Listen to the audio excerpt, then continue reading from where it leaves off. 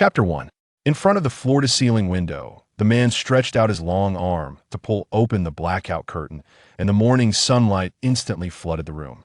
Bathed in the light, he appeared cold, mature, and sexy, exuding a strong masculine charm.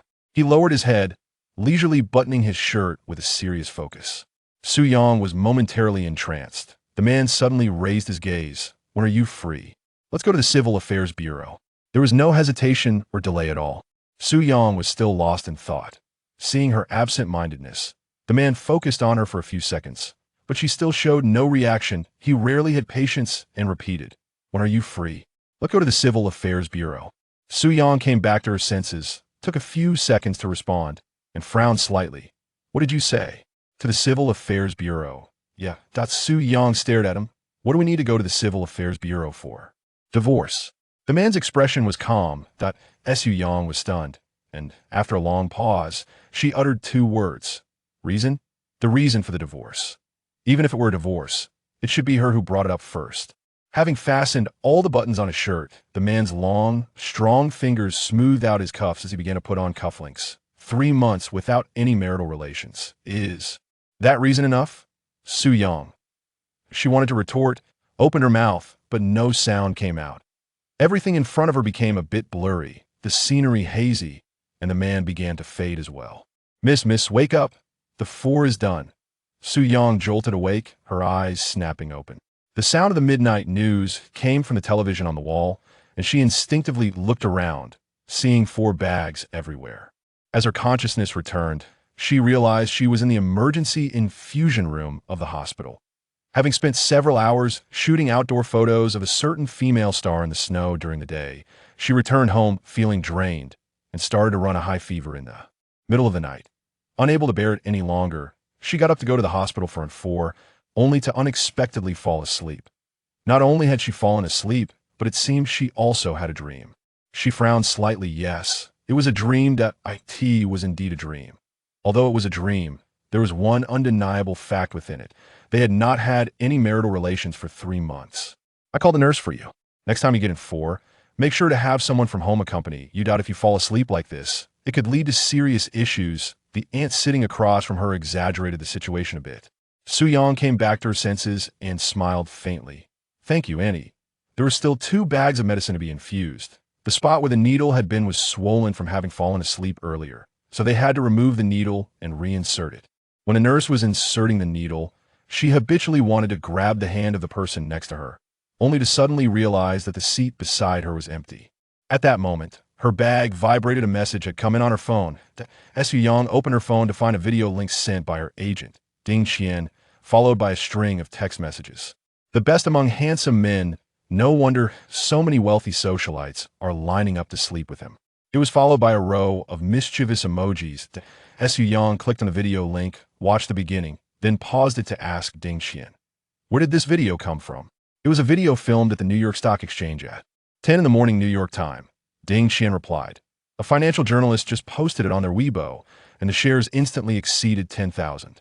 Oh, by the way, this journalist is a diehard fan of Jiang Baichuan." Su Yang didn't reply further and clicked to continue watching the video. Today, the internet company under the Shun Group officially listed on the New York Stock Exchange, and Jiang Baichuan appeared there specifically to support the senior executives of the Shun Group. It was just like when a director has a new film to promote, they would invite influential friends and family to walk the red carpet and stand on stage. It seems this trend has also spread to the financial world. In the video, Jiang Baichuan was on stage taking a photo with the senior executives from the Shun Group and the New York Stock Exchange. He stood at a relatively edge position, but still attracted most of the media's camera lenses. He attracted the media's attention not because he was handsome, but because his firm, Heng Global Investment Bank, completed 25 IPO projects, 62 private equity financing, and M&A projects with a total revenue of 565 points in the first half of this year, placing him among the top 5 investment banks in the world. Su Yang was already well aware of the development history of Heng and Jiang Baichuan's impressive financial achievements. The video continued, and Jiang Baichuan inadvertently looked down at the audience. His sharp yet casual gaze made Su Yang's heart tremble. She knew this was a video, and he wasn't looking at her, but her heart still raced for a moment. "Su Yang, you really are something." The group photo ended. Today's main character wasn't Jiang Baichuan, yet he was still surrounded. Jiang Baichuan was taller than most of the men on stage. When shaking hands and talking, he leaned forward slightly, lowering his head to match the height of others. She couldn't hear what the other person said to him, but a rare faint smile appeared on his lips. People in the business world say he is decisive and ruthless, but at this moment, Su Yang felt he was clearly warm and gentle. Much gentler than he usually was. Su Yang recalled the financial article that described him. For a man in his 30s, tempered by the years, the pride and dominance he exuded were naturally ingrained.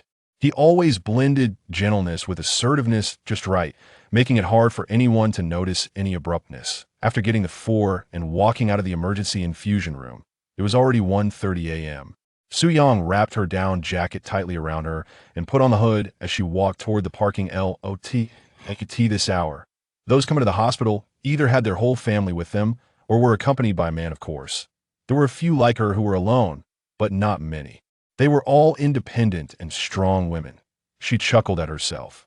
While waiting for the traffic light, Su Yang suddenly thought, if one day she died at home, would no one know for many days?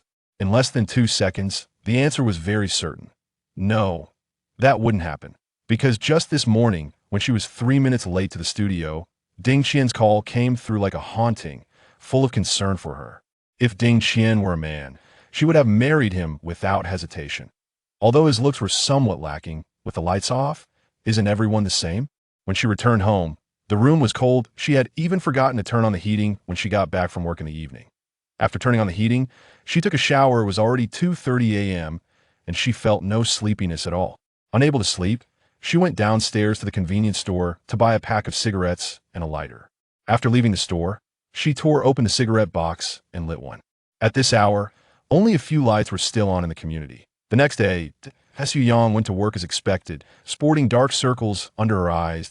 In the office, Ding Qian was waiting for her with her legs crossed. Seeing Su Yang with light makeup that still couldn't hide her pale and haggard face, Ding Qian's brows were furrowed deeper than the Pacific Ocean. Yang, have you gotten close to the powder cellar? Su Yang casually tossed her bag on the desk, poured herself a cup of hot water, and then asked her, is it that obvious? As she spoke, she touched her face. She actually felt that the foundation she applied today was indeed a bit thick. Did you put on 3 pounds of makeup? Ding Qian pointed toward the direction of the restroom. Hurry up and remove your makeup. Su Yang leaned back in her chair, feeling lethargic. I need a break. I'm tired. She cradled the porcelain cup in both hands, took a few sips of hot water, feeling a bit more comfortable in her stomach. She hadn't eaten anything since getting up in the morning, and her stomach was hurting on the way. Ding Qian then noticed a bruise on the back of her hand. Did you get in 4? Su Yang weakly nodded. Ding Qian exclaimed, why didn't you call me? I would have gone with you. You were burning up like that, and you still drove? Su Yang smiled and said nothing, feeling utterly drained. Ding Qian's phone rang. She glanced at the caller ID and immediately pressed mute. Why aren't you answering? Su Yang asked her. Ding Qian replied, it's a Ning's agent.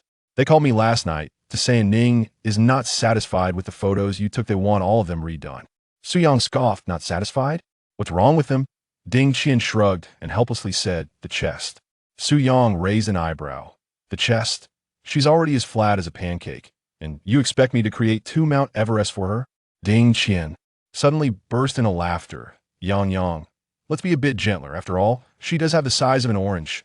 How can she be flat as a pancake? Su Yang rolled her eyes, put down her water cup, and logged in her email to open the return photos.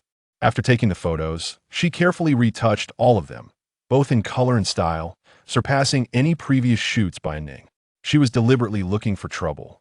Ding Qian asked, did you have any grievances with her? Su Yang, she's just a small actress who just debuted. I saw her in person for the first time yesterday. What grievances could I have with her? True. Ding Qian pondered, suddenly remembering something. I saw Ning last night at the Qinglan Club. And then? Su Yang asked casually. The industry was buzzing that Ning was getting close to Liu Yuqing, the boss of Fangyi Media Group, but she had no interest in Ning's gossip. She was with the supermodel Xiao Jin. Ding Qian paused. Could it be related to Xiao Jin? Su Yang was momentarily taken aback, particularly unwilling to mention that name.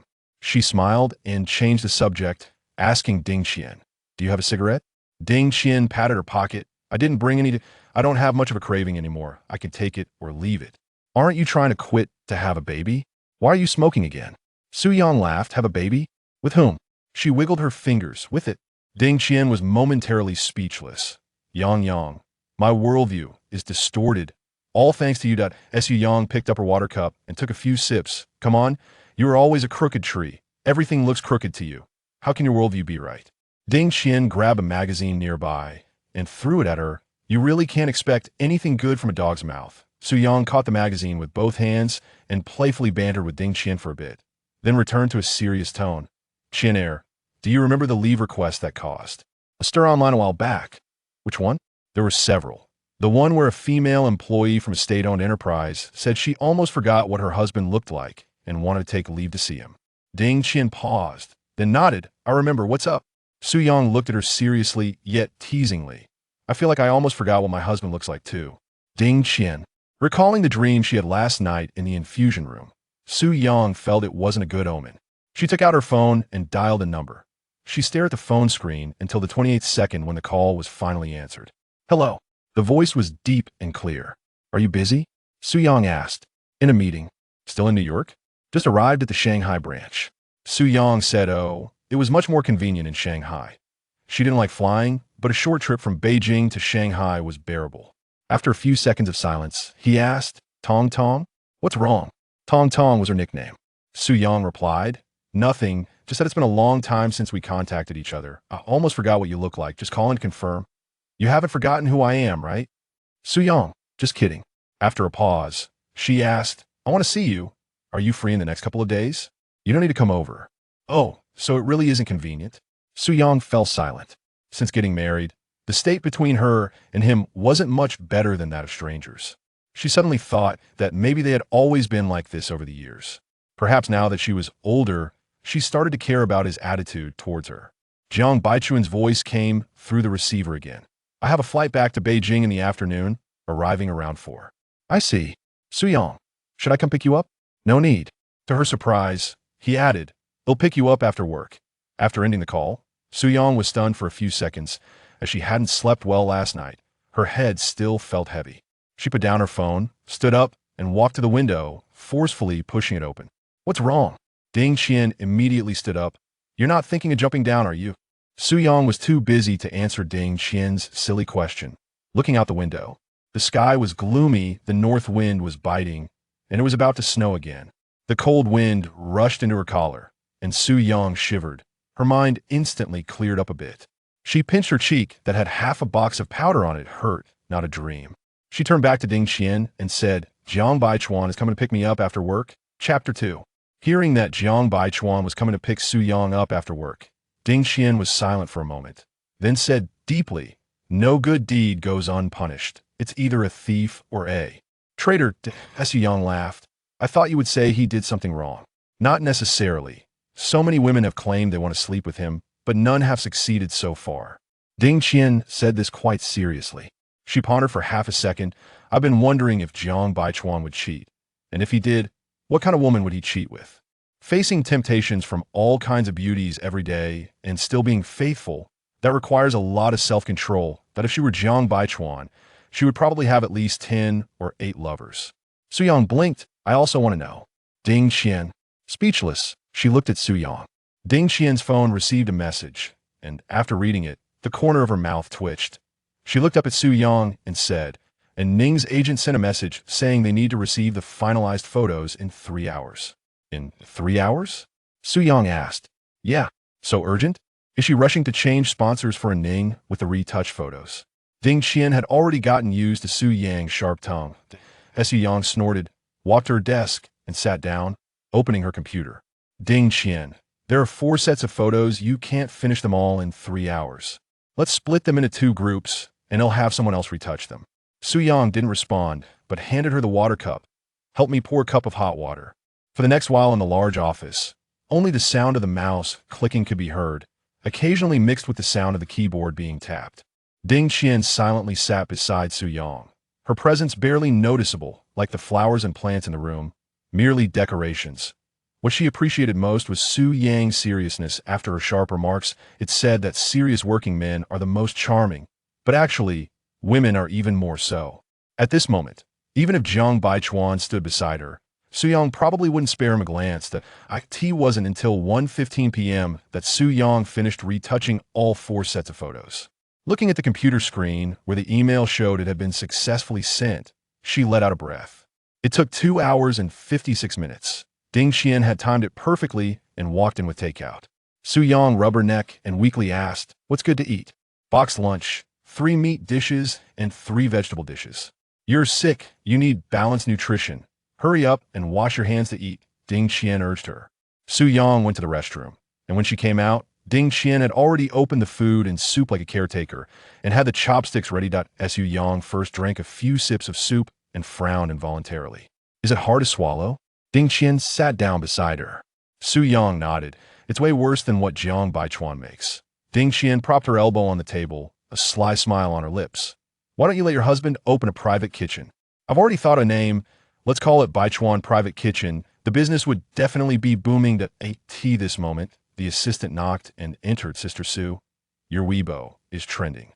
Ding Xian and Su-Yang asked in unison, "What happened?" The assistant shrugged. "It's too complicated to explain in a few words. You and Ding Jia can check it out slowly. I am going out to confront those brain-dead trolls leaving malicious comments." Ding Xian took the tablet, logged into Su-Yang's Weibo. "Yang, the post you made last night has over 10,000 comments." The post wasn't much, just a retweet of a fashion event from a magazine, but netizens chose to comment under this post. "What's going on?" Su-Yang put down her chopsticks and leaned over. Ding Xian flipped through a few comments. "Your fans are clashing with Xiao Jin's fans." Su-Yang responded with an "oh," thinking it was no big deal. Such conflicts happen from time to time, and she was already used to it, so she continued to focus on her meal. She and Xiao Jin had known each other for years, but due to Jiang Baichuan, they hadn't had any contact for many years and outsiders didn't know about it. The reason for the current fan conflict was that a few years ago, Xiao Jin's endorsement contract with a major camera brand expired, and later, she took over the endorsement. Xiao Jin's fans accused her of being a White Lotus, claiming she had some kind of relationship with the higher-ups of the camera brand and had secretly pushed Xiao Jin out to get the endorsement. Thus, the war of words escalated uncontrollably. Even now, both fan bases could not bring up the past. Ding Xian continued browsing the comments, and some were truly unbearable. After a few pages, she finally understood that it was Jiang Baichuan's video from last night that caused the trouble. Those little fans zoomed in on every shot of Jiang Baichuan and discovered that he was wearing a ring on his ring finger, leading all the fans to collectively announce their heartbreak. Driven by curiosity, they began searching for the rival.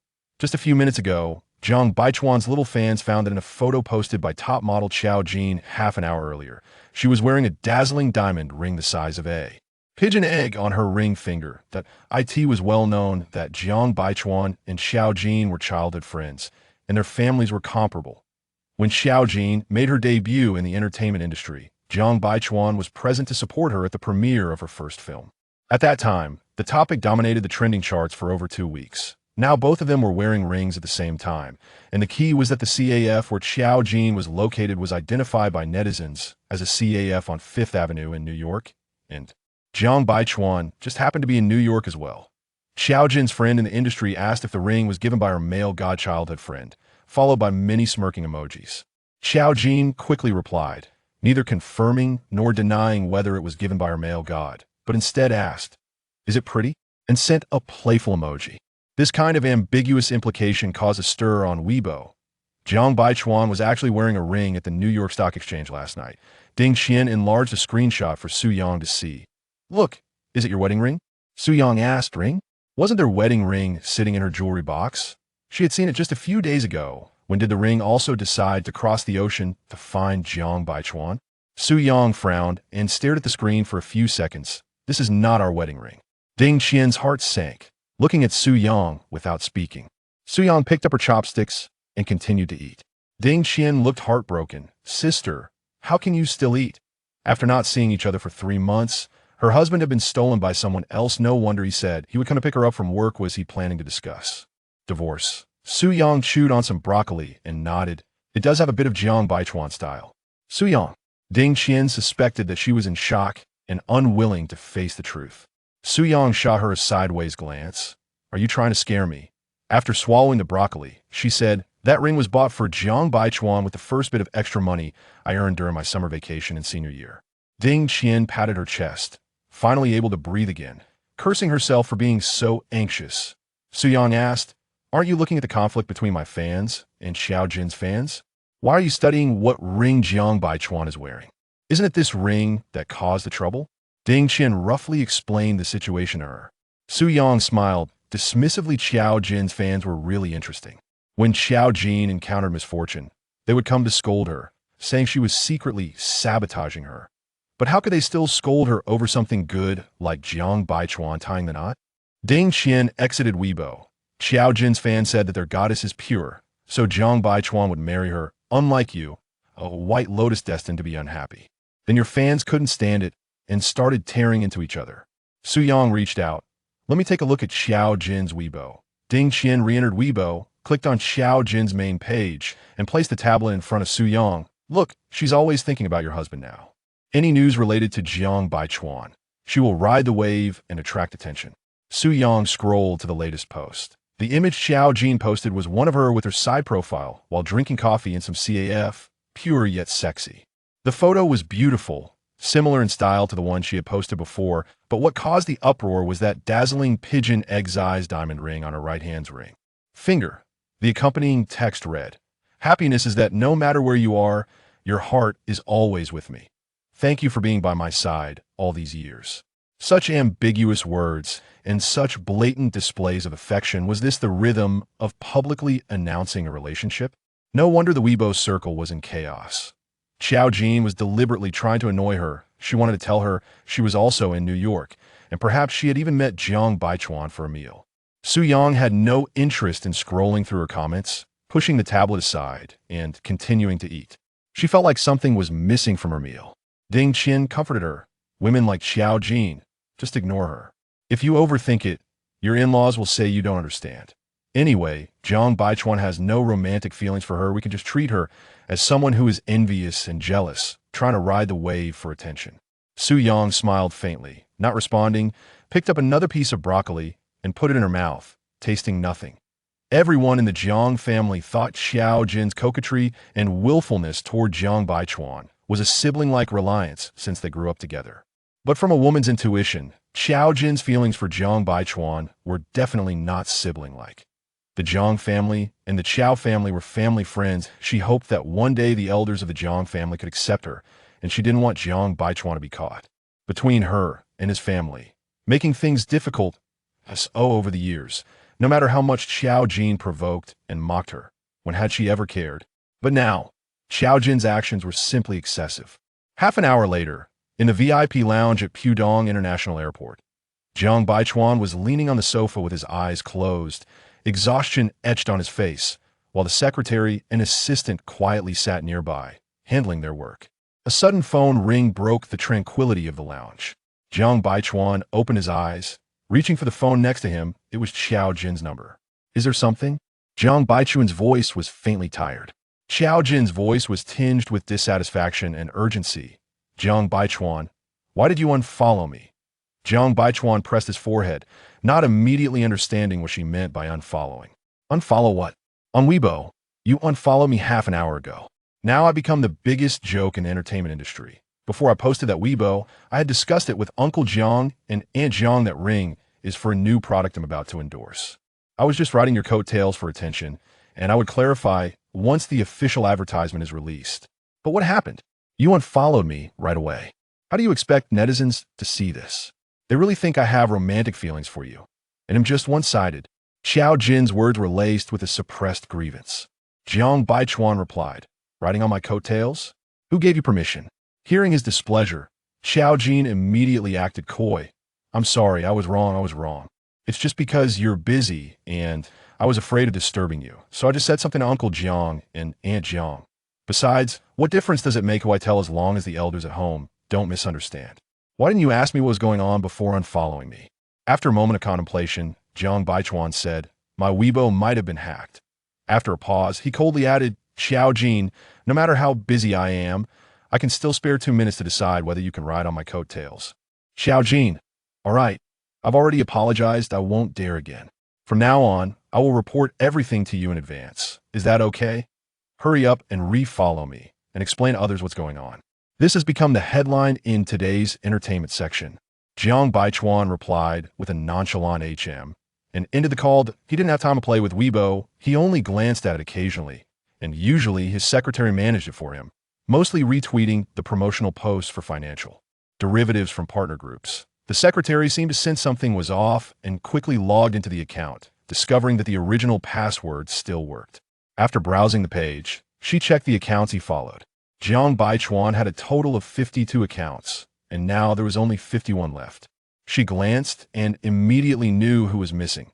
She looked up at Jiang Baichuan. Mr. Jiang, only Xiao Jin has been unfollowed. Everything else seems normal. I'll have the information center check where the account has logged in from. Jiang Baichuan put away his phone. No need. It was Tong Tong who unfollowed. The secretary was taken aback. She was about to search for Xiao Jin's account to refollow, but now she couldn't act on her own and sought Jiang Baichuan's opinion. Should I refollow her? Jiang Baichuan pondered while looking at his phone. After 2 seconds, he raised his eyes to the secretary and said, "No need to follow. You don't have to log into Weibo for a while." Okay. The secretary didn't ask further and exited the Weibo interface. Jiang Baichuan glanced at his watch, turned off his phone, and placed it beside him, leaning back on the sofa to continue resting with his eyes closed. The VIP lounge returned to silence. Only the occasional sound of typing could be heard.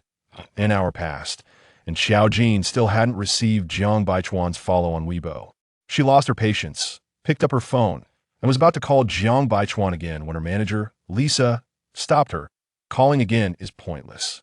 If you can't wait for him to divorce Su Yang, he'll get annoyed with you, and it won't be worth it that you've put up with it for so many years. Do you really care about these few days? Xiao Jin was speechless and irritably threw her phone on the table, took out a cigarette, lit it, and took a deep drag, hoping to exhale all her grievances with the smoke. The picture she posted on Weibo was not to ride on Jiang Baichuan's popularity to increase exposure for the ring. It was intended to irritate Su Yang. But who would have thought Su Yang would privately unfollow her?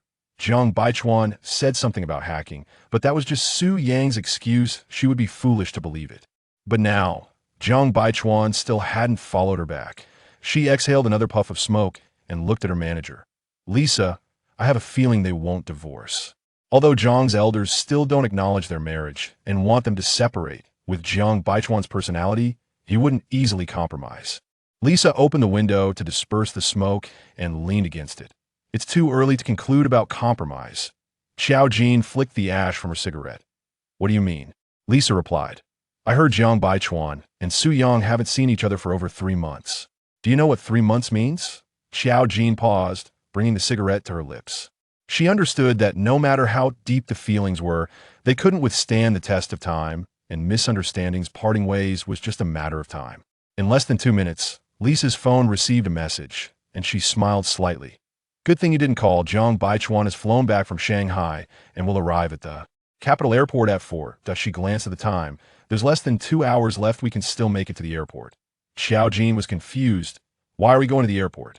Lisa put away her phone, of course, to appear in the media alongside Jiang Baichuan. The internet is speculating why Jiang Baichuan unfollowed you, right? You can go to the airport to act pitiful and let him handle the PR crisis, while the media will think you're there to pick him up, thereby naturally dispelling the rumors of discord between you two, and it will also solidify your current gossip. Xiao Jin threw the cigarette, but directly in her teacup. I'll go change my clothes and touch up my makeup. Should we also leak some news to the media in advance, so they wait at the airport? Lisa urged her. Hurry up and change, leave the rest to me at the capital airport. Jiang Baichuan got off the plane and did not take the shuttle bus to the terminal, but walked out of the crowd, took out his phone, and found a specific phone number. After dialing, Jiang Baichuan's voice was rarely gentle. Uncle Zhao, are you busy? How could that be? I always go through security in advance and never ask for special treatment to reopen the door after it's closed. It's all thanks to your excellent teaching. I just want you to greet the airport staff and help me take the airport service vehicle directly from the tarmac to the cargo exit. Yes, I want to bypass the arrivals hall. I want to use the VIP channel. Right? The reporters are watching me. Yes, too famous. Can't help it. Have you finished scolding? Hurry up and send someone to pick me up. After the call ended, Jiang Baichuan walked over and asked his secretary, has her car arrived? The secretary replied, I just called the driver. He's waiting for us at the arrivals hall entrance. Jiang Baichuan's phone rang. A strange number, likely from the airport staff. He told the secretary, have the driver take the car directly to the cargo exit. Then he swiped to answer the call. The secretary was taken aback because Jiang Baichuan never made special arrangements. However, thinking about Xiao Jin's Weibo incident, she understood what was happening and quickly took out her phone to call the driver. In the arrivals hall of the building, Xiao Jin, fully armed with a mask and sunglasses, had to keep her pretense secret before seeing Jiang Baichuan. But after waiting for half an hour without seeing Jiang Baichuan come out, she asked Lisa, is the information you got reliable? Impossible. They checked the flight information. Jiang Baichuan is returning to Beijing with his secretary and assistant. Plus, a friend of mine at airport security saw Jiang Baichuan go through security. It can't be wrong. Xiao Jin was still worried, but the plane has been here for over half an hour. Why hasn't he come out? Lisa replied, just wait a bit longer. Maybe he got delayed on a call.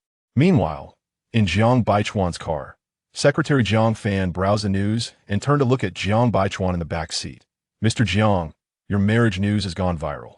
It's not only in the entertainment section, but also the financial headlines. Netizens are speculating that Xiao Jin is your new wife, and the fans of Xiao Jin and Su Yang are clashing fiercely. Should we handle this? Jiang Baichuan paused for 2 seconds. Have the PR department remove all related news within an hour. From now on, no news related to me is allowed to appear on the web. Jiang Fan nodded. Right away. She called to instruct the PR department on how to handle this gossip news. At that moment, Jiang Baichuan's phone rang again. It was Xiao Jin. Jiang Baichuan, when will you return to Beijing? Xiao Jin, not having waited for him at the airport, had a call to ask indirectly. Jiang Baichuan didn't hide it. I'm already back. Xiao Jin's heart sank. She guessed he had driven his car to the tarmac, but couldn't ask more. Fearing Jiang Baichuan would become suspicious. She changed the subject. By the way, are you in Beijing next weekend? Jiang Baichuan asked indifferently. What for? Xiao Jin paused, adjusted her emotions, and smiled. Mr. Jiang, next weekend is my birthday. You've celebrated more than 10 birthdays with me, and you actually forgot which day it is. Jiang Baichuan replied, I'm not as free as you. Always thinking about birthdays. Xiao Jin hesitated, then smiled again. Given how busy you are, I'll forgive you this time. Now that I've told you, you must come. Jiang Baichuan replied, I'm busy next weekend. I don't have time. Xiao Jin knew he usually spoke like this without much warmth, but she couldn't help but feel disappointed. She always thought she was different in Jiang Baichuan's heart. At least she dared to act spoiled with him, and he usually went along with it. Yet he never spoke to her gently. She was curious about how he interacted with Su Yang privately. Was he also this cold and indifferent? Jiang Baichuan ended the call and noticed a new WeChat message. He opened it and saw that it was from Su Yang. I still need to retake the photos. It will take about 3 hours. I won't be done until 8. Why don't you go home first? He replied, I'll come pick you up. Chapter 3. After Jiang Baichuan replied to Su Yang's message, he noticed that Jiang Fan, who was sitting in the passenger seat, was on the phone.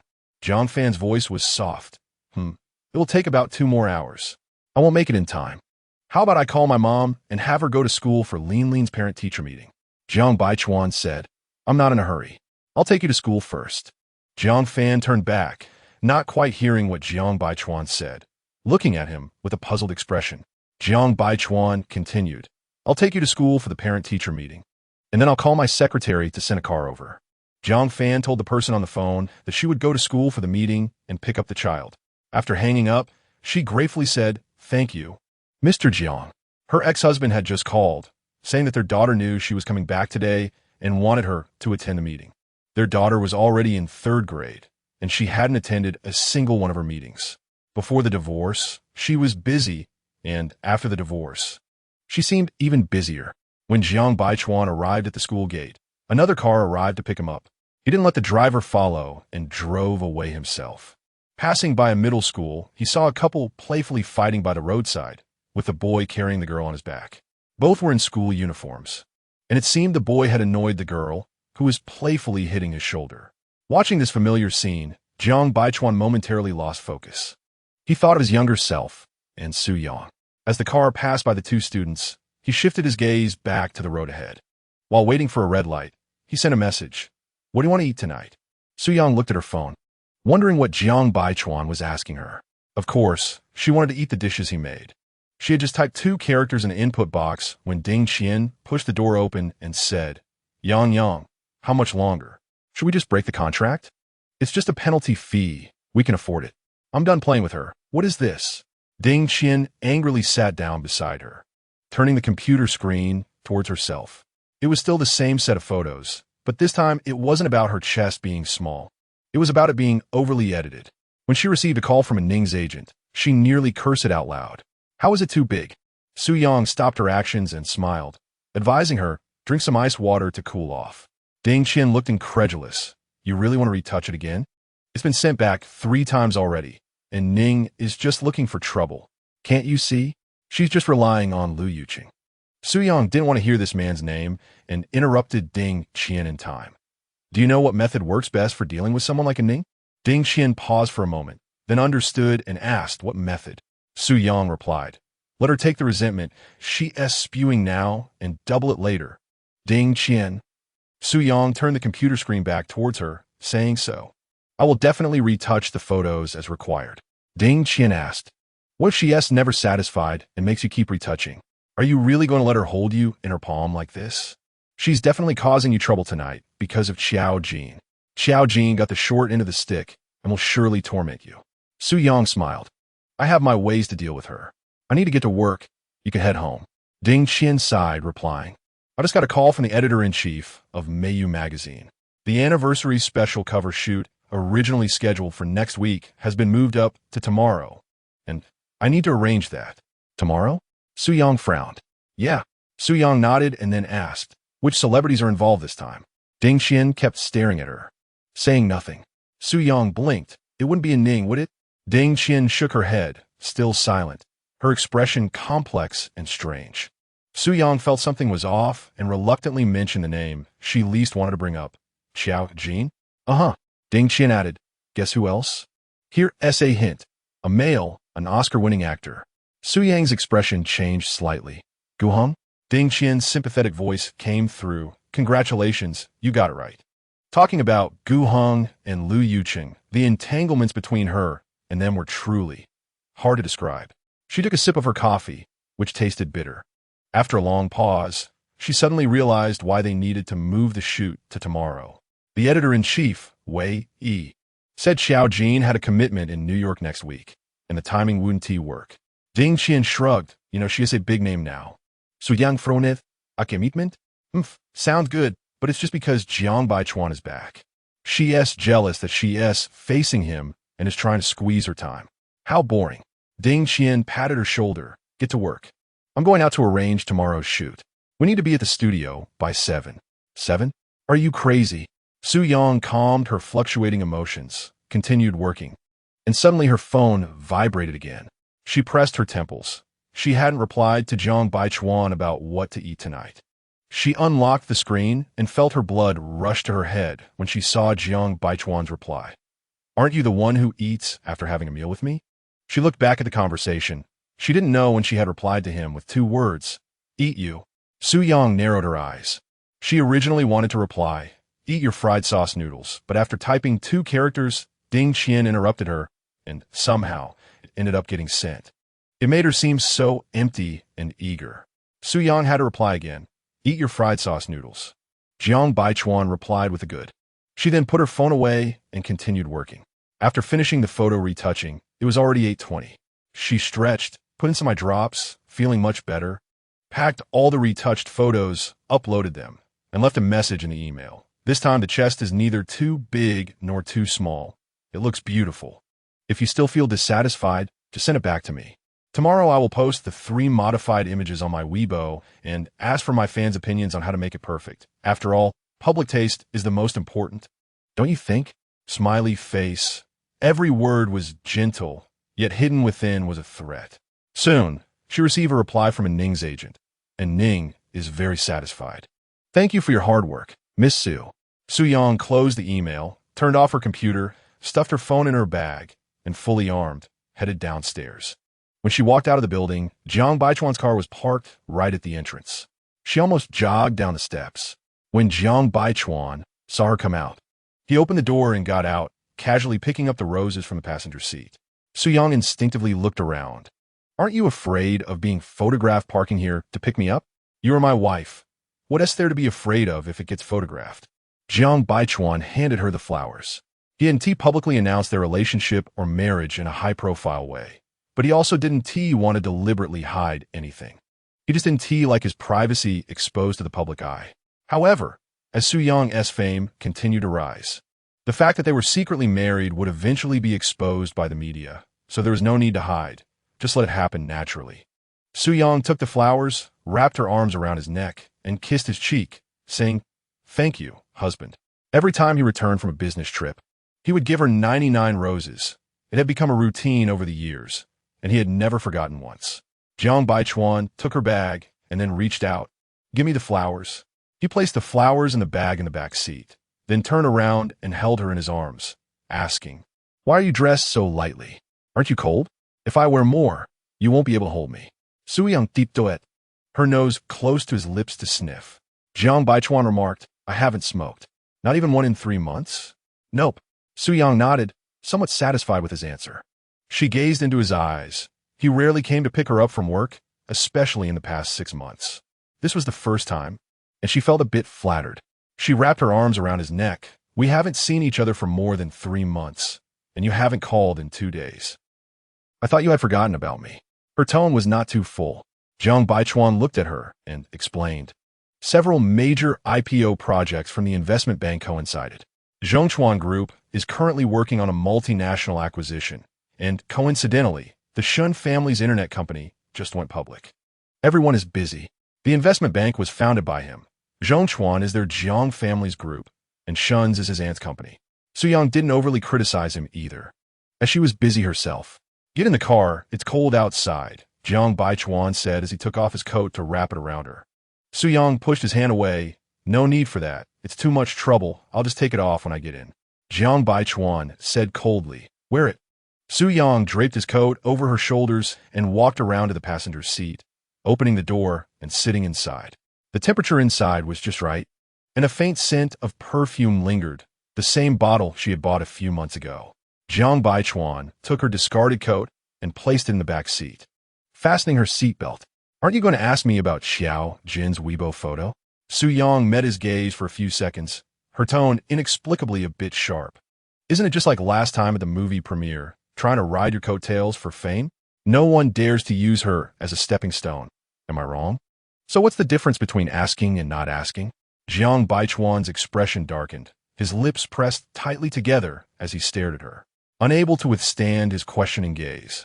Su Yang shifted her eyes to the windshield. Jiang Baichuan continued to look at her. "You weren't indifferent back then, so why didn't you tell me when you were unhappy?"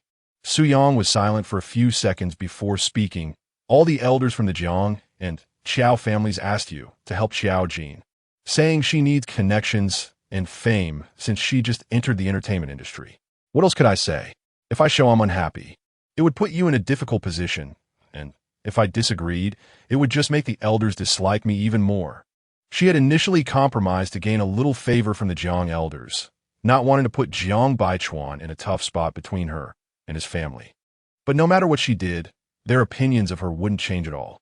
Jiang Baichuan retorted, "Now you unfollow her and aren't afraid of putting me in a difficult position or of upsetting the elders."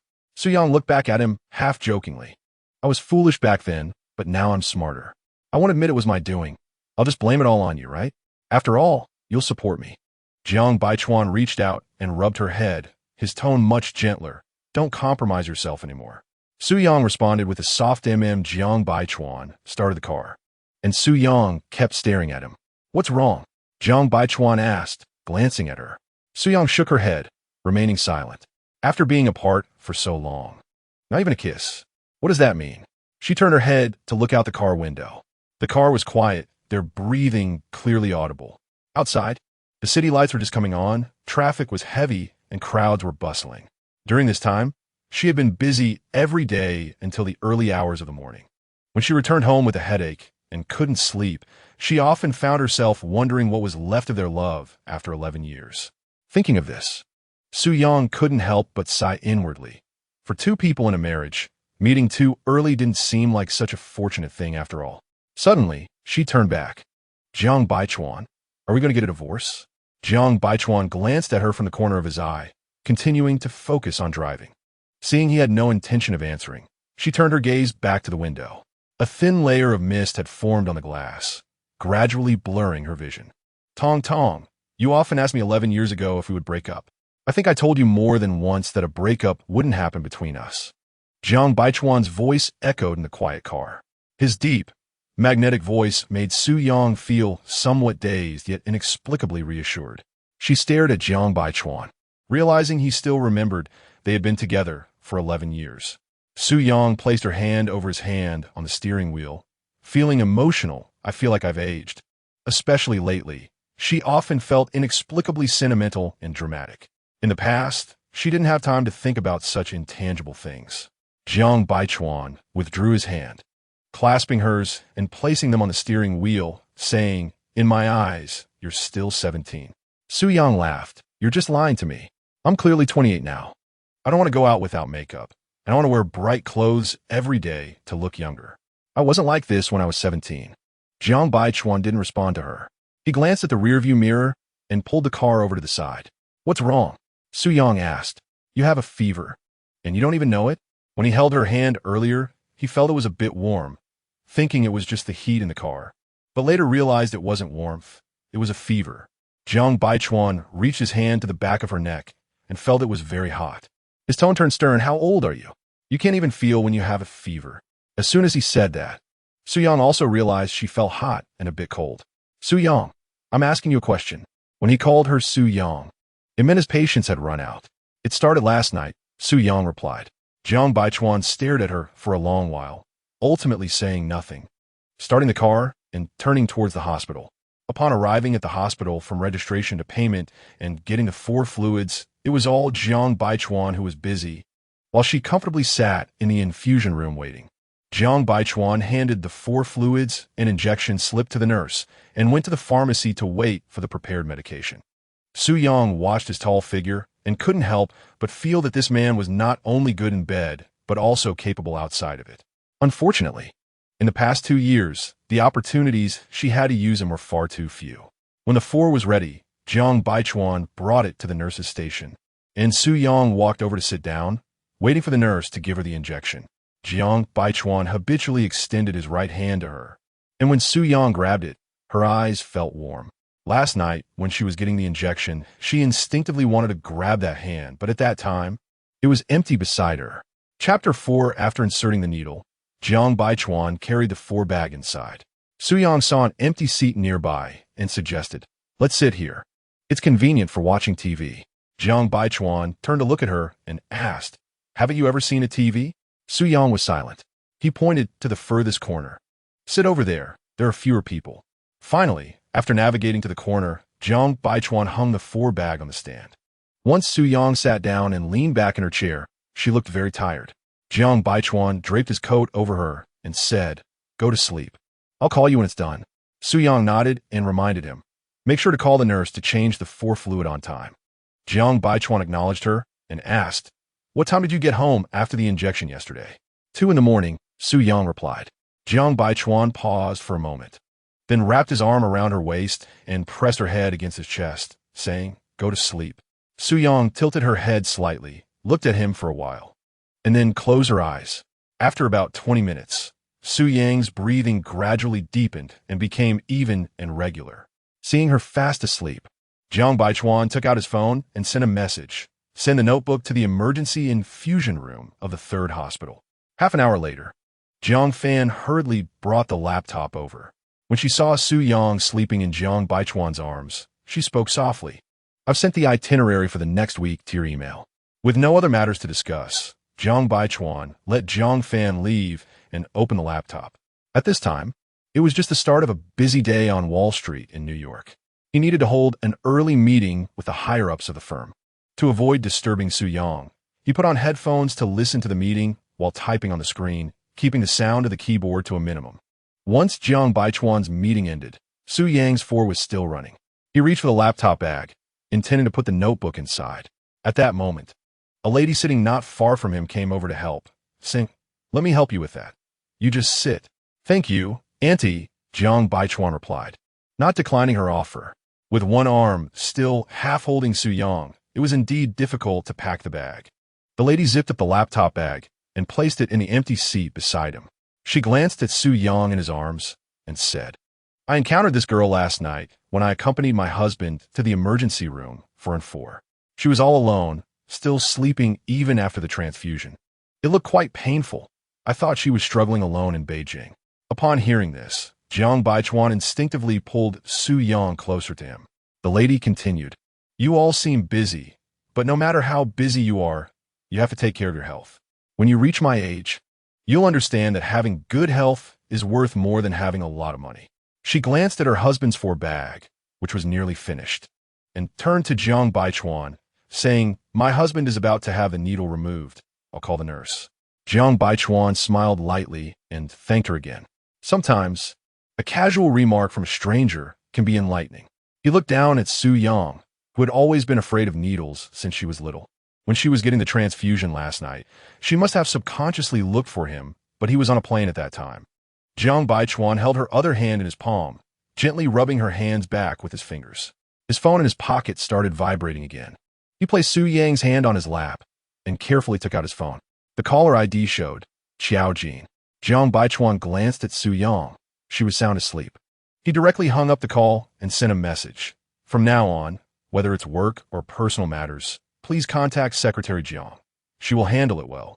Su Yang woke up because she was hungry. When she opened her eyes and looked around the room, she realized it was her own living room, with a blanket draped over her and only the wall lamp still on. It seemed that after the injection, her body felt comfortable enough for her to sleep soundly without waking up. She slightly turned her head and saw Jiang Baichuan sitting cross-legged on the carpet in front of the sofa, looking down at his phone, which was in night mode. Casting dim light, Su Yang rolled over, and Jiang Baichuan looked up at the sound. "Awake? Are you hungry?" He touched her forehead, which was no longer too hot. Su Yang nodded. "I want to eat fried sauce noodles." Jiang Baichuan went to the kitchen, and she got up to find clean clothes to take a shower.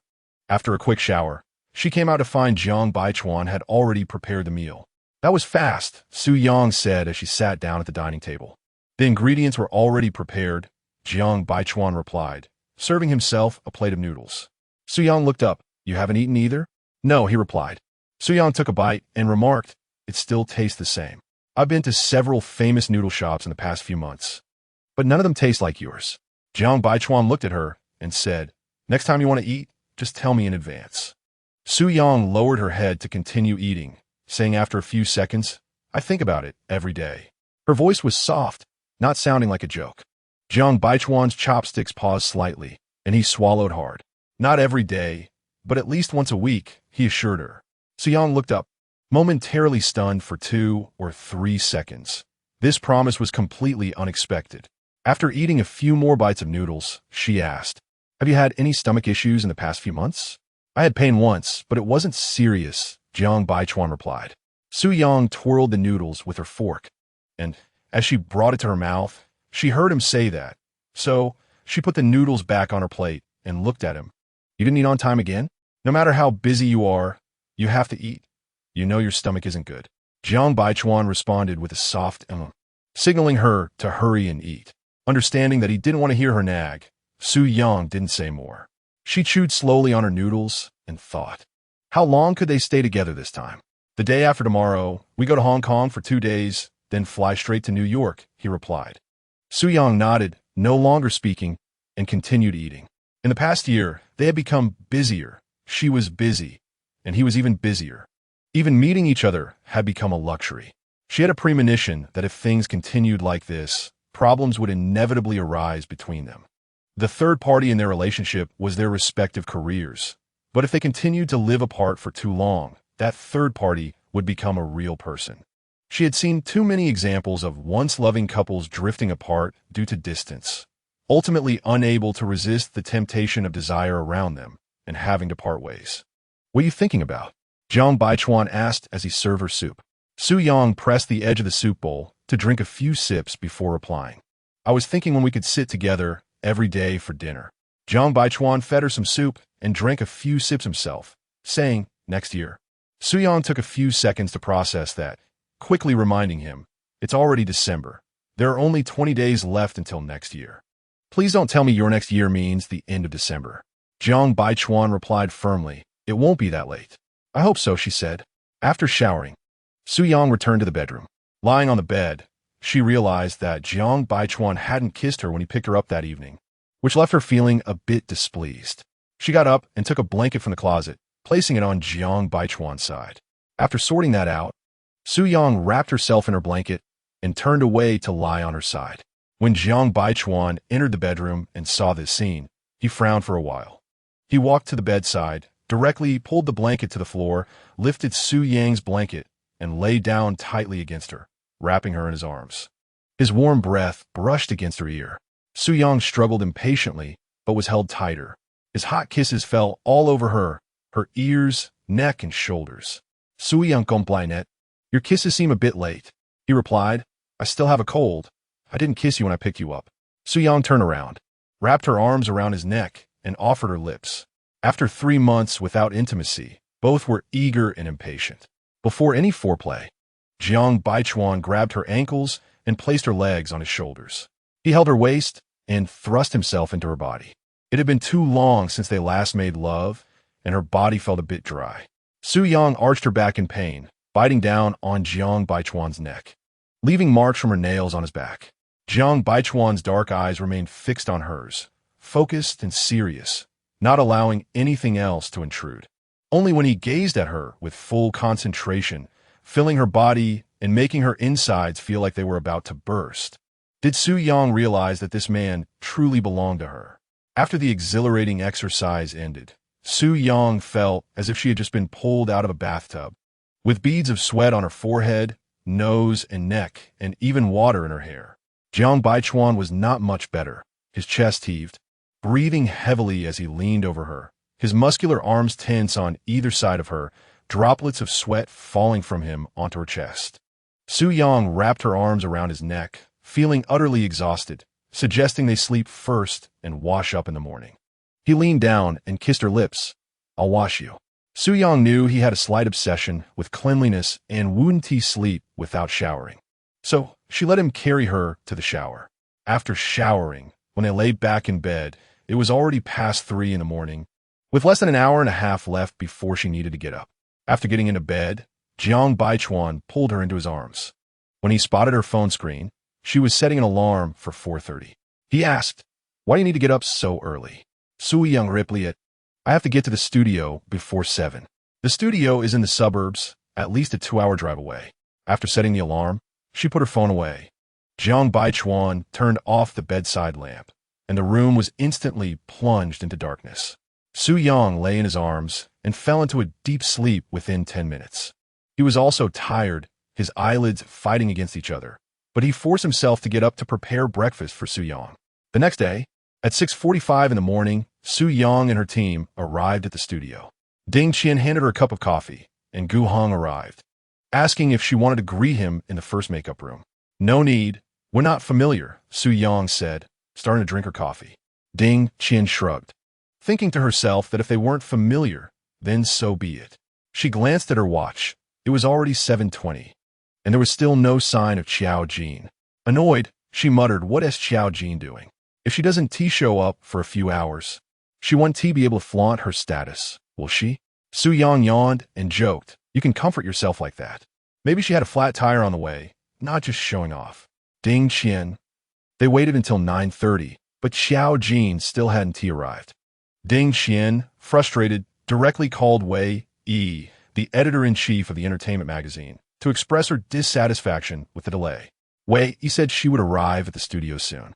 Ding Qian hung up and told Su Yang, Wei Yi is coming over. If Qiao Jin doesn't give an explanation, this matter isn't over. Su Yang had leaned back on the sofa and dozed off, rubbing her still slightly swollen temples, tilting her head to look at Ding Qian. You're going to demand an explanation from someone who is late? The explanation she gives you will definitely be more infuriating than her tardiness. Ding Qian raised an eyebrow. Are you forgiving Qiao Jin so easily? Su Yang laughed. When did I become so easy to talk to? Chapter 5. Su Yang laughed. When did I become so easy to talk to? Ding Qian blinked. What do you mean? It means I'm just talking to myself, Su Yang replied. He stood up, saying, I'm going to smoke a cigarette. Keep an eye on my bag. Ding Qian asked, Are you really going to smoke? Su Yang shook the cigarette in his hand, but said, Just kidding. He took his phone and walked toward the designated smoking area in the corner. He dialed a number, and after a long wait, it was answered. Yang, are you busy today? Su Yang smiled, saying, Busy, so busy that I'm about to have a heart attack. Fourth aunt, are you busy? Not seeing patients today, no surgeries. It's okay. Su Yang reached the smoking area, leaning against a wooden table, behind which was a fake bamboo forest. He pulled out a cigarette, didn't smoke it, but gently rolled it between his fingers, saying on the phone, Fourth aunt, I'll come see you later. You, someone who's busy all the time, have time to come see me? Su Yang replied, Thanks to some petty people today, I have time to see you. Let's talk when we meet. After hanging up, he threw the twisted cigarette into the trash can, turned to leave, but took a step back instead. Anger still lingered on his brow, but the corners of his mouth curved slightly in a smile. So it turns out that Emperor Gu has a habit of eavesdropping. Gu Heng had his hands in his pockets and said, Came over to listen to see if you were gossiping behind my back. His words were devoid of any warmth. Although he usually spoke little and was cold and unapproachable, he had never been as harsh as he was today. Su Yang looked at Gu Heng, who was also looking at her expressionlessly. Their eyes met, full of silent questioning. Gu Heng's Adam's apple moved up and down several times. An inexplicable emotion surged, and his lips moved, but no words came out. Su Yang's cold gaze showed no sign of retreat. She narrowed her eyes, scanning him from top to bottom, then discreetly withdrew her gaze. Today, Gu Heng wore a new spring outfit from LD, a simple casual suit and shirt, which he somehow made look understated yet luxurious. Before she turned 17, Su Yang thought Gu Heng was the second most handsome man she had ever seen, the first being Liu Yuqing. But after turning 17, she met Jiang Baichuan and believed in the saying that there are always better people out there. Gu Heng noticed her drifting gaze, knowing she was lost in thought again, and he particularly disliked her standing in front of him while thinking about something else. Interrupting her, it seemed she really was gossiping. Su Yang came back to her senses, staring at him thoughtfully, and smirked. I can't reach my tongue. How can I gossip? She paused deliberately and added, I usually just nibble on the tip of my tongue. Gu Heng. Su Yang felt that the knot in their hearts could probably never be untied, and there seemed to be no need to untie it anymore. After all, so many years had passed. She didn't linger, taking a step to leave, and as she brushed past him, she stuffed the cigarette box into his arms, saying, They say a soft mouth is a good thing. Perform well during the photo shoot later. She also patted his shoulder. Gu Heng glanced at the cigarette box, which contained only one cigarette, costing a few bucks. He squeezed the box tightly, so the 19 cigarettes that weren't there were all smoked by her. Su Yang walked to the makeup room, where Wei Yi, Xiao Jin, and Xiao Jin's manager, Lisa, had just entered, chatting and laughing, completely unconcerned about being nearly 3 hours late. Xiao Jin cast a casual glance at Su Yang, showing no intention of greeting her. Su Yang couldn't be bothered to even look at her, only giving Wei Yi a polite nod. Ding Qian approached, finally making her long-awaited appearance.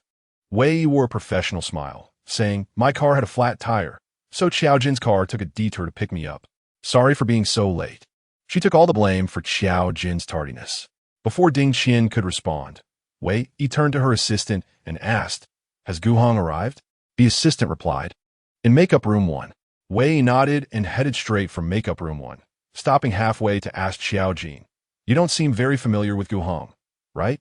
Xiao Jin replied, I've run into him a few times at events, but we've never spoken privately. Wei Yi said, Let's go. I'll introduce you to Gu Heng. The few of them left together. Ding Qian was out of breath, thinking flat tire? A detour to pick her up? What a ridiculous story. What time is it now? Shouldn't we hurry up with the makeup and not waste time with that Gu Heng? Su Yang couldn't help but laugh at the word waste, saying, Qianer, don't be so harsh. Ding Qian glared at her. You're the only one with a good temper. Can't you see they're bullying us? So arrogant. It's not like this is your first day in this circle. Why can't you see through it? Su Yang wrapped her arm around Ding Qian's neck, saying from now on, I won't let you feel so wronged. I've figured it out. Ding Qian asked, Figure out what? Su Yang replied, Figured out a lot. Ding Qian. Finally. At 12 o'clock, Xiao Jin finished her makeup and walked over with an imposing and aloof demeanor, giving Su Yang a few words. We can start shooting. Gu Heng glanced at Xiao Jin and then at Su Yang, knowing that Su Yang's nature wouldn't let her suffer losses, as she had been spoiled to the point of being unruly and could not tolerate any grievances. He turned and headed to the shooting area. Su Yang's calm smile drifted past Gu Heng's back, finally landing on Xiao Jin's face. And after a moment of silence, she said, I'm afraid we won't be able to shoot. Gu Heng's footsteps paused slightly as he turned to look at Su Yang. Xiao Jin's expression changed slightly. She thought Su Yang was joking. Su Yang clutched her chest and turned to Ding Qian, saying, Qianer, take me to the hospital. Ding Qian's face turned pale, rushing over, asking what happened. Maybe I saw something annoying, and my heart started protesting. Su Yang's hand rested on Ding Qian's shoulder, leaning most of her weight on her. Ding Qian almost couldn't stand steady, still not quite understanding the situation, but she knew Su Yang had gone for a 4-drip last night, saying, I'll take you to the hospital right now. Lisa stopped them. If you leave, what about the shoot? Su Yang casually replied, then just wait. Xiao Jin shot a sharp glance at Su Yang. Are you going to make all of us wait for you alone? Su Yang smiled faintly. If you don't want to wait, then drive me to the hospital. Xiao Jin's face grew icy, and in a voice only the few women could hear, she gritted her teeth. Su Yang, do you know what you're saying? Su Yang pretended to think seriously and shrugged regretfully. Sorry, I really forgot. When talking to unimportant people, I usually don't pay attention. You. Xiao Jin never expected that the usually indifferent Su Yang would suddenly lash out. Lisa tugged at Xiao Jin, signaling her that Gu Heng was not far away, and she shouldn't lose her composure. Xiao Jin calmed down and mockingly said, Su Yang, do you look sick? If you want to pretend, at least do it convincingly. Su Yang replied, I'm not sick. Why should I pretend? But I'm genuinely unhappy. Just to be safe, I think I should see a competent doctor. She didn't want to waste another word with Xiao Jin, patting Ding Qian's shoulder. Let's go, my heart is getting more anxious, and I don't know if I'm hungry. There seems to be a stall selling roasted sweet potatoes at the intersection ahead. Ding Qian. At that moment, she realized Su Yang was pretending to be sick to deliberately provoke Xiao Jin. When Wei finished her work and came over, she didn't see Su Yang, and saw Xiao Jin with a stern face drinking coffee, throwing a magazine that had been on the coffee table onto the floor. Hearing footsteps, Xiao Jin didn't even lift her eyes. Sitting next to her, Lisa also wore a disinterested expression toward Wei Yi. Wei's expression was a bit strained as she turned to the number 1 makeup room, asking Gu Heng's agent what was going on. The agent shrugged, indicating he didn't know. What about Su Yang? Wei Yi asked again. Gu Heng put away his phone and replied, he's not feeling well, and went to the hospital. Wei Yi suppressed her anger and patiently explained to Gu Heng, sorry for delaying you so long today. When you have time another day, Wei Jie will treat you to a meal to apologize. You're being too serious, Gu Heng said lightly. Wei knew that the film Emperor Gu was upset, and she rubbed her forehead. However, between Gu Heng and Xiao Jin, she could only choose to offend this film emperor.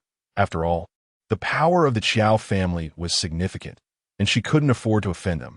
Wei chatted with Gu Heng for a while before going to comfort Xiao Jin. I'm afraid I have to trouble you to wait a bit. The shooting schedule for today has already been reported, and the director said he must see the photos tonight. Xiao Jin's expression was not good. You have top global fashion magazines. Can't you find another photographer? If not, I'll use my own photographer. Wei Yi felt embarrassed and said, this is a decision made by the company's upper management, and I can't make decisions personally. This time's anniversary special for LD has invested a lot in advertising. It is said that LD's brand PR in China has a good relationship with Su Yang. So it is specified that the cover must be photographed by Su Yang wearing their brand's clothing. Xiao Jin bit his lip until it turned pale and didn't say anything, instead taking out his phone to send a message. Help me check the background of LD's brand PR in China. After Su Yang left the studio, Ding Qian asked where she was going, and Su Yang said, to the hospital. Ding Qian looked surprised. You're not really feeling unwell, are you? As she spoke, she reached out to check Su Yang's forehead, which was indeed a bit hot. Still have a fever? Su Yang shook her head. I haven't had such a high fever for many years. After Jiang Baichuan took me to the hospital for a 4 last night, I thought I would feel better today. But unexpectedly, the fever returned. High fevers are prone to relapsing. Why don't you go to the hospital for a thorough checkup to see if there are any other inflammations? A cold is nothing, but you should pay attention to the fever, Ding Qian reminded her. Su Yang said, no need for a checkup, it's nothing serious. She rubbed her stomach, feeling hungry because she had eaten too early in the morning. We should find a place to fill our stomachs first. Ding Qian thought for a moment and said, how about baked sweet potatoes? I haven't had them in years. Su Yang considered it. We can also get some skewers. Eat a bowl of hot and sour noodles, and then have a scoop of Haagen-Dazs. I'm feeling very hot right now and want something cold. The two quickly agreed on this plan. When they reached the city center and found a place selling baked sweet potatoes, parking was difficult. Ding Qian told Su Yang, you drive, and I'll go buy them. You can turn around at the intersection ahead, and I should be able to buy them by then. Su Yang found it troublesome and said, I'll go down. She put on a mask and wrapped her scarf around her, grabbed her bag, and got out of the car. Ding Qian rolled down the window and shouted from behind, get me two, one won't be enough. And make sure they're the largest size. Su Yang paused and turned to look at her. We're going to eat skewers and hot and sour noodles afterwards. Won't it be too much for you? Ding Qian smiled brightly. It's fine, I won't be too full. By the time the skewers are ready, I'll have digested it. Su Yang looked at her speechlessly, thinking that if they continued eating like this, they wouldn't even fit in the car. There was a queue at the baked sweet potato stand, and Su Yang waited for several minutes before finally buying 3 sweet potatoes. She stood by the roadside, waiting for Ding Qian to return, when suddenly someone called out, Tong Tong. Su Yang turned around to see Jiang Baichuan's car, slowly approaching her. Jiang Baichuan glanced at the sweet potatoes in her hands, frowned slightly, and said in a somewhat displeased tone, get in the car. Su Yang had no intention of getting in. Jiang Baichuan was probably already unhappy about her having sweet potatoes for lunch. She wouldn't be foolish enough to get in the car and let him teach her a lesson. She replied, I'm waiting for Ding Qian. I have work in the afternoon. Jiang Baichuan's expression was cold, and his tone left no room for discussion, called Ding Qian. I'll take you in the afternoon. Ultimately, unable to resist Jiang Baichuan's insistence, Su Yang got in the car. She placed the sweet potatoes directly into her bag and casually asked him, how come you're here? Preparing to pick you up for an injection at the studio. I passed by here, Jiang Baichuan pointed at her bag. Why aren't you eating what you bought? Su Yang wore a relaxed and calm expression. Oh, the sweet potatoes? They're for Ding Qian. She said she hasn't had them in years, so I bought a few more for her. Jiang Baichuan was too lazy to expose her lie and told her to call Ding Qian. Afterward, he asked her, what do you want to eat for lunch? Yueyang cuisine. Su Yang replied, taking off her mask and scarf. Jiang Baichuan noticed that her face was flushed and reached out to pull her closer. Checking her temperature, Su Yang. You're so hot. You really can't feel it? Su Yang wrapped her arms around his waist, feeling completely weak, and leaned softly against him, knowing that she would go to the hospital for an 4 after they ate. Jiang Baichuan was helpless against her acting cute and draped his jacket over her. Within 2 minutes of closing her eyes, Su Yang lifted her head and told Jiang Baichuan, your phone vibrated. The back of her hand was resting on the pocket of his jacket. Su Yang got up from his embrace, handed him the jacket, and instinctively moved to the side to give him enough space to check his messages. Jiang Baichuan took out his phone. It was a message from his mother. Baichuan, Mom is going to call you in a bit, so be smart and help me act in a play. It concerns your and your wife's future happiness. So pay attention while acting. Jiang Baichuan looked confused, just about to ask her what it was about when another message from his mother came in. Why do I feel like I'm the model of a good mother-in-law in contemporary China? Hurry and praise me a bit. Jiang Baichuan. He was completely in the dark about what kind of play his mother wanted to act out, but he understood his mother's self-love, an incurable self-love. Chapter 6. 2 minutes later, Jiang's mother called, and Jiang Baichuan hesitated for 2 seconds before answering. Baichuan, where are you now? Jiang's mother asked coldly. Jiang Baichuan was taken aback for a moment, not answering, but instead asking, what's the matter? Jiang's mother spoke harshly. Isn't it all because of you? If I hadn't just seen the news online, I wouldn't have known that Xiao Jin has become a joke among netizens. How terrifying is online bullying? Do I need to tell you? Do you have any sense of proportion when you do things? Tell me the truth. Did Su Yang make you ignore Xiao Jin? Jiang Baichuan pondered for a moment and then said, Mom, I'm not done settling accounts with you. What do you take your son for? Can anyone just consume him? I unfollowed on Weibo, and this matter ends here. If anyone brings it up in front of me again, don't blame me for being rude. Let me say one more thing. I am particularly protective.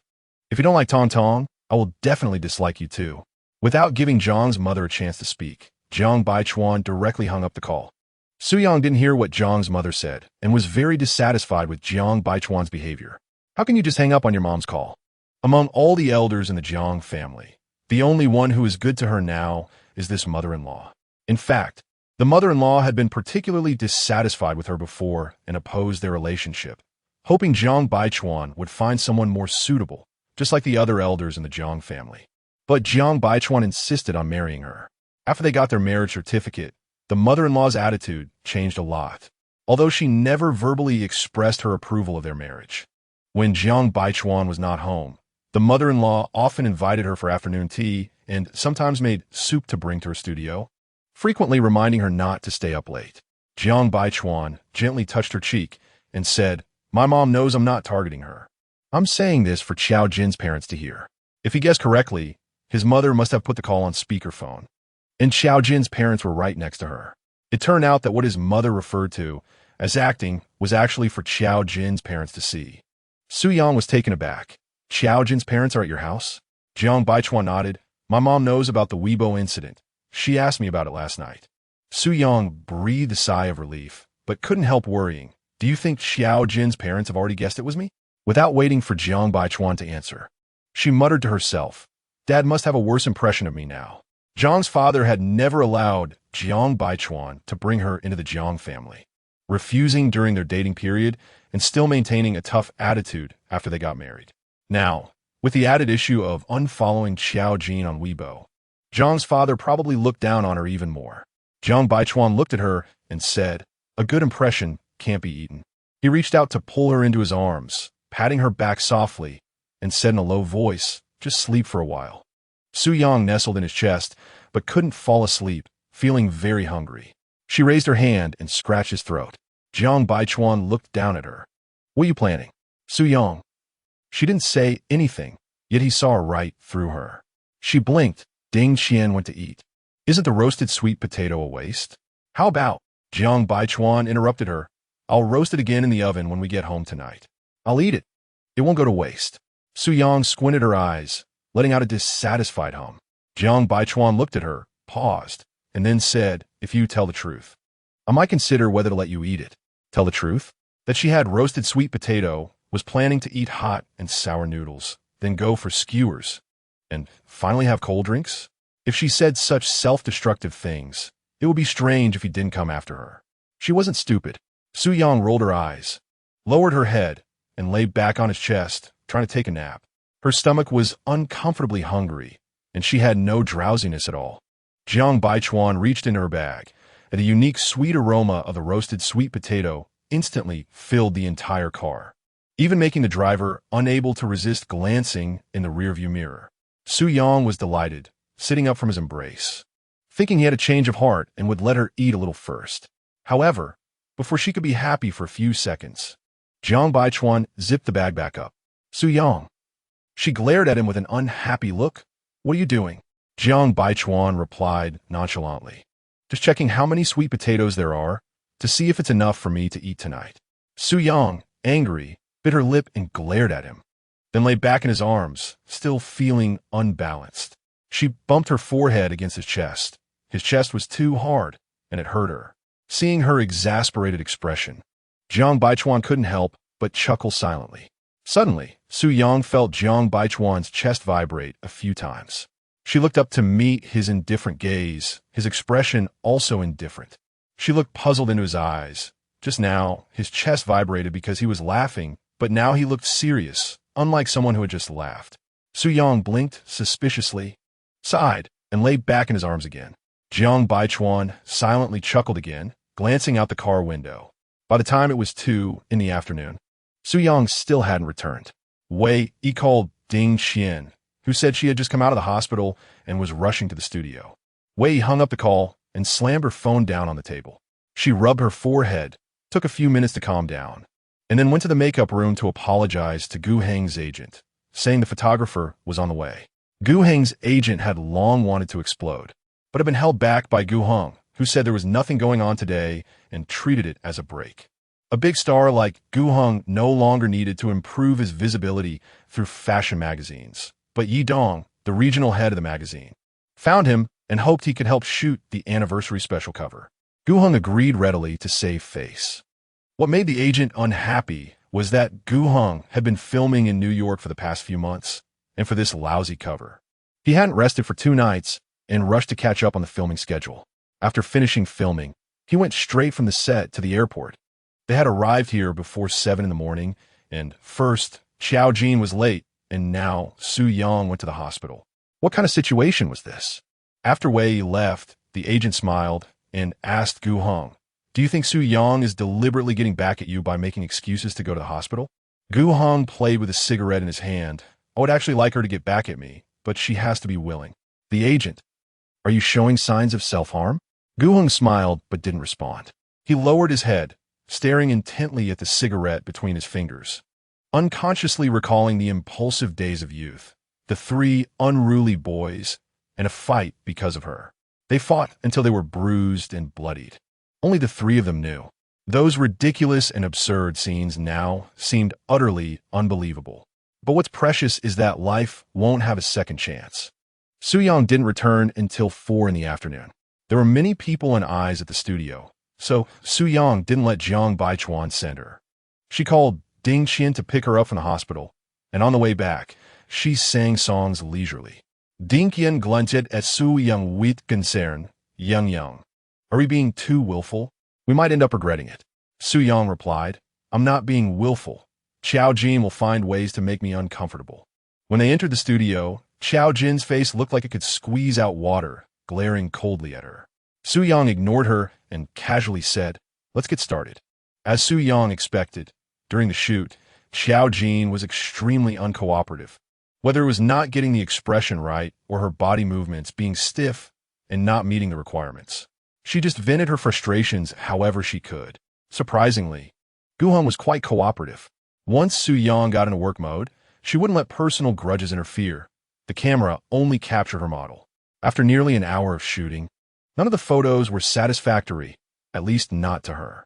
Not a single photo fully conveyed the quiet temperament and flamboyant personality that the summer outfit on Xiao Jin was supposed to express. She hadn't managed to merge those 2 contradictory points perfectly. Actually, Xiao Jin is quite suitable for wearing this outfit, but her lack of cooperation has resulted in not capturing her best state. Su Yang made a pause gesture, indicating that they could take a break. Xiao Jin didn't walk away, just chatted casually with Gu Heng. The assistant originally intended to bring water to Xiao Jin, but was stopped by the manager Lisa. "They're having a good time chatting. Don't disturb them." The assistant nodded. Lisa raised her chin slightly. "Let us go, find Wei to chat." Meanwhile, Gu Heng's assistant had other matters to attend to and was not following them. At this moment, the manager was nestled in the break area playing games, completely ignoring Gu Heng's situation. While chatting, Xiao Jin discovered that she and Gu Heng actually attended the same elementary school, which sparked more conversation, and they talked animatedly. Gu Heng appeared somewhat indifferent, but didn't dismiss Xiao Jin, occasionally offering a faint smile or a perfunctory reply. Su Yang's gaze remained focused on the 2 of them. She knew that the normal shoot today wouldn't meet expectations because Xiao Jin wouldn't cooperate. She furrowed her brow, deep in thought.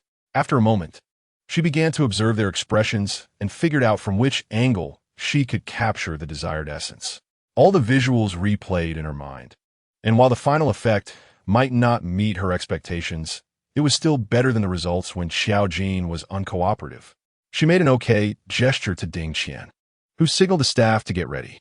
Su Yang found her mental positioning and lay down directly. She silently rejoiced that today's shoot was going quite well. Xiao Jin and Gu Heng hadn't left the shooting area. At first, Xiao Jin didn't pay attention, engrossed in chatting with Gu Heng. But when she heard the camera clicking, she suddenly looked up and found Su Yang lying on the ground. She was initially taken aback, but a few seconds later, she scoffed, her disdainful expression evident. Su Yang flipped through the few candid shots she had just taken, exceeding her expectations. She let out a long sigh, closed the camera, and reached out to Ding Qian. "Hey, pull me up." Ding Qian asked, "All done?" Su Yang smiled. Since I've already laid down, I'd better not waste my beautiful back. Seeing Gu Heng starting to lose interest, Xiao Jin tactfully decided not to say more and shouted to Su Yang. Are we still shooting? Su Yang replied, no more shooting. Xiao Jin walked over a few steps, looking down at her. What did you say? Su Yang kept her eyes on the camera, not looking up. I said no more shooting. Xiao Jin scoffed, dismissively. Su Yang, trying to play hard to get? Do you think you're qualified? Su Yang put away the camera, glanced at her. Whether I'm qualified or not is not for you to decide. Continuing to look down at the photos in her camera, she spoke in a casual tone. Xiao Jin, those who are late have no right to dictate to me. Xiao Jin was about to retort, but Su Yang didn't give her a chance to speak, quickly adding, today, I'm going to show you what it means to play hard to get. With your level, you're not qualified. Su Yang turned to her staff and said, wrap it up, let us go home. Just then, Lisa walked in and, hearing that Su Yang was wrapping up, coldly said, Su Yang, are you messing with people? Ding Qian chimed in. My Yang Yang never messes with people, just plays around. Lisa angrily pointed at Ding Qian. With so many people around, it wouldn't be good to openly quarrel. Gu Heng's mouth twitched slightly, and now he was also caught up in the scolding. Su Yang put on her backpack, gave him a faint glance, and turned to leave. Ding Qian instructed the staff to gather at the studio and quickly went to catch up with Su Yang, leaving the few people in the room looking at each other in confusion. After getting into the car, Ding Qian asked Su Yang, are you going back to the studio? Su Yang replied, yes, I just contacted the director at Mayu. I need to send the edited photos for review before 8. Yang, I have a feeling that Xiao Jin will cause us trouble everywhere from now on, Ding Qian said, looking worriedly at Su Yang. Su Yang appeared indifferent and opened her camera to look through the photos she was satisfied with, casually replying to Ding Qian. Even if I tolerate her, she will still find trouble with me. Ever since she got her marriage certificate with Jiang Baichuan, Xiao Jin could no longer hold back. Ding Qian sighed. Dealing with small-minded people and hidden arrows is hard to guard against. We need to be more vigilant. Speaking of which, she remembered the incident on Weibo. Oh, right, the Weibo incident with Xiao Jin has probably calmed down. Maybe her family has found someone to operate behind the scenes. Most netizens online are saying that Jiang Baichuan has always been low-key, and unfollowing on Weibo is just to protect their marriage privacy. Su Yang was too absorbed in looking at the photos to pay attention to what Ding Qian was saying, and she responded perfunctorily with an aha. Ding Qian patted her thigh. I'm talking to you. What is so interesting about Xiao Jin's disgusting demeanor? She reached out to grab the camera, turned it off, and put it away. Su Yang stretched and laughed.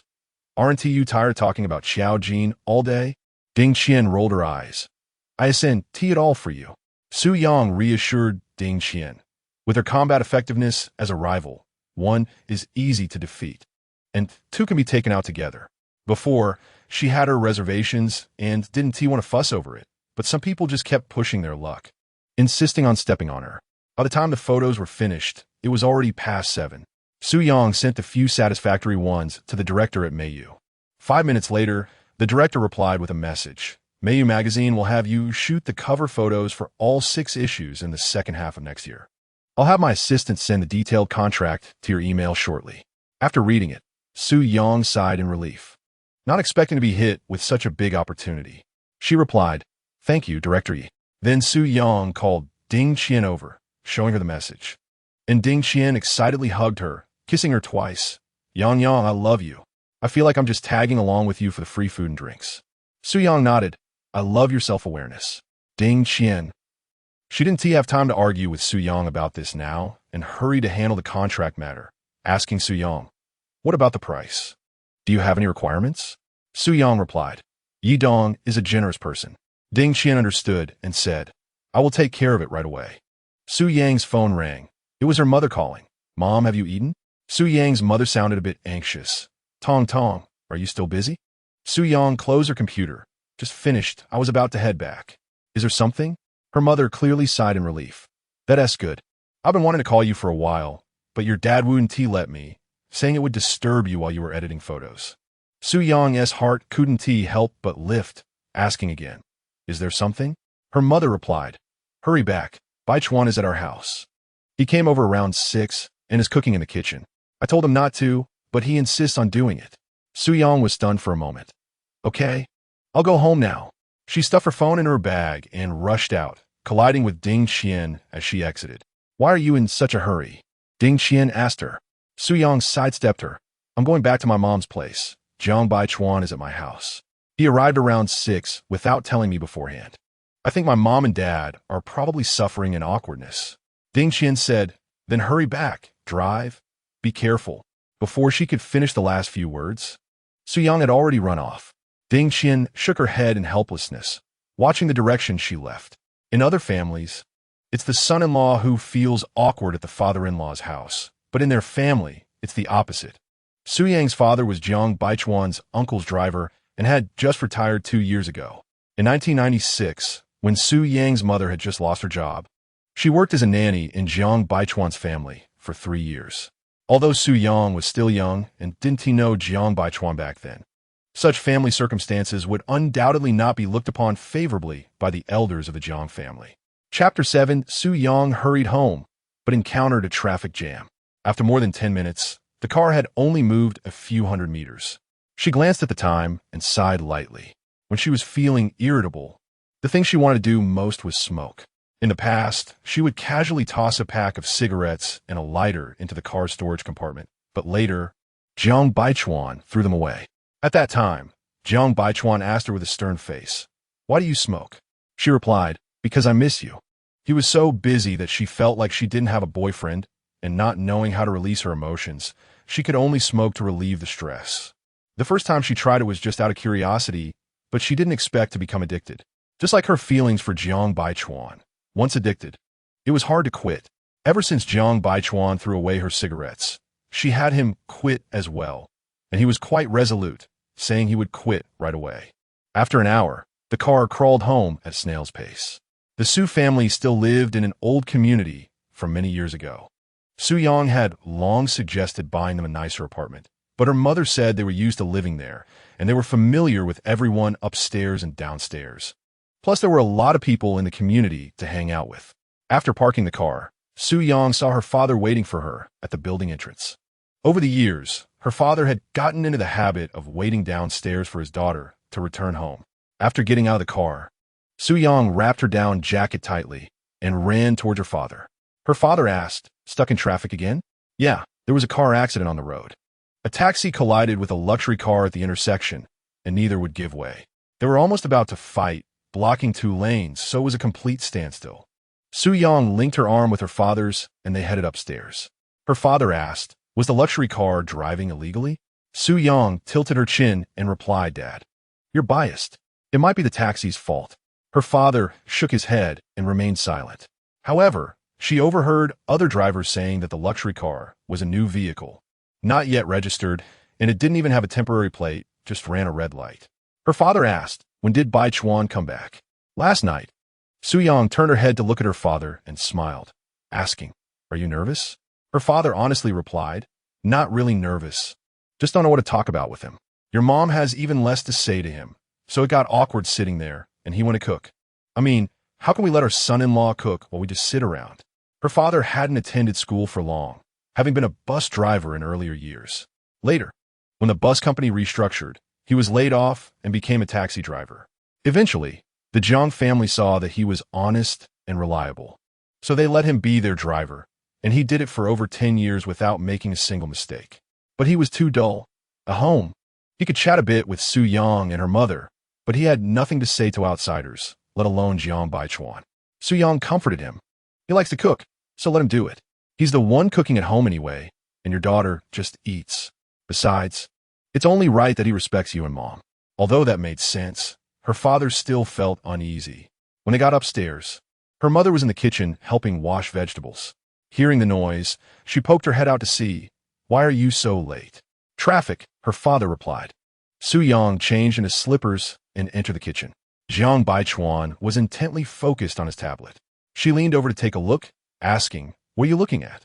Jiang Baichuan didn't lift his head. "I forgot how to make sweet and sour fish, so I'm checking the steps online." "Su Yang, you've been cooking for over an hour. How come you've only made a 3-flavor soup? Where are the other dishes?" Her mother shot her a glare, signaling her to stop talking so much. Su Yang ignored it. Jiang Baichuan didn't feel embarrassed at all. He had just made braised pork. But after stepping out to take a phone call, it burned and was inedible. Su Yang sniffed the air. No wonder it smelled a bit strange. Her mother assigned Su Yang some tasks in the kitchen and went out to tidy up the dining room. Jiang Baichuan called Su Yang over. "What is it?" Su Yang walked over to him. Jiang Baichuan, with greasy hands, lowered his head and bumped his forehead against hers, saying, "Don't burn yourself. Take some medicine before sleeping tonight." Su Yang was taken aback. He hadn't shown such affectionate behavior in a long time. She instinctively wrapped her arms around his neck and gave him a firm kiss on the lips. Jiang Baichuan kissed her back, and when they heard footsteps approaching, they immediately let go. Her father asked Jiang Baichuan, "Baichuan, would you like something to drink? Red wine or white wine?" Jiang Baichuan read.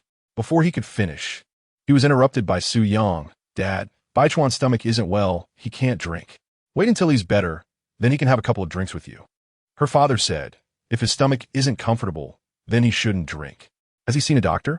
"Dad, it's nothing serious, just an old problem." Su Yang's father didn't know how to give advice, so he turned to the dining room. Jiang Baichuan said, "I'll drink less later. It's rare for Dad to be happy." "No way." Jiang Baichuan had no choice but to give up. During dinner, it was mainly Su Yang and her mother talking, discussing family matters. They talked about the aunties who danced in the square, which girl got married to a Phoenix man, and which son married a rich woman. They complained about the young people these days, saying they didn't know what they were thinking, wearing no socks in winter and deliberately exposing their ankles. Jiang Baichuan occasionally looked at Su Yang. Because he was busy, he hadn't visited the Su family too often.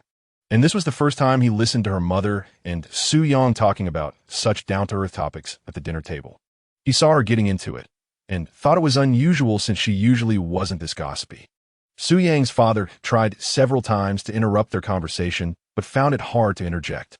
Jiang Baichuan noticed this, and casually brought up a topic. "Dad, do you still attend the senior university?" Her father shook his head.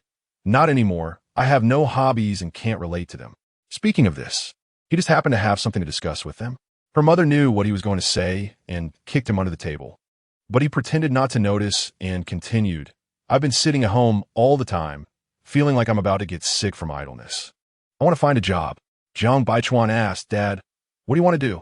Her father pursed his lips, seeming to have something difficult to say. Her mother shot him another glare, signaling him not to create trouble and embarrass the kids. The elders of the Jiang family had never accepted a daughter-in-law, and they couldn't add to her troubles. But her father was very stubborn. He felt that driving a taxi was nothing to be ashamed of, as he wasn't stealing or robbing.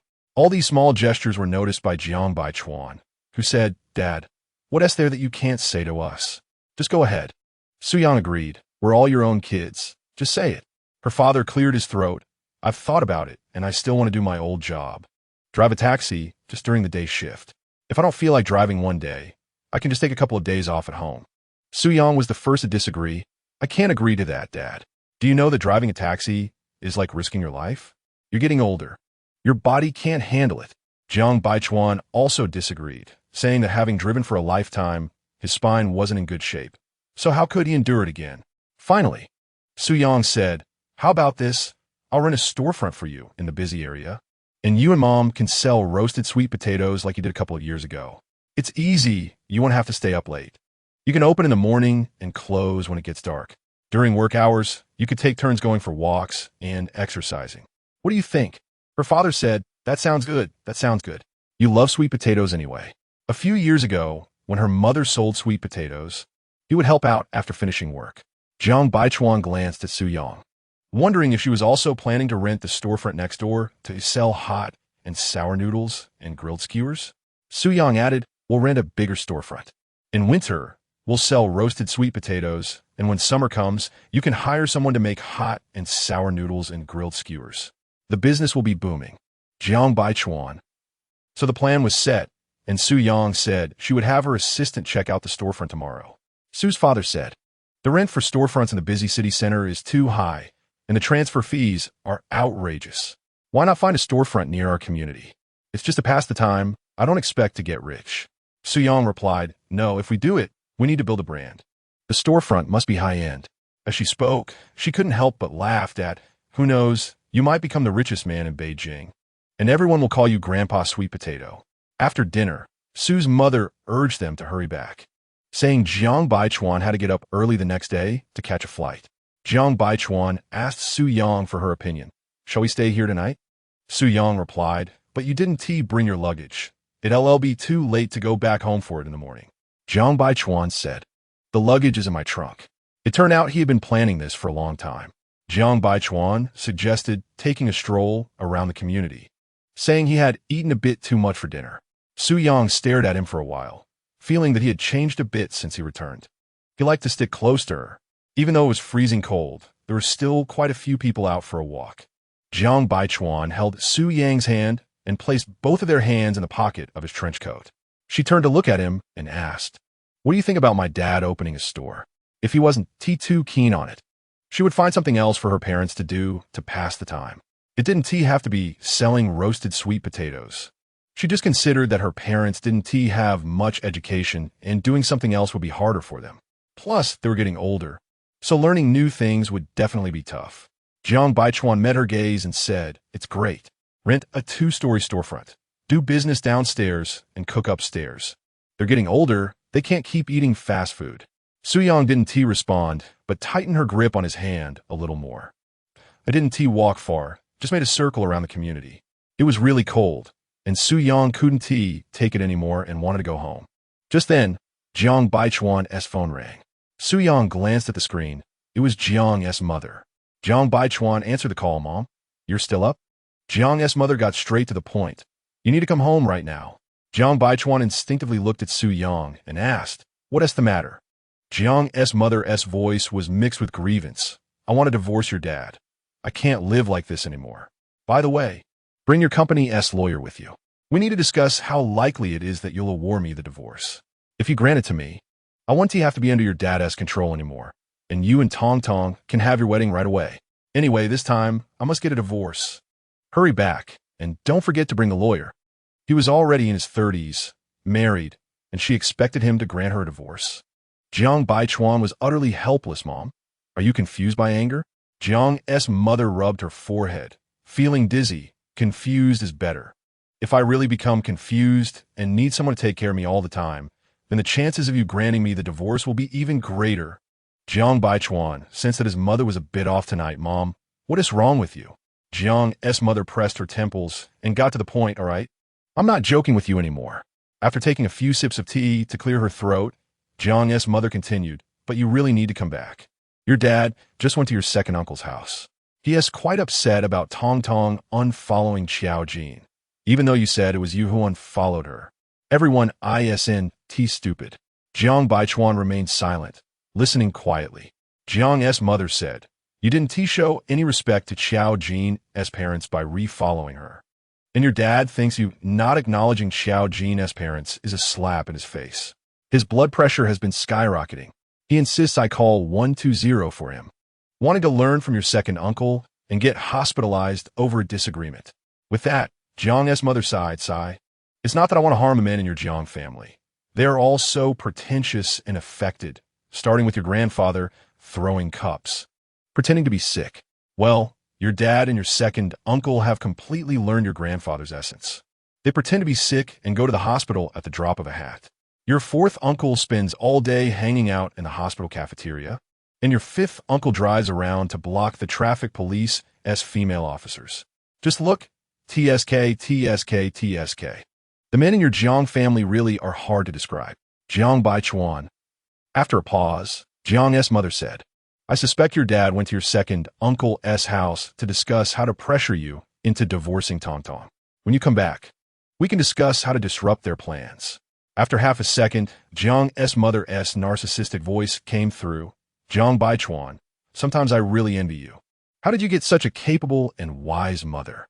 Jiang Baichuan looked speechlessly into the night, unable to find words to respond. Chapter 8. When Su Yang returned home. Her mother was making the bed, changing to clean bedding and pillows. Seeing Su Yang come back alone, her mother peeked behind her but saw no one. Where's Baichuan? He went home. Su Yang's mother was surprised. Didn't he say he would stay here? Then why didn't you come back with him? Su Yang sat on the bedside table, her toes absent-mindedly drawing on the floor.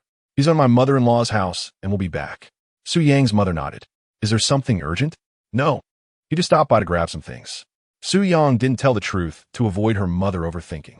After making the bed, Su Yang's mother brought her some fruit. Drag a chair over and sat down. Tong Tong, about that roasted sweet potato thing, I still feel it's not appropriate. Your in-laws. Su Yang interrupted her. Mom. Don't say anymore. I made my decision.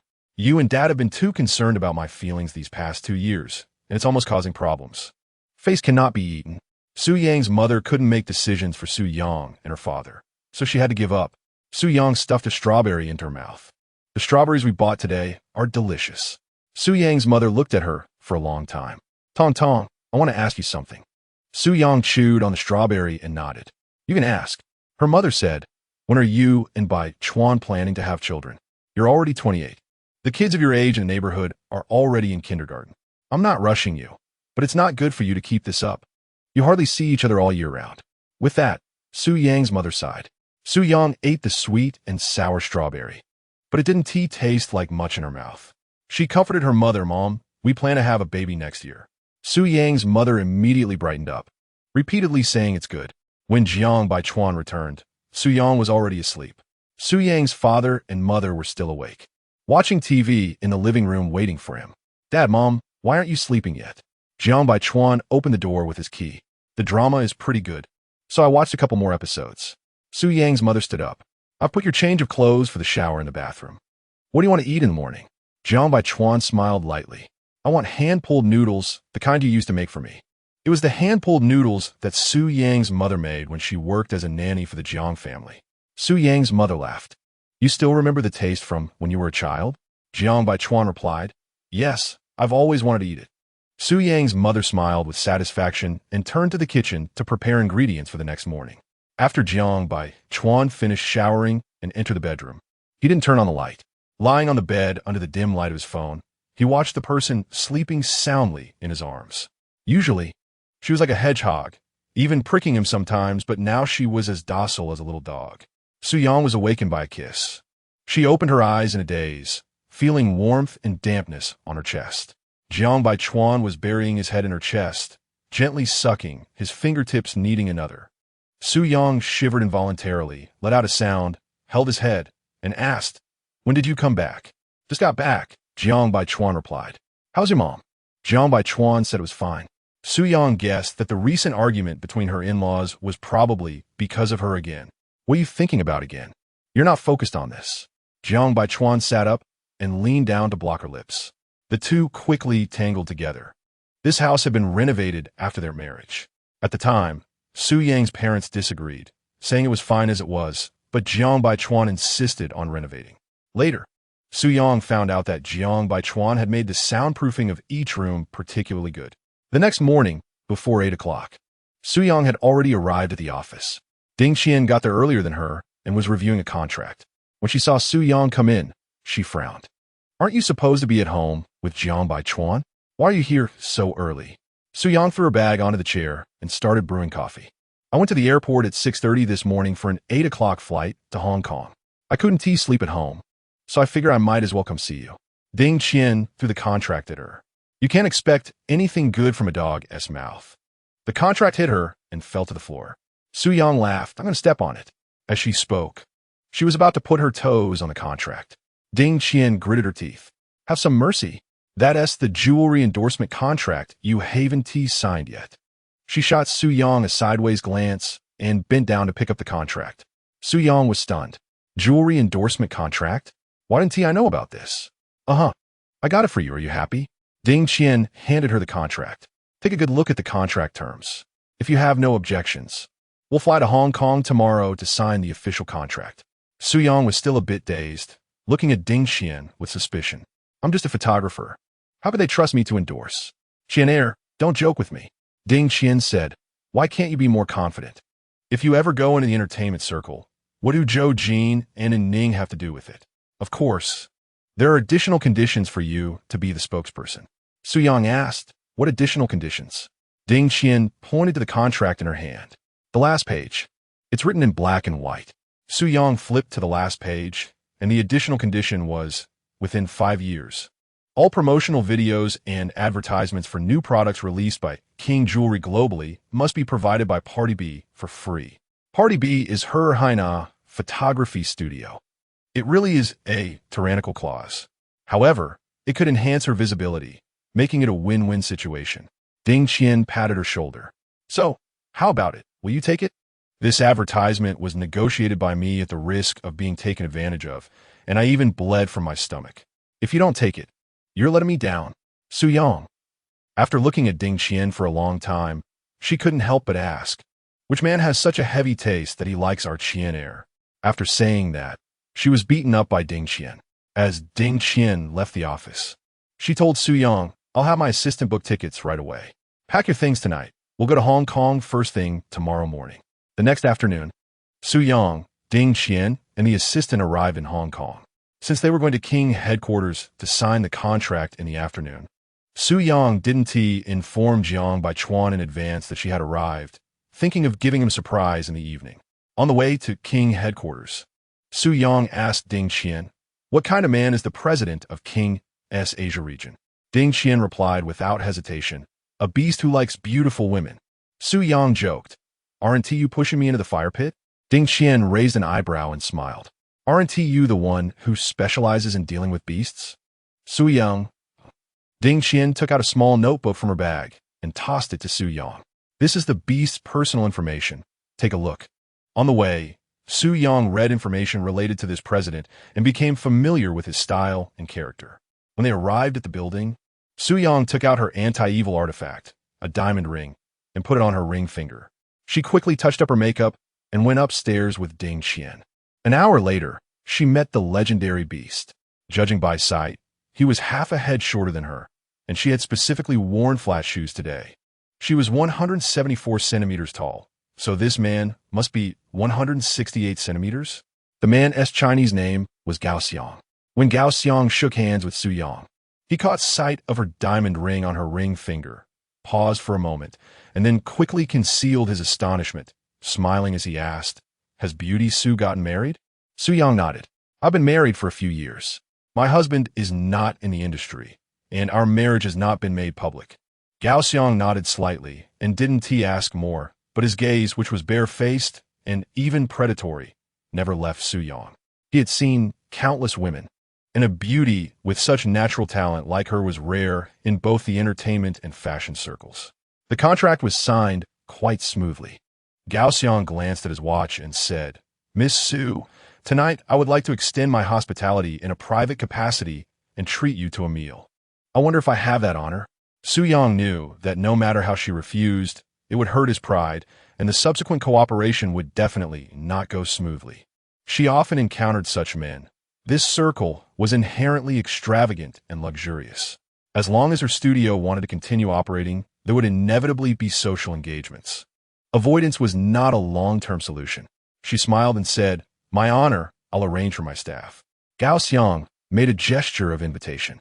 Su Yang took out her wallet and opened it in front of Gao Xiang, saying to Ding Qian, thank you for your hard work with Xiao Xia. Xiao Xia was her assistant, waiting for them in the downstairs lounge. Then Su Yang pulled out a black card and handed it to Ding Qian. Tonight, all your spoils with Xiao Xia are on me. Ding Qian took the card, playfully kissed the card's surface, and deliberately raised her voice, an unlimited card. I love you for this, babe. Gao Xiang glanced at the black card in Ding Qian's hand, then quickly shifted his gaze to Su Yang's card holder, which contained a row of identical black cards. He didn't have a black card himself, but he had seen them with the big bosses. Su Yang surprisingly had 5 black cards in her wallet. There were American Express, Huabei, Morgan, and 2 others he didn't recognize. These cards obviously couldn't belong to Su Yang herself, so her husband must be a man far wealthier than the owner of King Jewelry. Gao Xiang was a perceptive and pragmatic man. Although he liked to chase women, he wouldn't bring trouble upon himself. He took out his phone and sent a message. Just as Ding Qian left, Gao Xiang's phone rang. He glanced apologetically at Su Yang, answered the call, and said, hello, yes. Okay, I understand. After hanging up, Gao Xiang looked at Su Yang with regret and apology. I'm sorry, but it seems we'll have to reschedule our meeting, Miss Su. Our boss is having a high-level meeting tonight, and everyone must attend. Su Yang smiled and stood up. Mr. Gao, next time you come to Beijing, I'll treat you. Ding Qian and the assistant were waiting for Su Yang in a CAF across the building. Seeing her all smiles, Ding Qian raised her eyebrows. Today must be the first time a beast like him has stumbled in front of a woman. He didn't expect the woman he wanted to pursue to be a mysterious rich lady. Su Yang sat down, sinking into the sofa, and lazily said, I started regretting showing off so many black cards. What if Gao Xiang gets too attached to me and wants to pursue me? That would be a disaster. Ding Qian. Xiao Xia couldn't hold back and sprayed her coffee, splattering it all over Ding Qian's shirt. Ding Qian's face turned darker than the bottom of a pot.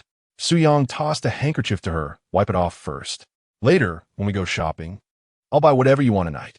Ding Qian and Xiao Xia shouted in unison, awesome. In a luxury store at the mall, model Xiao Jin was picking out new styles when her agent tugged at her and whispered in her ear, I didn't expect Su Yang and Ding Qian to be here too. Xiao Jin was taken aback. How do you know? Lisa raised her chin, over there. Following Lisa's gaze, Xiao Jin saw Su Yang on the phone not far away. Even from a distance, her smile was still clearly visible. With Ding Qian and the assistant waiting at the door for her, Xiao Jin pondered, wasn't she supposed to be having dinner with Gao Xiang at this time? It didn't make sense that Gao Xiang would let such a quality prey slip away. Lisa shrugged, who knows? But they have already signed a contract with King Jewelry. Did we just hand a pie in the sky to Su Yang? Xiao Jin's gaze deepened. She had initially been secretly trying to set up Ding Qian with Gao Xiang to amplify the rumors about Gao Xiang and Su Yang, but plans changed. She looked at Lisa. Hasn't Ning always wanted this endorsement? She thought it was for me and didn't want to compete, but now that it's Su Yang, she won't have any reservations. Lisa laughed. If you hadn't reminded me, I would have forgotten. I'll inform Ning's agent right now. Now that Ning was with Lu Yuqing, she dared to steal anyone's endorsement. Lisa lowered her head to send a message, and Xiao Jin unconsciously looked out the store window again. Su Yang was still on the phone. After a moment of contemplation, Xiao Jin leaned down and whispered something to Lisa, who nodded, I know what to do. Su Yang was on a call with Jiang Baichuan. Is the contract signed? Jiang Baichuan asked her. Su Yang replied, yes, quite smoothly. Are you busy tonight? Jiang Baichuan said, there's a cocktail party tonight, and I probably won't be back at the hotel until around midnight. I'll have the front desk transfer the room key to you. You can stay at my place. Su Yang's voice inexplicably softened, then come back early. Jiang Baichuan responded, and after a brief pause, he asked, did you have an unpleasant experience while working with Xiao Jin on the magazine cover a couple of days ago? He spoke vaguely, but Su Yang understood everything. She hesitated and asked, did Xiao Jin call you? Jiang Baichuan replied honestly, no, I ran into her at the restaurant at noon, and she said a few things. A few things? It was likely that Xiao Jin had subtly belittled her. So Jiang Baichuan was seeking an explanation from Xiao Jin. Not getting a response, he asked, so you really didn't shoot that day? Su Yang didn't answer. He almost never inquired about her work, and now he was so enthusiastic. She naturally suspected his motives, thinking he was defending Xiao Jin. She calmly and coldly said, if you have something to say, just say it directly. No need to beat around the bush. I'm listening. Jiang Baichuan said, I just want to ask, did you feel wronged? This question completely took Su Yang by surprise. His voice was deep and gentle, making her feel an impulse to hug him right then. She softened her tone. I've returned the favor double. Jiang Baichuan noticeably sighed in relief. That's good.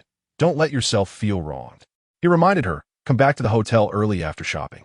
Okay, I know.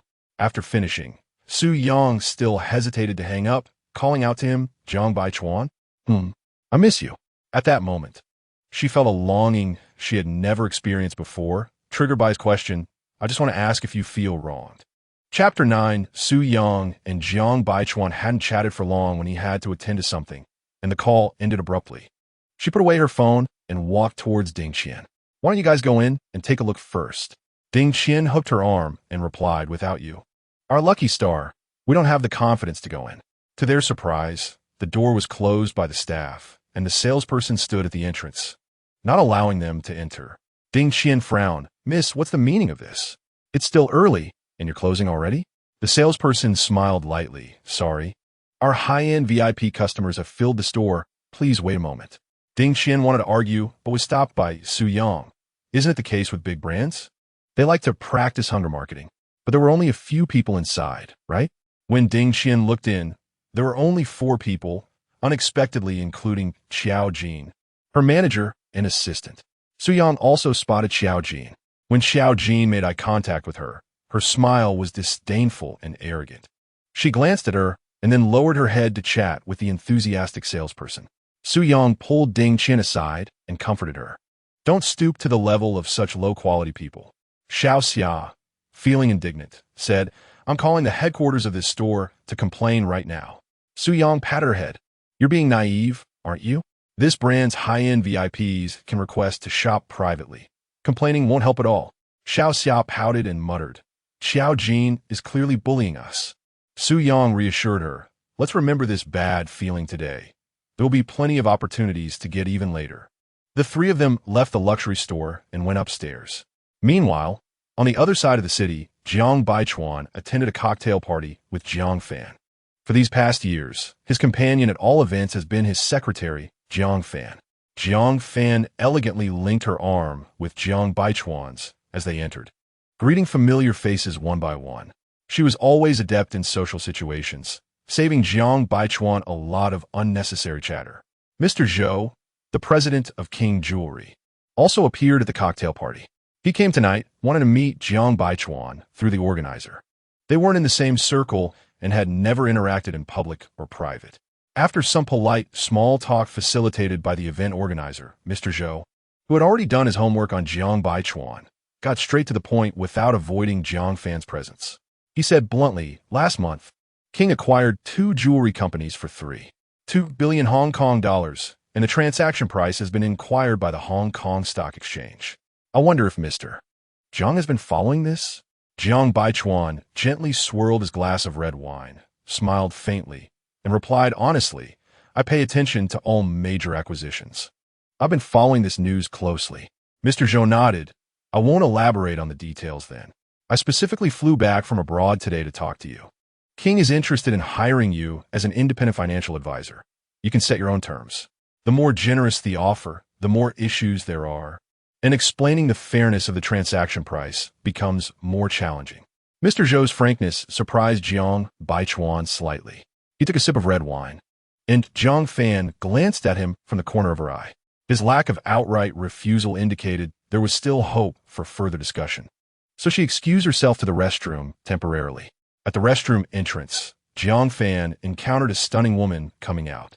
She was momentarily taken aback, but quickly composed herself and smiled, nodding at the woman as a greeting. Peng Yueshi smiled slyly. What a coincidence. I was just about to find you to chat with Mr. Jiang. Jiang Fan smiled back. Honored. Let's chat later. She stepped into the restroom. After hearing the footsteps fade away, Jiang Fan turned back, watching the graceful figure with contemplation. Peng Yueshi was a senior executive in the investment banking department of Morgan Stanley and a competitor of their firm, Hainan Investment Bank, and also a nemesis. Jiang Baichuan had always admired her excellent adaptability, sales skills, and extraordinary market sensitivity. She had participated in the IPO underwriting of several large listed companies. She was rational and cool, with both high IQ and EQ. Peng Yueshi had admired and coveted Jiang Baichuan for a long time. She once publicly stated that the only man she wanted in this life was Jiang Baichuan. Returning to the cocktail party, Jiang Fan found Jiang Baichuan chatting casually with several acquaintances in the finance circle, but she didn't see Peng Yueshi. There was also a charity auction segment at the event, and Jiang Baichuan and Jiang Fan sat in a front row position as the host briefly introduced the items up for auction tonight. Jiang Baichuan was focused on checking emails. After he put away his phone, Jiang Fan quietly reminded him, there's a lacquer camera up for auction soon. Okay, you bid for it later. Jiang Fan confirmed. Still at the old price? Jiang Baichuan nodded, pausing for a few seconds before adding, if there are buyers who bid above that price, just raise it to $999. Got it. Jiang Fan knew his auction prices were always those few numbers, all related to Su Yang. The camera was the 3rd item to be auctioned. There were likely many lacquer fans present, all raising their paddles. Suddenly, the host excitedly announced, wow, that beautiful lady bids 5.2 million. The venue erupted in chatter. After all, this camera wasn't yet at such a precious collectible value. Jiang Baichuan and Jiang Fan turned to look, coincidentally locking eyes with Pang Yueshi's alluring gaze. Pang Yueshi smiled and nodded. Jiang Baichuan also politely nodded back without any extra expression and turned to indicate for Jiang Fan to continue raising her paddle. Ultimately, Jiang Baichuan won the camera for $9.99 million. After the auction ended, Jiang Fan went to handle the relevant procedures. As Jiang Baichuan was preparing to leave the venue, he was blocked by Pang Yueshi, who was walking gracefully toward him. She smiled. "Mr. Jiang, it's fine to be ruthless in business, but it's just a collectible. Why take it so seriously? How can us employees compare to you, the boss, in financial power?" Her smile carried a hint of accusation. Jiang Baichuan casually put his hand in his pocket, his expression distant. "To you it may be a dispensable collectible, but to me it is not." Pang Yueshi knew that continuing the conversation wouldn't earn her any good response, so she shifted the topic. "I heard you're quite interested in the Laka acquisition case." "So are we," Jiang Baichuan replied. "I hope this time you won't lose to me again." Pang Yueshi. His arrogant and self-centered attitude made her unable to resist. Jiang Baichuan glanced at his watch and said, "Excuse me." Pang Yueshi watched his tall, straight back, reflecting on his somewhat ungracious dominance, and smiled helplessly. This man was really like a poppy, easy to fall for, hard to quit. After shopping, Su Yang returned to Jiang Baichuan's hotel. Ding Xian and Xiao Xia didn't want to stay at the same hotel as them, saying they hated eating dog food, and went to a nearby hotel instead. Su Yang entered the hotel lobby and headed directly to the front desk to collect her room key. Suddenly, someone called her from behind, "Tong Tong." Su Yang turned her head, her expression shifting from surprise to delight. She pushed her sunglasses up and walked over. "Why are you back so early?" Jiang Baichuan took the shopping bag and suitcase from her hands, hanging the shopping bag on the trolley before saying, "I found it boring after a while, so I came back." He had been waiting for her in the lounge area since she had returned to the hotel. Su Yang looked around cautiously. "You go up first. I'll follow." He had just attended a cocktail party, and there might be bored paparazzi following him. Jiang Baichuan ignored her suggestion, taking her hand as they walked toward the elevator. Su Yang put on her sunglasses, and seeing that no one was around, she secretly kissed his cheek. Jiang Baichuan smiled faintly, rubbing her hand. Once in the elevator, Su Yang took off her sunglasses and kept looking at him. Jiang Baichuan met her gaze. "You've been shopping all evening?" Su Yang nodded and then shook her head. She said, "I've been thinking about a man named Jiang Baichuan all night." Jiang Baichuan didn't respond, always looking at her. Su Yang liked being gazed at so intently by him. He would say sweet words. The only time he had spoken anything resembling a love confession in all these years was when he proposed to her, saying the 3 words, "I love you." That was the only time. He expressed his feelings differently from others. He preferred to look at her, silent and focused. Su Yang leaned in half a step, pressed against him, and just as she looked up, Jiang Baichuan's kiss descended. Su Yang's hands climbed onto his shoulders, just beginning to respond when the elevator stopped at their floor. Reluctantly letting go, Jiang Baichuan placed a kiss on her forehead before taking the suitcase and leading her out of the elevator. Once they reached the room, Su Yang had just taken off her coat when Jiang Baichuan hugged her from behind, starting to kiss her neck. Su Yang pushed at his head, but didn't manage to move him. "I haven't showered yet. We can shower afterward." After a brief pause, he added, "After thinking about me all night, can you still hold on?" Su Yang. He always deliberately misinterpreted what she said. Jiang Baichuan pulled down the zipper of her dress, kissing her back, his hand caressing her flat abdomen. Su Yang involuntarily let out a few sounds to the bedroom. "I don't feel comfortable standing." Jiang Baichuan turned her around to face him, meeting her gaze, lifted her into the air, walked a few steps, and pressed her against the wall. "After you shower, we can go to the bedroom and do it again." After some foreplay, Jiang Baichuan was considerate of her feelings, slowly easing in her body. When he thrust, Su Yang held onto his neck tightly. Jiang Baichuan's breath became unsteady. "Does it hurt?" Su Yang shook her head. "I just want to hold you." Jiang Baichuan tightened his grip on her waist, thrusting with even more force than before. When Su Yang accidentally glanced at the coffee table, she noticed the box of the Leica camera and turned to Jiang Baichuan. "Did you buy me another camera?"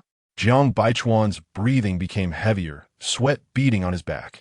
And he nodded. I won it at the charity auction tonight. Her first camera was also a Leica, which Jiang Baichuan had bought for her years ago for over 100,000. Since then, she had fallen in love with photography. When it came time for college applications, she chose a photography-related major, despite her parents' opposition, who said it was a waste of time and that photography couldn't be a proper job. But she insisted on pursuing this path. Only Jiang Baichuan had always supported her. Over the past 11 years, he had given her more than 100 cameras, all Leica. Jiang Baichuan gently bit her collarbone. What are you thinking about? Su Yang came back to her senses. Jiang Baichuan looked up, capturing her gaze, while his body continued to press against her hot body, and Su Yang took the initiative to kiss him. Chapter 10. The next day, Jiang Baichuan got up at 8:30 and had an appointment with the chairman of King Jewelry at 10 in the morning. After getting dressed, he walked to the bedside with his watch in hand. Su Yang was still sound asleep, so he reached out to rub her head and said, "Tong Tong, wake up." He had never had the habit of waking her up before. He would leave her a message every time he got up early to work. Later, she expressed her displeasure, saying that waking up in the morning and not seeing him felt lonely. Jiang Baichuan called her name 3 times before Su Yang groggily opened her eyes, her voice hoarse as she focused on him for a few seconds. "Do you have work this morning?" "Yes, I'll be back around noon to have lunch with you." Jiang Baichuan handed her the watch, saying, "Put this on for me." Su Yang stretched and sat up. Jiang Baichuan cooperatively extended his hand towards her. He rarely wore a tie, and Su Yang didn't know how to tie one, so to give her a special sense of satisfaction, he always let her put on his watch whenever they were together. After she put on the watch, Su Yang kicked off the covers and got out of bed. Jiang Baichuan was puzzled for a couple of seconds. "Aren't you going to sleep a bit longer?" "I don't want to sleep anymore." She turned to look at him. "You can accompany me for a nap at noon." Jiang Baichuan nodded and said, "Okay." Glancing at his watch, there was still time. "I'll have breakfast with you." "Is there still time?" "Yes." Jiang Baichuan called the front desk and specifically requested a bowl of millet porridge. Just as he hung up the phone, Su Yang's phone on the bedside table started vibrating. Jiang Baichuan picked up her phone, saw it was Ding Qian's number, and answered it. However, before he could say anything, Ding Qian's voice came rushing in like a machine gun. Yang, I have some not-so-good news to tell you. But don't take it to heart. It's just a matter of a few million, not something that would catch your eye. So, your jewelry endorsement is on the verge of falling through." Jiang Baichuan. Ding Qian continued. "Gao Xiang's secretary just called me and said that due to various reasons, the higher-ups want to change the spokesperson. And they said they would compensate 4 times the penalty according to the contract. By the way, the new spokesperson is a Ning. It's probably because Lu Yuqing fought for this endorsement for her. What do you think Lu Yuqing is thinking?" Jiang Baichuan interrupted Ding Qian in time. "It's me. Tong Tong is in the bathroom." Ding Qian. Trouble comes from the mouth, indeed. Jiang Baichuan thought for a moment and said, "Just pretend you don't know about this." Ding Qian, confused, said, "But I can't turn a blind eye to it. Even if it's self-deceiving, it won't last long. And Ning's advertisement will soon air on television." Jiang Baichuan, "I'll handle the endorsement issue. I'll call you this afternoon." The bathroom door opened, and Jiang Baichuan turned around. Su Yang saw Jiang Baichuan holding her phone and guessed. "Ding Qian?" "Yes," she said, "there is something work-related to discuss with you." Jiang Baichuan casually handed her the phone. Ding Qian paused for a few seconds before returning to her usual tone. Yang, I have good news for you. We have a flight to New York at 10 tonight." Su Yang sat down on Jiang Baichuan's lap. "Another job? Aren't we supposed to go to King S headquarters to discuss the shooting details today?" This was the first time Ding Qian had lied in front of Su Yang, and she felt a bit guilty. "Oh, Gao Xiang's secretary called me early this morning and said Gao Xiang has other arrangements today. The shooting details will be discussed next week." Su Yang didn't ask further. She was now concerned about what new job. Finally passing the test. Ding Qian sighed in relief inwardly. It's for the overseas version of the movie Sleepless in Wall Street for the promotional poster and micro-video. Su Yang Rubit Hervorhat. The movie title sounded familiar. She asked, "Whose film is it?" Ding Qian avoided the question. "It's director Zhou's film." Su Yang. "I meant which actors are in the promotional poster." Ding Qian cleared her throat twice. "A male, the best actor." Su Yang. "A male, the best actor." These two phrases didn't clarify who it was, as the entertainment industry is filled with male and female actors. and their ISNT just one best actor. But somehow, these words had become a code for Gu Hong between her and Ding Qian. Su Yang calmed her emotions and asked again, "Who is the actress?" If it was Xiao Jin, she would really breach the contract and decide to cut ties with Ding Qian for a few days. Ding Qian's tone was very relaxed this time. Su Ningning. Su Yang slapped her forehead. No wonder the movie title sounded so familiar. It was Su Ningning's film, which Su Ningning had mentioned to her before. Although Su Ningning also shared the surname Su, she had no familial relationship with her. Su Ningning was Jiang Baichuan's fourth aunt's younger sister. Because she had a good relationship with her fourth aunt, she had always interacted with Su Ningning. However, Su Ningning always acted like an elder, teasing her and making her call her auntie. Ding Qian's annoying voice came again. By the way, Yang, this movie is funded by Liu Yuqing, but he probably wants to go to the set, so don't worry. After saying that, Ding Qian quickly hung up the phone. Jiang Baichuan pinched her cheek. What are you daydreaming about again? Su Yang snapped back to reality, putting away her phone. Going to New York to shoot promotional posters for the movie was funded by Liu Yuqing. Jiang Baichuan maintained his usual expression and didn't mention Liu Yuqing. Instead asking her, "When are you going to New York?" Su Yang replied, "I have a flight at 10 tonight. The female lead for this shoot is Ningning." Jiang Baichuan's expression became complicated as he stared at her for 2 seconds. "You are not allowed to mess around with Su Ningning. After shooting, come back to our apartment." Su Yang. Su Ningning was simply a female rogue who would hug and kiss her and even touch her thighs whenever she caught her. Su Yang wrapped her arms around Jiang Baichuan's neck and laughed. "Next time Su Ningning hugs me, you should hug her man back." Jiang Baichuan shot her a glance and didn't continue to banter with her, changing clothes to go to the restaurant for breakfast. Su Yang stayed on his lap and didn't get up? "I have a flight tonight, what about you?" She remembered he had said before that he would stay in Hong Kong for 2 days before flying directly to New York. Jiang Baichuan paused. "I also have a flight at 10. It's rare that our work location and time are the same." Su Yang happily pecked his cheek and got up to change clothes. After breakfast, Jiang Baichuan went to King's headquarters. On the way, he told Jiang Fan, "Change the afternoon flight to the 10 o'clock flight tonight." Jiang Fan was taken aback and reminded him, "Changing to 10 o'clock will cause you to miss the meeting with President Laka." Jiang Baichuan pondered for a moment and took out his phone to call Ding Qian. "Change your flight to the afternoon one." Ding Qian, "We chose the evening flight because we couldn't book the afternoon one." She also found it strange that the tickets to New York were so tight. Later, she learned from the news that there was some international financial conference held in Hong Kong yesterday, and most companies on Wall Street in New York had sent representatives to attend.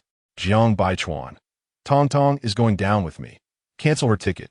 After ending the call, he looked at Jiang Fan again. "You contact the airline, cancel the ticket, rebook for Tong, and you take the evening flight." "Okay." Jiang Baichuan sent Su Yang a message to have her pack her luggage and get ready to fly to New York with him in the afternoon. The meeting with President Zhou of King went smoothly, and in terms of fees, Jiang Baichuan only charged the market price without being overly demanding, which surprised Mr. Zhou quite a bit. Putting down his wine glass, Jiang Baichuan asked, "I heard that King's advertising endorsement is about to expire. Are you looking to change spokespersons?" Mr. Zhou was taken aback, not expecting Jiang Baichuan to be concerned about a spokesperson. He nodded. "This matter has been reported below. Currently, we're leaning towards a photographer from the mainland. I think her name is..." Mr. Zhou thought for a moment. "Su Yang. A girl with excellent temperament and looks, but whether it's confirmed to be her, I don't know yet. I'm not involved in the specifics of the operations.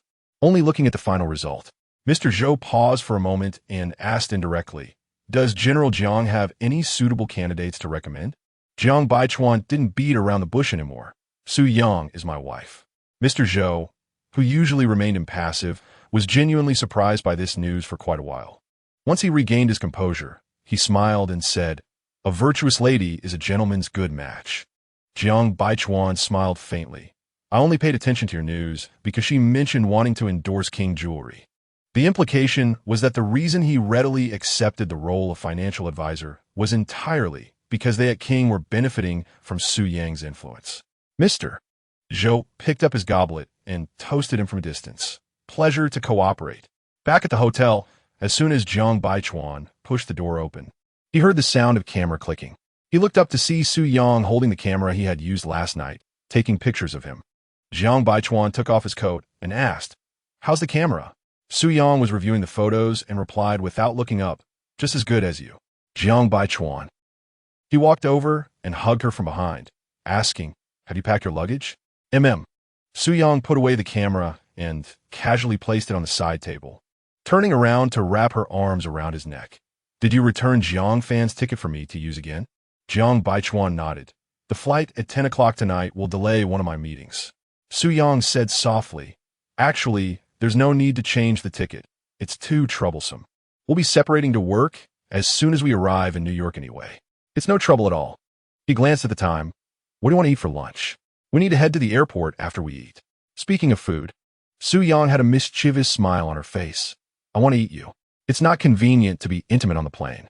Jiang Baichuan looked at her, his thumb brushing over her lips, and leaned down to kiss her. Due to the long duration of their exercise, they didn't even have time for lunch and ended up having to pack a meal to eat on the way to the airport. Jiang Baichuan had a bit of a cleanliness obsession and found it hard to tolerate eating in the car. He didn't eat himself, but still allowed Su Yang to enjoy her boxed meal. Once on the plane, Su Yang, exhausted from the previous exercise, lay back in her seat and didn't want to move. Jiang Baichuan covered her with a blanket. Sleep. He took out his notebook, opened it, and prepared for work, habitually extending his left hand to her. Su Yang held his hand, lying sideways in her seat and staring at him. Jiang Baichuan was focused and serious while working, and occasionally when Su Yang scratched his palm, he would turn to meet her gaze, smile faintly at her, and then continue to concentrate on his work. After watching Jiang Baichuan for more than half an hour, Su Yang's eyes began to feel a bit sore. She yawned and squinted her eyes. She had always disliked long flights, not because she got motion sickness, but because she rarely managed to sleep on planes. Every time they flew for over 10 hours, she felt utterly exhausted, mentally drained. But every time Jiang Baichuan was by her side, holding his hand, she could sleep soundly. Later, she realized that it wasn't that she was picky about beds. She just recognized the scent that belonged to him on the bed. Chapter 11: The crew of Sleepless Nights on Wall Street is located on Wall Street, and it is said that the filming location is generously provided by a company called Inlin Asset Management. Both Inlin Asset Management and Jiang Baichuan's investment bank are on Wall Street. The morning after arriving in Manhattan, Su Yang called Ding Shi, asking what time she and Xiao Xiao would arrive at the set. Ding Shi was still asleep, her voice hoarse and vague, mumbling a few words, basically saying that she needed to adjust to the time difference, and told Su Yang to go to the crew by herself. After having breakfast, Su Yang hitched a ride with Jiang Baichuan to the set. Su Yang liked to take spontaneous photos, and even in the dead of winter, she opened the back window of the car, leaning out to capture the early morning streets of a foreign land with her camera. Jiang Baichuan wrapped her in her down jacket and asked, "Are you having lunch with me?" Su Yang replied, "I probably won't have time." Jiang Baichuan responded with a silent pause. Su Yang put away her camera, rolled up the window, and placed her cold hands against Jiang Baichuan's neck for warmth. "Is it cold?" she asked with a smile. "It's okay," he replied, adjusting her scarf, which he had left several kiss marks on the night before when he got carried away at her apartment. After fixing her scarf, he reminded her, "Make sure to come home right after work." Su Yang understood the underlying meaning of his words, which was not to go out and have fun with Su Ningning. So she casually brushed it off. She then asked Jiang Baichuan, "Do you have any social engagements today?" Jiang Baichuan nodded, "Not for the next few days, but I might have to work overtime. The case with King Jewelry is still quite tricky, and I estimate that my team and I will have to pull a few all-nighters to provide a reasonable explanation for the related party transaction pricing." When they arrived at the bottom of Inlin Asset Management, Jiang Baichuan got out of the car, zipped up Su Yang's down jacket, and helped her with her backpack. He said to her, "You could go back to the apartment to rest after filming. If you don't want to be alone at home, come to the investment bank to find me." Su Yang was still thinking about going shopping with Su Ningning. So she lied, "I might be filming until late. Let's contact each other then." The little movements in her eyes did not escape Jiang Baichuan's notice. He wanted to ruffle her hair and warn her not to go out with Su Ningning, but was interrupted by a crisp and melodious voice. Jiang Baichuan, and Su Yang both turned their heads, and a short-haired, capable woman in a khaki trench coat stepped out of the car with a strong presence. Jiang Baichuan did not speak, only nodding politely. His gaze shifted back to Su Yang, who also turned back and asked, "What were you going to say just now?" Jiang Baichuan stared at her for 2 seconds. "Do you really want to go shopping with Su Ningning?" Su Yang was taken aback for a moment, but then nodded. "Her taste is similar to mine, so I like to go shopping with her." Jiang Baichuan sighed slightly and stepped back. "Shopping is fine, just don't get too close." "Hugging and kissing," Su Yang replied. "That's called a best friend selfie." Pang Yueshi glanced at them a few times. She recognized the woman standing next to Jiang Baichuan as the global ambassador for Leica cameras. Seeing Jiang Baichuan so close to another woman early in the morning made her act irrationally and call out his name. Noticing that Jiang Baichuan had no intention of speaking to her, she walked toward the building. Today, she had kind of talked to the vice president of Inlin Asset Management about investing in Leica, and she did not expect to run into Jiang Baichuan here. Sometimes when she got busy, she wouldn't see this man for months, but recently her luck seemed to have improved. In just a few days, she had seen him 3 times at a financial conference, a cocktail party, and now. The only downside was the annoying woman by his side. Once Pang Yueshi walked away, Su Yang asked Jiang Baichuan, "That woman likes you." It was a statement, not a question. Her keen intuition told her that this woman had a strong hostility toward her, and the way she looked at Jiang Baichuan was not ordinary, filled with admiration mixed with possessiveness. Jiang Baichuan did not deny it. "She has liked me for quite a while and works in the same field." Su Yang did not ask further. She knew that very few women who had interacted with Jiang Baichuan did not like him, and he generally dealt with them coldly. She playfully brushed his cheek. "That woman is so beautiful and shares common interests with you. Have you ever been moved by her?" Jiang Baichuan did not answer, but kept staring at her. Su Yang blinked and met his gaze. Jiang Baichuan held her chin and leaned down to kiss her lips. Su Yang instinctively grabbed his trench coat collar. This was the first time Jiang Baichuan had kissed her so openly in public, catching her completely off guard and stirring her emotions. Not far away, Pang Yueshi, before entering the building, unconsciously looked back and unexpectedly saw Jiang Baichuan actively kissing Su Yang. Her expression froze for a moment. Then she scoffed and withdrew her gaze. Striding into the building, Su Yang had been enjoying his warmth with her eyes half closed. But suddenly she gasped in pain and raised her hand to hit his shoulder a few times. Jiang Baichuan released her, using his thumb to wipe away the blood that had seeped from her lip. He did not say a word throughout. Su Yang licked her lower lip with her tongue. It felt tingly and still slightly painful. She raised her eyes to meet his gaze and sensed that he was indeed a bit angry. She knew he disliked her not trusting him, even if it was a joke. Su Yang softened her attitude, grabbed one of his hands, and shook it vigorously, as if apologizing but more like being playful. Jiang Baichuan pulled his hand away and finally spoke. "I'll settle the score with you tonight, go on up." Su Yang rolled her eyes at him and turned to leave. "Come back." Su Yang paused and turned around. "What is it?" Her tone was impatient and unfriendly. Jiang Baichuan did not answer. Su Yang squinted her eyes, looked at him for a few seconds, walked over, and angrily grabbed his shirt collar, tiptoeing to kiss the corner of his lips. Jiang Baichuan's attitude softened considerably. "Hurry up and go. Call me if you need anything." He only got into the car and left after Su Yang entered the building. In a lobby on the first floor, she saw the woman from earlier still at the reception desk, seemingly filling out a visitor registration form. Su Yang walked over to register as well. Pang Yueshi looked up, and their eyes met. Su Yang merely gave her a casual glance before shifting her gaze away. Su Yang's nonchalant demeanor caused Pang Yueshi to scoff inwardly, and she disdainfully returned her gaze to the registration form. Pang Yueshi had higher emotional intelligence than most women and an IQ that surpassed most men in finance. With her pretty face and sexy figure, she held a coveted executive position in an investment bank, all of which were her sources of pride. The inherent superiority she exuded gave her an overbearing aura. Yet Su Yang slightly overshadowed her. At this moment, a security guard approached and asked in English, "Miss Su Yang?" Su Yang nodded. "That's me." The security guard said she could go straight up. Su Yang was taken aback for a moment, then thanked him and headed toward the elevator. Pang Yueshi also finished filling out the form and looked thoughtfully at Su Yang's back. In the elevator, it was just Pang Yueshi and Su Yang standing on opposite sides. Pang Yueshi glanced at Su Yang out of the corner of her eye. Su Yang was looking down at her phone, her expression different from when she entered the elevator. Now her face was gentle, with a hint of a smile at the corner of her mouth, completely uninterested in Pang Yueshi.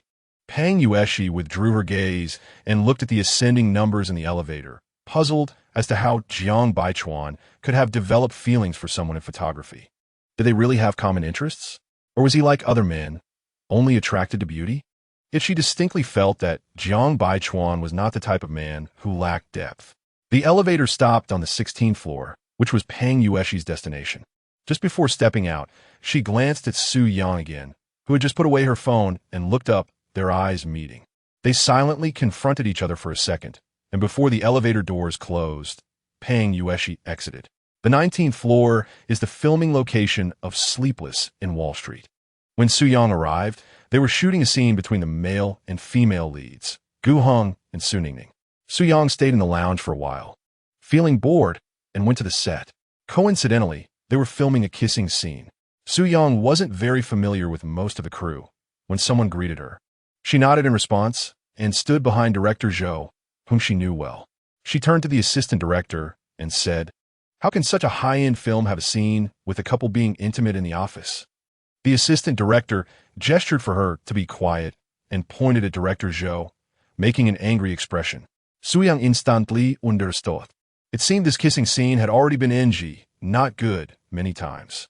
Suddenly, director Zhou shouted, "Su Ningning, you're already married with kids, and you're still pretending to be a pure and innocent girl. Can you even shoot this kissing scene? Just treat Gu Heng like your husband and go for it." He exclaimed, "Why is it so difficult for you?" Su Yang couldn't hold back and burst out laughing. After laughing, she quickly covered her mouth. Director Zhou turned around, saw Su Yang laughing, and his expression darkened even more, instantly directing his ire at her. "What are you laughing at, Su Yang? Have you lost your mind?" Su Yang. Director Zhou had gone mad.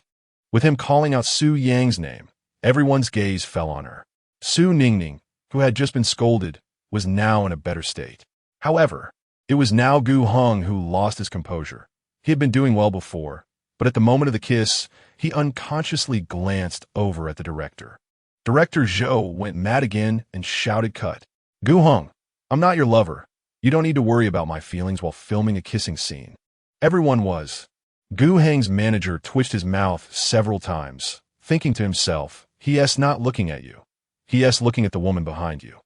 Gu Heng rubbed his forehead. For the first time in years, a woman had thrown him off balance, and he had completely lost his professional demeanor. Director Zhou, furious, downed all the water in his cup. At that moment, Zhou's assistant handed him a phone. "Director Zhou, your call." Zhou glanced at the screen and swiped to answer. "So early?" "Not still, in your gentle embrace." The voice on the other end was lazy and hoarse, laced with laughter. "I woke up this morning and realized the person beside me wasn't you, so I hurried to call you." Director Zhou, feeling teased. He was not in a good mood. The voice continued, "I'm in New York, not much to do today, thought I'd come check out the set." Director Zhou instinctively turned to look at Su Yang, who was busy fiddling with her camera, then looked away. "Are you sure you want to come to the set?" The voice on the other end joked, "Yeah, checking your accounts to see if you spend my money on women." That person was the investor of the film. Director Zhou lowered his voice and joked, "But some people don't really want to see you." There was a brief silence on the other end, as if she was smoking. "She on the set?" Director Zhou, "Yeah." Another moment of silence. "I'm coming over right now." The call ended. Chapter 12, after shooting 3 more takes, it still didn't pass. Director Zhou was so angry he couldn't speak. He had partnered with Gu Heng for 8 or 9 years and collaborated on more than 10 films. This was the first time he saw Gu Heng not putting in effort. The 4th take still didn't pass. "Stop, stop, stop." Director Zhou leaned back in his chair, losing even the desire to curse. Gu Heng's agent couldn't bear it either. He needed to think of a way to temporarily get Su Yang out of here. If she stayed, it wouldn't be Director Zhou who went crazy, but Gu Heng. "Miss Su, let me treat you to coffee as a token of gratitude. The cover we shot for Gu Heng a few days ago. Fans say it's classic and can't be surpassed." Su Yang had a bad impression of Gu Heng and didn't think much of his agent either. So she politely declined, "My stomach isn't great. I don't drink coffee this early. The agent's mouth twitched slightly. This woman, what did Gu Heng see in her? He wouldn't even glance at her when she was throwing herself at him. It was infuriating. Director Zhou felt he particularly needed a strong cup of coffee to calm his anger and turned to his agent, saying, "Just get me Su Yang's order." "Director Zhou, I want 2 sugars, no milk, and add ice." After a half-second pause, he added sincerely, "Thank you." The agent, due to their familiarity, many people in the crew didn't treat this top agent with distance, so it eventually evolved into the assistant director wanting a cup, the script girl wanting one, and Su Ningning also saying she wanted some. In the end, Gu Heng said, "Pack me 1 too, Blue Mountain." Blue Mountain? The agent shot a disdainful glance at Gu Heng. With so many people around, he couldn't expose his artist's shortcomings, holding back his frustration of being a runner. He called his assistant to go downstairs together. Director Zhou had Su Ningning and Gu Heng run through the scene again, looking for the feeling of the kiss. He irritably patted his pockets, wanting to smoke, but they were empty. He couldn't get used to the cigarettes here. Accidentally glancing at the corner of the prop desk, he saw a cigarette that seemed to belong to Gu Heng. Seeing Gu Heng rehearsing with Su Ningning, he didn't disturb them and simply signaled his assistant to get the cigarette for him.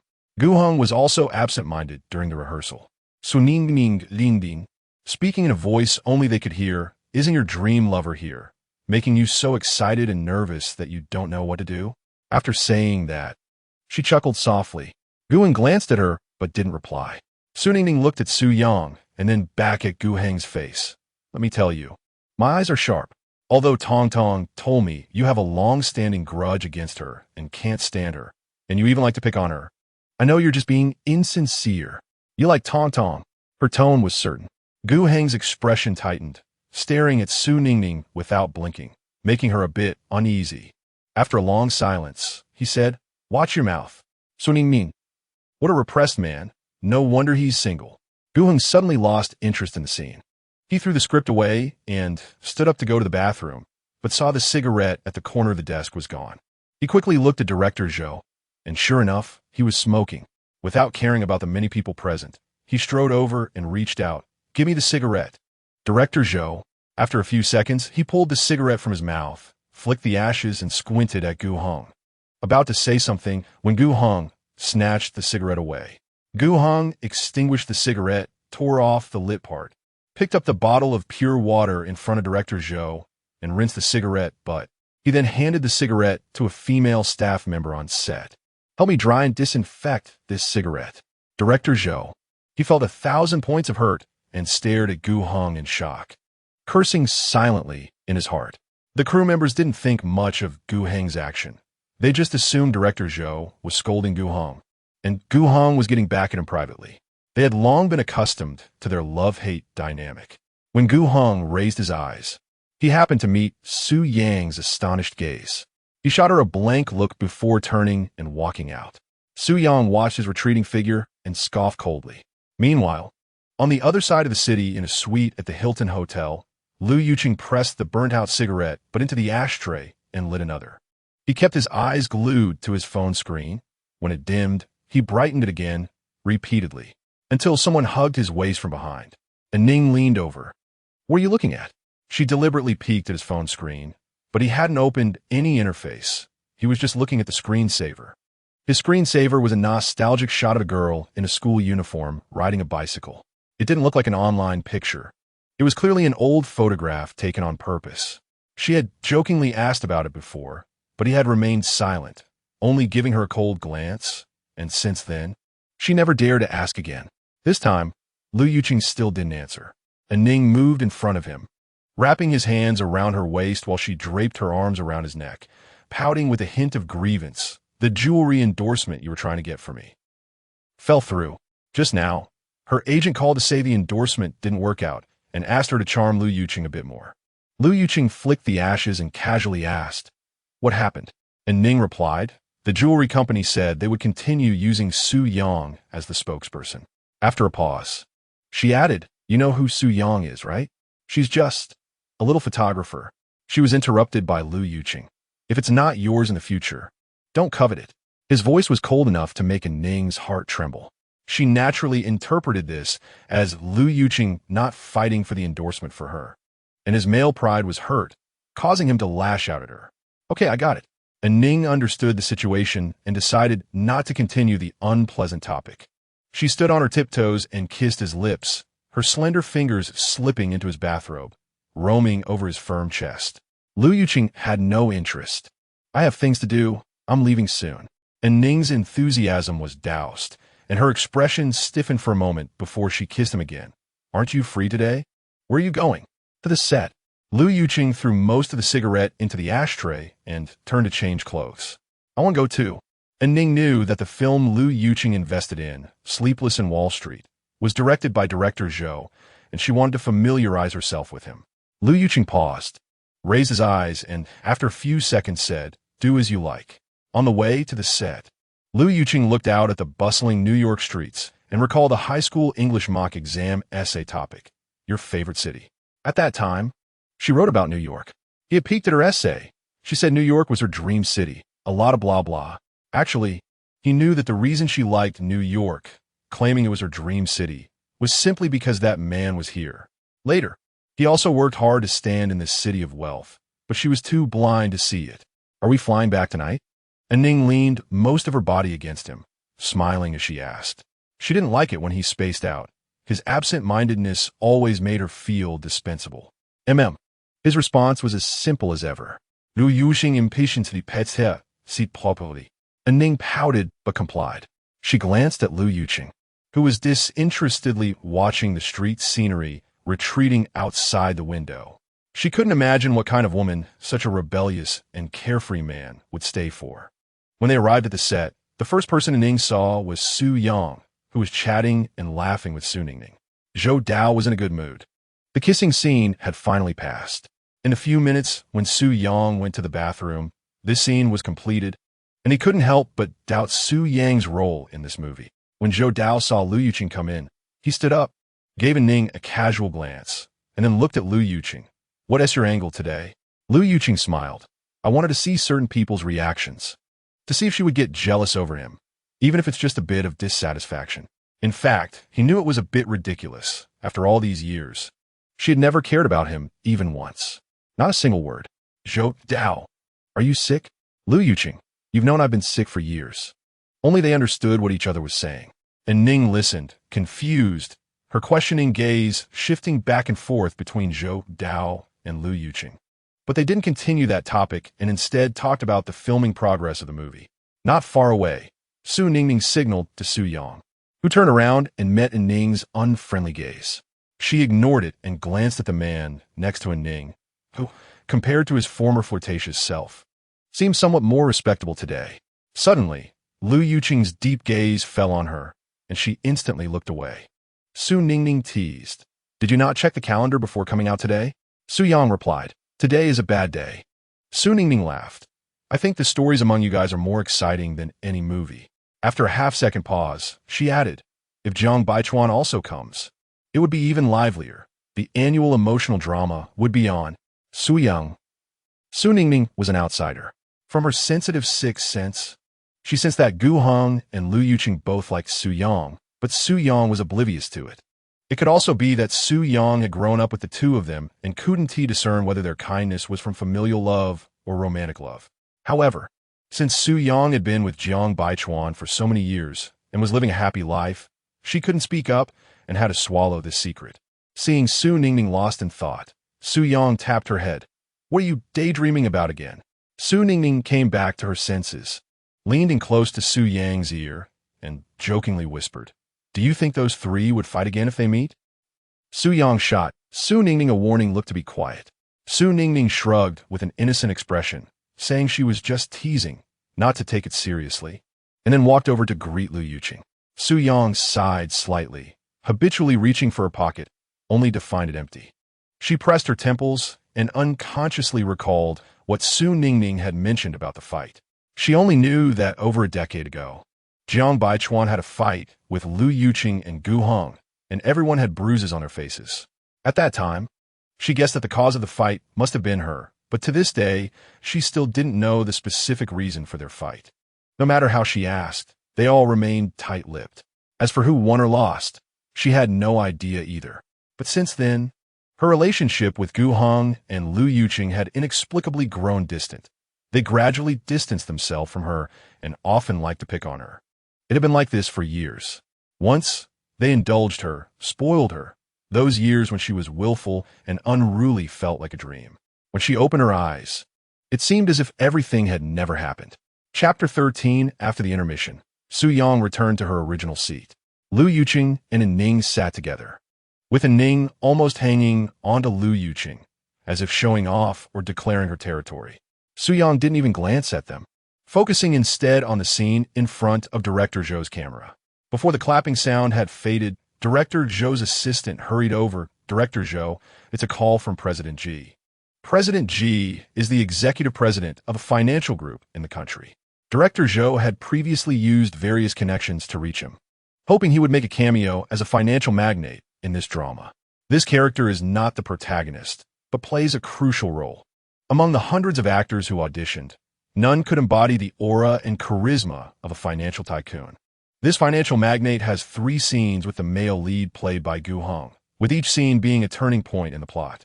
Due to the lack of suitable candidates, he had to turn to a real person from the finance industry for a cameo. In the finance world, the influential, charismatic, and good-looking choice was President Ji, and there was also someone named Jiang Baichuan. However, Jiang Baichuan had outright refused, so he could only approach President Ji, who readily agreed. Director Zhou was unsure if this call was to discuss filming details. Hello, President Ji. After some small talk, President Ji got straight to the point, saying he had just received notification that the Prime Minister would be visiting a certain country in a week, and he, as one of the representatives of the business delegation, would be accompanying the visit, which conflicted with the filming schedule. Director Zhou felt a wave of disappointment, but clung to a sliver of hope. Could I possibly schedule your scenes earlier? They are originally set for this weekend, and the overseas shooting will wrap up next Monday. President Ji replied, I'm really sorry. I have to attend a meeting at the Ministry of Commerce today, and I will be there all week, then traveling next week. He repeatedly expressed his apologies. Director Zhou understood. Such significant matters were not within President Ji's control. After chatting for a few more minutes, the call ended. What happened? Lu Yuqing asked Director Zhou. Director Zhou briefly explained the situation and asked Lu Yuqing, even if President Ji can make time, it will be 3 weeks later, and there's no guarantee he won't have other commitments. Lu Yuqing pondered for a moment and said, if it comes to it, just use an actor. Director Zhou sighed. We won't be able to achieve the shocking effect we envisioned. Just then, Su Ningning walked over, glanced at Su Yang, and suggested for Director Zhou, why not ask Jiang Baichuan? He's much better looking than President Ji. Director Zhou replied, he has to be willing too. Su Yang pretended not to hear, keeping her head down, looking at her phone. Lu Yuqing's gaze unintentionally fell on Su Yang. He knew she wouldn't help him. In fact, if she said a word, Jiang Baichuan would definitely come, but he knew she wouldn't. It was just a movie. Whether it made money or not didn't matter, and whether Jiang Baichuan came to act was even less important. What he wanted was just her attitude. It seemed that if she let Jiang Baichuan come, it would prove that she still loved him. Thinking of this made Lu Yuqing smile bitterly at his own naivety. What was he still hoping for? He once firmly believed that no one could replace his position in her heart, not even Gu Hong. He had imagined that even if she didn't belong to him, she wouldn't belong to Gu Hong either. They might compete for her forever, and the 3 of them, if she didn't marry, neither would they. Living single lives together wasn't impossible. After all, with her stubborn and bad temper, who would want to tolerate that for a lifetime? Except for him and Gu Hong. But then Jiang Baichuan appeared, and everything changed. The dynamics between him, her, and Gu Hong shifted. The girl they both cherished suddenly grew up and walked away with another man. Who could bear that kind of loss, that kind of heart-wrenching disappointment? He didn't know when it started, but the 3 of them had become almost strangers. Years of feelings dissipated like clouds, scattering at the slightest mention. After so many years of companionship, laughter, tears, arguments, pranks, and a youth that could never be replicated, she simply said no, feeling a burning gaze piercing her. Su Yang instinctively turned her face. It was a familiar yet unfamiliar gaze, cold but questioning. This time, she was not afraid, nor did she look away. She shot him a glance, then arrogantly redirected her gaze back to her phone. Lu Yuqing. You see, she will never realize where she went wrong. Meanwhile, Su Ningning smiled at Director Zhou, saying, I'll go find him. He's my brother-in-law's nephew and a good friend of my husband. He will definitely give you this face. Su Yang looked up, signaling Su Ningning to mind her own business, knowing that Jiang Baichuan would not do anyone any favors. She knew him too well. But Su Ningning completely ignored her warning, acting as if she didn't see it. Director Zhou didn't hold much hope either. Asking Jiang Baichuan to act in a film invested by Lu Yuqing was almost like a fantasy. He had been outright rejected once and had not dared to hope again. But with Su Ningning taking the initiative, he couldn't dampen her enthusiasm, so he allowed her to contact him immediately, as the shooting schedule could not afford any delays. Su Ningning went to the lounge, and Su Yang followed her. Once in the lounge, Su Yang tapped Su Ningning's head. Did you get water in your ears? If he was willing to come, it would be a surprise. Let's see how you explain this to Director Zhou. With a serious expression, Su Ningning replied, Tong Tong. You don't know how much effort our entire team has put into this drama, and how many difficulties we have overcome. From the director to the cooperating actors and all the crew members, I've been filming for so many years. And this is the first time I've encountered such a high-quality team, so the feelings are different. Sighing slightly, Su Ningning continued, It's like my child. I hope every detail can be the best, just like you strive for perfection in your work. Su Yang understood her, because she was also strict with herself. She thought of Lu Yuqing's earlier gaze, feeling a bit resentful that he saw her as cold-hearted. Given their past relationship, it wouldn't be right for her not to help. But then, how had their relationship changed so drastically? She still couldn't comprehend it. Su Yang quickly stopped her memories. Feeling a pang of sympathy, she took out her phone, preparing to call Jiang Baichuan, unsure if he would give her any face. Seeing Su Yang take the initiative to call Jiang Baichuan, Su Ningning excitedly hugged her and kissed her cheek. I knew you loved me the most. Su Yang pushed her away. You'd better keep your distance. If Jiang Baichuan sees you kissing me, he will definitely refuse without hesitation. Su Ningning. When the call connected, it was quiet on Jiang Baichuan's end. His voice was low. Are you done? Su Yang. Not yet.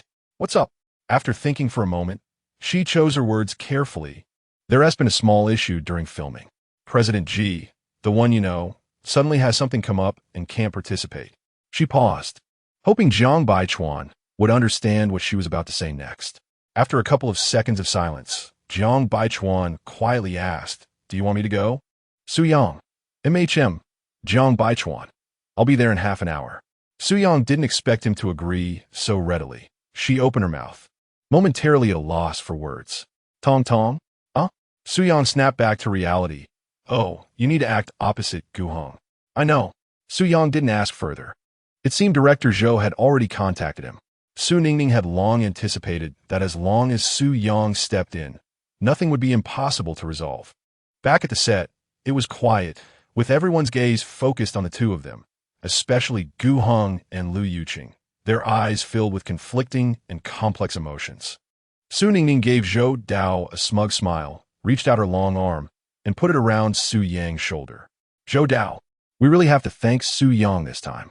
She's so eloquent and smooth-tongued, helping say a lot of nice things. Even Jiang Baichuan couldn't resist it. Zhou Dao was excited but tacitly understood the fact that Jiang Baichuan and Su Yang were a couple. After all, no one in the crew, apart from a few of them, knew about it. He followed up on Su Ningning's words and asked, Jiang Baichuan agreed?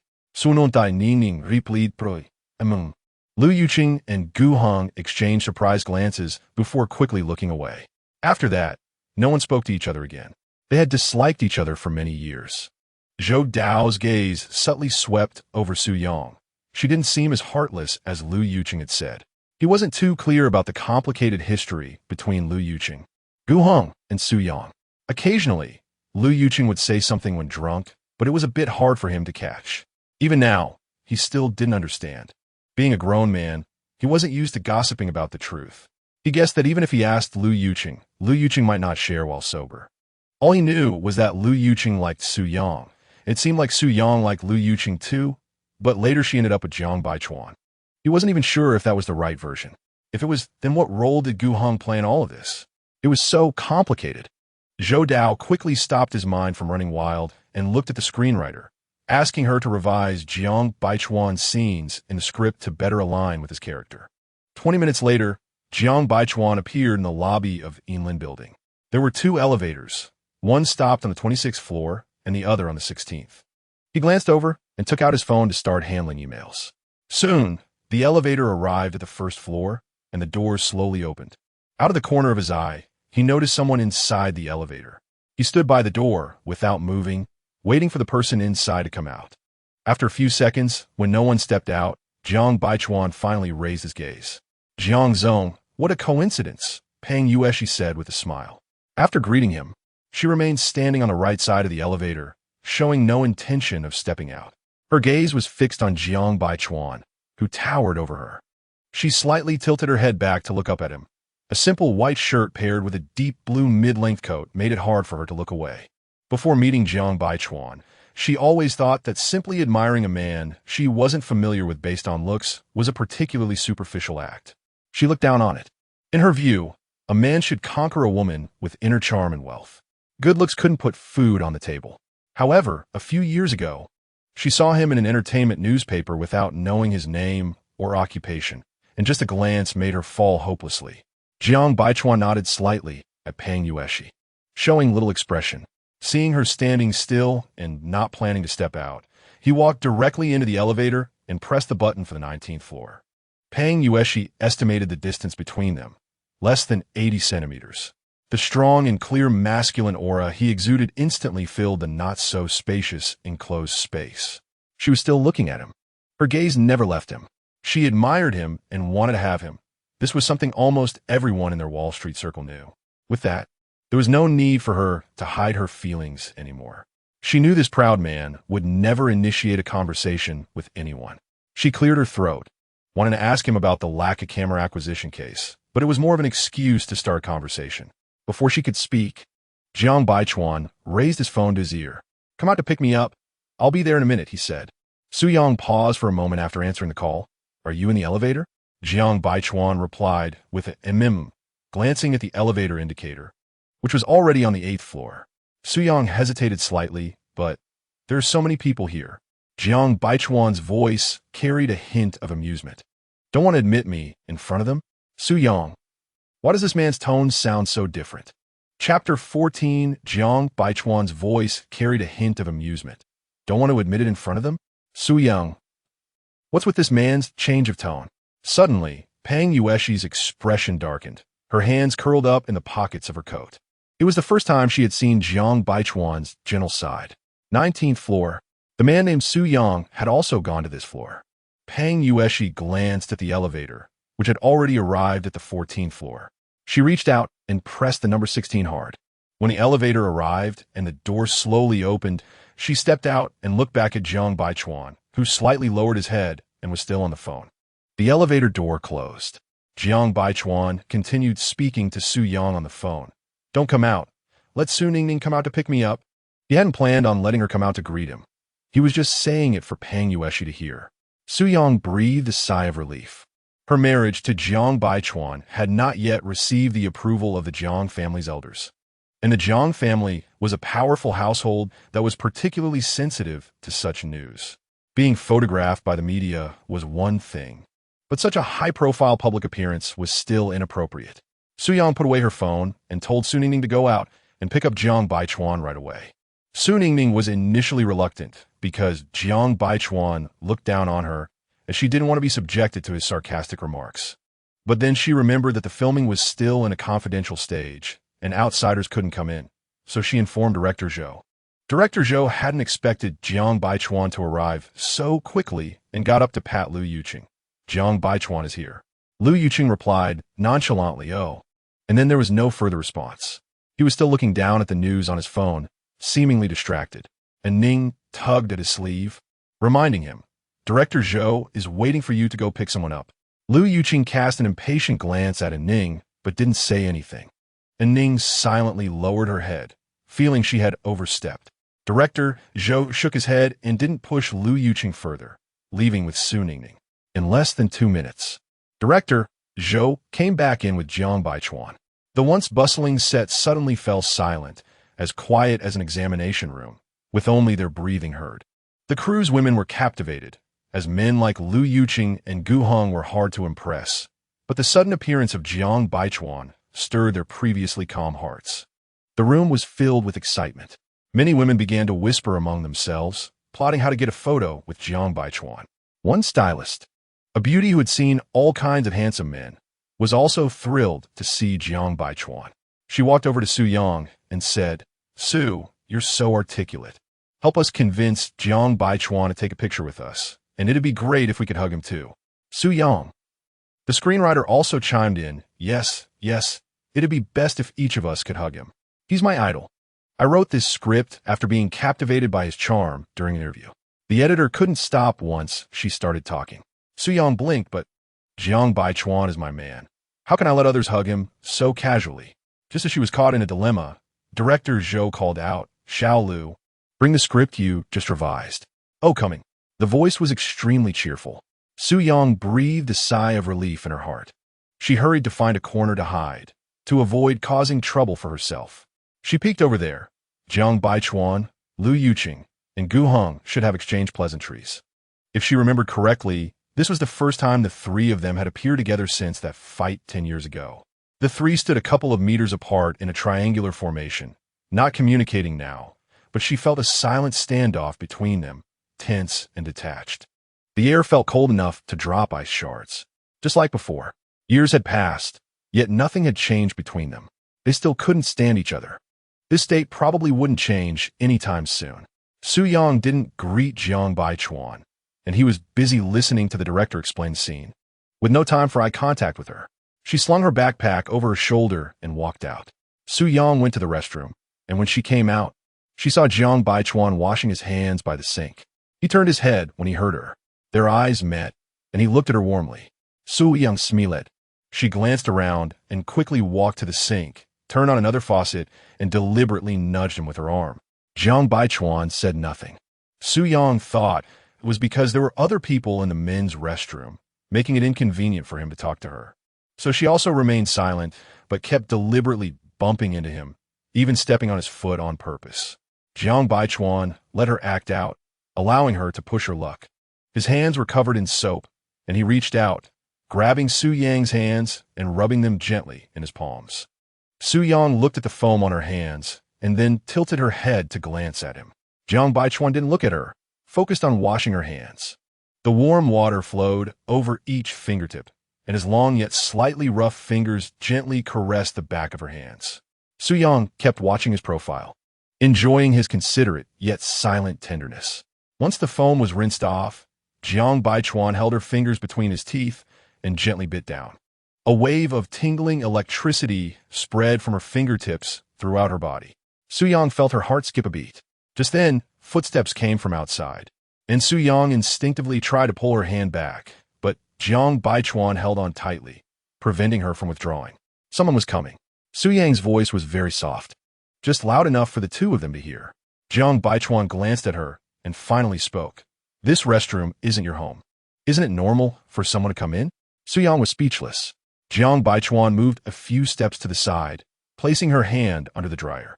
Amidst the roaring hot air, the footsteps approached, and it seemed like more than one person. Su Yang turned her face to see that it was actually Lu Yuqing. Looking further back, she realized, oh, they were coming in groups to the restroom. The droplets on her hands had dried, and Jiang Baichuan released her hand, ruffling her long hair. "Don't wander too far. After filming, I'll come find you." After saying that, he turned and left. Lu Yuqing's gaze was calm, yet piercing. His eyes narrowed as he stared at Su Yang. After a moment, he said, "Did you injure your hand? Can't wash it yourself?" Su Yang. Just as she was about to retort, Gu Heng spoke up. Gu Heng said to Lu Yuqing, "Are you sick? Why are you being so harsh with her?" Lu Yuqing licked his teeth with his tongue. Yeah, if he wasn't sick, would he follow Jiang Baichuan to the restroom? Suddenly, he smiled, full of mockery. "Gu Heng, don't rush to defend her. Are you sure you're a normal person?" Gu Heng's expression tightened, and he didn't respond. Su Yang felt that at this moment. She should try to minimize her presence. Whenever these two had a falling out, she would inevitably get caught in the crossfire. For many years, they had always been at odds, not yielding to one another. She didn't need to endure such humiliation here, especially under their irrational circumstances. She treated Lu Yuqing's hurtful comment earlier as if it were just a dog biting her. With a calm glance at them, she turned and left this place of contention. When Jiang Baichuan returned to the set, director Zhou continued to explain the scene to him. However, when he casually looked up, he caught Lu Yuqing's cold gaze. He glanced at Lu Yuqing indifferently, continuing to listen to director Zhou as if nothing had happened. Once director Zhou finished speaking, the screenwriter handed him the script again. Jiang Baichuan read it very carefully. After going through 2 pages, he frowned slightly and looked at the screenwriter. "Would you mind if I offered some suggestions?" The screenwriter shook her head. "Thank you for your guidance. I'm not a professional in finance and lack a lot of knowledge. Although I consulted some relevant financial professionals for reference, not everyone in the finance circle has the genuine opportunity for large-scale business negotiations like Jiang Baichuan." After pausing for 2 seconds, Jiang Baichuan tactfully said, "Some of the dialogues you wrote are immature." Screenwriter: "So that means childish." However, that was already a concession on his part. Jiang Baichuan: "Real business negotiations are brutal, with no personal feelings, only interests. Being soft-hearted won't allow you to survive on Wall Street." He took out his pen and wrote what he thought was more appropriate beneath the original dialogue. Director Zhou continued filming the scenes between Su Ningning and Gu Heng, and at the end, he turned to see that Jiang Baichuan was still seriously revising the lines. The screenwriter couldn't help but feel that the saying "the pen reflects the person" seemed to have some truth to it, as he looked at the powerful and beautiful penmanship. Jiang Baichuan revised all the dialogues from the 3 scenes and handed the modified script to the screenwriter. "Discuss it with director Zhou. If it doesn't fit the overall storyline, I'll still go with your original lines." Ultimately, director Zhou decided to go with the revised version. He didn't expect the filming to go so smoothly. Aside from the first scene where Jiang Baichuan wasn't in the zone and had 6 consecutive NGs, the subsequent scenes were all shot in 1 take. Even better than he had anticipated. After filming, Jiang Baichuan sent a message to Su Yang. "Where are you?" Su Yang replied, "Looking up at Wall Street." Jiang Baichuan: "Send me a screenshot of your exact location. I'll come find you." He got up, grabbed his coat, said goodbye to director Zhou, and hurriedly left. In the CAF, Lu Yuqing saw Su Yang looking down at her phone and asked her, "Jiang Baichuan?" Su Yang did not raise her head, replying, "Yeah." She had just arrived at the CAF not long ago, and before she could finish her cup of coffee, Lu Yuqing showed up, followed shortly by a message from Jiang Baichuan. After sending the message, Su Yang looked up and asked, "How did you know I was here?" Lu Yuqing lazily leaned back on the sofa, his right arm casually resting on the back, his eyes slightly squinted as he stared at her. After a moment, he replied, "A meeting of minds." In fact, he had his bodyguard follow him, and after dropping Ning off at the hotel, he came back to look for her. Why'd he come to find her? He couldn't even explain it to himself. Su Yang knew he wouldn't talk to her nicely, so she stopped engaging, picked up her coffee cup, and turned her face towards the floor-to-ceiling window. After a brief silence, Lu Yuqing kept staring at her and asked, "When are you getting a divorce?" Su Yang didn't turn around, impatiently replying, "Lu Yuqing, you really should see a psychiatrist." Over the years, no matter the occasion, whenever there was a chance to talk privately, he would always ask, "When are you breaking up?" Since she married Jiang Baichuan, breaking up had changed to divorce. She really wanted to shout at him, "What business is it of yours who I date or marry?" But after so many years of feelings between them from age 9 to 19, she couldn't bring herself to say something so hurtful. Even her parents didn't interfere with whom she dated. What right did Lu Yuqing and Gu Heng have to meddle? Her man was her choice. And as long as she liked him, their disapproval meant little. Why had they become distant over this? She couldn't understand it. When she asked them, they wouldn't say a word. Once she had insomnia for half a year due to a fallout with them. Su Yang put down her coffee cup, pressed her temples, and the more she thought about it, the more unbalanced she felt, starting to confront him. "Don't you like petite and delicate women? What happened? Rejected by your dream girl. So you start degrading yourself and look for tall women like a Ning?" Lu Yuqing was taken aback and thought for a while. He remembered that it was during their first year of high school, when after class, he and Gu Heng were doing her chemistry and physics homework on the playground while she lay on the grass, humming a tune. Suddenly, she asked him, "Hey, It's almost been a month since school started. Do you have a crush on any pretty girls in our class? The three of them had been classmates from third grade to senior year, their fates intertwined as if they were destined to be entangled for life. He recalled casually saying, "I like the petite and delicate class monitor. She looks like someone who needs protection." At that time, Su-young was already 7 meters tall, and perhaps feeling guilty, he picked a girl who was shorter than her to brush her off. Then she asked Gu-hung, "What about you?" Gu-hung looked at her but didn't say anything, continuing to focus on her homework. He answered for Gu-hung. Gu-hung also likes the class monitor. We're rivals. Planning to confess after the college entrance exam. Then he jokingly asked her, "Who do you think will succeed in confessing?" The result was, did that touch a sore spot and leave her speechless? Su-yang's words interrupted his train of thought. Liu Yuqing snorted coldly, unwilling to continue the conversation. He glanced at his watch, got up, picked up her coffee cup, finished it in 2 gulps, slammed the cup back on the table, and turned to leave. Su-young. He must have lost his mind. She ordered another cup of coffee, and, just as the server walked away, Jiang Baichuan arrived and sat down beside her. Su-young handed him the coffee. "How did you finish filming so quickly? I thought you'd be shooting until midnight." Jiang Baichuan took a few sips of coffee and then brought the cup to her lips. She pressed against the rim and took a sip. He said, "Acting with Gu-hung helps me find the feel of the business world and get into character quickly." Su-young smiled. Gu-hung studied finance in college, and his father was the hidden boss of Inlin Asset Management Company.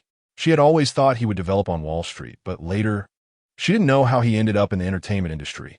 It was quite baffling. Jiang Baichuan checked the time and said, "I need to hurry to the company.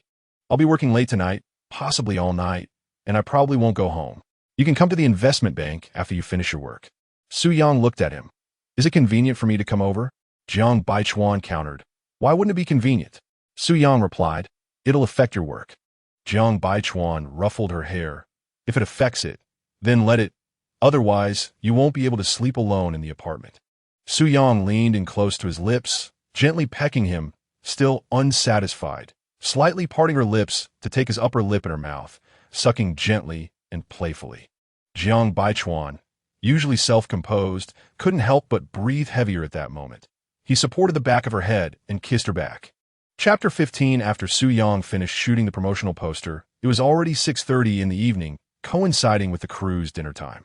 Director Zhou asked her what she wanted to eat, saying he could prepare something special for her. Su-young blinked. "Are we eating on set?" Director Zhou nodded. Su-young smiled. "Anything is fine?" Director Zhou.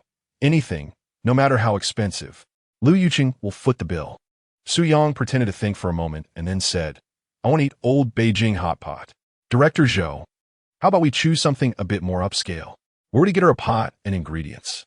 Su-young laughed and teased him.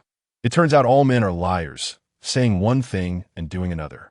Director Zhou. "I can't argue with that." Su-young packed her camera, quietly told him she was going to check in, and Director Zhou understood this meant she was in a hurry for a date. So he didn't keep her chatting. As she passed the lounge, the door was slightly ajar. She instinctively turned her head to look inside and happened to meet Gu Heng's gaze. He was eating, and she didn't plan to speak to him, so she moved forward. Tong tong. Su-young suddenly stopped, and when she turned, Gu Heng had already walked to the door and opened it, entering. "What's the matter?" Su-young asked. Gu Heng repeated, "Come in." Su-young didn't move, quietly looking at him. Gu Heng, unable to insist further, softened his voice. "Come in." He opened the door a bit wider, stepping aside to give her some space. Su-young hesitated for 2 seconds, but still walked into the lounge. There was only him in the lounge, and she didn't sit down, standing by the sofa, asking him, "What is it?" "Contact my agent for work-related matters." Gu Heng closed the door, leaned against the wall, looked at her calmly, and sighed before saying, "There's a high school reunion before the new year." Su-young responded, "Oh, isn't there one every year? So what's there to talk about?" "Gu Heng, are you going this year?" She had never attended even once. "Su-young, it's hard to say. I might be busy." Even if she had nothing to do, she wouldn't go. Gu Heng looked at her thoughtfully. "How about this? Let me know when you're free, and I'll arrange it for that day." Su-young smiled, her smile sarcastic. "Do you think just because you're the class monitor, you can do whatever you want?" Gu Heng didn't care about her sarcasm. "Give me your WeChat, and when you're free, message me." "Su-young, my phone number." Gu Heng pressed his tongue against his lower teeth. Took a long time to say, "I don't know your new number." She had changed her number, but hadn't told him. Su Yang provided her phone number, and Gu Heng added her WeChat right away.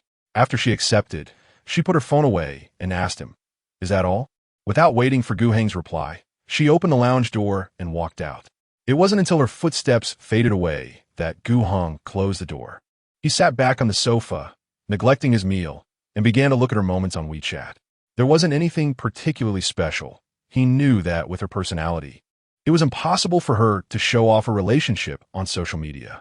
But he noticed that among the list of people who liked a certain post, Lu Yuqing's WeChat avatar appeared.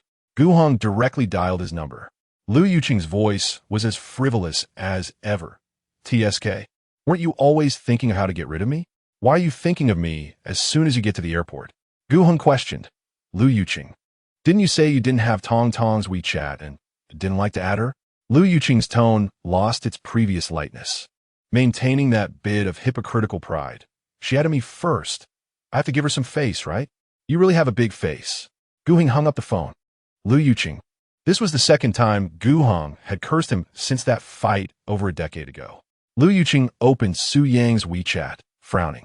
Was Gu Heng out of his mind? He liked every single one of Su Yang's posts. He was really sick, foolish, and childish. In that moment, Lu Yuqing suddenly realized that he and Gu Heng were both idiots. Lu Yuqing rubbed his forehead and suddenly turned to his secretary beside him.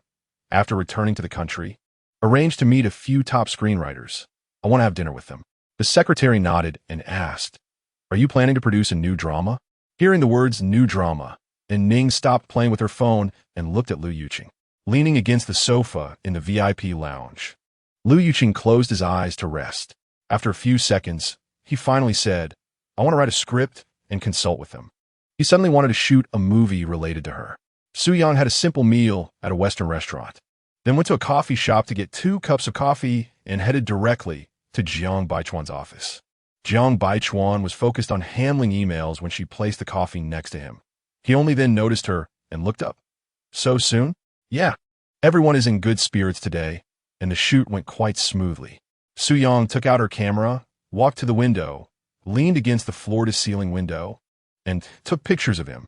She liked to take photos of him when she was free, and Jiang Baichuan had long since gotten used to it. After Jiang Baichuan finished the last email, his long fingers hidden her, and he looked at Su Yang, who was still taking pictures, happily engrossed. Having finished his coffee, he raised the cup and shook it at her. "Baby, pour me a glass of water." Su Yang was quite pleased because she was recording a video. She turned it off, hung the camera around her neck, walked over to him, and raised her eyebrows. "Repeat what you just said." "Jiang Baichuan, pour me a glass of water." Su Yang squinted her eyes, and Jiang Baichuan chuckled lightly, but remained silent, continuing to look at her with a warm and somewhat indulgent gaze.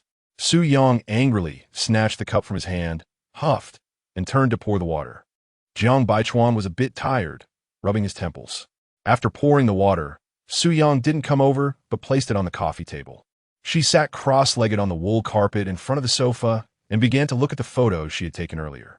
Jiang Baichuan waited for a minute, and when he didn't receive the water, he looked up again, Tong Tong, reminding her to bring him the cup.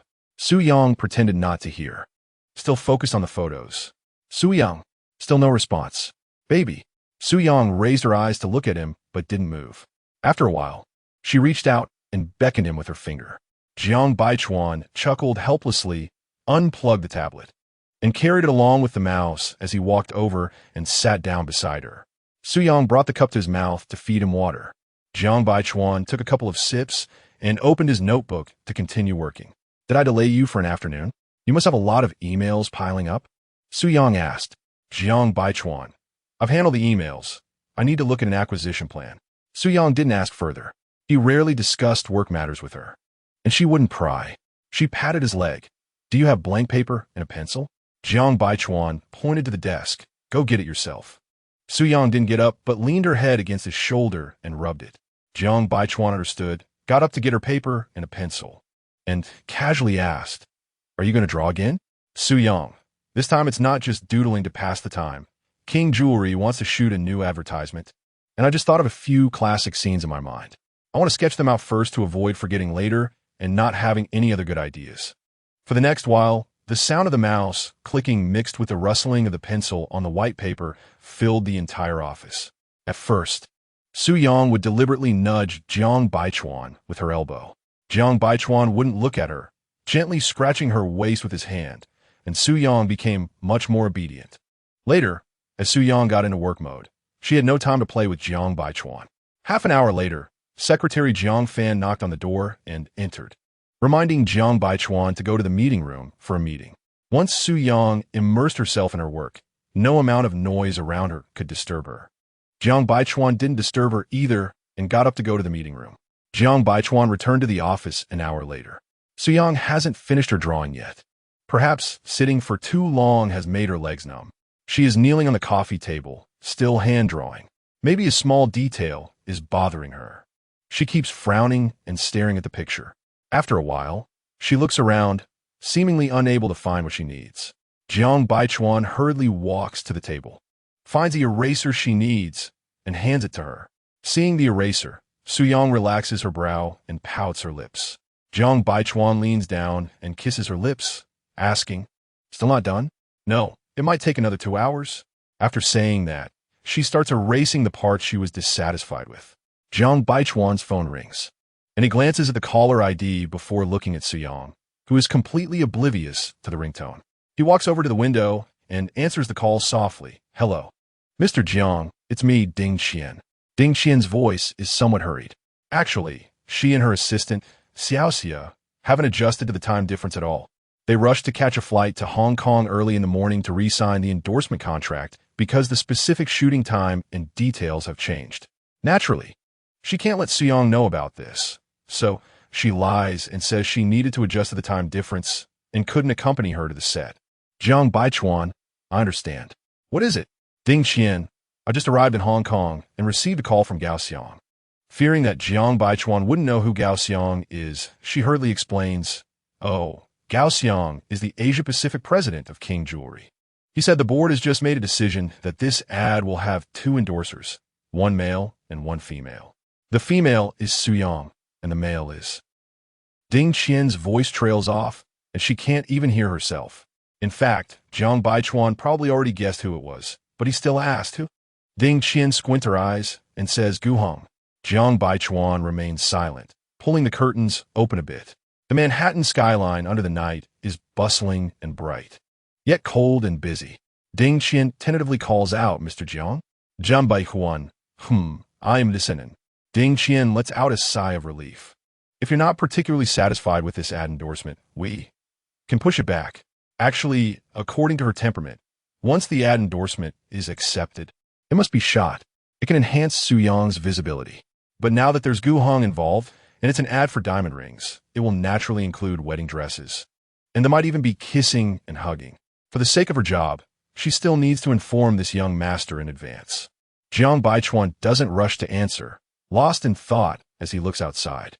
King Jewelry's sudden decision to invite Gu Heng is naturally to leverage his fame to boost Su Yang's visibility. This is the sincerity of King as president. Little does he know, he doesn't need it at all. However, he cannot ignore their goodwill. Shooting an ad for diamond rings naturally requires wearing wedding dresses. Although they have registered their marriage, they have yet to hold a wedding or take wedding photos, which means her first time wearing a wedding dress isn't for him. That's fine. But now there's also Gu Heng, a man who has loved her for many years. Ding Qian on the other end of the phone waits for a long time, but still doesn't hear a word from Jiang Baichuan. The silence on the call is quite uncomfortable. Ding Qian thinks Jiang Baichuan has hung up, but when she looks at her phone, it's still connected. She secretly sighs and continues to wait. Jiang Baichuan turns to look at Su Yang. She is still erasing and making changes, unconsciously biting her lower lip, completely focused, looking ethereal. After struggling for a moment, he speaks into the phone, "Go sign the contract." After ending the call, Jiang Baichuan sits back down beside Su Yang. She has already finished 3 drawings, stretches, and turns to Jiang Baichuan. "Are you done with your work?" "No, just taking a break." Jiang Baichuan's gaze remains on her sketches. He rarely inquires about her work, just as he seldom discusses financial matters with her. It's like crossing a mountain. But this time he couldn't help but ask. Pointing at the sketch, "This wedding dress is so simple." Suyang leans against his shoulder and glances at the sketch. It's not a wedding dress, it's a gown. A hint of hope rises in Jiang Baichuan's heart, but his face remains calm. Shouldn't you be wearing a wedding dress for a diamond ring ad? Suyang rubs against him and then wraps her arms around his neck. It doesn't necessarily have to be a wedding dress. I want to shoot something wild, not a trend, but I don't know if this shooting plan will be approved by Heng's higher-ups. Jiang Baichuan strokes her neck, suggesting that maybe it could be accepted. Suyang looks at him and smiles lightly. Actually, the first time I wear a wedding dress, I want to wear the one you bought for me. So I have a little selfishness, seeing if other shooting plans could be approved. Jiang Baichuan gazes at her steadily, his expression unchanged, and there's no sign of surprise in his eyes, but they're deep enough to drown her. Suyang knows this man is not romantic and doesn't say sweet words. He just loves to watch her. She hooks her arms around his neck, pulls him down, and presses her lips against his. After a passionate kiss, their breathing is unsteady. Jiang Baichuan buries his head in her neck, his voice low. There's no tea in the office. I'll satisfy you in another way. Okay? Suyang knows that his other way means using his mouth, but this is the office, and he is clean and self-disciplined. After so many years together, no matter how impulsive they have never done it in his office. She shakes her head. Let us go home. After calming down, he finally releases her and pours her a glass of warm water. Suyang takes a sip and looks up at him. Next year, will you definitely shift your work focus to the domestic market? Jiang Baichuan nods. I'll be running between both places, but I'll spend more time in the domestic market than before. The online financial system in the country is now ahead of other countries, and this is an opportunity. Suyang has a basic understanding and doesn't ask further. What she cares about most is that he will spend more time with her in the future, and they could consider having a child next year. She looks at him, thinking she should give him a daughter so he can experience having a little lover. After their intimacy, they both get busy again. Jiang Baichuan continues to review the acquisition plan for Laka, while Suyang sketches down the classic scenes she has in mind. At 3 a.m, Suyang finishes her work, and Jiang Baichuan is still modifying the plan. She doesn't disturb him, snuggling on the sofa while looking at her phone. Earlier, her phone had been on silent, and now she turns it on to find a message from a few minutes ago. Ding Qian, Suyang, the endorsement for King Jewelry has been finalized. You will be shooting with the male lead, the film Emperor. ULL go to Hong Kong to shoot at the beginning of next month.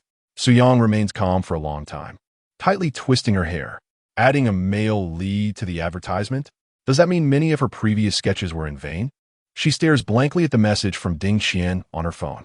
For a diamond ring ad featuring a male and female lead, the chances of not wearing wedding dresses seem very slim.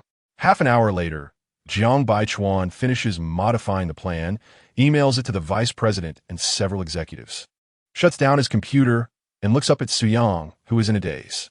Jiang Baichuan walks over to her. Are you tired? Suyang shakes her head. I haven't adjusted to the time difference yet. Not tired. Are you done? Jiang Baichuan pulls her up from the sofa. I'll take you home to sleep. Suyang asks, what about you? I'll rest for 2 hours and then come back for a meeting.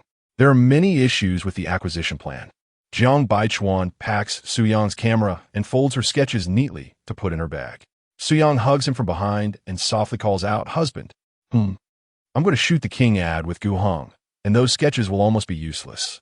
With 2 people shooting, how can we capture a wild beauty? I've thought for over half an hour and still have no clue, but we need to shoot early next month, which is next weekend. Jiang Baichuan turns his head. Go home and get some sleep.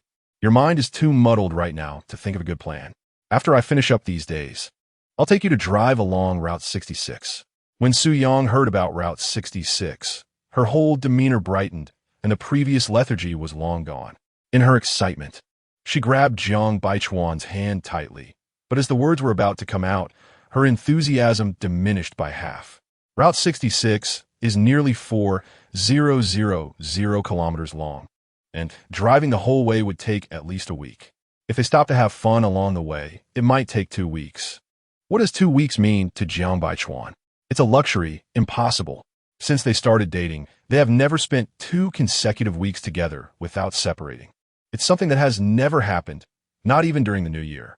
After a few seconds, Suyang's mind became clearer and calmer. But she still looked at Jiang Baichuan eagerly. Are we really going to drive the entire Route 66? Jiang Baichuan stared at her for a few seconds, cleared his throat twice. We'll fly directly to Chicago, start from the starting point, have some fun, and then fly back. Su Yang. So that's how it is. She wrapped her arms around his waist and proposed. How about this?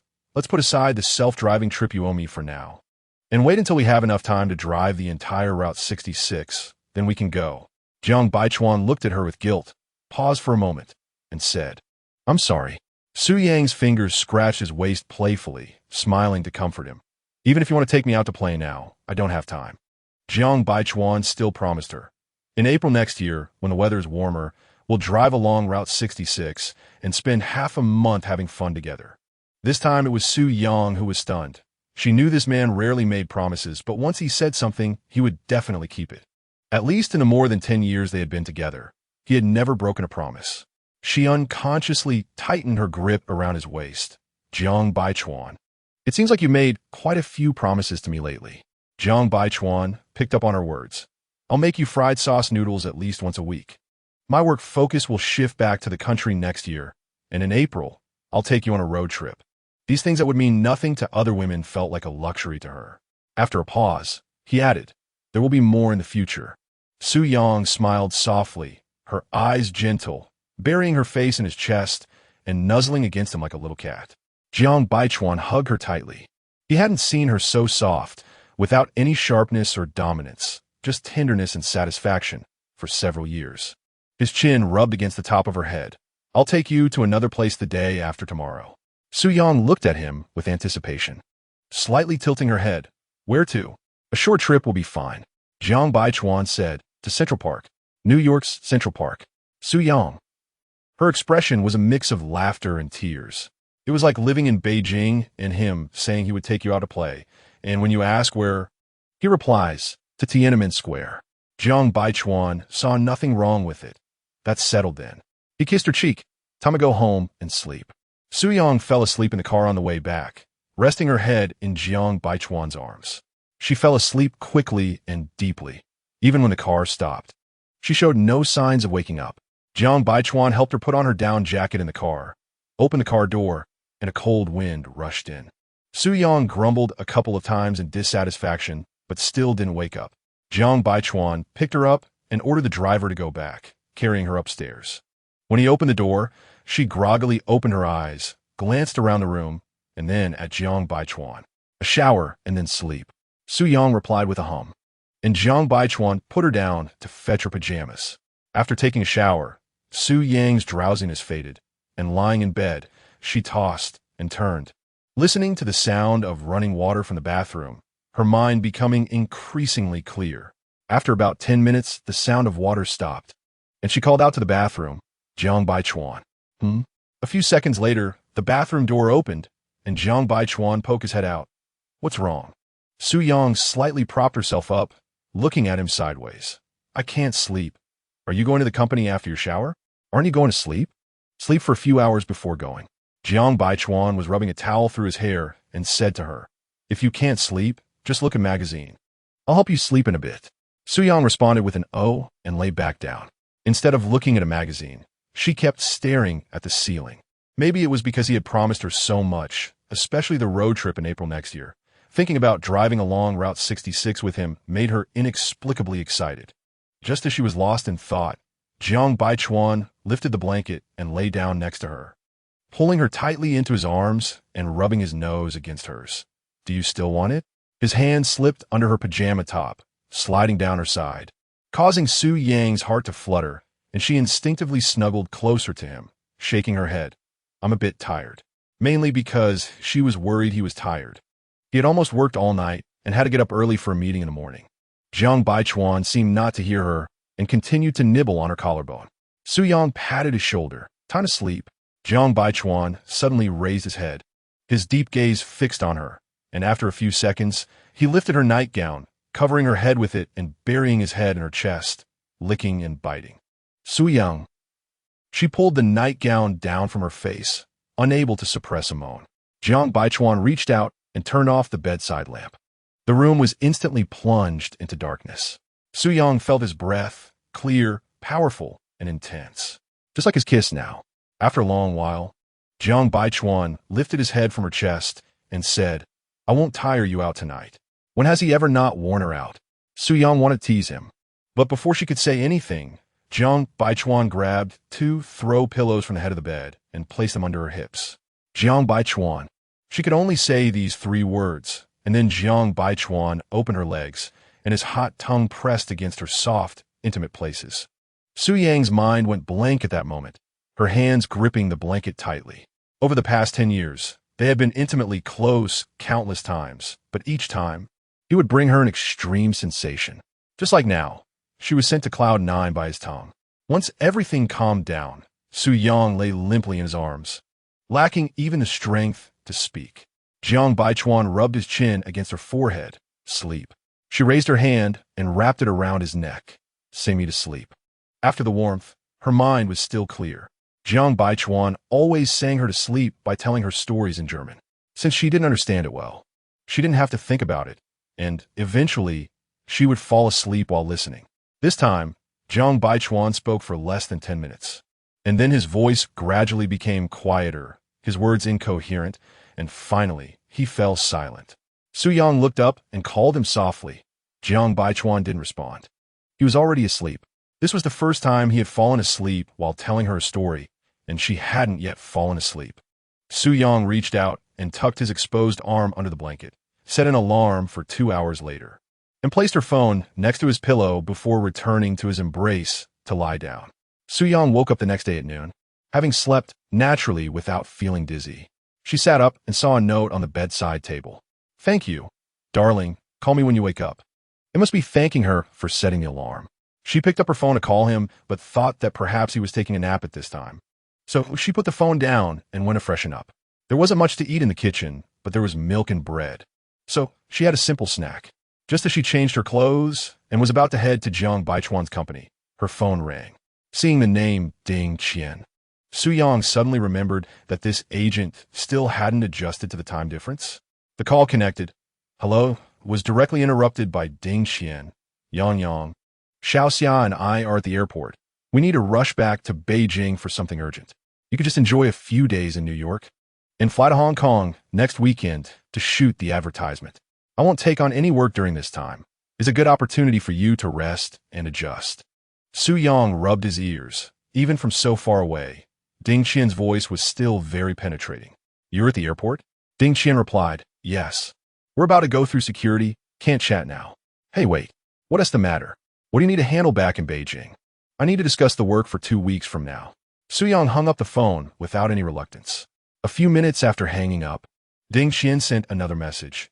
Baby, your Weibo has fallen again, and this time it's trending. Congratulations, smiley face Su Yang. No wonder she wants me to play in New York for a few days. She's avoiding the spotlight here. She didn't ask much and quickly logged onto her Weibo. Wow, it was quite spectacular. After looking closely, she realized it was related to the jewelry endorsement. The photo that Xiao Jin had previously uploaded, where she was wearing a diamond ring, featured the new model from King. That wasn't the main point. The main point was that netizens had initially claimed it was Jiang Baichuan's proposal ring, but for some reason, it had now transformed into her snatching Xiao Jin's jewelry endorsement. Countless netizens collectively condemned her, saying that this new endorsement was originally meant for Xiao Jin, but was hijacked by her midway. The reasoning was that Xiao Jin was the first to wear this new model, actually to promote the new product launch. They thought the endorsement was almost guaranteed, but unexpectedly, Su Lianhua popped up out of nowhere. No one knew who Su Lianhua was involved with this time. Su Yang couldn't help but laugh after reading it. Su Lianhua. It's a pity Xiao Jin isn't directing. Her self-directed performances are top-notch. Su Yang exited Weibo and replied to Ding Qian. If I don't solidify this Su Lianhua title, it wouldn't do justice to Xiao Jin's hard work, would it? Ding Qian. Su Yang. Let's play with her. Chapter 16, Su Yang did not rush out. She put down her bag, took out her camera and data cable. She opened her laptop and uploaded all the photos she had previously taken of Jiang Baichuan to the computer, selecting one that made her heart flutter upon seeing it. In the photo, Jiang Baichuan was slightly bowing his head, looking at the computer with a cold expression, focused and serious. A few buttons of his shirt collar were undone, casually just right, and his sleeves were rolled up to his forearms. There was an indescribable laziness and ease about him, yet it did not diminish the strong and fierce aura he exuded. This was a side of Jiang Baichuan that outsiders had never seen in a work setting. Su Yang opened Weibo and began to write a new post. Little Lambs, here comes the benefit. Little Lambs was the nickname for Su Yang's fans. After finishing the text, she uploaded the photo of Jiang Baichuan. The cursor hovered over the post button for about 3 minutes. Finally, squinting her eyes, she clicked post. She did not linger and directly shut down her computer. Taking several deep breaths, she finally stood up, grabbed her bag, and left the apartment. Su Yang did not take a taxi to Jiang Baichuan's company. She remembered the way and walked there. Today in New York, the weather was sunny and warm.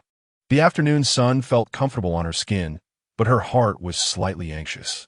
She asked herself again, was it an impulsive decision? The answer was, regardless of whether it was a spur-of-the-moment decision or not, it had already become a fact. So regretting it was pointless. At that moment across the ocean, in distant Beijing, it was late at night, but the nightlife for netizens was just beginning. Xiao Jin was preparing to sleep after taking a shower when she received a call from her agent, Lisa. Hello, what's the matter? Lisa's voice was anxious and hurried. Did you see Weibo? Xiao Jin felt a jolt in her heart. She had no idea what was going on, but had a premonition that it wasn't good. What happened? She held her breath. Lisa said, Su Yang posted a photo of Jiang Baichuan on Weibo. What? Xiao Jin almost shouted, her tone filled with surprise, followed by panic. Lisa continued, it seems that our previous news about competing for endorsements angered her, and she simply announced her relationship with Jiang Baichuan. Xiao Jin held her forehead, unable to recover for a long while. Has Su Yang gone mad? She knew Su Yang would retaliate, but she didn't expect it to be in such an intense and unexpected way. Xiao Jin? The agent called her name when she didn't respond. Xiao Jin came back to her senses. What exactly did Su Yang want?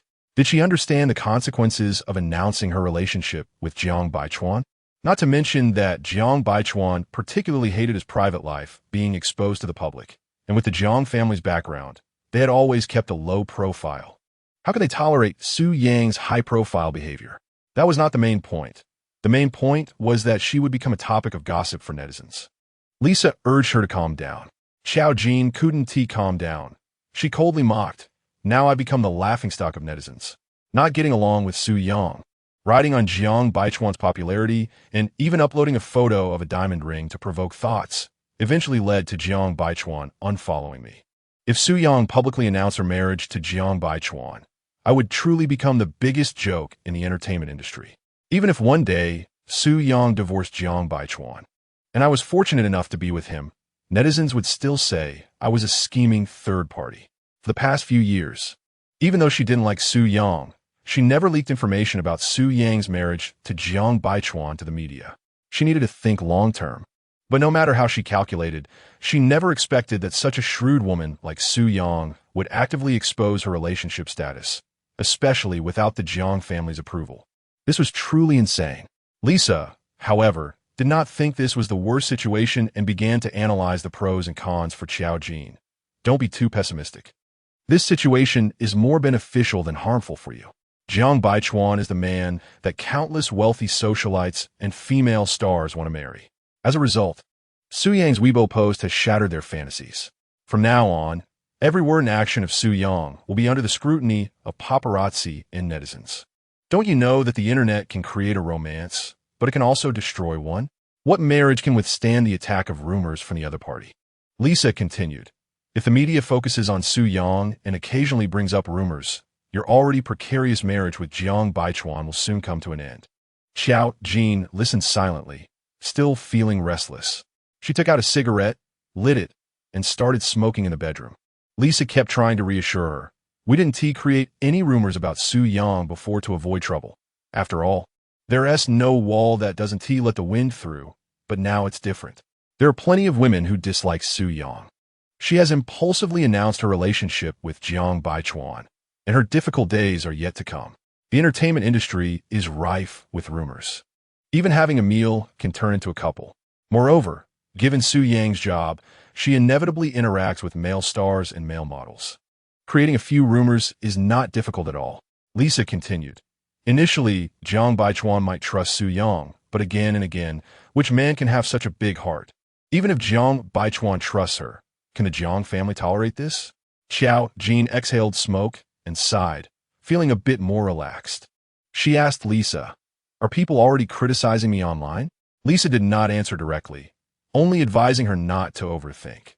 If you really marry Jiang Baichuan in the future, he will definitely stand by your side. We can say that you and Jiang Baichuan were childhood sweethearts, and Su Yang cut into steel love. There are many ways to say one thing. It just depends on what you need. Xiao Jin did not respond, feeling that there was some truth to this, but was also hard to analyze. A man like Jiang Baichuan, if there was no emotional foundation and they were only together for a marriage alliance, he might not give anyone face. She pressed the cigarette but against the glass of the floor-to-ceiling window and rubbed her temples. She tried to hypnotize herself to stop thinking about these annoying matters. Perhaps one day, if she really ended up with Jiang Baichuan, these would no longer be worries. She asked, "What should we do next?" Lisa was silent for a few seconds, saying that only Jiang Baichuan could help her with this matter, depending on whether he was willing to suppress the news. Xiao Jin recalled the previous time she called Jiang Baichuan. He didn't answer, probably busy. He replied to her, "In the future, whether it's business or personal matters, contact Secretary Jiang. She will handle it for you." So he was not entirely unapproachable. Although he ultimately did not follow her on Weibo again, he did not say much about the online public opinion. Subconsciously, she felt that Jiang Baichuan was still indulging her. So this time she impulsively provoked the matter of Su Yang stealing endorsements. Xiao Jin sighed lightly and told Lisa, "I'll go to New York tomorrow morning and find him in person." This time, she could only rely on being spoiled and acting unreasonable. In the past, whenever she made a mistake, she would use this tactic and it never failed her. If all else failed, she could only seek help from Uncle Jiang. At this moment, in New York, after his lunch break, Jiang Baichuan began to handle work emails. Secretary Jiang Fan knocked on the door and entered. Seeing Jiang Fan hesitate to speak, Jiang Baichuan took the initiative to ask, "What is the matter?" Jiang Fan looked at him and carefully chose her words. "Su Yang posted your photo on Weibo. From a woman's perspective." Jiang Fan felt that Su Yang was not simply sharing a photo. There was always a sense of teasing about it, although that phrase sounded inappropriate. Which woman would share happiness in such a mischievous tone and tell fans it was a benefit? Jiang Baichuan was momentarily stunned, still staring at Jiang Fan. She continued, "This matter has trended on the hot search list. The head of the public relations department is asking whether this news needs to be managed to prevent further escalation. After all, this is the boss's wife showing happiness, and the photo is of the boss working in the office." The head of public relations expressed great ambivalence. If they handle it, they might offend the boss's wife, but if they don't handle it, it's equivalent to going against the boss's orders. Jiang Baichuan had previously stated that all his news should not appear on the web anymore. Does this all include the boss lady? So what should be done now? Jiang Fan subtly finished speaking and silently waited for Jiang Baichuan's instructions. Jiang Baichuan saw Su Yang's message, "Little lambs, benefits are coming," and frowned slightly. This statement didn't seem to acknowledge his identity. It felt more like a show of affection. Jiang Fan stood in front of the desk, occasionally stealing a glance at the computer screen. Jiang Baichuan closed the page and instructed Jiang Fan, "For news like this in the future, let the PR department contact Tong Tong directly. Whatever she wants to do, just cooperate with her." Jiang Fan responded, but did not leave. After a moment of thought, she said, "Mr. Jiang, Xiao Jin just sent me a message, taking a screenshot of the information you sent, but didn't say anything else. However, I have a feeling that Xiao Jin will have some trouble for me to handle." Jiang Baichuan replied with an paused for half a second, and said, "You handle it. As long as Tong Tong isn't angry, her request can be accommodated." Jiang Fan. The only way to avoid making Su Yang angry is to ignore Xiao Jin. She understood. "Okay, I know what to do." With no other matters, Jiang Fan left. At this moment, Jiang Baichuan's phone rang. It was a call from his father. After a few seconds, Jiang Baichuan answered, "Dad, it's so late. Why aren't you asleep?" Jiang's father chuckled. "My son has finally been acknowledged by his wife. As a father, I have to congratulate you." Jiang Baichuan. Jiang's father continued, "Since things have escalated to this point, now everyone knows about your relationship with Su Yang. Let us revisit the old topic. You are. Jiang Baichuan interrupted him. Tong Tong just posted a photo of me. It doesn't mean anything. Jiang's father scoffed. Jiang Baichuan. Do you think you're the only clever one in the world? Don't you know that today's netizens are all like Sherlock Holmes? Jiang Baichuan remained silent. Jiang's father. Are you going to have Su Yang close the studio, and I'll find her a job, or are you two getting a divorce? You should weigh this carefully. There's no room for discussion now. After waiting for half a minute without receiving Jiang Baichuan's retorts, Jiang's father said into the phone, Jiang Baichuan, are you mute? Jiang Baichuan replied, if I were mute, then you and my second uncle would have a lot less fun for the rest of your lives. His father and second uncle had been strict with him since he was a child, but he was rebellious. For every word they said, he'd tend to counter them. They wanted him to enter politics, but he chose business. They wanted him to find someone from an appropriate family, but he insisted on Su Yang. After every argument with them, they would get so angry that they'd break cups and end up in the hospital. Jiang Baichuan added, I just texted my second uncle, telling him to call 120 for you and for himself to avoid troubling others. Jiang's father was so angry he couldn't recover for a long time.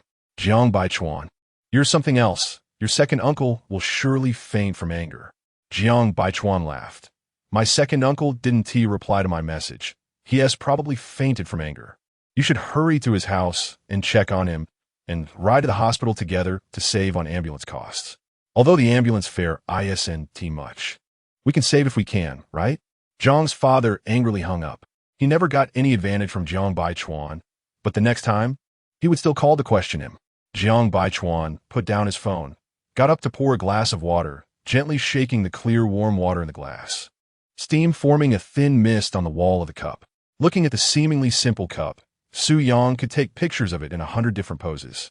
He didn't drink the water.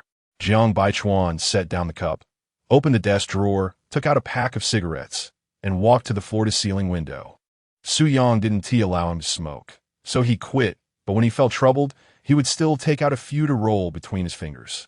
Just like now, he fiddled with a crumpled cigarette, tiny bits of tobacco scattered on the carpet, his interest waning as he looked down at the city. He recalled the first time he mentioned Su Yang to his father, telling him all about her, and his father said he wanted to get married. His father, of course, was not satisfied with Su Yang's family, but didn't say much, only having one requirement for Su Yang. His father said, what photographer? Just someone who takes pictures. Always mingling in the entertainment industry and fashion circles, it'll ruin her. He replied to his father, impossible. Photography was Su Yang's only hobby. Without photography, she would be like a stagnant pool. His father then said, if that's impossible, then you two should break up. He said, even less possible.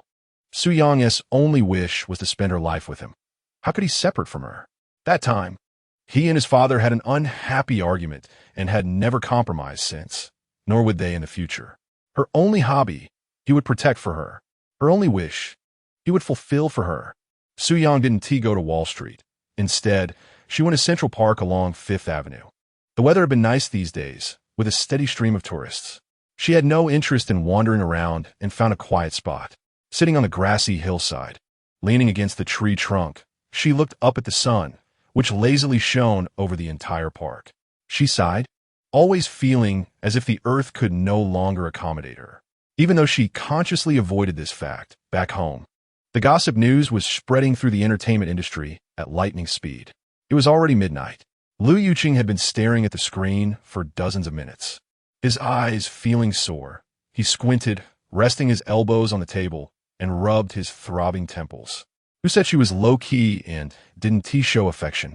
He stood up and went to the terrace. The biting cold winter wind was piercing, but it didn't disperse the inexplicable irritability in his heart. He unbuttoned a few buttons on his shirt, not caring at all. On the terrace table, there were cigarettes, a lighter, and an ashtray, all in place. After staring at them for a few seconds, he picked up the cigarette box, took out a cigarette, tapped it on the box, hesitated for a moment, and then lit it. She didn't like the smell of smoke. He always knew that. He had quit for a while, but later found it somewhat ridiculous. She didn't like her man smoking, but he wasn't her man, so what was the fuss about? The terrace lights were off, and the living room only had the wall lamp on, casting a dim light, which mirrored the darkness in his eyes, obscuring his thoughts. The glowing tip of the cigarette was particularly conspicuous. Another gust of wind blew by, scattering half of the ash. But he still didn't come to his senses until the phone rang from the living room. Lu Yuqing stubbed the cigarette in the ashtray and hurried to the living room. Before his fingers could touch the phone, he saw the name Ning on the screen, and his hand withdrew, ignoring it, as he walked straight to the wine cabinet. He poured himself a small half glass of red wine and casually turned on the music. He didn't usually listen to songs, but when he found a song he liked, he would play it on repeat. Sometimes he could listen to a song for over half a year. Back on the terrace, the familiar melody came from the living room speakers. I'm on the inside of the second ring road, thinking of you. You're on the faraway mountain. The spring breeze is endless. Lu Yuqing gazed at the scattered lights in the neighborhood, feeling a void in his heart that seemed like an abyss, never to be filled. The love he missed with Su Yang, he still couldn't let go of, nor did he want to. Later, when Su Yang was with Jiang Baichuan, he waited for a year, another year, and another year. There was no sign of them breaking up. He gave up at that time. He thought a man should completely let go. It wasn't a big deal, just a woman. Women, as long as he wanted, weren't there any kind? Over 10 years passed. When he looked back, every woman he found had her shadow, and the world he conquered was all related to her. The music in the room continued, turning all the unceasing words into secrets. He closed the door. Oh, the inexplicable feelings, may I ask, who will take them away? Lu Yuqing's long fingers pinched the stem of the wine glass, gently swirling the red wine inside. He looked back at the night, and in front of him, the building that had 6 lights on moments ago, now only 2 remained lit after just a few minutes. He returned to the living room, picked up his phone, typed Su Yang's number on the screen, deleted it, typed it again, then deleted it again. Back and forth. Finally, he pressed the screen off. Soft music surrounded his ears. The wind today blows toward you again, it rained. I said all the wine can't compare to you. Lu Yuqing slightly tilted his head back and downed the wine in his glass, placing the glass heavily on the table. He grabbed his car keys and phone and headed out. After taking the elevator down, he walked a few steps, furrowing his brows, scolding himself for going out in such cold weather wearing only a black shirt. Even if he didn't freeze to death when he returned, he would probably be half dead. After hesitating for half a second, he didn't go back and resolutely walked toward his car. At 2 in the morning, Beijing was also quiet. At this hour, the second ring road could be driven at high speed, but it seemed to have lost the passion of youth. Perhaps it was because she wasn't sitting beside him. Everything felt uninteresting. He turned on the car's music, and it was still that song, the first line being, I'm on the second ring road, thinking of you. He irritably turned it off. After driving for another 10 minutes, he took out his phone and dialed 110. Half an hour later, he sat in the duty room of the traffic police station as he wished. The duty officer kept staring at him, then glanced at his driver's license and ID. Although the young officer didn't pay attention to the entertainment industry, his girlfriend often mentioned that Lu Yuqing was the youngest and handsomest boss in the industry. Lu Yuqing urged him, hurry up and handle it. Find me if I need to be fined. Take my license if I need to lose it. Just process it so I can call someone to bring me money. He patted his pocket and shrugged, making it clear he had no money. The duty officer was speechless. He reported himself for drunk driving, but didn't bring any money. Lu Yuqing suddenly asked with a smile, can I pay via WeChat? Then he quickly changed the subject. Even if I could, I don't have money. I haven't linked my bank card. Duty officer. Later, the officer said that if he didn't have money, he could come back during the day to pay, since his license had already been confiscated and there was a punishment record in the system. But Lu Yuqing insisted on paying the fine now. He dialed Su Yang's number and told the duty officer, once I get through, you tell her the situation, of course. Don't mention that I reported myself. Just say it's for drunk driving and that I'm at the traffic police station. Thanks, duty officer. Without waiting for him to respond, Lu Yuqing had already shoved the phone into his hand, and the call was connected. A woman's voice came through. What's the matter? Cold and indifferent. The duty officer saw that the phone number was noted as full, and he instantly understood what was happening. They must have had an argument. And the woman was ignoring Lu Yuqing. If he could help them reconcile, it would indeed be a good deed. The duty officer briefly explained the situation and handed the phone back to Lu Yuqing, who took it. Hello, Tong Tong. Su Yang, what do you mean by this call? I just wanted to hear your voice. Lu Yuqing paused for a few seconds before saying, "It's the middle of the night. I didn't bring my wallet. And after thinking about it, it's daytime on your side, so I won't disturb your rest. Could you transfer 2,000 yuan to me?" Su Yang's tone was not one of surprise, but a bit impatient. "You don't even have 2,000 yuan in your account?" "Lu Yuqing, I haven't linked my bank card, and I don't have that much cash in my wallet." Su Yang let out a cold snort, then asked, "When can we chat payment for the fine be made?"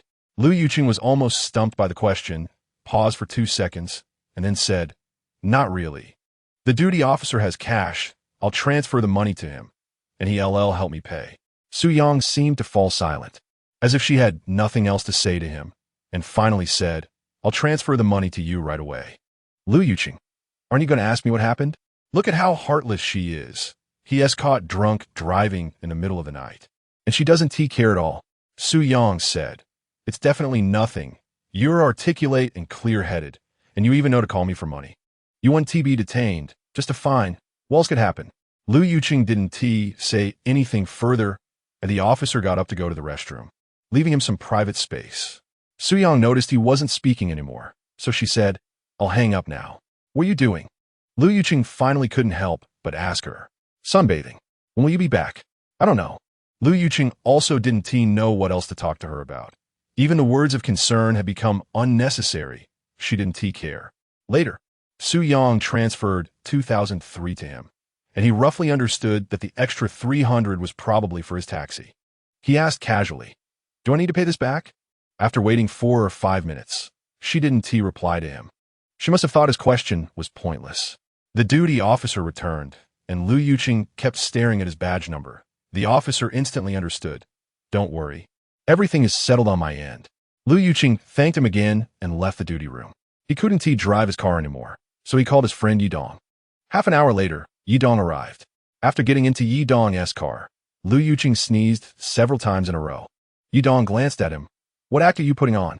Lu Yuqing rubbed his nose. "Just a sudden bout of madness." Yidong laughed. "I think so too." He couldn't help but complain. "I just got home after working overtime at the company, and I haven't even had time to change my clothes. Do you know how tired I am right now?" Lu Yuqing leaned fatigued against the back of the seat. "What is your entertainment group busy with all day?" "Busy to this extent, yet I don't see you making much money." "Yidong." He let out a dissatisfied cold snort. "Do you think everyone works hard just for money?" Lu Yuqing chuckled. "Don't tell me you're doing it for passion. To realize your self-worth?" Yidong sighed. "It's annoying at home. My daughter keeps nagging me to remarry her mother." Lu Yuqing, "It's better to leave that workaholic Jiang fan alone." Yidong shot back. "Is it that you find anyone connected to Jiang Baichuan displeasing?" Lu Yuqing didn't deny it, only said, "Jiang Baichuan is cold-blooded in business. You tell me how good his secretary could be?" Yidong shook his head, not wanting to bring up Jiang fan early.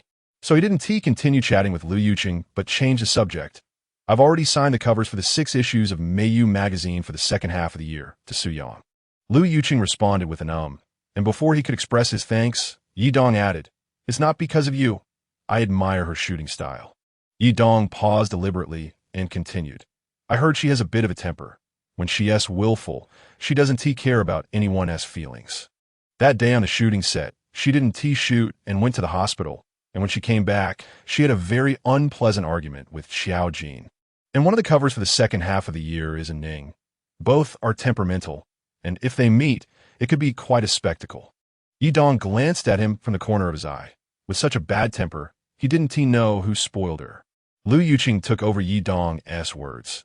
"She was spoiled by me and Gu Heng in the past, doing whatever she wanted without considering others' feelings." Yidong deliberately disagreed. Maybe it was Jiang Baichuan who spoiled her. Lu Yuqing's expression darkened, and Yidong, sensing the awkwardness, didn't say more. The car fell into a brief silence. Later, it was Lu Yuqing who broke the silence, asking Yidong, "Have you ever had a moment when you really wanted to call Jiang fan, but couldn't find any reason to do so because you no longer had any relationship with her?" Yidong's gaze deepened, and his grip on the steering wheel tightened. Half a minute passed, and he still hadn't answered Lu Yuqing's question. Lu Yuqing didn't expect Yidong to say anything, so he began to talk to himself. "I suddenly wanted to call Tong Tong in the middle of the night. I don't even know what I want to say to her, just..." He didn't continue. leaning back in his chair and closing his eyes to rest. He dismissed her, but she was already someone else's wife. Meanwhile, in Central Park, New York, Su Yang sneezed, basking in the sunlight, not likely to catch a cold. After transferring money to Liu Yuqing, she received a call from Su Ningning, who asked about her Weibo photo. She didn't hide it, saying she uploaded the photo just to irritate Xiao Jin. Su Ningning said, "I've already liked your post, and I'm asking when you'll post a photo of you two together to show off." Su Ningning, I know you're incredibly grateful right now. No need to thank me. We're like family. Gotta go, I'm about to shoot. It wasn't until half a minute after Su Ningning hung up that Su Yang regained her composure. She quickly logged onto Weibo, looked at tens of thousands of comments, and ultimately dared not browse through them, quietly exiting Weibo again. Jiang Baichuan call came in. "Where are you?" Su Yang squinted against the sunlight and answered evasively. "Right now? I really want to stand shoulder to shoulder with the sun." Jiang Baichuan asked again. "In the park?" Su Yang, yeah. There was a hint of laughter in Jiang Baichuan's voice. "Are you reflecting on your mistakes?" Su Yang curled her legs up, resting her chin on her knees, and replied, "Not really." After a pause, she continued, "I just feel it's inappropriate. It's only been a few days, and I've unfollowed Xiao Jin and shared her photo. I'm such a rational person, yet I've been acting emotionally one after another, without considering the consequences." Jiang Baichuan listened quietly. She hadn't shared her feelings with him in a long time, especially in the past 2 years when their communication had been minimal, so he didn't interrupt her. Jiang Baichuan. Su Yang tilted her head to look at the various couples of different skin tones in the park, carefree, bright, and unrestrained, just like she used to be. "Why are you silent?" Jiang Baichuan interrupted the brief silence. Su Yang came back to her senses. "I've been sitting here for almost an hour, thinking a lot. In the past, Xiao Jin would openly and covertly provoke me, but I never took it to heart. Of course, part of it was due to the friendship between our families, but mainly I was confident that you were mine, and no one could take you away." She sighed deeply. "But in the past year, we haven't seen each other for months, and sometimes you even forget to call me. Every day that passes, I grow older, but you seem to become more charming. Time is so unfair to men and women. Jiang Baichuan, I've realized. I've started to feel insecure, and I've become a bit sentimental." She smiled helplessly. "Maybe in a couple of years, I'll become unreasonable." She always thought she could be rational forever, but unexpectedly, she also got sentimental, which just shows how sad women can be. Jiang Baichuan asked her, "Do you feel a bit more at ease after saying that?" Su Yang laughed, much lighter. He understood her best. "What about tomorrow?" Jiang Baichuan asked. Su Yang replied, "Tomorrow, I'll continue being a workaholic." Photography was half of her soul. How could she bear to give it up? Although she and Jiang Baichuan still had to face the challenges of long distance and prolonged separation, she hadn't considered giving up her career. Love, family, and career. She greedily wanted them all, but she couldn't have them all at once, and she didn't want to think too deeply about the contradictions. Su Yang couldn't help but worry. "Jiang Baichuan, about the photo, my family will definitely be dissatisfied with me. Should I?" Jiang Baichuan interrupted her. "You don't need to do anything. I'll handle everything." Su Yang bit her lip. The rift between her and Jiang's elders grew larger, but avoiding it wasn't a solution. Perhaps this photo incident was an opportunity for resolution. Of course, it could also be a crisis for her and Jiang Baichuan's relationship. Jiang Baichuan sensed she was starting to overthink again, so he changed the subject, asking her to take a photo of the scenery around her and send it to him. Su Yang asked, "Are you coming to find me? Aren't you very busy these days?" Jiang Baichuan, rarely joking, replied, "Not necessarily coming to find you. Don't be too confident." Su Yang laughed a few times, her mood brightening considerably. Following his words, she asked, "Really not coming to find me?" Her tone had a teasing undertone, almost like she was being coy. Jiang Baichuan, "It depends on your performance." Su Yang smiled, her voice softening. "May I ask, Mr. Jiang, what must I do for you to come find me?" Jiang Baichuan countered with a question. "Are you planning to clarify in a few days that the photo was a promotional shot for your movie?" Su Yang laughed. "I actually do plan to say that this is a promotional poster for Sleepless Nights on Wall Street. That's why she referred to the photo as a benefit for the little lambs when she posted it." Jiang Baichuan didn't respond.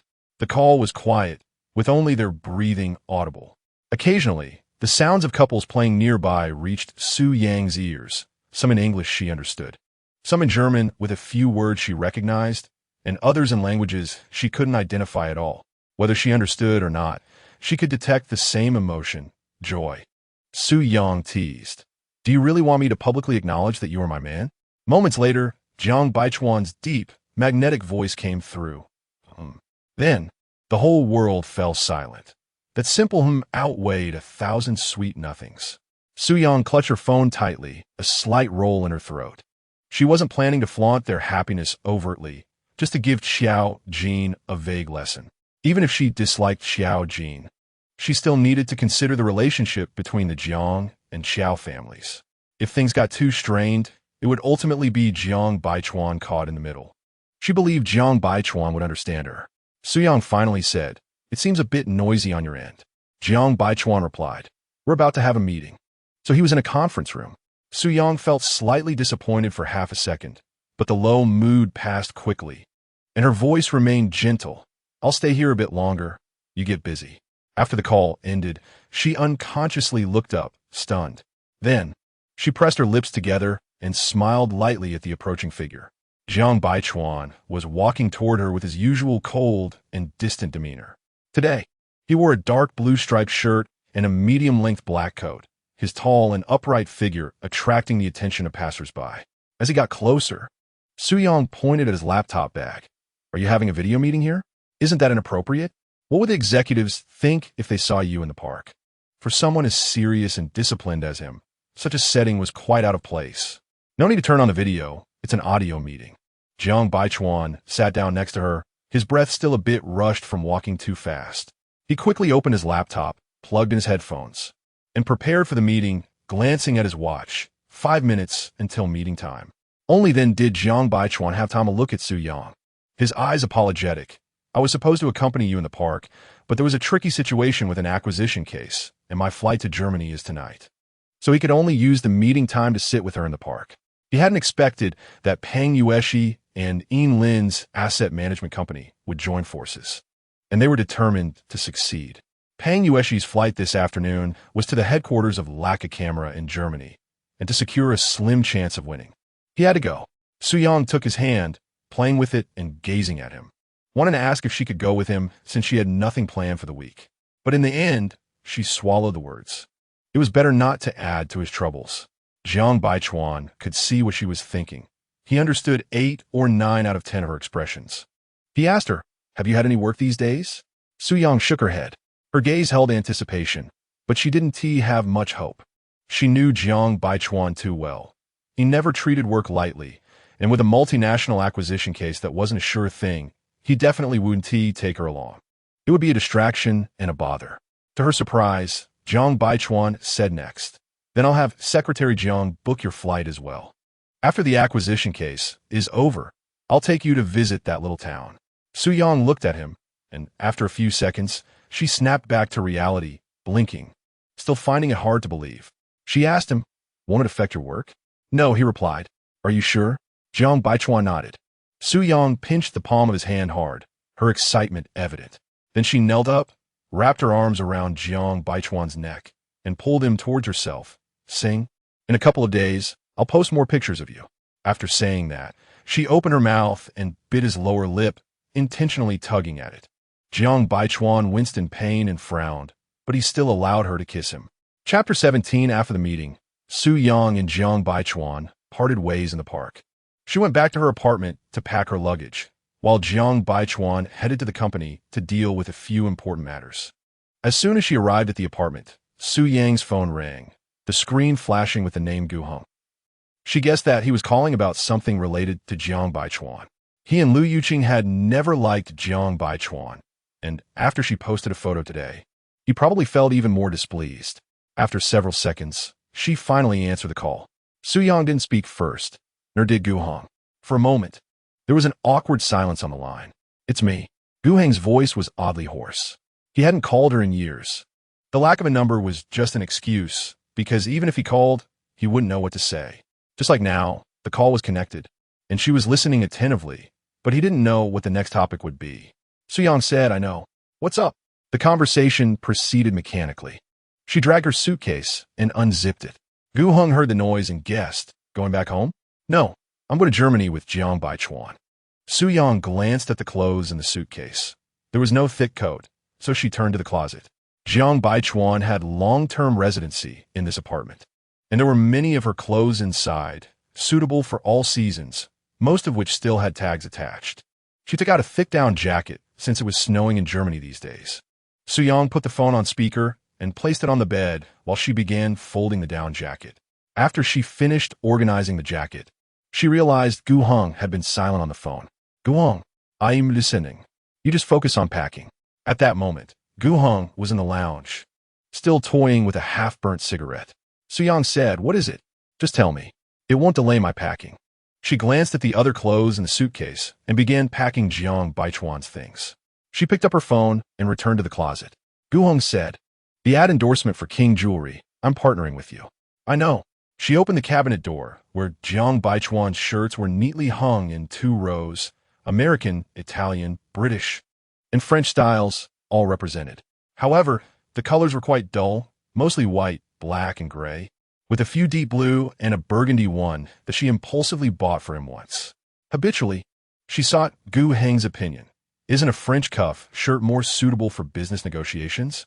Back when they were in school, before their relationship soured, she relied on Gu Heng a bit more than Lu Yuqing, often letting him make decisions, and most of the time, whatever he said was what she followed. Gu Heng paused, then realized she was packing clothes for Jiang Baichuan's business trip. After a brief silence, Gu Heng replied, "Uh-huh." He couldn't help but squeeze the already shapeless half-cigarette, its tobacco crumbling onto the floor. Su Yang picked up a white French shirt, hesitated, then took a gray one as well. She opened the second drawer of the cabinet, which was filled with cufflinks. She glanced at the shirts and picked out a pair of black diamond cufflinks, along with a pair of silver ones. She opened the cabinet door for the suits, selected 2 sets to match the shirts, and chose a trench coat. Holding Jiang Baichuan's clothes in one hand and her phone in the other, she asked, "So you just wanted to tell me about the ad endorsement?" When she reached the bedside, she placed the clothes on the bed, set her phone aside, and began folding the clothes again. Gu Heng inexplicably replied, "What else would it be?" Su Yang frowned and retorted, "You called me first. If you don't want to talk, just don't. No need to be so sarcastic." She took a breath, trying hard to control her rising emotions. "Gu Heng, the things from school are long gone. Can you and Lu Yuqing stop finding trouble with me all the time? I didn't listen to you both back then. Didn't study hard, started dating early. Later, Jiang Baichuan might have said some harsh things, but you and Lu Yuqing were the ones who disliked him first." She sighed, "But that was so many years ago. Do you really have to?" Su Yang didn't even know how to express herself, feeling that their relationship was strange, yet unable to pinpoint exactly what was wrong. Gu Heng's cold, emotionless voice came through the speaker. "Yeah, all these years have passed, and you really had to cut ties with us over something that happened more than a decade ago? You don't even attend class reunions anymore?" Su Yang was folding clothes, her fingertips involuntarily trembling. After a few seconds of silence, Gu Heng added, "Tong Tong. Are you really willing to give up the bond we 3 have had since childhood?" Su Yang's eyes became warm, her voice rising in panic. "I haven tea. How could she be so heartless? From childhood to adolescence, all those youthful years were spent with them." Gu Heng followed up, "So you will definitely come to this year's reunion, right?" Su Yang. Internally, she couldn't help but curse. So it was all a setup. Gu Heng didn't even ask her about the photos on her Weibo. It would be ridiculous to ask. She posted a picture of her husband.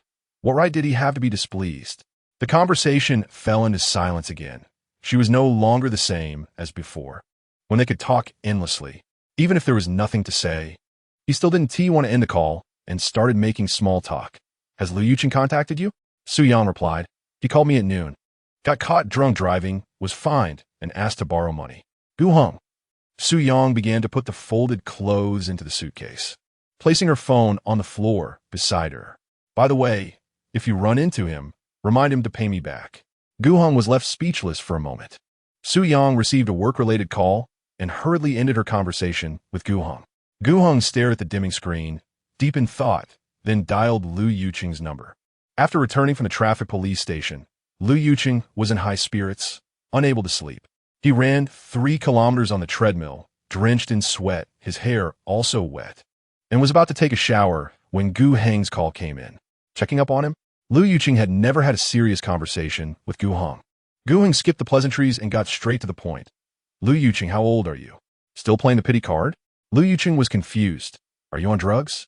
Heng said, drunk driving. You called the police yourself, then called Tong Tong to seek sympathy, right? Liu Yuqing. He licked his teeth with his tongue, grabbed a nearby cup of water to take a few sips, and resolutely denied it. No. Who told you that? Heng replied, Tong Tong. Liu Yuqing choked and coughed repeatedly. Did she say that to you? Heng said. She just mentioned that you got caught drunk driving. Liu Yuqing scoffed, full of disdain. You're calling me in the middle of the night just to show off that she called you? Heng was very calm. Yes. Liu Yuqing. He had gone to such lengths to find an excuse to call her, getting himself into the traffic police station in a fit of madness, only to receive her cold and impatient voice. While Heng didn't have to do anything, she would take the initiative to share everything. He directly hung up the phone, watching the screen fade to black, and decided that he would write the script himself, casting himself as the male lead. While Heng could play the heartbroken second male lead, he would torture him to death. Jiang Baichuan returned to the apartment, and Su-Yang was watching the video she had shot with the camera, where he was speaking, saying, "Baby, pour me a glass of water." So engrossed in it was she that Jiang Baichuan stood behind her without her noticing. A smile lingered on her lips, and her heart felt as sweet as honey. She replayed that short clip again. Suddenly, a warm breath brushed against her cheek. Su-Yang turned her head, and Jiang Baichuan captured her lips. "You, when did you come back?" She only managed to say one word before everything else was pushed back by his tongue. Su-Yang didn't forget to put her camera away, raised her hand to wrap around his neck, and pulled him hard. Jiang Baichuan lost his balance and fell onto the sofa with her. He buried his face in her neck, inhaling her faint fragrance. Had she just taken a shower? Afraid of not sleeping well on the plane. She had taken a short nap for 2 hours and then showered after getting up. She teased him intentionally. "Does it smell good?" After asking, she laughed herself. Jiang Baichuan looked up, capturing her gaze. "I haven't eaten yet, so I don't know if it smells good." His hand had already slipped up along her thigh, gently kneading. Su-Yang couldn't help but let out a soft HM, her body instinctively arching towards him. She tilted her head, wanting to kiss him, but Jiang Baichuan deliberately turned his face away, and she missed. She huffed in dissatisfaction, and the next moment, her body trembled under his fingertips. Unable to kiss him, Su-Yang didn't know how to release the stimulation building up in her body. She pulled his shirt out from his pants and slipped her hands underneath. As Su-Yang reached her climax, her scratches marred Jiang Baichuan's abdomen, leaving visible marks. Jiang Baichuan frowned in pain, aware that she was unconscious of it. It was merely her body reaching a peak, an instinctive release. Since their first time together, she had left scratches on him every time, on his abdomen, on his back. Later, with his indulgence, she became even less restrained, sometimes even leaving marks on his neck. Su-Yang went limp in his arms, but her body felt emptier than ever. She raised her head to kiss his Adam's apple and was about to say, "I want," when Jiang Baichuan had already unbuckled his belt, looking down at her. "You've already scratched my abdomen. You can't scratch my back later." He spread her legs and pushed in her body, and Su-Yang instinctively climbed onto his shoulder, whispering in his ear, "If I don't scratch, then when I can't take it anymore, I'll bite your shoulder." Jiang Baichuan, "Then you might as well scratch. It hurts more when you bite." Su-Yang laughed, her victorious eyes glancing at him. Later, she cried. On the way to the airport, Su-Yang took out a small mirror to check her reflection. Her eyes were a bit red, but if you didn't look closely, you couldn't tell she had been crying. Only her throat was hoarse, still faintly burning. Thinking of how Jiang Baichuan had tormented her in the apartment, Su-Yang turned back to glare at him in anger. Jiang Baichuan took a thermos cup, unscrewed the lid, and handed it to her. Su-Yang didn't take it, rolled her eyes, and turned her face expressionlessly to look out the car window. Jiang Baichuan chuckled silently and started drinking himself. At that moment, his phone vibrated in his pocket. He took it out. It was a message from Xiao Jin. "I'm in New York tomorrow for a gig. Your territory, you have to treat me to a meal." After reading it, he didn't reply and directly deleted it. After putting his phone back in his pocket, Jiang Baichuan glanced out the window. He knew Qiao Jin wouldn't give up easily, and the Qiao family was even more relentless. After thinking for a moment, he took out his phone again and sent a message to his uncle Jiang Mujing. If you're still breathing, give me a call when you see this message. Jiang Mujing replied quickly.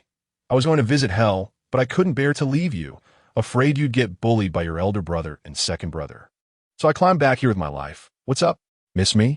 Accompanied by a mischievous smiley. Jiang Baichuan had no mood for jokes. I'll go back to the country in 3 days to find you. Keep an eye on the Qiao family for me. Don't let them do anything online. Jiang Mujing. Keeping an eye on the Qiao family is fine, but as a lazy person like me, I only wake up for profit. Baichuan, with our blood relationship, talking about money is too sentimental, don't you think? But if we only talk about feelings, don't you think it's the biggest betrayal of money? We can't betray. That's just wrong. Jiang Baichuan. Jiang Mujing. You ran a red light and blocked a female traffic police officer, and I don't think Grandma and Grandpa know about this yet. Jiang Mujing. I've thought about it, Jiang Baichuan. I feel like we need to go back to the first message you sent me for the atmosphere to be more harmonious. Jiang Baichuan. His first message was just asking if he was still breathing, right? Jiang Mujing. I'm no longer breathing, so don't bother me. Goodbye. Jiang Baichuan. He quickly sent another message reminding him. Qiao Jin has a cousin who's not to be underestimated. Keep an eye on him. Upon arriving at the airport, Jiang Baichuan pushed the suitcase for himself and Su Yang. Over the years, no matter where he went for business trips, he was used to handling his suitcase himself. Unless there were special circumstances, he rarely troubled his secretary. Since it was a business trip, Su Yang didn't get too close to him, following closely behind with a backpack on her back. Not seeing anyone else, she glanced back. The secretary, assistants, 2 high-ranking company executives, and several bodyguards all kept a respectful distance from them. Jiang Baichuan turned his head and asked her, what are you looking at? Su Yang turned back. Shouldn't I have come with you? Jiang Baichuan didn't quite understand what she meant. Su Yang quietly pointed behind her. I feel like they seem uncomfortable. Jiang Baichuan glanced at her. Don't worry, they actually prefer to accompany you. Su Yang. Realizing this, she couldn't help but chuckle. Oh, so you have some self-awareness. Since you know your employees keep their distance from you, can't you be a little softer? You're always so cold, pressuring people with your aura and dominating professionally. No one wants to get too close to you. It was just hard on Secretary Jiang Fan. Jiang Baichuan glanced at her out of the corner of his eye. If I had a better temper, do you think the female employees in the company would still want to work? Su Yang, can you be a little more shameless? Half an hour later, they boarded the plane, and Su Yang and Jiang Baichuan's seats were right next to each other. Once on the plane, Jiang Baichuan opened his laptop and started working. Su Yang knew that his acquisition case had encountered tricky problems, seemingly formidable competitors, so she didn't disturb him. The previous exercise had almost exhausted all her energy, and now, leaning against the seat, she was so tired she wanted to sleep. Jiang Baichuan handed her a blanket and a cup of warm water. Drink this, and you can sleep for a while. Su Yang turned to face away from Jiang Baichuan, covered herself with a blanket, and began to close her eyes to cultivate her emotions to sleep. Perhaps due to her obsessive-compulsive disorder, not being in her own bed and not holding Jiang Baichuan's hand, she still couldn't fall asleep after more than 20 minutes. She turned back to face Jiang Baichuan's direction, quietly opened one eye, and peeked at him. He was typing on the keyboard, seemingly revising a project proposal. After staring at his profile for a few seconds, she closed her eyes again. Not a minute later, her hand was taken by Jiang Baichuan. She opened her eyes to see him unbuttoning the collar of his shirt, having undone 3 buttons, revealing his delicate collarbone. What are you doing? Jiang Baichuan didn't answer her, placing her hand on his neck. Grab my collar to sleep. He continued typing. Su Yang's heart trembled. She gently held onto his collar. This position didn't obstruct his view or hinder his arms, and her arm rested on the armrest of the seat, not tiring her. Feeling the warmth pooling in her eyes, she quickly closed them. Chapter 18. The next morning, Su Yang and Jiang Baichuan arrived at the small town where the Laka headquarters is located. After dropping off their luggage at the hotel, Jiang Baichuan hurried off with his secretary to the Laka headquarters. Su Yang took a nap in the hotel and, feeling bored when she woke up, grabbed her camera and went for a stroll around the small town. The town is a major hub for optics, not only housing Lacquer cameras, but also many well-known companies. She had been here once before when she first became the spokesperson for Lacquer, and she had the fortune of wandering around the town with the president of Lacquer. What left the deepest impression on her was the town's church. The last time she visited was also during a German winter, but it hadn't snowed heavily then, unlike today, where the snow fell thickly like goose feathers, blanketing the roads in white. The sidewalks were marked with many footprints, and from a higher vantage point, they looked like the playful doodles of a mischievous child.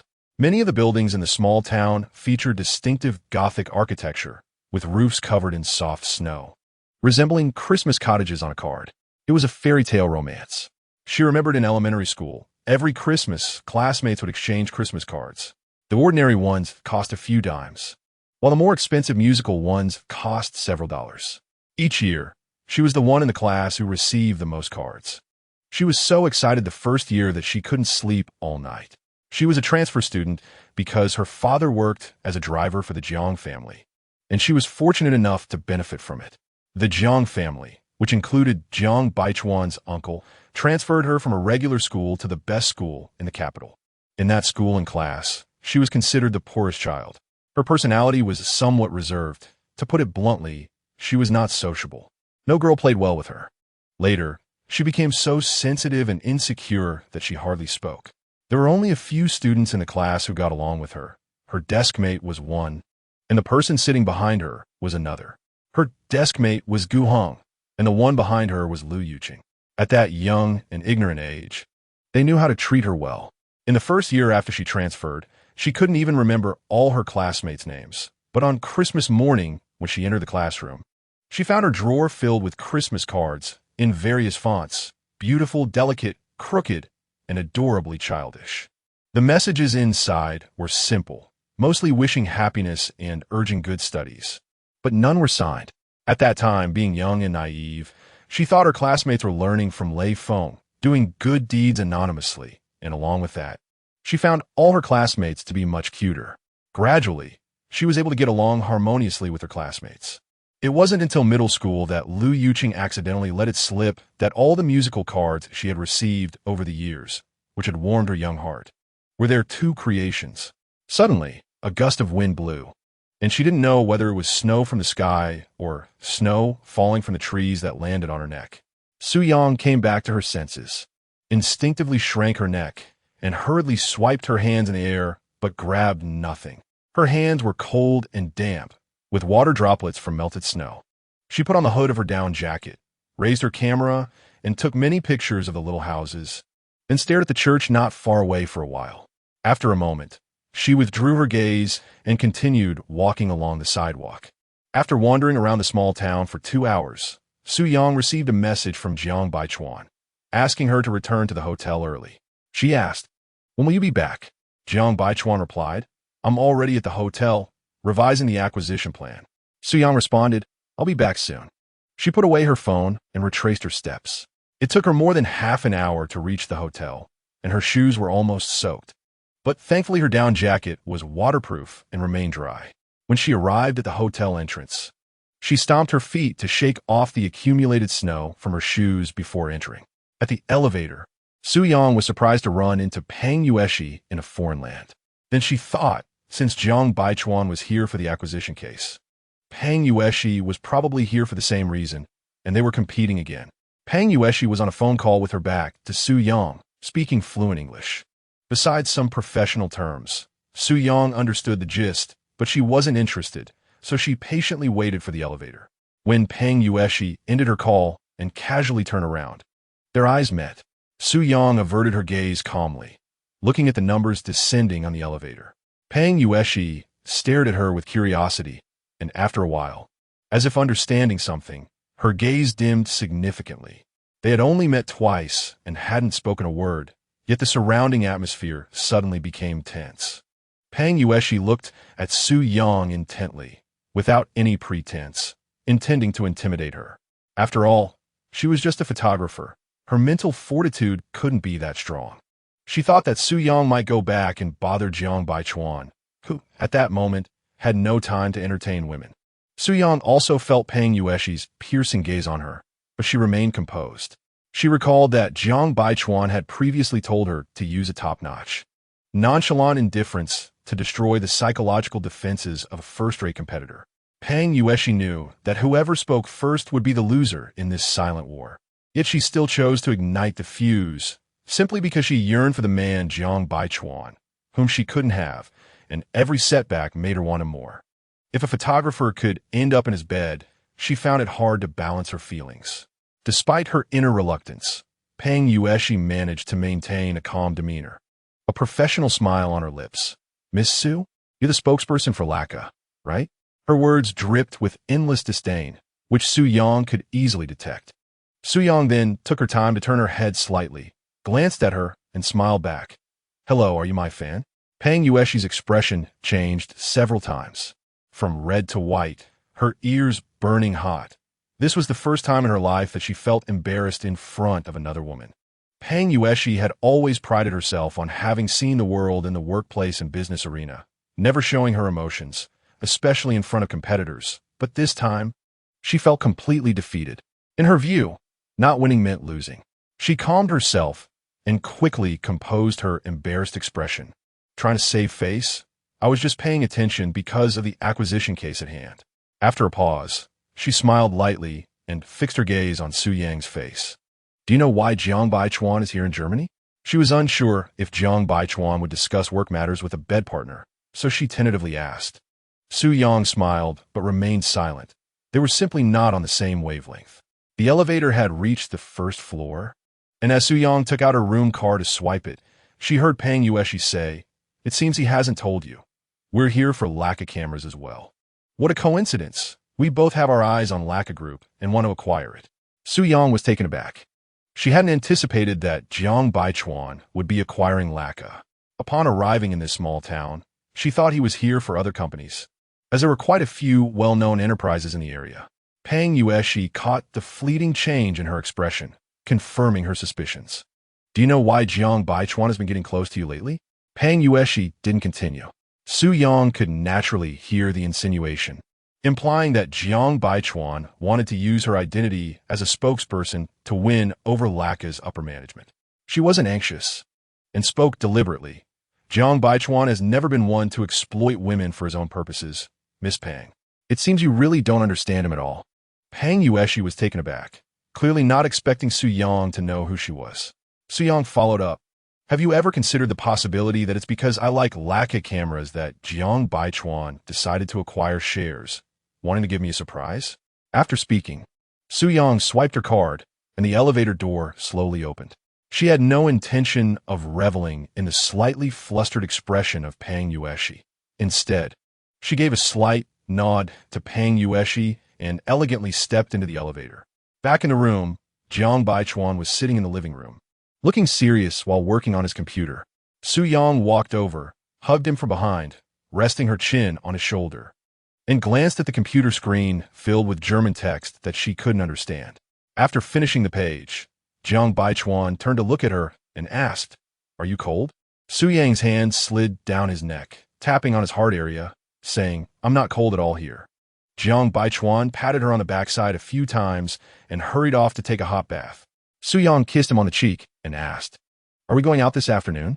Jiang Baichuan was scrolling with the mouse and replied, "No, we'll go tomorrow morning.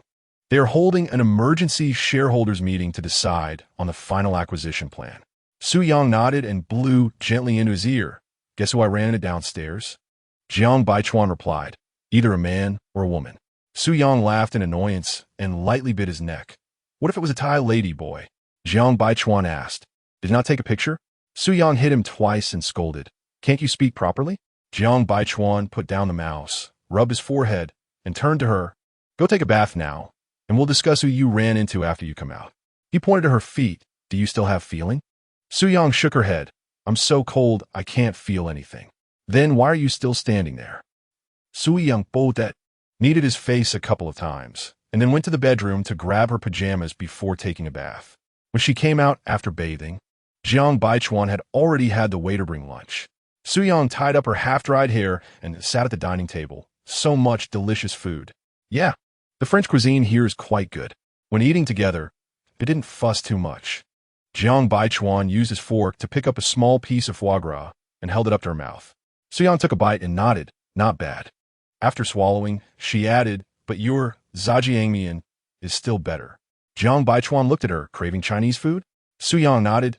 No matter how good the food outside is, it can't compare to home-cooked meals. She pointed at the delicacies on the table. None of these are as tasty as your home cooking. Jiang Baichuan reached out to rub her head. From now on, as long as I'm at home, I won't let you eat outside. He placed the appetizer in front of her, and Su-yang recalled the topic before her bath. Hey, aren't you curious about who I met downstairs?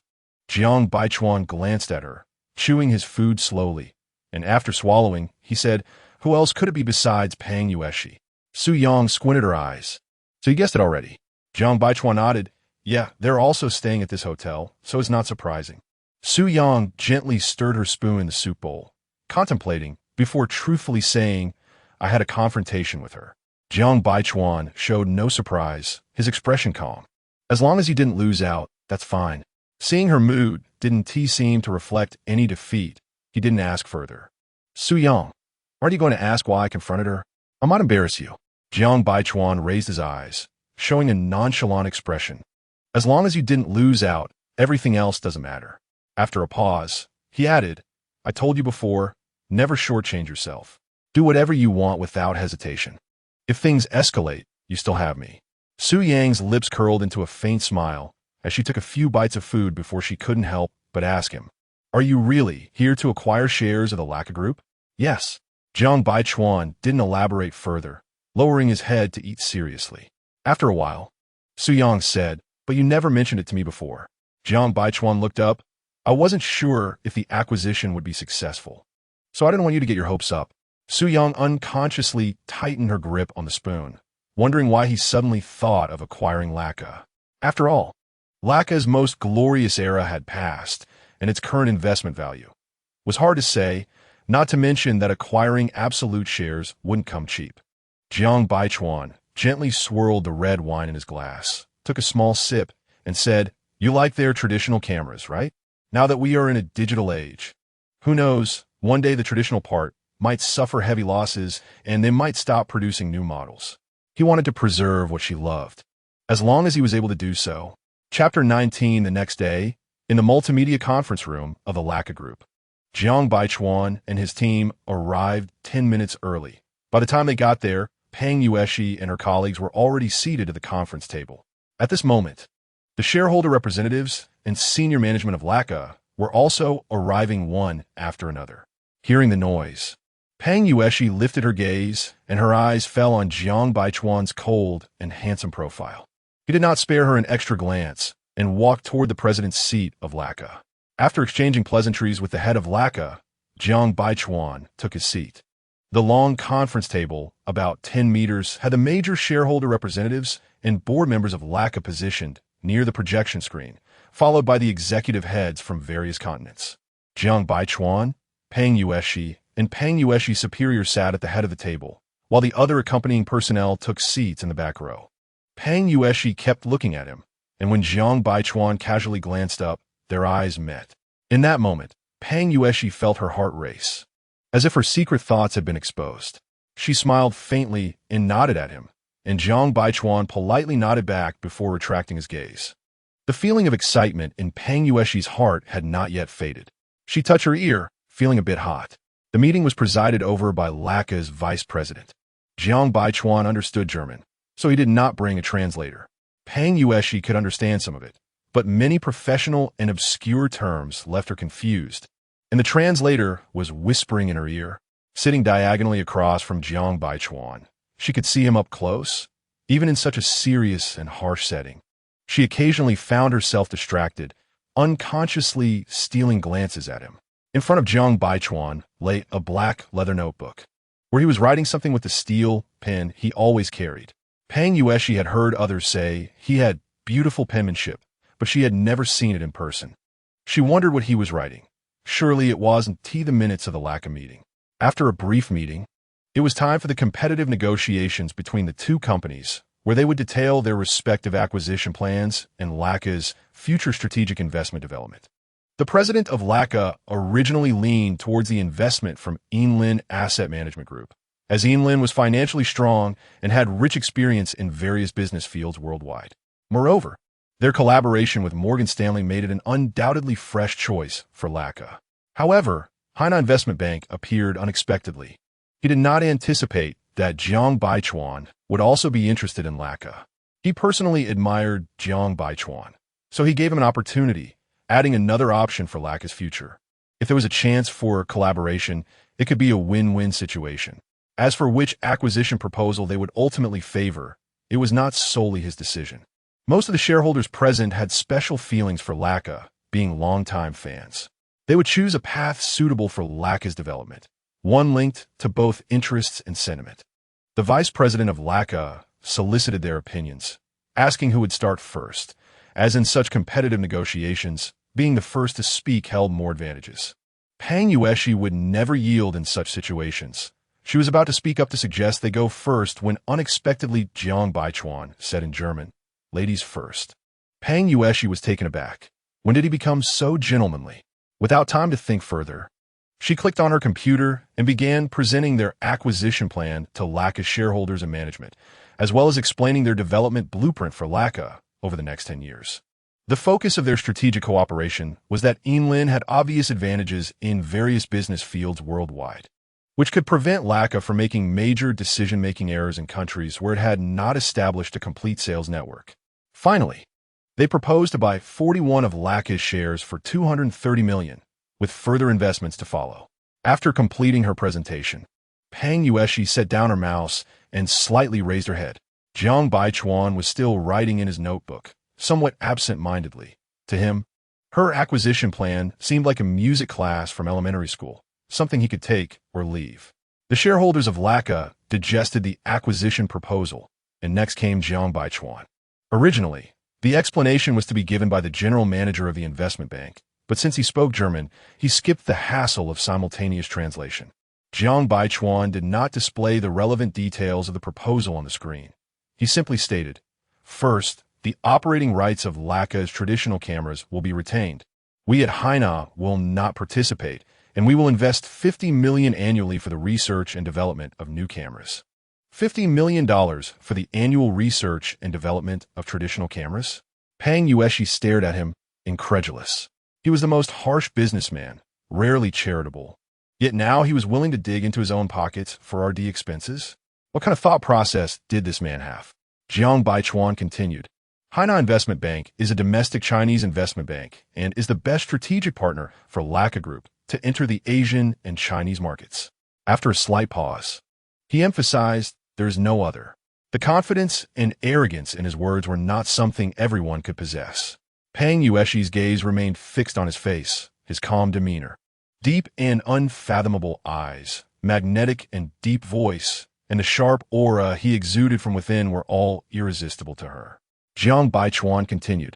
In the next 3 to 5 years, China will be one of Laka's largest consumer markets. Heng plans to assist Laka in opening 52 Laka specialty stores in provincial capital cities, direct-controlled municipalities, and first-tier coastal cities in China, and provide corresponding after-sales service. As he finished speaking, there were subtle sounds of surprise in the conference room, enough to not affect him. But he still paused intentionally to allow the shareholders time to discuss. He knew this was the part most shareholders were most interested in. After about a minute, he began the next segment. Third, the Zhongchuan Group, our Jiang family group, recently invested in a domestic smartphone company. Laka can cooperate with smartphones and digital intelligence to produce smartphone cameras. After finishing the points he wanted to express regarding the acquisition price, he signaled his secretary to distribute the printed materials he had prepared earlier to each shareholder, detailing the timeline and amounts for the funds. Fangyi was not facing him for the first time. In the business world, there are no permanent victors. There are wins and losses. When he lost, he didn't care. And when he won, he still didn't care. Today, his chances of winning were certainly greater than hers, as collaborating with smartphone manufacturers to produce cameras was not mentioned in their acquisition plan. Their advantages were already quite evident. Yet at this moment, he still seemed completely unconcerned, writing and sketching in his notebook. He could remain unperturbed no matter the circumstances. Old Morgan's famous saying, "First-class methods for first-class business."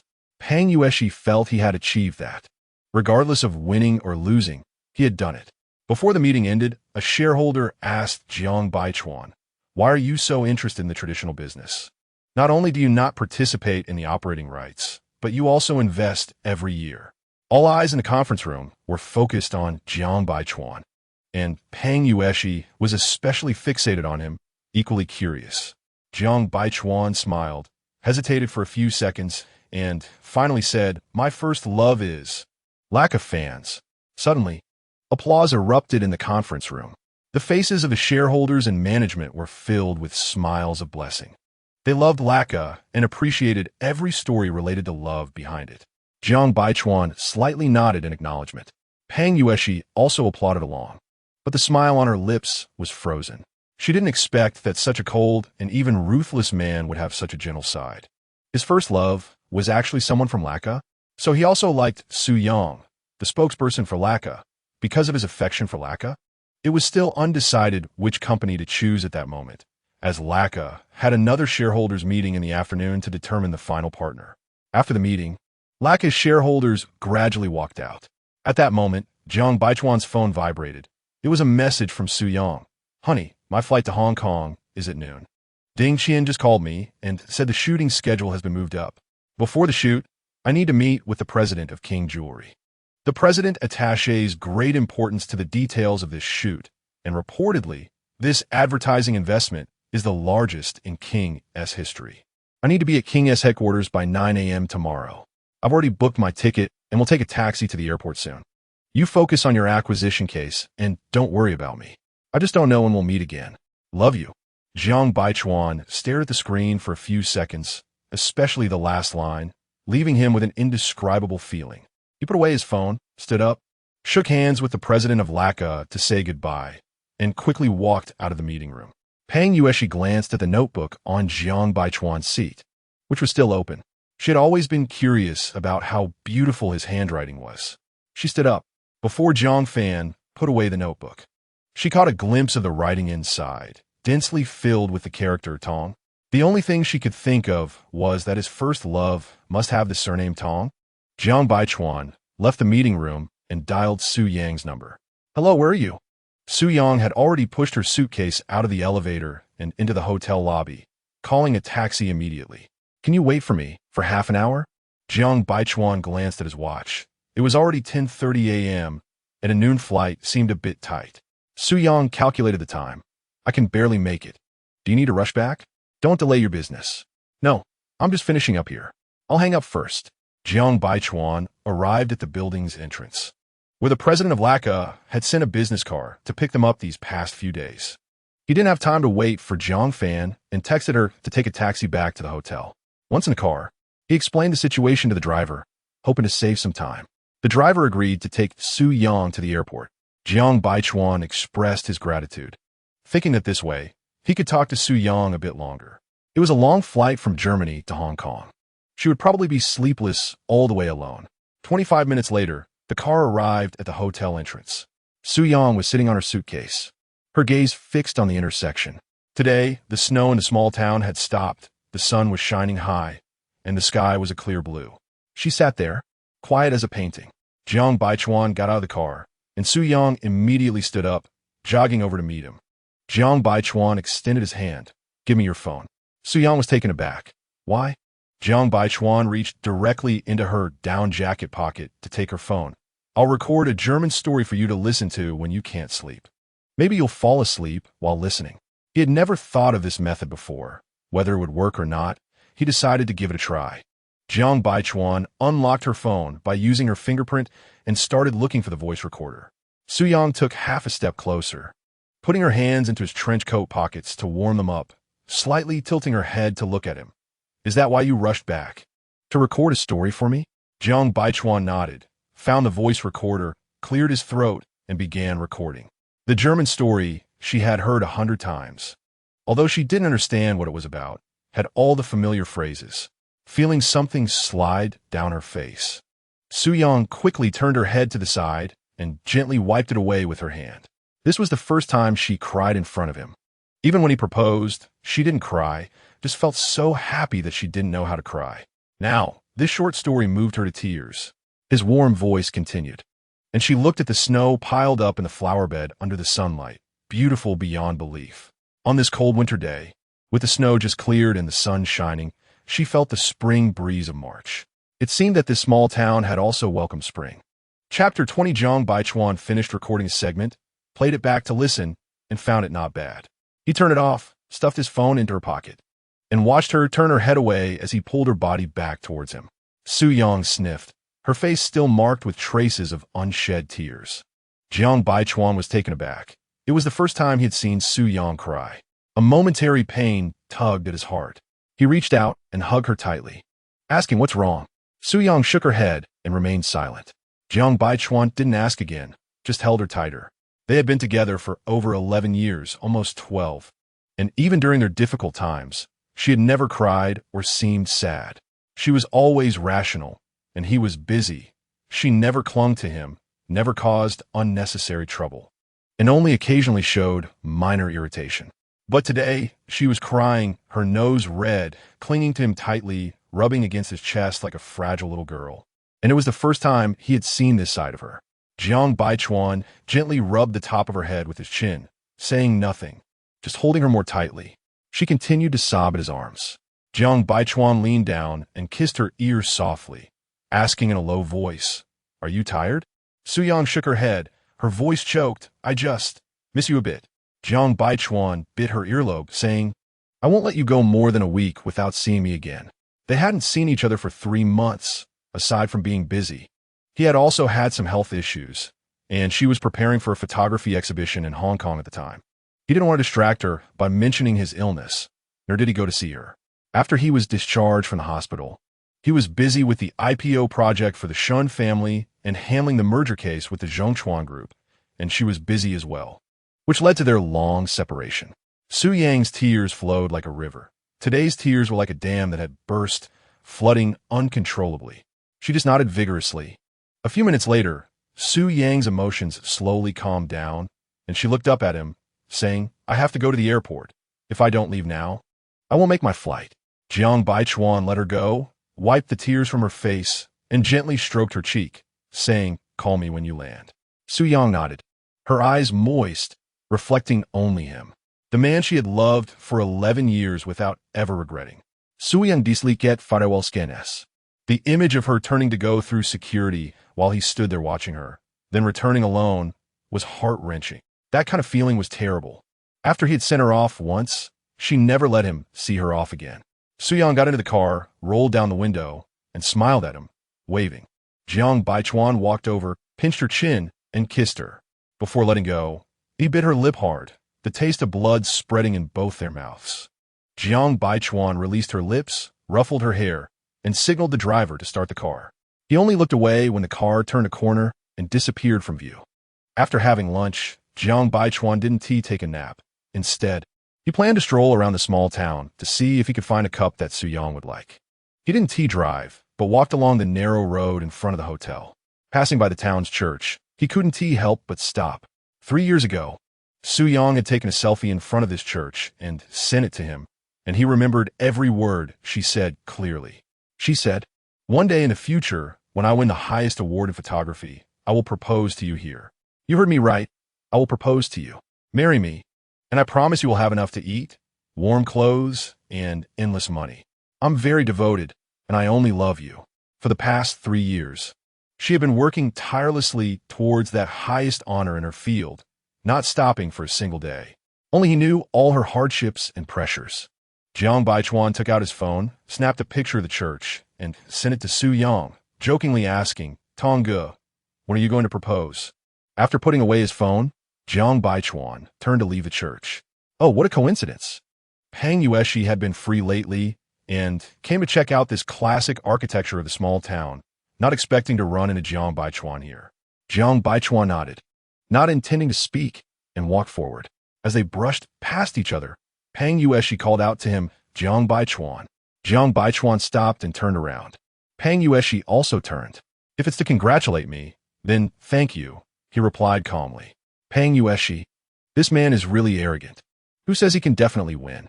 Suddenly, she scoffed, "I wasn't planning to congratulate you. but I do want to ask you something. She had only encountered Jiang Baichuan in public before, making it unsuitable to discuss personal matters. Today, finally encountering him without others around, she wanted to ask clearly. She had to know where she lost out. In terms of temperament, she didn't lose to Su Yang. In terms of looks, she believed she was not inferior to her either. So where exactly was the loss? Jiang Baichuan pondered, thinking it was probably related to Su Yang, and nodded slightly. Go ahead and ask. Pang Yueshi looked at him, paused, and then said, You've always appreciated me, yet I can't catch your eye. I'm curious, what do you like about Su Yang? Jiang Baichuan appreciated her, and she knew it. Everyone in their field knew it.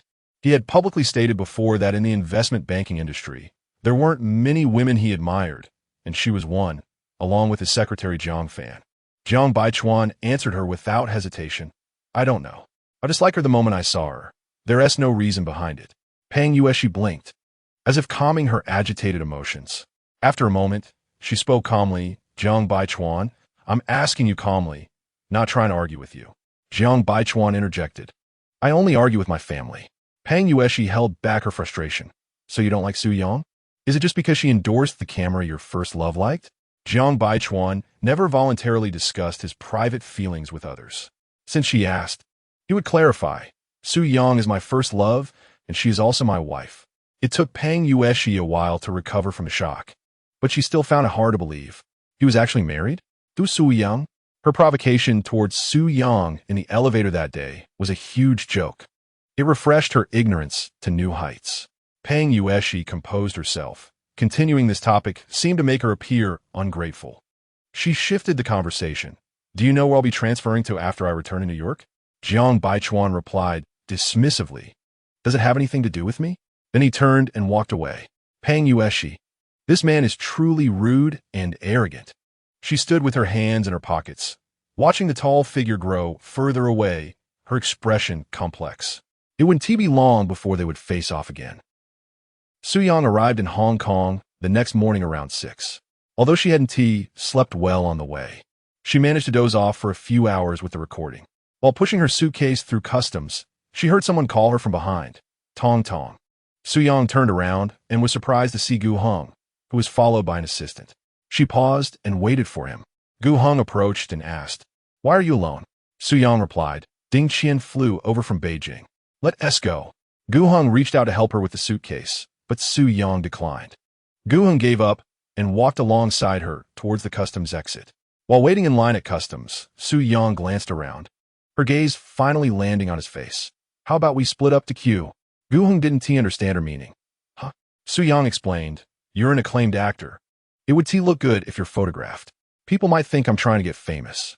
Gu Heng detected the sarcasm in her words, shot her a glance, and didn't respond. 20 minutes later, after clearing customs and entering the International Arrivals Hall, Su Yang saw Lu Yucheng. Just a few days ago, he had been caught driving under the influence, and now he was here in Hong Kong, causing trouble again. She frowned slightly, wondering when he had become so considerate as to wake up early to pick her up. Then she thought, perhaps he was here to pick up his little lover. Gu Heng had been puzzled last night about why Lu Yucheng was being so kind as to come to the airport. It turned out he had ulterior motives. He wasn't there to pick him up, but to pick up Su Yang. As he approached, Lu Yucheng asked Su Yang, Are you hungry? Su Yang lifted her eyelids and replied, I've eaten. Lu Yucheng didn't mind her tone, reaching out to push her suitcase, but Su Yang blocked him, saying, This is a public place. It's not good to be pulling at each other. You don't care about your image, but I still need mine. She brushed his hand away and pushed her suitcase towards the exit. Lu Yucheng turned to watch her stubborn back, his chest heaving in anger. Gu Heng stood by, enjoying the spectacle, and suddenly pushed the suitcase in front of his assistant over to Lu Yucheng, saying, Here, take this. Don't be so down. He then patted his shoulder as if to offer comfort and walked away with his assistant. Lu Yucheng. He glanced at Gu Heng's suitcase, then at their arrogant backs, and kicked the suitcase in frustration. He didn't care about that suitcase anymore and walked out. After walking a few dozen meters, he cursed silently in his heart, squinted his eyes, and turned back to grab Gu Heng's suitcase. When he reached the car, Lu Yucheng arrived late. So he had to sit in the back seat by the window, while Gu Heng sat in the middle, right next to Su Yang. In the car, The three of them didn't speak. Suyang took out her phone and opened it, and after half a minute, several messages came in. Two of them were from Jiang Baichuan, one with a picture of a church in a small town, and the other a text message asking, Tong, what are you proposing? Suyang looked at it and suddenly laughed silently. How many years had it been since he had been this humorous? She replied, Brother is earning your dowry money. Wait for me. I'll come to marry you after I'm done with these busy days. She also sent him a strong kiss emoji. Suyang calculated the current time in the small town in Germany. It was the early morning, and Jiang Baichuan should be asleep. She plugged in her earphones and continued listening to the German story he had recorded for her. Lu Yucheng's gaze kept unconsciously drifting to the right, and every time he turned his head, he would meet Gu Heng's gaze. He snorted coldly and withdrew his gaze. Gu Heng had been reading the script on the plane and hadn't rested well. So he leaned back against the seat and closed his eyes to rest. When Lu Yucheng looked at Suyang again, he saw her smiling faintly at her phone screen. Curious about what she was looking at, he reached out to take her earphones to listen. But just as he touched her ear, Suyang suddenly turned her head and swatted his hand away, saying, Lu Yucheng, are you annoying or what? Gu Heng opened his eyes, glanced at them, and then closed them again. He had grown accustomed to such scenes. It had been the same back in school, where Lu Yucheng would tease Suyang for no reason, and Suyang would shout at him, but Lu Yucheng would still shamelessly continue to joke with her. Lu Yucheng looked at Suyang and pulled off her earphones, saying, Suyang, can't you just talk to me properly? Suyang looked back at him, her eyes full of helplessness, then changed her expression to smile gently, her voice softening. Mr. Lu, may I ask when you're going to pay me back the 2,300 yuan? I'm really short on money lately. Lu Yucheng. He turned his face away in anger and lowered the car window for some fresh air. A woman like this, even if she were to throw herself at him now, he might not even bother to acknowledge her. Suyang continued listening to the story. After hearing it once, she felt that a few more lines had been added compared to the last time, particularly the last few lines. And over the years, this story had become longer and longer. She had asked him how the content had increased, and he had paused for several seconds before answering her. It's a series. Suyang took off her earphones and tapped the assistant sitting in front of her, saying, Xiaoyu, you speak German, right?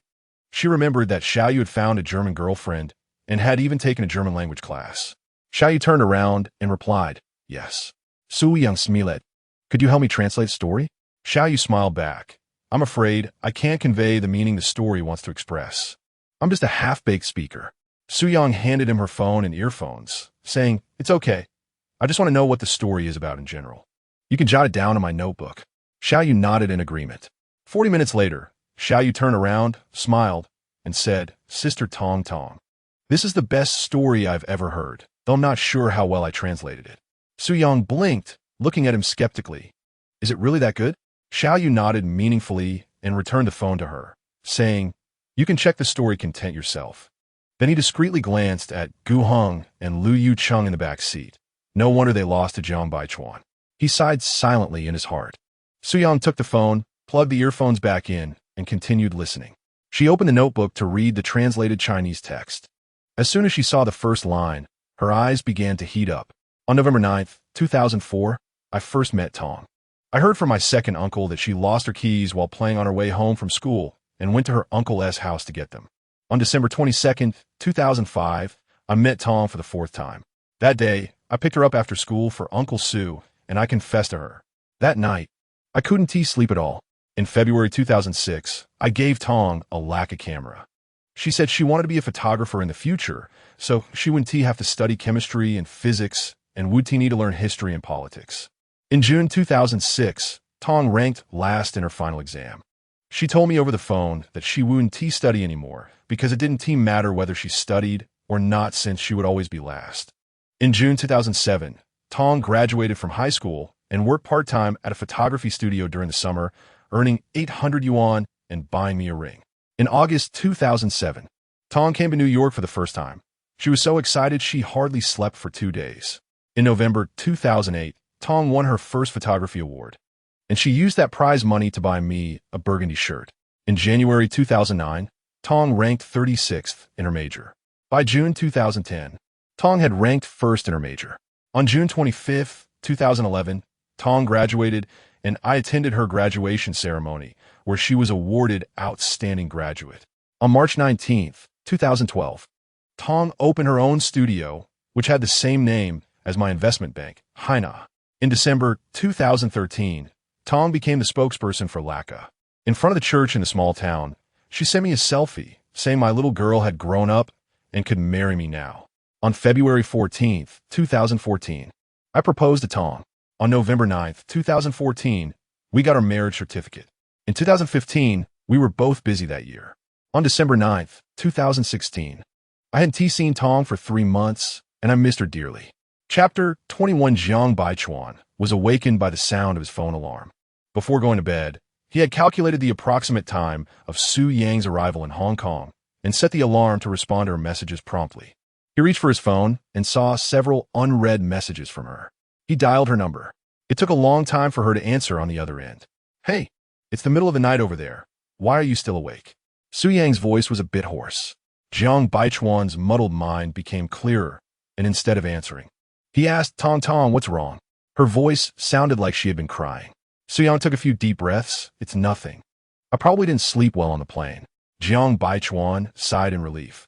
"Have you cleared customs yet?" Su Yang replied, "Yeah, there weren't many people today, so I didn't have a queue much. Liu Yuqing came to pick up Gu Hong, and I hitched a ride with them. I'm already at the hotel." Jiang Baichuan reminded her again, "Don't get into conflicts with them. Talk things out nicely, got it? I know you should hurry and sleep. If you don't, it'll be dawn soon." After ending the call, Jiang Baichuan felt no more drowsiness and got up to open his computer to start processing emails. Before noon, he received a call from the president of Laka. "Jiang, we have decided to establish a strategic partnership with your Hainan Investment Bank. Looking forward to a pleasant cooperation." Jiang Baichuan smiled lightly and said, "Thank you for your trust. Looking forward to a pleasant cooperation." After ending the call, he sent a message to Su Yang. "You're now a shareholder of Laka." Su Yang was the third largest individual shareholder of Hainan Global Investment Bank. When it was founded, she did not have any shares. Later, when she turned 18 and got her ID, he transferred part of his shares to her. It seemed that Su Yang was busy and did not reply to him promptly. After confirming the cooperation intention with Laka, Jiang Baichuan handed over the remaining matters to the general manager of the investment bank to execute. He and his secretary Jiang Fan took an afternoon flight back to New York. Upon returning to New York, he still had to continue working on the justification for the related party transactions of King Jewelry. At 11:30 p.m. in New York, Jiang Baichuan returned to his apartment in Manhattan. After taking a quick shower, he prepared to call Su Yang. Just as he reached the bedside and had not yet picked up his phone, the phone rang. Thinking it was Su Yang calling first, he picked it up only to find it was Xiao Jin. He hesitated for a moment about whether to hang up or answer, and after a few seconds of contemplation, he slid to answer the call. "What's the matter?" His voice was as cold and damp as the midnight air in New York winter, lacking any warmth. Xiao Jin tightly gripped her phone, remaining silent. 1 second, 2 seconds, 5 or 6 seconds passed, and she still did not speak. She expressed her dissatisfaction with his attitude through silent protest. Jiang Baichuan, lacking the patience to ask a second time, hung up the phone. Xiao Jin stared at the darkened phone screen, her eyes reddening with grievance. Sitting in the back seat of the car, she rolled down the window. The cold wind rushed into the car, and the warmth inside escaped. She leaned against the car window, feeling the contrasting worlds of ice and fire. Lisa looked at her, sighed, and patted her back. You know what Jiang Baichuan is like. If you act spoiled or throw a tantrum, how could he take you seriously? Right now, the key is to get him to help you. The online sentiment is overwhelmingly against you, and many of your fans have turned against you. Even though the Xiao family has power, sometimes you can't silence the voices of netizens. Xiao Jin calmed down for a moment before rolling the window up and turning to Lisa. "He used to be indifferent, but he would never treat me like this." Lisa didn't respond, unsure of what to say. Xiao Jin dialed Jiang Baichuan's number again. The first time, no one answered. The second time, he picked up. "Xiao Jin, who are you throwing a tantrum at?" Jiang Baichuan's questioning voice came through. Xiao Jin's hand trembled. Her heart was in turmoil, but she swallowed her anger. "Jiang Baichuan, I'm in New York, right downstairs from your apartment." Jiang Baichuan's voice was indifferent. "So what?" Xiao Jin was momentarily speechless. She had made herself clear. Yet he still asked, so what? Can I come up for a bit? I need your help with something. Her tone softened considerably. Jiang Baichuan refused without hesitation. Not convenient. Xiao Jin bit her lip hard, her lower lip turning pale and devoid of color. Hey, can you come down? It won't take much of your time. She was trying to appease him. Apart from Jiang Baichuan, she had never spoken so submissively to a man. Jiang Baichuan replied, you can say what you need to say over the phone. Xiao Jin could no longer hold back, biting her lip. She raised her voice in response. Jiang Baichuan, we grew up together. How can you be so heartless now? You weren't like this to me before.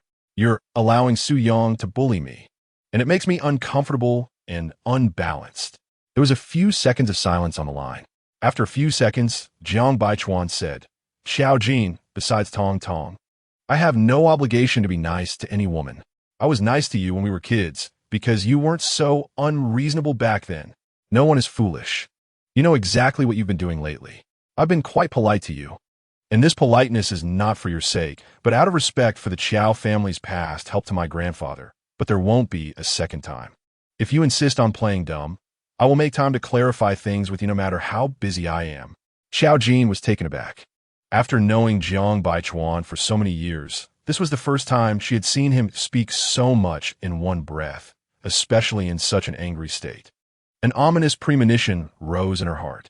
Jiang Baichuan paused, then continued. The main reason I haven't held it against you is that Tong Tong won't allow herself to be wronged, so I've tolerated you. Another reason is that I never waste words on women, especially those who are inconsequential and lack self-awareness. It's a waste of my time. He pressed his fingers against his forehead. Xiao Jin, if there comes a day when I can't tolerate you anymore and come to settle accounts with you, it will also be the day when the friendship between our families comes to an end. You should weigh that for yourself. Xiao Jin was infuriated and lost her rationality. Uncle Jiang will support me. Jiang Baichuan scoffed. Xiao Jin, I don't know if you're really foolish or just pretending to be. If one day you stand against Tong Tong, my dad will naturally side with Tong Tong. Even if he doesn't fully acknowledge her, she is still his son's wife, the daughter-in-law of the Jiang family. After saying this, Jiang Baichuan directly hung up the phone. Xiao Jin stared blankly at the phone that had been hung up again. Hot tears streaming down her face.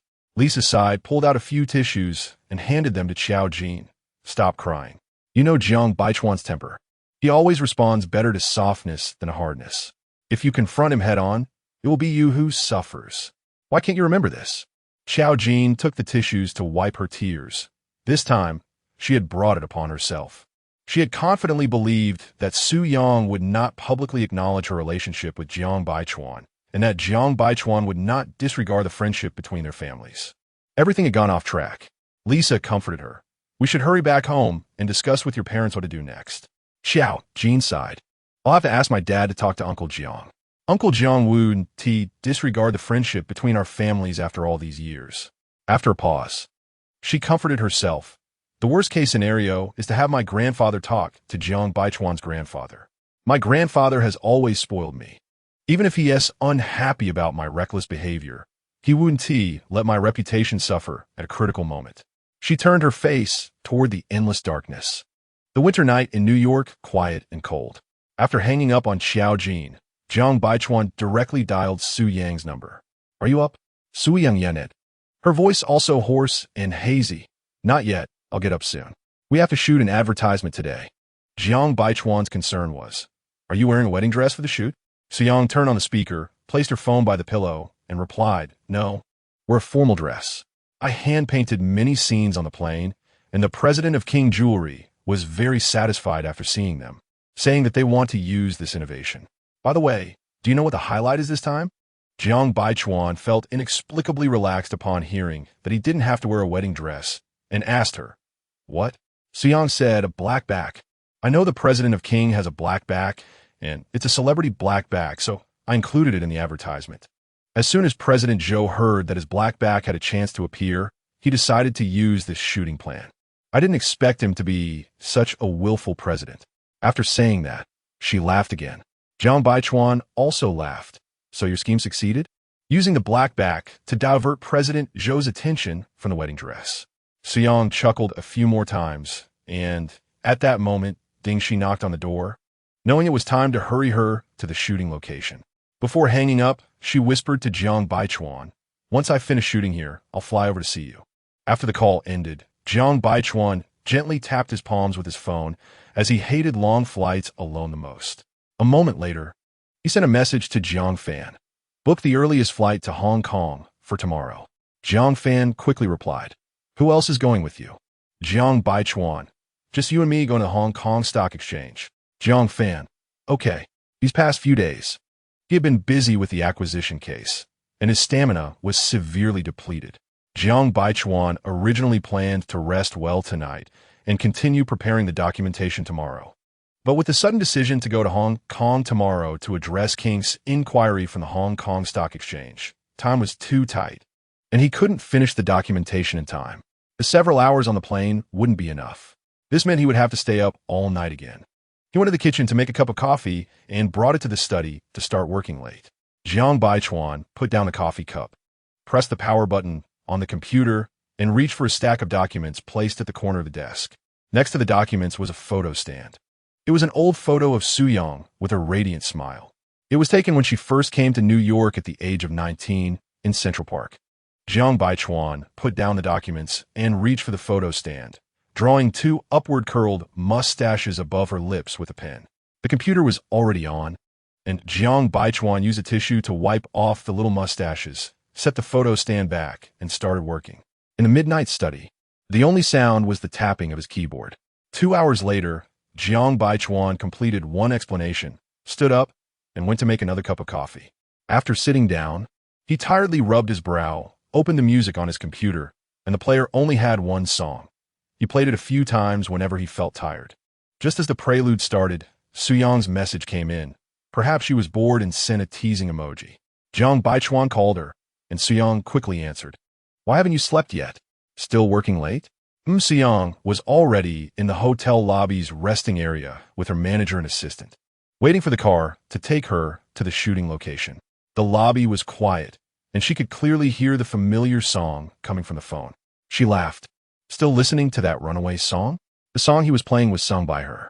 Jiang Baichuan smiled. "It's to keep me awake." Su-young huffed in dissatisfaction and asked him, "Do you still need to work late?" Jiang Baichuan didn't tell the truth. "I'll sleep soon." Su-young didn't want to waste any more of his time, urging him to hurry and take a shower and sleep. After hanging up, she suddenly wanted to listen to that song as well. She took out her headphones, plugged them in, and opened the music player. If it weren't for the fact that she sang it herself, she estimated that after listening to it once, she wouldn't want to hear it again. It was so unpleasant that it could kill one's appetite. She didn't understand how Jiang Baichuan could still stand to listen to it. This song was the proposal gift he gave her on the day of their engagement. During that time, he wasn't too busy, so he wrote a few lyrics himself and composed the music. He grew up with his grandmother, who was a consultant at the Central Conservatory of Music, and he absorbed a lot from her, gaining some understanding of music. It was a relatively simple love song related to her, which he named Nursery Rhyme. Later, she learned that he put in a lot of effort to record this song.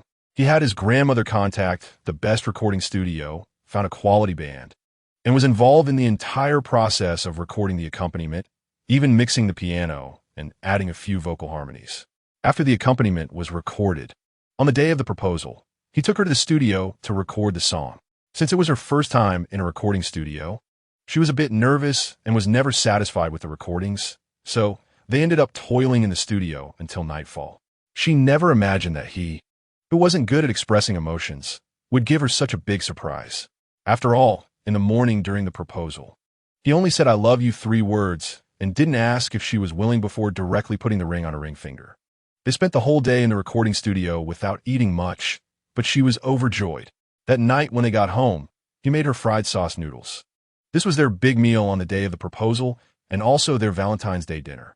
She sat at the dining table eating fruit to fill her stomach while watching him busy in the kitchen, feeling a mix of sweetness and bitterness in her heart. This man, no matter when, was worth her unreserved love. "Su-young, the car is here." Ding, she patted her shoulder. "Let's go." Su-young came back to her senses, turned off the music player, put away her phone, and walked towards the door. Today's Hong Kong was sunny and beautiful. A busy day was about to begin. Chapter 22, the filming location for the commercial, was finally set in President King's villa yard. Su Yang rode in the special car assigned to her by President King for the past few days, feeling the hustle and bustle of Hong Kong's morning.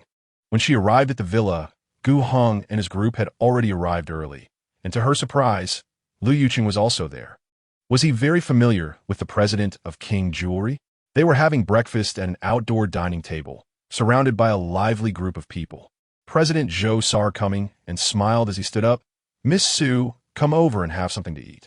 Our home hasn't been this lively in a long time. Usually, it's just my wife and me dining together, which is quite lonely. You know, as one gets older, one tends to enjoy the liveliness." Mrs. Zhou also stood up, her smile warm and inviting, welcoming Su Yang to take a seat. Su Yang hadn't had breakfast, so she didn't stand on ceremony. She sat next to Mrs. Zhou, took the napkin handed over by her, thanked her, and began to eat. At the dining table, President Zhou and Liu Yuqing chatted about the new film Sleepless Nights on Wall Street, asking when they might wrap up filming. Su Yang listened quietly. Mrs. Zhou occasionally glanced at Su Yang, holding back for a while, but eventually couldn't resist. Does Xiao Su have a boyfriend? The atmosphere at the quiet dining table suddenly became tense. All eyes were focused on Su Yang and Mrs. Zhou. Liu Yuqing narrowed his eyes, glanced at Su Yang a few times, then lowered his head to eat his fried egg. Su Yang snapped back to reality, just about to say yes, but was interrupted by President Zhou, who lightly nudged Mrs. Zhou. "Don't go drawing red threads randomly. A girl is outstanding, as Xiao Su surely has someone pursuing her." He knew about Su Yang's relationship with Jiang Baichuan, but wasn't he sure if the others knew, so he spoke very implicitly. Mrs. Zhou shot an unhappy glance at President Zhou, then smiled at Su Yang. "My son is 32 this year, 4 years older than you, and he is quite handsome. Yet he doesn't have a girlfriend." Su Yang. Oh my, she even knows her age. She must have followed her Weibo before. This rhythm seems like she's considering her as a daughter-in-law. President Zhou rubbed his forehead. His wife really was not modest at all. Gu Heng silently chewed his food, casting a glance at Su Yang. Su Yang awkwardly smiled at Mrs. Zhou, trying to clarify. "Mrs. Zhou, I already." Mrs. Zhou interrupted her. "No need to be so polite, just call me Auntie." Everyone. Mrs. Zhou, in a good mood, couldn't stop talking about her son. "My son is also in the entertainment industry. You must know him." With a proud smile, she continued, "He is a director, currently filming in New York." She lightly nodded towards Gu Heng and Liu Yuqing. "He has a particularly good relationship with Xiao Gu and Xiao Lu. They've known each other for 8 or 9 years. This time he was supposed to come with Xiao Gu, but he said he was busy filming night scenes. Oh, by the way, the film he is shooting is Sleepless Nights on Wall Street." Then she asked Su Yang, "Now you know who it is, right?" Su Yang blinked. "Zhou Mingqian is your son?" The talented director Zhou is actually the son of the president of King Jewelry. Instead of inheriting the family business, he chose to make movies, which probably means his thought process is similar to Gu Heng's. Mrs. Zhou smiled brightly. "I told you, you must know him." Her words were filled with pride for her son. Su Yang stiffly smiled and said, "Annie, I've known Mingqian for many years. We're very close." She emphasized the word close. She added, "Mingqian knows my husband too." Upon hearing this, Mrs. Zhou's face displayed all her surprise and disappointment. A few seconds later, she quickly regained her cheerful demeanor. "So you're already married. I didn't realize. Annie was a bit indiscreet just now. Please forgive me." Su Yang smiled and shook her head, saying it was fine, and chatted with Mrs. Zhou about the recent fashion week to ease the awkward atmosphere. After breakfast, they began to set up the filming scene. Su Yang's shooting plan required a few old photos, specifically childhood photos of her and Gu Heng. She asked Gu Heng, "Do you have any childhood pictures of us?" Gu Heng, who was reading the advertising shooting script, looked up without any hesitation and said no. In fact, he had plenty on his phone. Su Yang shot him a sidelong glance, turned to leave, and planned to call her mother to find her album and send her a few old photos. Just as she took her phone out of her bag, it started vibrating nonstop. When she opened it, it was all old photos sent by Gu Heng, including solo shots of her and mostly pictures of her and Gu Heng together. The yellowed old photos always evoke endless memories, looking at her teenage self. She seemed so naive and sweet. Even her smile looked quite awkward. One photo showed her wearing a cotton-padded jacket and eating Haagen-Dazs ice cream, grinning with cream smeared on her lips, her hair tousled by the wind, with Gu Hong standing beside her, looking at her with a disdainful expression. The photographer must have been Lu Yuqing, probably wanting to capture her greedy look. Usually, Lu Yuqing took their joint photos. And if she appeared in a photo with Lu Yuqing, it must have been taken by Gu Hong. As she looked through the photos, she suddenly had an idea, turning excitedly to President Zhou, who was chatting with Lu Yuqing by the garden. "President Zhou, I have a surprise." President Zhou stood up, clearly intrigued. He walked over with a smile. Su Yang handed the old photo to President Zhou. "Look, the background of this photo is the King flagship store in Beijing." The photo was taken in front of a high-end shopping mall, and the King jewelry flagship store was right on the first floor of that mall, with the King sign clearly visible in the shot. After looking at it, President Zhou couldn't help but exclaim, "I can't believe 16 years have passed in the blink of an eye. This store opened 16 years ago in this mall, and the opening ceremony banner is still there. This photo is incredibly precious." While lamenting the passage of time, he suddenly felt something was off. Upon closer inspection, it was indeed young Su Yang and Gu Hong. He looked up, astonished at Su Yang. "You and Xiao Gu have known each other for a long time?" Su Yang nodded, not saying much more. President Zhou, understanding, probably guessed the situation and tactfully refrained from asking further. The commercial might turn out to be more surprising than he expected. He didn't anticipate Su Yang would be so dedicated and serious, even contributing her old photos. She even used her time on the plane to hand-draw all the classic scenes from the advertisement, thinking of every detail in the sketches. Just with this, he understood why Jiang Baichuan would marry her. President Zhou extended his hand. "Pleasure working together. I need to head to a meeting at the company. Excuse me. If you need anything, contact my secretary." Su Yang was a bit flattered and quickly reached out to shake his hand lightly, thanking President Zhou for his trust. After President Zhou left, Su Yang's shooting team arrived at the villa, and she began assigning tasks, instructing her capable assistant on what to pay attention to during the shoot. The lighting equipment was already set up, and Su Yang started discussing makeup details with the makeup artist.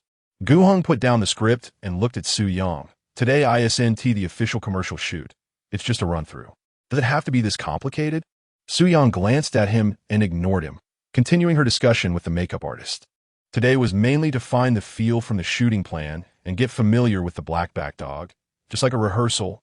But Su Yang treated it as a formal performance, being meticulous about every detail. At that moment, a few barks were heard at the villa's entrance. The blackback dog had returned from its morning walk, accompanied by the dog trainer. Su Yang also knew a little about this blackback dog from the internet. She knew its name was Ingbu. It had a noble lineage, and after special training, it could even perform life-saving tasks. In the following time, Su Yang and Gu Hong rehearsed the details of the advertisement with Ingbu. Lu Yuqing sat alone in the yard, feeling bored, so he went to the agency in Hong Kong. During the rehearsal, Su Yang had a scene that required her to have teary eyes. When she looked at Gu Hong, not only could she not cry, but she would also unconsciously break into laughter. Gu Hong looked at her helplessly and asked, "Is it really that funny?" Su Yang nodded. "We've known each other for so many years, it's like my left hand and right hand. So familiar that it's impossible to find that feeling of being touched to the point of tears when you give me a ring." Gu Hong stared at her, but said nothing. She regarded him as her left and right hands, but he had always seen her as his heartbeat. Every time he saw her, he felt a flutter in his heart. Later, Gu Hong said, "If you really can't cry, just think about how well we treated you when we were kids and how you're treating us now." Su Yang's smile, which was still on her lips, instantly froze, and her eyes dimmed. After saying this, Gu Hong regretted it. He didn't mean to make her feel guilty. He just wanted her to find a feeling. He sighed in frustration, as he hated seeing her sad. Su Yang blinked, and after a while said, "I understand." They started their scene again. By the end of the day, Su Yang and Ingbu had already developed a good rapport, having gone through the scene 5 times, reaching the expected effect long ago. But Su Yang insisted on doing it one more time. She asked Gu Hong, "Does it take up your time?" Only when facing Su Yang did Gu Heng's time seem like a man's cleavage. There was always some room. He nodded, "No problem." They continued until it got dark, and only then did they finish preparing to shoot the official advertisement the next day. Back at the hotel, Suyang reviewed the footage of their rehearsal taken by the assistant, looking for details that needed improvement. Dingxi knocked and entered, bringing her milk, and said, "Don't stay up late tonight. Get some rest." Suyang took the milk and turned back to her computer. "I've been racking my brain for the shooting plan these past few days. I didn't sleep much on the plane, and I've rushed out the sketches overnight. If the shoot doesn't go well, I would really be letting myself down." Dingxi sighed slightly, urging her to drink the milk, and then thought about the upcoming arrangements. "By the way, we have to return to Beijing tomorrow night." Suyang took a few sips of milk. "Did you get another job?" She shook her head. "Not exactly. It's just the contract we signed with Mayu magazine before, for you to shoot the magazine cover for the second half of the year. The July issue is about to start shooting, and LD's autumn collection has already begun to come online." Suyang responded with an "oh" and asked who the cooperating star was. Dingxi replied, "I don't know yet. Wait, he said it hasn't been confirmed. It should be finalized by tomorrow night at the latest." Previously, it was decided that the cover for the July issue would be Qiao Jin, but due to Qiao Jin being embroiled in negative news recently, the higher-ups at Mayu Group decided to postpone her shooting plan for now. After Dingxi left, Suyang continued to work until late at night, marking all the imperfect spots. She rubbed her temples in exhaustion. The road to the highest honors in photography seemed endless, and she didn't know when she would reach her destination. She was truly afraid that one day she would be too tired to take another step. After sitting for a while, she got up, turned off the lights in the living room, and went to the bathroom. After taking a shower, Suyang lay in bed, tossing and turning, unable to sleep, her mind constantly thinking about the advertisement, always feeling something was not perfect. A few hours later, she finally fell into a daze and slept. At 5 in the morning, she woke up. She took out her phone and reviewed the shooting plan she had recorded earlier. Eventually, she figured out what the problem was. The background music for the advertisement was not good. It didn't resonate with her feelings of love. She quickly opened WeChat and sent a message to Jiang Baichuan. "Hubby, call me when you're free. I need a favor. Help me compose a piece of music for the advertisement." After sending the message, there was no response for over 10 minutes. It was still early, so Suyang closed her eyes again, preparing to catch a few more Zs. Just as she was starting to doze off, her phone rang. She jolted awake, quickly grabbed her phone, and it was indeed Jiang Baichuan. Jiang Baichuan's low and gentle voice came through. "You're up so early?" Suyang smiled. "Yeah, I'm a bit restless and can't sleep. What about you? Still working overtime at the office?" Jiang Baichuan didn't answer her. He had just come out of customs and called her back as soon as he got in the car. He was already in Hong Kong. He avoided the topic and asked her, "Doesn't your team have someone specifically responsible for music? They're more professional than I am." Suyang twirled a small tuft of hair and brushed her nose, "But they don't know the kind of feelings I want to express." "Only you do." Jiang Baichuan chuckled. "All right, I'll finish the piece tonight and send it to you." Chapter 23. The next morning, Suyang arrived at Jay Chow's house with her filming team. After hearing from Mrs. Cho that Jay had gone to the Hong Kong Stock Exchange early, she didn't ask further. Once the set was ready, Lu Yuqing and Gu Heng's car turned into the villa yard together. After getting out of the car, Lu Yuqing stared at Suyang for a few seconds, then asked her the same old question. "Have you had breakfast?" Suyang nodded, and after a moment, she asked, "Why are you here today?" Lu Yuqing looked at her and said irritably, "One of my company's artists is filming an advertisement here. Is that a problem?" Gu Heng was an artist under the Fangyi Entertainment Group, and Lu Yuqing was the boss of Fangyi. Suyang pouted but didn't say anything further. Lu Yuqing turned and walked to the temporary resting area set up in the yard. Gu Heng was playing with Ingbu in the shooting area. She walked over and called, "Ingbu, come here." Ingbu turned at the sound, happily running towards Suyang, sitting in front of her, wagging his tail, his tongue hanging out as if trying to please her. Suyang felt overjoyed and bent down to pet Ingbu's head. After spending a day with him yesterday, she had grown fond of this German shepherd. Gu Heng also walked over, and Suyang said to him sideways, "Don't you think Lu Yuqing's eyes look a lot like Ingbu's? Sometimes a bit mischievous." Gu Heng. He tried to stifle a laugh, glancing past Suyang to look behind her. Suyang began to tease Ingbu again.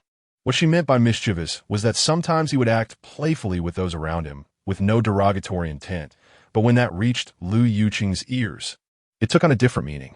She bent down, her t-shirt riding up a bit, revealing her smooth, delicate waist, a picturesque sight. Lu Yuqing quickly turned his face and looked around. The male staff and Su Yang's team were busy in the shooting area and didn't notice this side. He stepped closer and tugged her t-shirt down slightly. Su Yang felt someone touch her and stood up straight, her face showing discontent. Before she could speak, Lu Yuqing said, "What do you mean by mischievous? Su Yang, didn't he just go to the resting area?" Lu Yuqing lazily looked at her, took out a cigarette, tossed one to Gu Heng, and pulled out another for himself, lighting it. After taking a puff, he slowly exhaled the smoke, half closing his eyes while looking at her, asking, "How am I being mischievous?" Su Yang didn't want to waste words with him. This man was becoming somewhat unreasonable, and it was better to keep her distance. She ignored him and continued to play with Ingbu. Lu Yuqing knew she was no longer the same as before and didn't insist on getting an answer from her.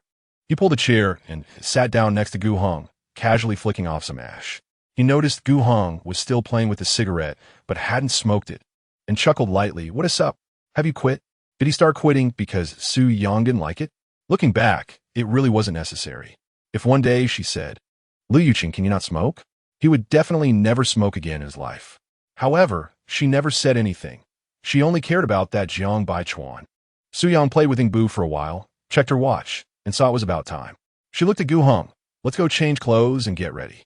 After saying that, she rubbed Ingbu's ears, signaling him to come with her to change. Lu Yuqing asked Gu Heng, "Is that black dog male or female?" Gu Heng stood up. "It's the same gender as you." Lu Yuqing. After a brief pause, Gu Heng teased with a smile, "Are you particularly hating that you're not Ingbu right now?" After that, he turned and walked away. Lu Yuqing couldn't help but curse, mentally scolding Gu Heng. Half an hour later, Su Yang and Gu Heng changed into their outfits, with simple, fresh makeup, just light, everyday makeup. Gu Heng wore black trousers and a white shirt, without a tie or cufflinks, with a few buttons at the collar casually undone, and the sleeves rolled up, revealing his strong forearms. Seeing Gu Heng come out, Lu Yuqing asked, "Where's Tong Tong?" Gu Heng, with a rare good attitude, replied, "Filming the opening scene inside the villa." Lu Yuqing. "They've already started filming?" "Yeah." Inside the villa, Su Yang was sitting barefoot with her legs crossed on a wool carpet, flipping through an album, lost in thought over an old photo, her lips curling into a gentle smile. Suddenly, several barks came from the yard. Su Yang quickly looked up, stunned for 2 seconds, and hurriedly set the album aside. Without time to put on her shoes, she ran barefoot towards the villa's entrance. In front of her stood a handsome man and that spirited German shepherd. When the dog saw her, it dashed over, nudging her, then grabbed the hem of her dress and pulled her towards the yard.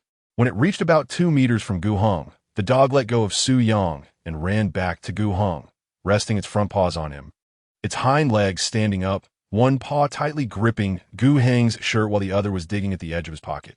At that moment, Gu Heng took out a box containing a king ring, the king logo on the box made of rhinestones. Before Gu Heng could open the box, the dog snatched it in its mouth and ran towards Su Yang, whimpering and looking up at her with pleading eyes, indicating for her to take the ring box. Su Yang felt a warmth in her eyes as she accepted the ring box and looked up at the man in front of her, who was gazing at her gently. His eyes filled with affection, giving her a soft smile. Su Yang's eyes turned moist as she turned her face to calm her emotions. Gu Heng took out an old photo from another pocket, identical to the one Su Yang had seen in the villa. The background of the old photo was the flagship store of King. At that moment, music began to play. The accompanying advertisement slogan was, "King, waiting for you for a lifetime." The advertisement ended. Su Yang's assistant called cut, and everyone present applauded. Lu Yuqing, sitting in the resting area, stared at Su Yang without blinking. This was the first time he saw her in a bright red gown, barefoot, with cascading long hair and alluring red lips, exuding an enchanting charm. In his eyes, no one in the world could compare. After the shoot ended, Su Yang didn't expect it to go perfectly on the first try. After watching the video, she noticed that all her expressions and gazes were much more on point than during yesterday's rehearsal. She excitedly hugged Ingbu, vigorously rubbing its head. Once they returned, as long as they switched the final music to the piece composed by Jiang Baichuan, the effect would surely be several times better than now. Gu Heng returned to the resting area, and Lu Yuqing glared at him discontentedly.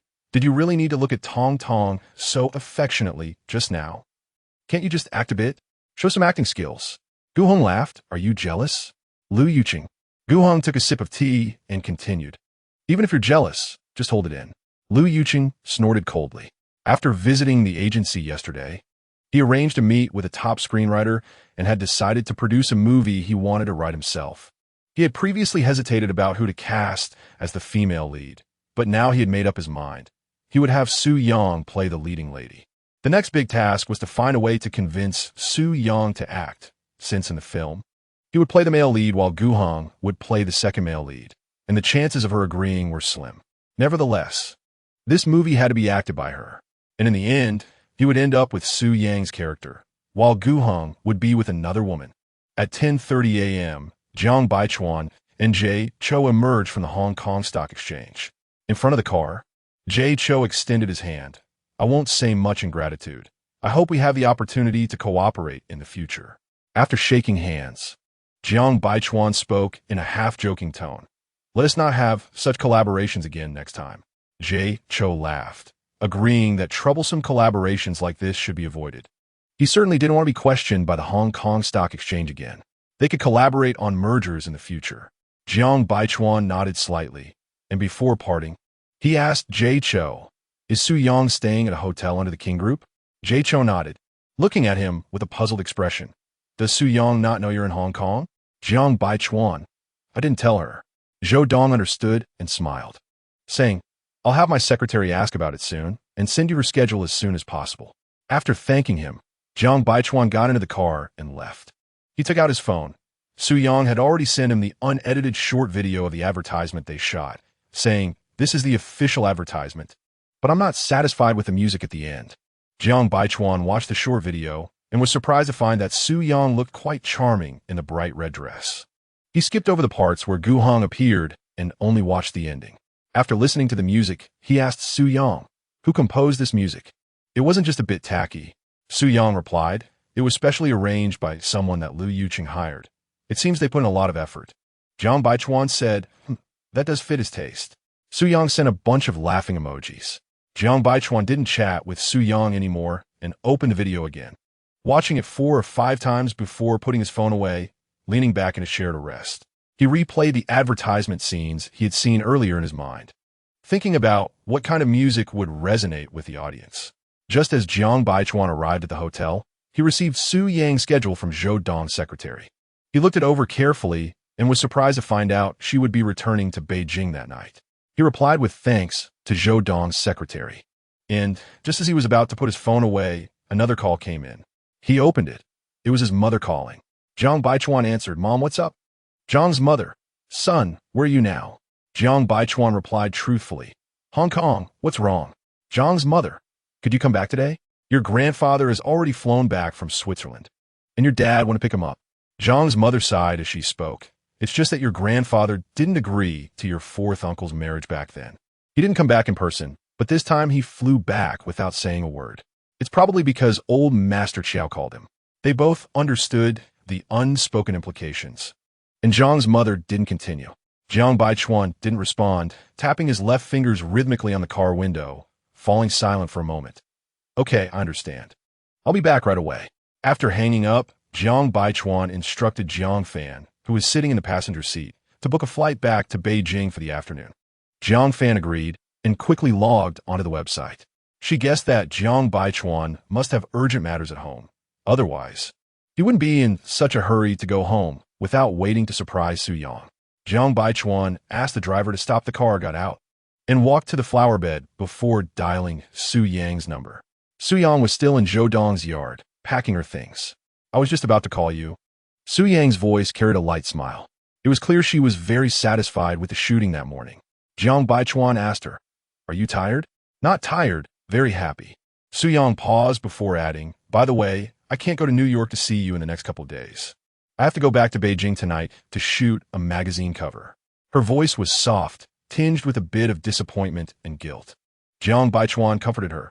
You don't have to come over. I'll go home to see you. Really?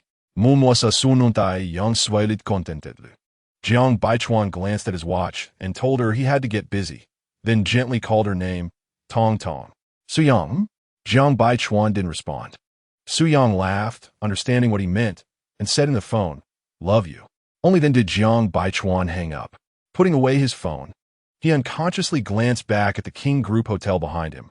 He didn't have time to wait for her to return, so he walked towards the car. After leaving Zhou Dong's house, Su-yang went straight back to the hotel.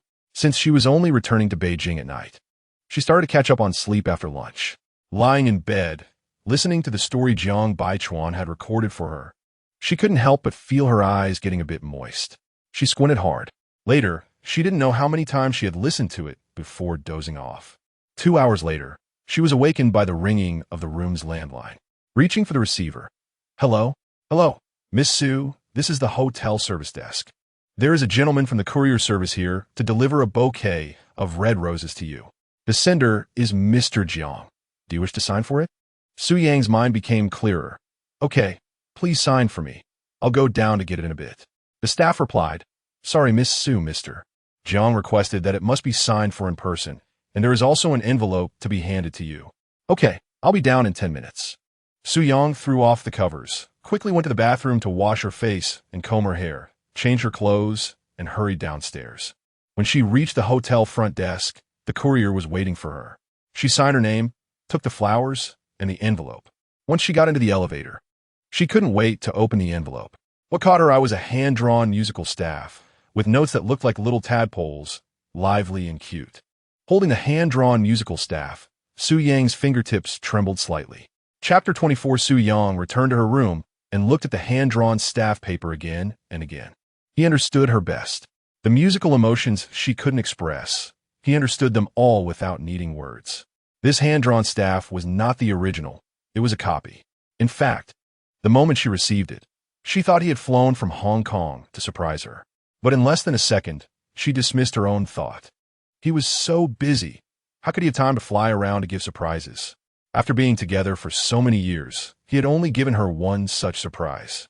That time, she was in her second year of high school, and it was winter. The second heavy snowfall in Beijing had been falling for several days. She had casually mentioned in a phone call how nice it would be to see the snow scene at the Forbidden City with him.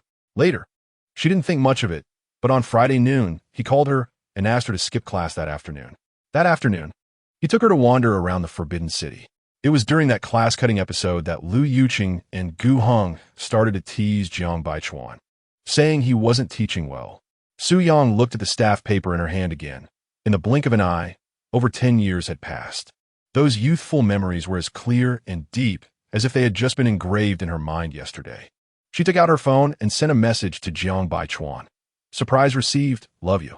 After waiting for a few minutes without a reply, Su Yang put down her phone, got up, and went to the bathroom to take a shower, preparing to pack her things and head home. Just after she finished showering, there was a knock on the door, and the loud voice of Ding Qian called out, "Yang Yang, open the door, hurry up, hurry." Su Yang, still holding a towel and drying her hair, opened the door, wondering what all the fuss was about. Ding Qian squeezed in and asked, "Have you checked Weibo?" Su Yang closed the door and walked towards the living room. "Just waking up?" Asking how there was time to check Weibo, what happened? "My Weibo didn't crash again." "Did it?" Ding Qian nodded vigorously, but this time it was good news. "You took a nap, and it doesn't matter. Your Weibo followers have exceeded 10 million. Su Yang. She blinked, taking a few seconds to digest this exciting news. The only reason she could think of for gaining followers so quickly was, did someone market for me? Ding Qian shook her head. "It was that advertisement you filmed in the morning." Gu Heng picked 2 of your gazing at each other photos and posted them on his Weibo. Well, his fans went crazy, flooding your Weibo with all sorts of recommendations to make you accept your male god, saying you two look perfect together and that Gu Heng's gaze towards you shows true feelings. Su Yang. She took a moment to collect herself. Didn't Gu Heng always avoid posting on Weibo? Even for the movies he starred in, he rarely promotes them on his Weibo. Ding Qian shrugged, expressing her confusion over Gu Heng's thought process. Because of Gu Heng and Su Yang's unique past, Ding Qian never made jokes about them. Once she crossed the line, there was no going back. Before leaving, she patted Su Yang's shoulder. "I can predict that it won't be long before Gu Heng's fans and Jiang Baichuan's fans start looking at each other unfavorably." Su Yang wrapped the towel around her hair tips, absent-mindedly rubbing it, somewhat distracted.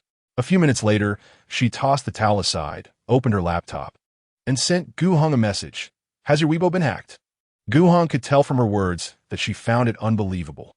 It was true. Over the years, he and she had almost reached a point of irreconcilable conflict, filled only with sarcasm and ridicule. Promoting her advertisement was a first. This advertisement had become popular even before its official release. When he sent the photos, for a brief moment, he felt like he was speeding down the road to madness. But thinking of her at the end of the road made him disregard everything else. Gu Heng looked back and forth at that message, but ultimately did not reply. Tossing his phone onto the coffee table, he picked up the ashtray and a cigarette and walked to the window. Lighting the cigarette, he exhaled a puff of smoke. He recalled a few years ago when he first received the Best Actor award and during a media interview. A reporter asked him why he suddenly wanted to enter the entertainment industry after studying finance. He'd been a bit dazed. Why enter the entertainment industry? So that one day he could enter her frame, even if she became a wife and mother in the future. He could still have countless connections with her because of work. He didn't want to be in a position where he had no reason to call her when he missed her. Su Yang and Ding Qian arrived at the airport an hour early. Unexpectedly, they ran into their nemesis, Xiao Jin, who was returning to Beijing. Xiao Jin had a prior engagement in this area that she had signed a contract for, and after it ended, she received a call from old Master Qiao, urging her to hurry back. She probably knew about her online troubles. A scolding was inevitable, but she also heard from her mother that old Master Jiang had returned. Hearing that old Master Jiang was back in the country, her heart finally settled. Her mother was right. There would always be a way when the car reached the mountain. The Jiang family would not forget their past kindness and connections. While queuing for security, Xiao Jin stood behind Ding Qian. Su Yang was unsure if it was a coincidence or if Xiao Jin was doing it on purpose. During this time, Su Yang focused on chatting with Ding Qian about their upcoming work, not paying attention to Xiao Jin. Now, Xiao Jin found Su Yang increasingly annoying. In the past, she could tolerate it in public, but now it was unbearable. She stepped forward, her voice very soft, but enough for Ding Qian and Su Yang to hear. "Su Yang, have you thought about the consequences of going against me recklessly?" Ding Qian turned around and scoffed. Su Yang looked up and smiled faintly. "My husband said that I don't have to worry about any consequences. He will take care of them. I just need to enjoy myself." Wearing sunglasses, Xiao Jin's eyes were hidden, but Su Yang knew her gaze was enough to cut people to pieces. Suddenly, Xiao Jin scoffed disdainfully. "Su Yang, I wonder where you get this self-deceiving confidence from." Changing the subject, she added, "Oh, by the way, Jiang Baichuan's apartment in Manhattan is quite nice, and the environment downstairs is good." Su Yang smiled. "Thanks for the compliment. I bought that apartment for Jiang Baichuan because I liked it. Not only is the environment nice, but the layout inside is also quite good." Xiao Jin tightened her grip on the handle, her lips pressed together. Su Yang then asked, "Did you see that apartment? Or did you hear from someone else that it was nice?" Xiao Jin secretly felt pleased and softened her tone a bit. But her words were still sharp. "I arrived in Manhattan just after 11 the other night and went straight to the apartment." Su Yang nodded fully, looking at her with sympathetic eyes. "When you got to the apartment, Jiang Baichuan didn't let you go up, did he?" Not giving Xiao Jin the chance to interrupt, Su Yang continued, "Jiang Baichuan is truly something. In this cold weather, late at night, how could he leave you standing downstairs in the cold? He really isn't generous at all." Saying this, Su Yang deliberately sighed, appearing helpless. That's just how he is. Even his longtime secretary and assistant rarely get to enter our apartment, let alone unimportant women. If he has been neglectful, you should be more understanding. When I see him later, I'll scold him a bit more." Xiao Jin bit her colorless lips, thinking, "Su Yang, let us see how long you can be so smug." Su Yang smiled, pretending to think seriously. "I should be able to be smug until Jiang Baichuan and I leave this world. Of course, even when we reach another world, he will still let me be smug." Before Su Yang could say anything else, Ding Qian, holding back laughter, patted her shoulder. "Let us move forward. It's our turn." Xiao Jin stood there fuming, not moving for a long time. Meanwhile, in Beijing, Jiang Baichuan went straight to the Jiang family's old residence after arriving in the city. When he reached the entrance of the villa area, he suddenly remembered that his pass was in another car. The soldier on duty today seemed to be new. He looked unfamiliar. Without a pass, the sentinel did not allow entry. Jiang Baichuan pulled the car over to the side, not really wanting to go in. Although it was the place where he grew up, it felt too oppressive. Even before entering, the sense of pressure hit him. He took out his phone to call his mother, Jiang Mu, to ask her to come out and pick him up, and to get a sense of the situation so he would know how to respond when he went back. Just as he pulled out his phone, he received a call from his fifth uncle, Jiang Mujing. Jiang Baichuan stared at the number thoughtfully, the urgent ringing continuing. He swiped to answer. Baichuan, where are you? Jiang Mujing asked. I'm at the old house gate. Jiang Baichuan replied. He had previously told Jiang Mujing he would find him after returning to the country, and he didn't expect him to remember this. Jiang Mujing sounded like he had found savior. Good. Hurry to my apartment. Jiang Baichuan. Jiang Mujing. Are you crazy? Jiang Mujing wasn't in the mood for jokes.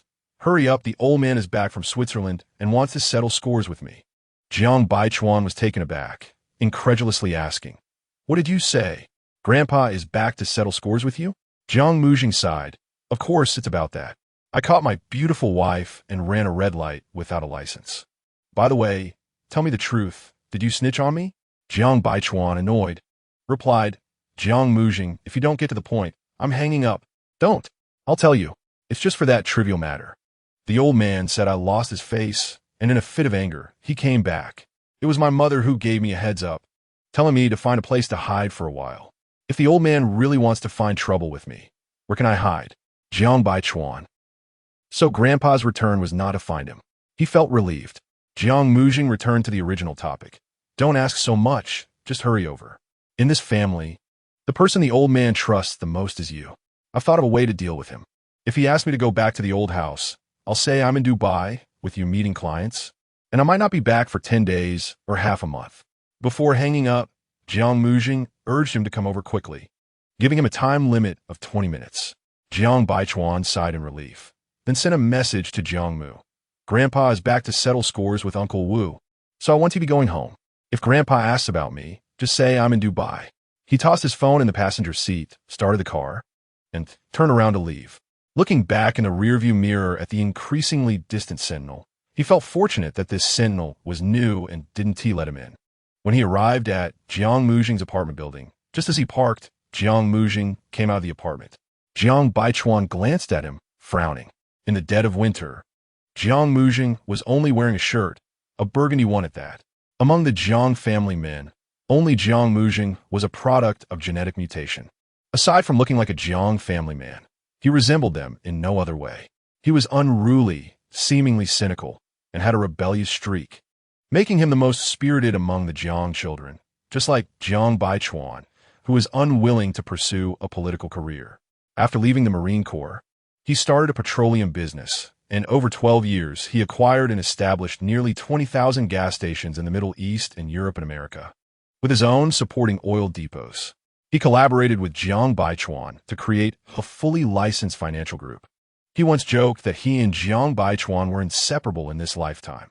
He fulfilled Jiang Baichuan's dream of a fully licensed financial empire, and Jiang Baichuan fulfilled his dream of an oil empire. Jiang Mujing approached, holding a half-burned cigarette between his fingers and a phone in the other hand. How could I lie to you? Be an honest good boy, but you taught us that since we were little, I can't forget. I'm almost dying of heat here. As he spoke, cold wind poured into his collar, making him shiver. Although they were a bit apart, Jiang Baichuan could still hear the old man's strong voice questioning on the phone, clearly not believing what Jiang Mujing said. Jiang Mujing continued, I'm with Baichuan. Yes, he is right next to me. We're in Dubai meeting a client. What else could it be? Of course it's my oil business. Okay, you wait a moment. Jiang Mujing handed the phone to Jiang Baichuan, signaling him to say a few words. Jiang Baichuan kept his hands in his pockets, eyes narrowed, and didn't he take it? Jiang Mujing gritted his teeth in frustration, mouthing, thank you. Jiang Baichuan smirked slightly before taking the phone. Grandpa. Jiang Laojiao paused. You really are with your fifth uncle? Jiang Baichuan. Yes, I'm accompanying him to meet a client. Jiang Laojiao still seemed doubtful, as he had heard from a comrade's son that he saw little Wu last night, and now he was suddenly in Dubai. Baichuan, when did you arrive in Dubai? Jiang Baichuan didn't hesitate, just arrived today. Knowing they were with a client, the old man didn't say much more, reminding them to return home early after their meeting before hanging up. Jiang Baichuan handed the phone back to Jiang Mujing. "Remember what you owe me." Jiang Mujing angrily took the phone, glaring at him. "Damn it, I saved my pocket money for you when you were little, and you used me as a shield to date Tong Tong every time she skipped class. Why didn't you say you owe me?" Jiang Baichuan. Jiang Mujing flicked the ash from his cigarette, lifting his chin. "Want to go up and sit?" Jiang Baichuan glanced at the time. There were still a few hours before Su Yang returned. He nodded, "Just in time to discuss something with you." The two entered the apartment building side by side. In the elevator, Jiang Mujing looked at Jiang Baichuan thoughtfully. "Seems to be related to Tong Tong. You've always been arrogant and reckless in business. When did you need to be cautious and consult with others?" Jiang Baichuan remained silent, hands in his pockets, his expression cold, staring intently at the rising number on the keypad. Jiang Mujing chuckled. "Looks like it really is related to Tong Tong." After a pause, he said with a smile, "I can tell. Our little Baichuan is going to pick a good day to publicly show off his love." Chapter 25. When Jiang Baichuan left Jiang Mujing's house, it was already late. He calculated the time of Su Yang's arrival and figured she should have already exited the airport by now. It was too late for him to rush to pick her up. His fingers drummed absent-mindedly on the steering wheel, and a few seconds later, he started the car and drove away. On his way home, Jiang Baichuan received a call from his secretary, Jiang Fan. "Mr. Jiang, the latest news from New York. Pang Yueshi and her team have collectively switched to Inlin Asset Management Company. It is said that the boss of Inlin offered them a high salary to poach them." After a slight pause, Jiang Fan continued, "Inlin previously failed to acquire Laka, and they are currently interested in acquiring SOF's mobile camera lens module factory in Shenzhen, China. They are in contact with SOF senior management." Jiang Baichuan asked, "Is Pang Yueshi in charge?" Jiang Fan replied, "Yes, Pang Yueshi is fully responsible for this acquisition case." He then added, "After the acquisition, Inlin will increase its investment, and the SOF module factory will be able to mass-produce camera modules with PDF functionality. Their camera quality and cost-effectiveness may surpass those of Laka, which first collaborated with mobile phones. Currently, several major mobile phone manufacturers favor SOF's mobile camera. Pang Yueshi's goal this time is to defeat Jiang Baichuan, and one can imagine how intense the competition with SOF will be in the future. Meanwhile, achieving significant breakthroughs on mobile cameras for Laka will be increasingly difficult." Jiang Baichuan listened quietly and responded after a few seconds, "I understand." Inlin was clearly trying to go against him. Jiang Fan did not say anything more and ended the call. Jiang Baichuan's expression was tense as he stared thoughtfully at the road ahead. Less than 2 minutes later, his phone vibrated. He opened it to see a message from Su Yang. "Hubby, I've arrived in Beijing. Love you." Jiang Baichuan's expression softened considerably. He called her back, and the noise on the other end indicated that she was still in the arrival hall. "Just got off the plane?" he asked. Su Yang replied, "Yes. I'm about to get in the car and head home. What about you?" Jiang Baichuan answered on the road. There was no further conversation. Su Yang naturally assumed he was on his way back from a business trip and said, "I couldn't get through to you earlier. How many days will you be there this time?" Jiang Baichuan replied, "I'll be there until after New Year's." "Huh?" Su Yang unconsciously expressed her disappointment. In the past, no matter how busy Jiang Baichuan was, she never showed any dissatisfaction in front of him.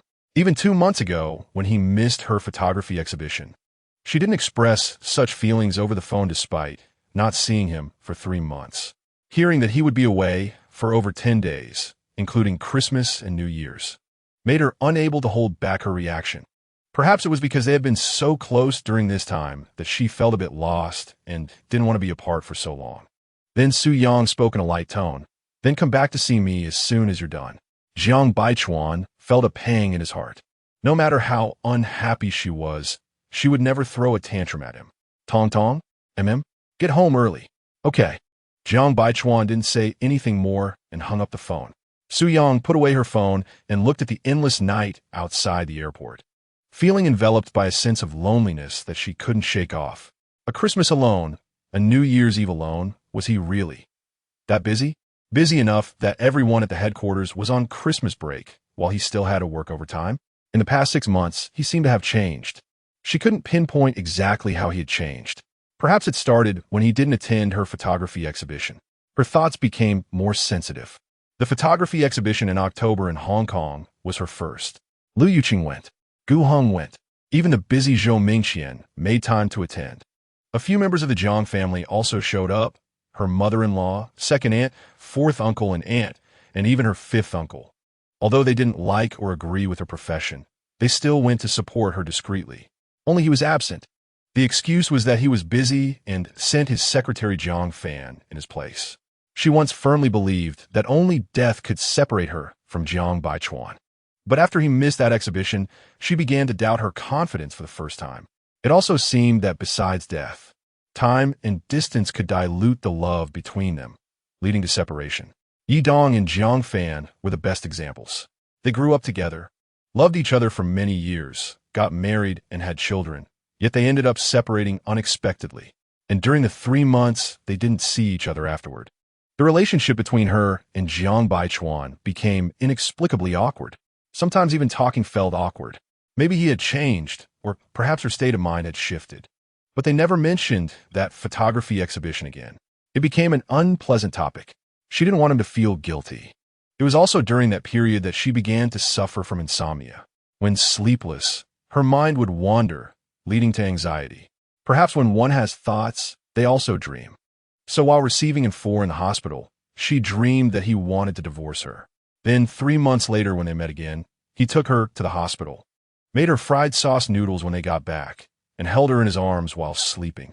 She felt as if nothing had changed. He was still hers. Especially during this time, they were almost inseparable. His kindness and affection towards her, the acquisition of Leica cameras for her, and the priceless German story he told her, made her stop holding his absence at the photography exhibition against him. But she also knew that even if she stopped holding grudges, a woman's heart is ultimately small and sensitive. That photography exhibition still remained an untouchable thorn in her heart, the source of all her insecurities. Over time, it became a cocoon. It looked thick and solid on the outside, but if pressed hard, it still hurt inside. Sometimes this thorn was like epilepsy. It couldn't be stimulated at all, or it would immediately flare up. Although she verbally claimed not to hold grudges, deep down, she still remembered every detail vividly. Anytime he did something to displease her, she would mentally recount all his previous mistakes. This is probably the nature of a woman's heart, as difficult to understand as a needle in the ocean. Just like Zhou Mingqian once said, the most terrifying animal is one that bleeds every month but doesn't die. For this, she kicked Zhou Mingqian many times, resenting his belittlement of women. But at this moment, she had to admit that a woman's sensitivity has indeed progressed with the times. It had reached the nano era. The small things needed to be viewed under a microscope. Ding Xian was engrossed in her phone and didn't notice Su Yang's disappointment. Suddenly, she looked up and said to Su Yang, Yang, I just received an email from Wei Yi, the editor-in-chief of Meiyu. She said the female celebrity for the shoot has been confirmed. It's a Ning. After saying that, she stared intently at Su Yang. Su Yang didn't have a strong reaction, only responding lightly, oh. Seeing her lack of enthusiasm, Ding Xian swallowed the words that were on the tip of her tongue and decided not to add to her troubles. A few minutes later, Su Yang's phone vibrated several times. She opened it to see that in 2 hours, the car would stop downstairs at her apartment. Before getting out of the car, Ding Xian reminded her, don't forget tomorrow's shoot. I'll come to pick you up at 8 in the morning. Su Yang nodded, ak no woodging. She pulled her suitcase and walked towards the apartment building. Just as she stepped onto the stairs, her gaze collided with a familiar figure. She froze and looked again. It was indeed Jiang Baichuan. She abandoned her suitcase and ran towards him. Didn't you say you were on a business trip? Jiang Baichuan caught her and hugged her tightly, saying, what did I say? I was on a business trip. Didn't I remind you on the phone to get home early? Su Yang. She looked up at him with a reproachful gaze. Jiang Baichuan held her hands and pulled them into his coat, wrapping his arms around her waist. Su Yang stood on her tiptoes and bit down hard on his lips, causing Jiang Baichuan to hiss in pain, taking a sharp breath. She looked at him with a resentful gaze and said, don't joke with me like that next time. It's not surprising at all. She bit her lip and paused before whispering, I heard you're not coming back for over 10 days. I've been feeling down the whole way. Jiang Baichuan pressed her head against his chest and said, I'm sorry. Su-yang shook her head and said it was fine. Jiang Baichuan raised his hand to cover her ears. Dressed like this? Aren't you cold? Su-yang's emotions came and went quickly. Now, she seemed completely unfazed. Looking up and smiling, you've covered my ears so I can't hear what you're saying. Jiang Baichuan leaned down and nibbled her cold nose. Let's go upstairs. He released her and went down the steps to grab her suitcase. Su-yang turned to him. Is there any late-night snack? Jiang Baichuan walked over to her, took her hand, and led her toward the elevator. I'll make you whatever you want. I just got back and Haven Tea had time to cook. Su-yang didn't care much about food. She had dinner at the airport and ate quite a bit of fruit. She pulled her hand away from his grasp, wrapped her arms around his, and leaned against him. Are we really going to stay at home until New Year's before going back to New York? She tilted her head slightly to look at him, her eyes bright with anticipation. Jiang Baichuan met her gaze, realizing it had been a long time since he saw her with such pure, childlike eyes. Often, her eyes were filled with restraint. Even when she faced unfairness at work, she would laugh it off, only showing him her cheerful side. He once said, Tong Tong, you could be unreasonable with me. But she replied, but you're even more tired than I am. Su-yang noticed he was staring at her without speaking. So she nudged him, hey, I'm talking to you. At the elevator entrance, Jiang Baichuan swiped his card. Once inside the elevator, he finally replied, I'll be back on January 5th or 6th. The company in New York is about to have a Christmas break, so there is not much going on, and I don't need to go. Su-yang was overjoyed, sitting on the suitcase and gently swinging her legs, wrapping her arms around his waist. She looked up at him again, confirming, so during these days I don't need to go to the branch in Beijing and can just stay at home? Jiang Baichuan lowered his gaze and nodded. You can command me during this time. After a pause, he spoke delicately, hinting, since you Haven Tea publicly acknowledged our relationship, I can't follow you to work. Su-yang pretended not to understand, blinking, then you can be my driver, waiting for me in the car. Jiang Baichuan rubbed her head affectionately. Since she wasn't in a hurry to go public, she must have her reasons. Considering the fragile relationship between the Jiang and Xiao families, he didn't want to thwart her good intentions, but still applied some pressure. Don't take too long. It's hard to get such a long vacation to be with you. Su-yang nodded repeatedly. Once the Xiao family manages to suppress the negative news about Xiao Jin, we don't need to deliberately make it public on Weibo. If we get photographed, we'll just let them expose it. When they got home and opened the door, a burst of floral fragrance enveloped them. The corners of the living room were filled with roses, and various beautiful glass vases caught her eye. Su-yang turned to Jiang Baichuan and pointed at the living room. When you said you had something to do tonight, was it to arrange these vases? Jiang Baichuan closed the door and helped her take off her coat, saying, yeah, I bought some vases before the mall closed. He had gone to 3 different malls to get a variety of irregular vases. Due to her profession, Su-yang was always interested in irregular items. Over the past year, he hadn't bought her any new vases. Previously, whenever he rushed home, he didn't have time to shop. Tonight, after returning from Jiang Muzhing's place, he passed by a mall where an advertisement for a brand of cups was playing on a big screen. The newly released style matched Su-yang's aesthetic perfectly, so he parked to buy it. After being together for so many years, what he had given Su-yang the most wasn't tea cameras, but cups. She once casually mentioned that no gift could compare to the meaning of a cup.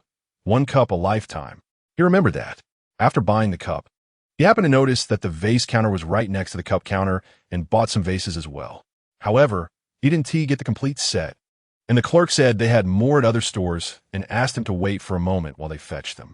He didn't want to trouble them and drove to get them himself. After putting all the roses into the vases at home, he hurried downstairs to pick up Su-yang, only to find her just getting out of the car. Su-yang took off her shoes, not even bothering to put on slippers, and ran straight to the living room, examining each vase with delight. The underfloor heating in the living room was on, so it was cold. Jiang Baichuan didn't mind and let her walk barefoot, taking pictures of the vases with her camera. He changed into home clothes and went to the kitchen to prepare her late-night snack. A few minutes later, he called from the kitchen. Do you want to add some chili to the dumpling seasoning? Her taste varied. Sometimes she loved spicy food, and other times she couldn't handle even a hint of spice. Su-yang just replied, what the fair? Jiang Baichuan knew she was lost in her own world, so talking to her was likely pointless. He simply prepared 2 portions of seasoning, one with chili and one without. The water boiled, and he began cooking the dumplings. At that moment, his phone buzzed a few times in his pocket. While stirring the dumplings in the pot, he took a moment to pull out his phone. It was a message from his mother. It seems your grandfather doesn't know about Tong Tong's rivalry with Xiao Jin. He didn't ask much, but he mentioned he wants to visit old Master Qiao tomorrow morning and has already made an appointment. As for whether the Qiao family will say anything in front of your grandfather, that's uncertain, and we can't control it. Jiang Baichuan stared at the screen for a few seconds and replied to his mother, Mom, tomorrow you should showcase your insightful side and try to accompany Grandpa to the Qiao family. This way, you can keep track of any developments. His mother replied proudly, It's not impossible for me to go, but it depends on my mood, you know? Jiang Baichuan sighed helplessly and replied, Mom, you are my idol. I've admired you for many years, and my admiration has never changed. His mother's message quickly came back, and after reading it, Jiang Baichuan felt like he was choking on blood, speechless as he tossed his phone aside. At this moment, the dumpling soup in the pot was already boiling, the white mist bubbling up, about to spill over, so he hurriedly added cold water to the pot. However, thinking of his mother's last message left him feeling indescribably frustrated. His mother had said, Oh my Baichuan, why do you always say such honest things? It makes me feel a bit embarrassed. Don't worry, I will repay your sincere admiration with my genuine intentions. Chapter 26. The dumplings were ready. Jiang Baichuan served them onto a plate along with the dipping sauce and called out to the living room, Tong, come eat dumplings. Oh, coming right away. 3 minutes passed, and Su-yang was still focused on her drawing on the coffee table. She had completely forgotten Jiang Baichuan's earlier words. Jiang Baichuan didn't call her again. Instead, he brought the dipping sauce and dumplings to the coffee table. Su-yang remained unresponsive, her expression cold as she stared thoughtfully at the drawing paper. Jiang Baichuan returned from the kitchen with a bowl, sat down beside her, and asked, Do you want spicy sauce or not? Su-yang replied without thinking, Half spicy. Half not spicy. Jiang Baichuan pinched a dumpling in half, blew on it gently, dipped one half in the spicy sauce, and brought it to her mouth, saying, Open up. It's a bit spicy. Su-yang was taken aback and looked back at him. It dawned on her that the dumplings were ready. She quickly opened her mouth to take the dumpling, biting off a small piece, while Jiang Baichuan put the remaining half in his own mouth. After she swallowed, Jiang Baichuan dipped the other half in the non-spicy sauce and offered it to her again. Su-yang put down her brush, chewing the dumpling absent-mindedly, and reached out to touch his Adam's apple. Jiang Baichuan shot her a stern glance and said, Eat properly. Only then did Su-yang behave. Jiang Baichuan asked her, Are you going to shoot a magazine cover again? Su-yang nodded, the LD Fall Collection. This time, it's a sexy and wild theme. Just now, when I saw the flowers you bought for me, I suddenly imagined a woman in LD's Fall Collection, playing with red roses, ambiguous, flirtatious, untamed, and with a domineering gaze. Saying this, Su-yang even visualized the shooting scene in her mind, stunningly beautiful. And Ning's image suited this issue's theme quite well. After eating 5 dumplings, Su-yang shook her head, saying she was full. Really not eating anymore? Jiang Baichuan asked again. I'm not eating. You eat. Su-yang started to finish the drawing she had completed earlier. Jiang Baichuan fed her some water, finished all the remaining dumplings himself. And after cleaning up the bowls and chopsticks, Su-yang had just wrapped up her work. She leaned back on the sofa, squinting her eyes, and beckoned Jiang Baichuan with her finger. Jiang Baichuan approached. Are you asking for a beating again? Su-yang smiled. Would you dare to hit me? She raised her hand. My nails have grown. I'll help you trim them. Jiang Baichuan pulled open the drawer of the coffee table, took out a nail clipper, sat down beside her, and placed a small trash bin on the carpet. Su-yang turned to face him, extending her right hand, resting her left hand on the sofa to support her head. Staring at him intently, Jiang Baichuan carefully trimmed her nails while chatting with her. Who trimmed your nails while I was away these past few months? Su-yang replied, I did it myself. See, it looks like a dog chewed on them. In the past, her father used to trim her nails, and later it was Jiang Baichuan who did it. When they were not home, she would trim them herself, and it always turned out looking terrible, lacking any aesthetic appeal. Unlike Jiang Baichuan, who always made her nails look beautiful, as if they had been done at a nail salon. After finishing one nail, Jiang Baichuan gently stroked her nail with his thumb, finding it quite smooth and not sharp, and then began trimming the next one. Su Yang's legs were curled up a bit uncomfortably, so she stretched out, placing them directly on his lap, her right foot playfully rubbing around. Jiang Baichuan suddenly glanced at her and warned, "Don't just tease. You can't lean on me." Su Yang immediately withdrew her foot from his abdomen. She had already learned her lesson from being scolded by him more than once.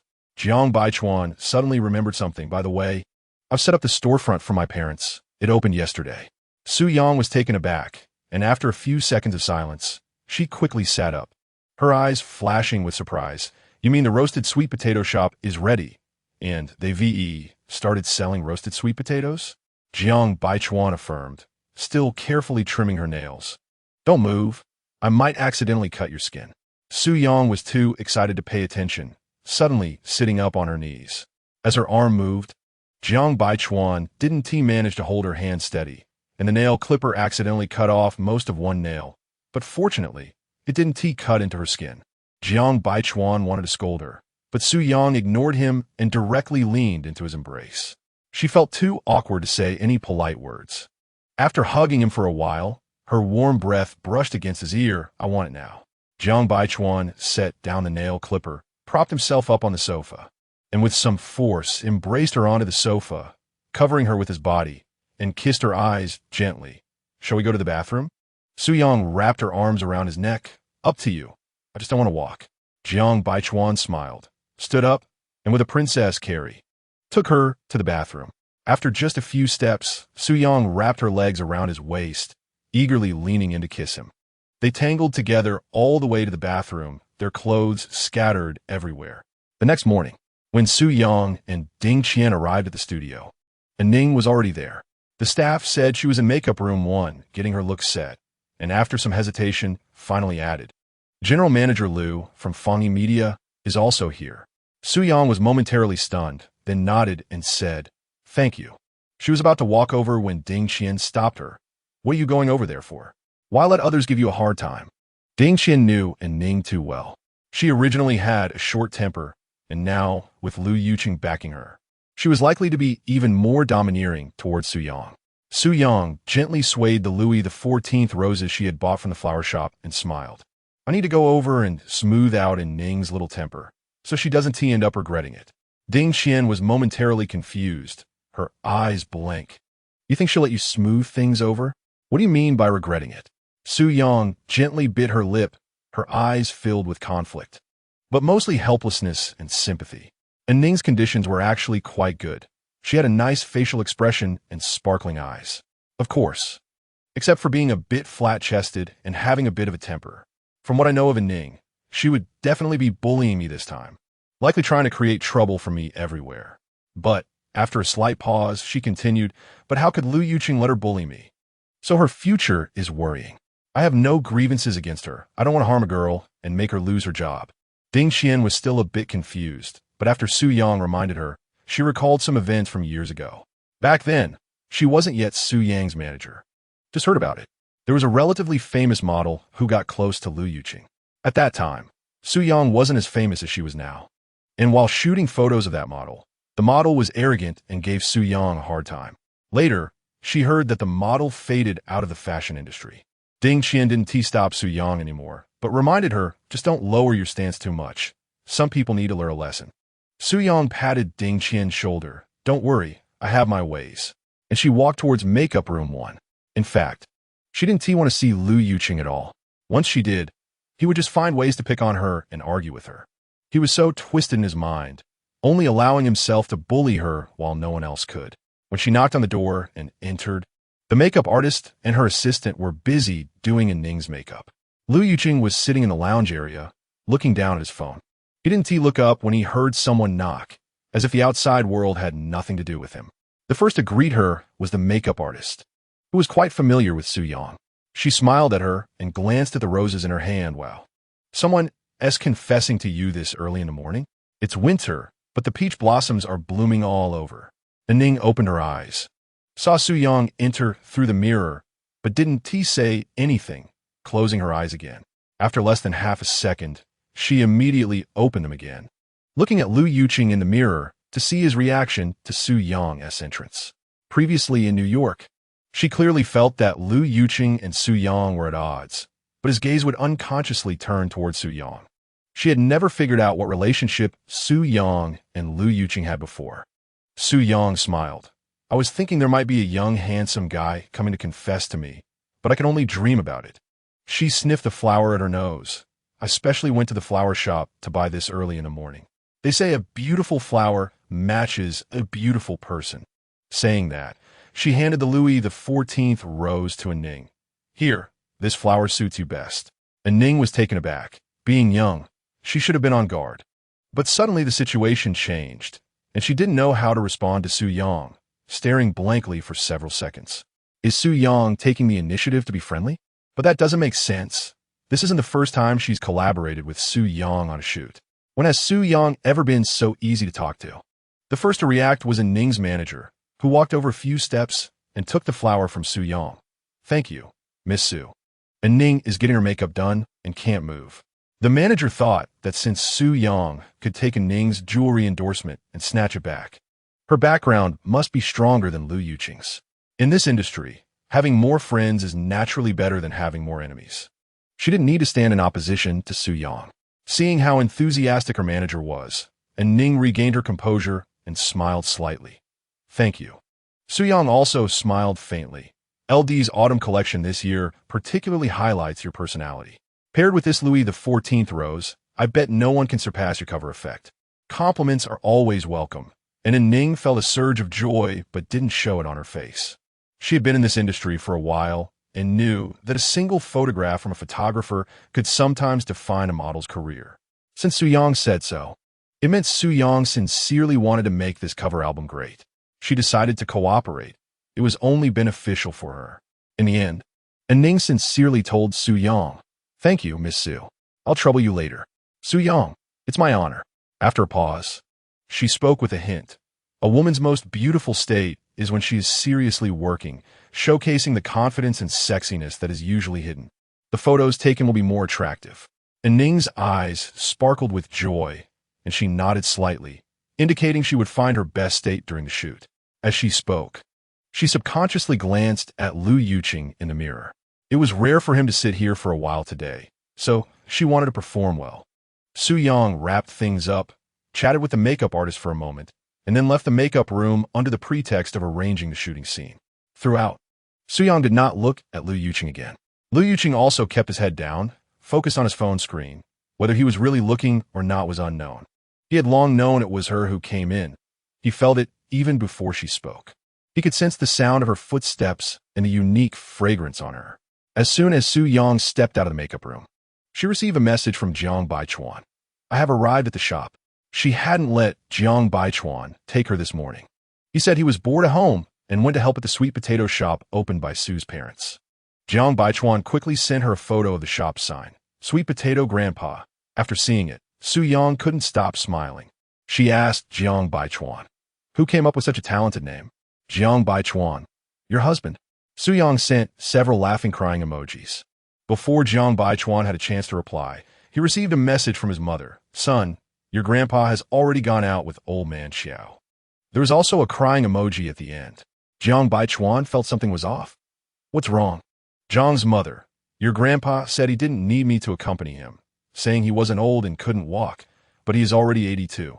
He and old man Xiao had agreed to go to the resort to soak in hot springs. He said it wouldn't be appropriate for me to follow, right? So, you can't blame me for this. Jiang Baichuan was left speechless after reading it. He replied, Mom, have you forgotten? You are my idol. You should think things through. Also, you probably forgot that this idol can change from a fan to a hater at any time. Jiang's mother, Son, this dramatic tragedy cannot be overcome by wisdom and strength. I have tried my best. P.S. I don't even care if you are my fan. Manuel, goodbye. Jiang Baichuan. He didn't reply to his mother any further and logged on to Weibo to unfollow her. He then sent a message to Su Yang. I'll go to the studio to see you. I'll arrive in about an hour. 50 minutes later, Su Yang received another message from Jiang Baichuan, saying he was already at the studio door and asked her to come out. and Ning was still getting her makeup done. So Su-yang quietly told Ding Shi about the situation and sneaked out. When she got into Jiang Baichuan's car, Su-yang let out a sigh of relief. It felt like she was doing something sneaky. Jiang Baichuan unscrewed a thermos and handed it to her. "Who told you not to go public?" Su-yang took the cup and smiled. "Aren't you missing a couple of words?" Jiang Baichuan was confused. "Huh?" Su-yang mimicked his tone. "Who told you not to go public?" "Serves you right." Jiang Baichuan. He reached out and pinched her ear. After chatting a bit about the shoot, he later asked her, "And Ning didn't give you trouble, did she?" Su-yang shook her head. "I guess you will fall in love with me in the near future." After saying that, she couldn't help but laugh. She tilted her chin at him, teasingly saying, "Did you come just to bring me water? Looks like my charm is limitless." Jiang Baichuan looked at her speechlessly and pulled out a bundle from his trench coat pocket. Su-yang leaned over to see. It was wrapped in a white towel. What good thing could it be? When Jiang Baichuan unwrapped the towel, a unique sweet fragrance instantly filled the entire car. Su-yang suddenly leaned in and kissed him a few times on the lips, still unable to express the wave of excitement in her heart. Then lowered her head and kissed his Adam's apple. "Jiang Baichuan, I feel like I've returned to 11 years ago. Back to when we first started dating." Jiang Baichuan began to peel the sweet potato for her, looking up at her. He hadn't celebrated their wedding anniversary with her, and she hadn't caused any unhappiness about it back then. Now, just bringing her a baked sweet potato made her extremely satisfied. Perhaps he had done too little over the years, and she was just too easily content. After peeling the sweet potato, he handed it to her. "Hurry and eat. Don't delay the shoot." The sweet potato was small, and after removing the skin, Su-yang finished it in just a few bites. After drinking some water, Jiang Baichuan urged her to hurry to the studio. Su-yang hugged his neck and lingered for a few more minutes. Before getting out of the car, she smiled at him and said, "When you go back to the shop, ask old Su to make me a roasted corn." Jiang Baichuan smiled helplessly, nodded, and said okay. After Su-yang left, he sent a message to Jiang Mujing. "Arrange it as soon as possible. Don't let anything go wrong." Chapter 27. Thanks to Ning's strong cooperation, several sets of photos were completed in less than 3 hours. Su-yang was very satisfied with all the raw images. After some editing, these photos would indeed be hard for any model or start a match. Some people are just born for the camera, and Ning is one of them. After finishing work, Su-yang was still reviewing the photos when there was a sudden commotion in the studio. She turned around to see several big names arriving, which explained the uproar. Among them were director Zhou Mingqian and Gu Heng with Yidong, the director of the Meiyu Group, standing at the edge. They were chatting with Lu Yuqing in the break area. Su-yang didn't go over to greet them. Instead, she arranged the staff and prepared to head to Grandpa Yam to find Jiang Baichuan. In the break area, Zhou Mingqian, who had been chatting, suddenly turned around and waved to Su-yang, saying, "Hey, come here." Not mentioning names, Su-yang glanced over but didn't move. Zhou Mingqian, not known for his patience, said, "Su-yang, can't you understand what I'm saying?" He was quite familiar with her and had never held back in private. Su-yang put away her camera, raised her eyes, and lazily replied, "I only understand human language." Zhou Mingqian. Annoyed, he placed one hand on his hip and tilted his chin towards Ding Qian, saying, "She's a stubborn mule. We won't be taking her anymore. Today, we're taking you out to eat. A well-behaved woman like you is much more pleasant." Ding Qian was momentarily stunned, and the usually eloquent girl was left speechless. This was the first time Zhou Mingqian spoke to her, and her ears turned red with an inexplicable nervousness. She smiled, but didn't know how to respond. Su-yang, oblivious to her agent's unusual behavior, packed her camera into her bag, slung her backpack over her shoulder, walked over to Ding Qian, and nudged her, saying, "Let's go. We'll eat together." Ding Qian immediately refused. "I have things to handle back at the studio. I won't join you." After saying that, she wished she could bite her own tongue. She really wanted to go, desperately so, but her words didn't reflect her true feelings. She scolded herself silently. Upon hearing that Ding Qian was heading back to the studio, Su-yang didn't insist. "I'll eat first and then head back to the studio. I can't have lunch with you, so don't miss me too much." She blew a kiss to Ding Qian from a distance. Ding Qian replied seriously, "Okay, then I'll head back to the studio with them." Su-yang blinked, feeling that something was off about Ding Qian today, but she couldn't pinpoint what was strange. It could be that with so many people around. Ding Qian was concerned about her image. At that moment, Su Yang's phone in her pocket vibrated several times. She took it out to see a message from Jiang Baichuan. "What time will you finish? I'll pick you up for dinner." Su Yang replied, "I'm done. No need to pick me up. I'm not going back to the shop. I'll be going out for lunch. Can't talk now. I'll explain in detail over the phone later." Just as Jiang Baichuan was typing, "Okay, drive safely," he was interrupted by someone asking, "Boss, how much are the roasted sweet potatoes per pound?" Jiang Baichuan looked up to see two girls in their 20s. The moment they saw him lift his gaze, they were clearly taken aback. In fact, Jiang Baichuan didn't even know how much they cost per pound. His father had set the electronic scale before going grocery shopping, saying to charge according to the displayed amount, without telling him the price per pound. His mother was out for a walk and hadn't returned yet. Finally, Jiang Baichuan replied, "The same as the market price." The two girls. Internally, Jiang Baichuan also felt a wave of helplessness. Eventually, the girls didn't ask further. Perhaps they bought a bit more, because he was handsome. As they left, they didn't forget to tease him a little. "Little brother, you're really handsome." Jiang Baichuan. After regaining his composure, he took out his phone to reply to Su Yang, only to receive a photo from his father, showing them having lunch. It turned out Grandpa didn't have lunch with Grandpa Qiao. Jiang's father sent another message. "The meeting to criticize you is about to start. Do you want me to give you a live broadcast?" Jiang Baichuan. "Thanks. No need." After sending it, he directly turned off his mobile data, out of sight, out of mind. His father's meaning was clear. Grandpa Qiao had already spoken with his grandpa, and whether it was exaggerated or not, he had no way of knowing.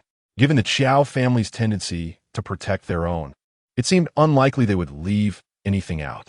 At this moment, at the Jiang family's old residence, only 3 people were having a meal at the large dining table: Grandpa Jiang, Zhang's father, and Zhang's mother. Others, upon hearing that Grandpa Jiang had returned to the country, avoided him, using various excuses to say they were abroad and unable to attend. Zhang's father poured a little red wine for Grandpa Jiang, not daring to let him drink too much, and raised a glass, saying, "Dad, is this enough?" Grandpa Jiang lifted his eyelids and snorted, "This is your territory. If I say it's not enough, does it count?" Zhang's father. He regretted staying home today. Fortunately, he would be going on a business trip next week, which would save him from finding trouble at home. As one ages, their unreasonable nature seems to grow alongside their years. Zhang's mother personally served a small bowl of soup to Grandpa Jiang, smiling as she said, "Dad, have some soup first. After drinking the soup, you can have a little more red wine." Grandpa Jiang nodded slightly, gesturing for her to sit down and eat. Only then did Zhang's mother take her seat, signaling Zhang's father to pour a few more drops of wine into Grandpa Jiang's glass. After a moment's thought, Zhang's father decided it wasn't worth upsetting the old man and pretended to pour a few more drops. Zhang's mother laid out her napkin and began to eat leisurely. Normally, she exuded a gentle demeanor, elegant and noble in every gesture, but she only let herself be carefree, narcissistic, and humorous in front of Jiang Baichuan. After finishing the soup in the small bowl, Grandpa Jiang put it down and looked at his son and daughter-in-law without speaking. Zhang's father felt something was off, looked up, and asked, "Dad, what's wrong? Are you feeling unwell?" Zhang's mother looked at him too. After pondering for a moment, Grandpa Jiang said, "Today, old Xiao told me everything about Xiao Jin and Su Yang, explaining the whole story quite clearly." Zhang's father paused. He wasn't interested in the details that Grandpa Xiao had shared, but asked, And then? Grandpa Jiang replied, "Xiao Jin has been spoiled by her family. Always smooth sailing since childhood, with a simple mind. What she did was unintentional, just a child's nature. You can't expect someone like Su Yang, who is already married and has experience, to squabble with a child." Zhang's father put down his chopsticks, clasped his hands gently on the edge of the table, and said, "Dad, no matter what you want to say, just say it directly." Grandpa Jiang coughed lightly twice and said, "Old Xiao has already spoken to me about this, asking us to help Xiao Jin. I can't refuse him." Zhang's mother shot a glance at Zhang's father, signaling him. Zhang's father didn't respond and looked again at Grandpa Jiang. "Dad, do you mean for Baichuan to follow Xiao Jin on Weibo and for Su Yang to retract that photo online, or say it was a promotional photo?" Grandpa Jiang nodded. Zhang's father suddenly chuckled. "Dad, it's true that Xiao Jin has been spoiled, But how do you know that Su Yang hasn't been spoiled? Whose child isn't the apple of their parents' eye? This has nothing to do with money or power.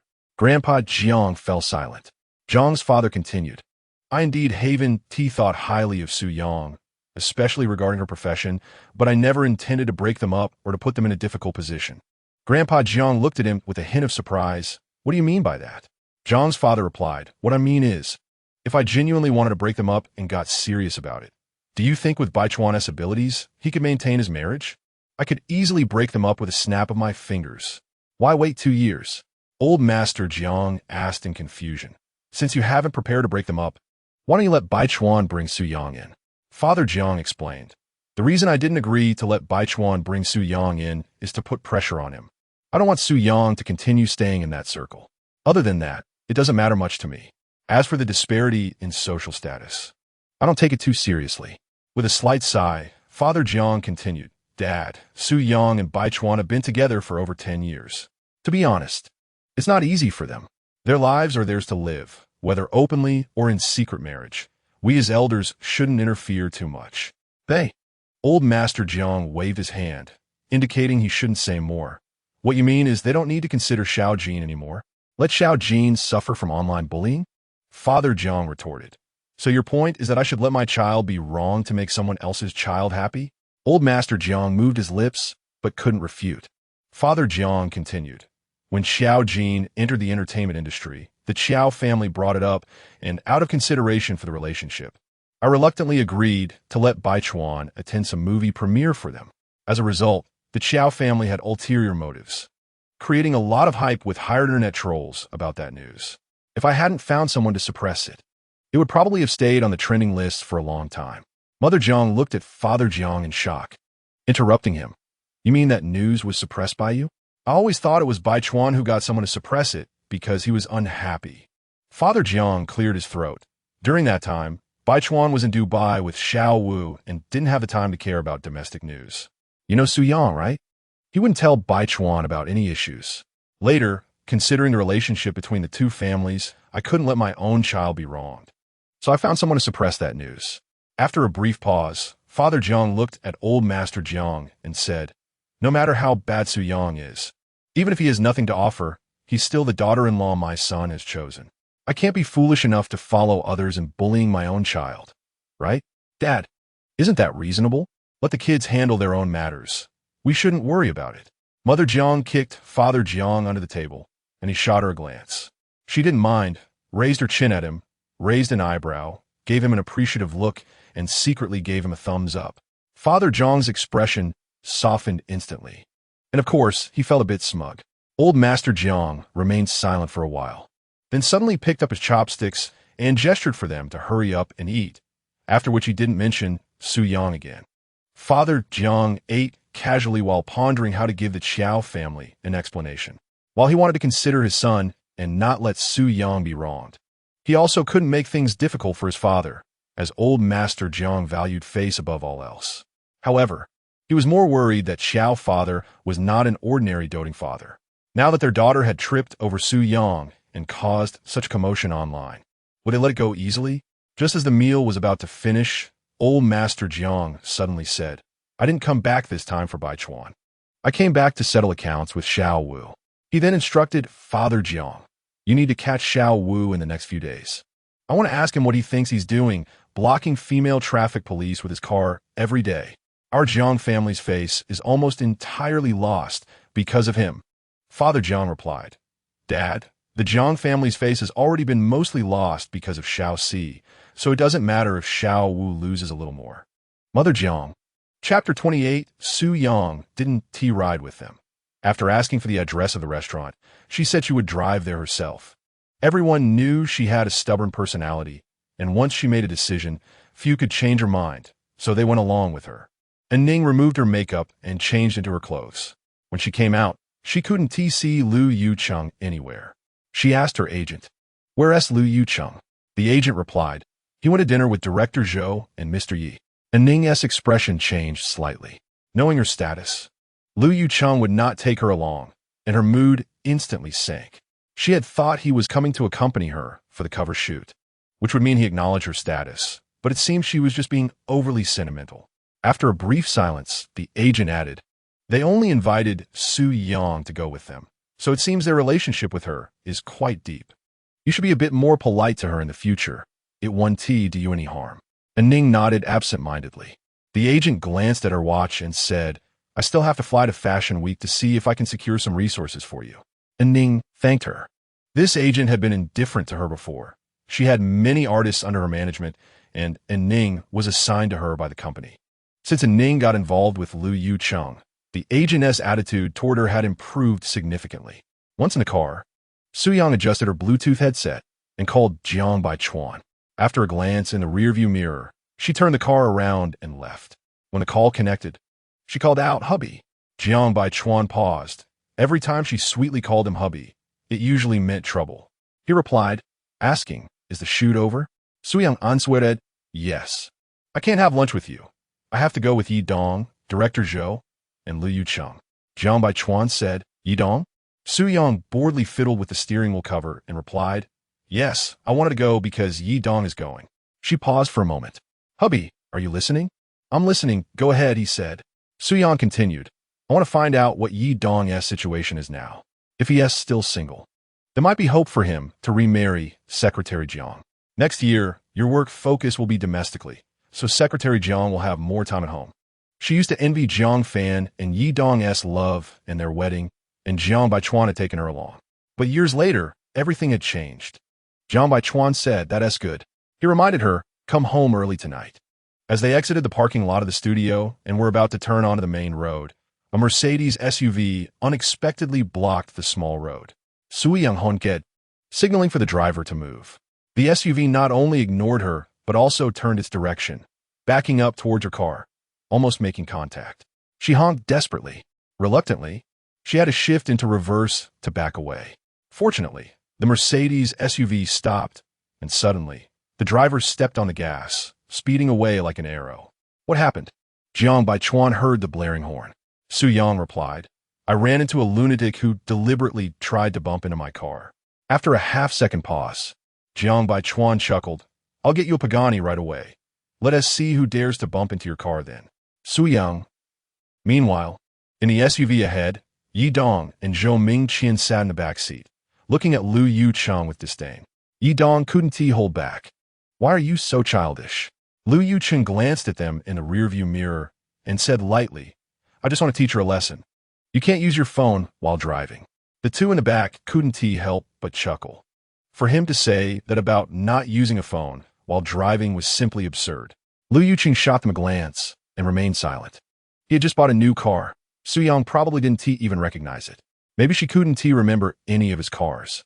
Suddenly, Zhou Mingqian looked at Yi Dong and said, "Hey, do you think that by heartlessly trying to break up Jiang Baichuan and Su Yang, we might face devastating retribution?" Yi Dong laughed. "What devastating retribution?" Zhou Mingqian thought seriously for a moment. "For example, I'll end up lonely for the rest of my life. And you, won't be able to remarry Jiang Fan." Yi Dong. His face stiffened. Lu Yucheng disdainfully stared at them through the rearview mirror for a few seconds before looking back at the road ahead. "With your IQ, do you think I would use you to break them up?" Lu Yucheng replied, "Who said I wanted to break them up?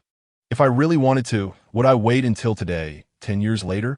If she was happy, he couldn't bear to do anything. He wanted her, had always wanted her, but didn't have the heart to be ruthless, even though he once loved her so much and still did. He couldn't bear to tell her, fearing it would cause her conflict and pain, let alone asking her to divorce Jiang Baichuan.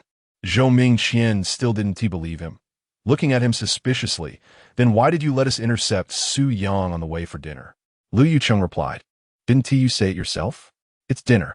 It's just that I haven't had a meal with her for a long time. I suddenly felt like being a bit shameless today." Then, Lu Yucheng added to Zhou Mingqian, "Remember to bring up the movie thing during dinner. Don't tell her the truth yet, just lure her in first." Zhou Mingqian said with a half-smile, "But tricking women is illegal. My motto in life is, be a law-abiding citizen." Lu Yucheng. He didn't bother to argue with Zhou Mingqian anymore and pressed a few buttons. In less than 10 seconds, the people in the back seat shouted, "Damn! Lu Yucheng, are you out of your mind? Why are you opening the windows in winter?" Zhou Mingqian pressed the button to close the windows vigorously, but there was no response. Lu Yucheng had locked them. The windows on both sides of the back seat were wide open, and the biting northeast wind was chilling. Close the windows quickly. Lu Yucheng ignored them. 5 minutes later, Lu Yucheng himself started to feel cold, and only then did he slowly raise the windows. They had arranged to eat at a relatively quiet private club. When Su Yang entered the private room, there were only Lu Yucheng and the other two. She didn't see Gu Heng. After sitting down, Su Yang asked Zhou Mingqian, "Where's Gu Heng?"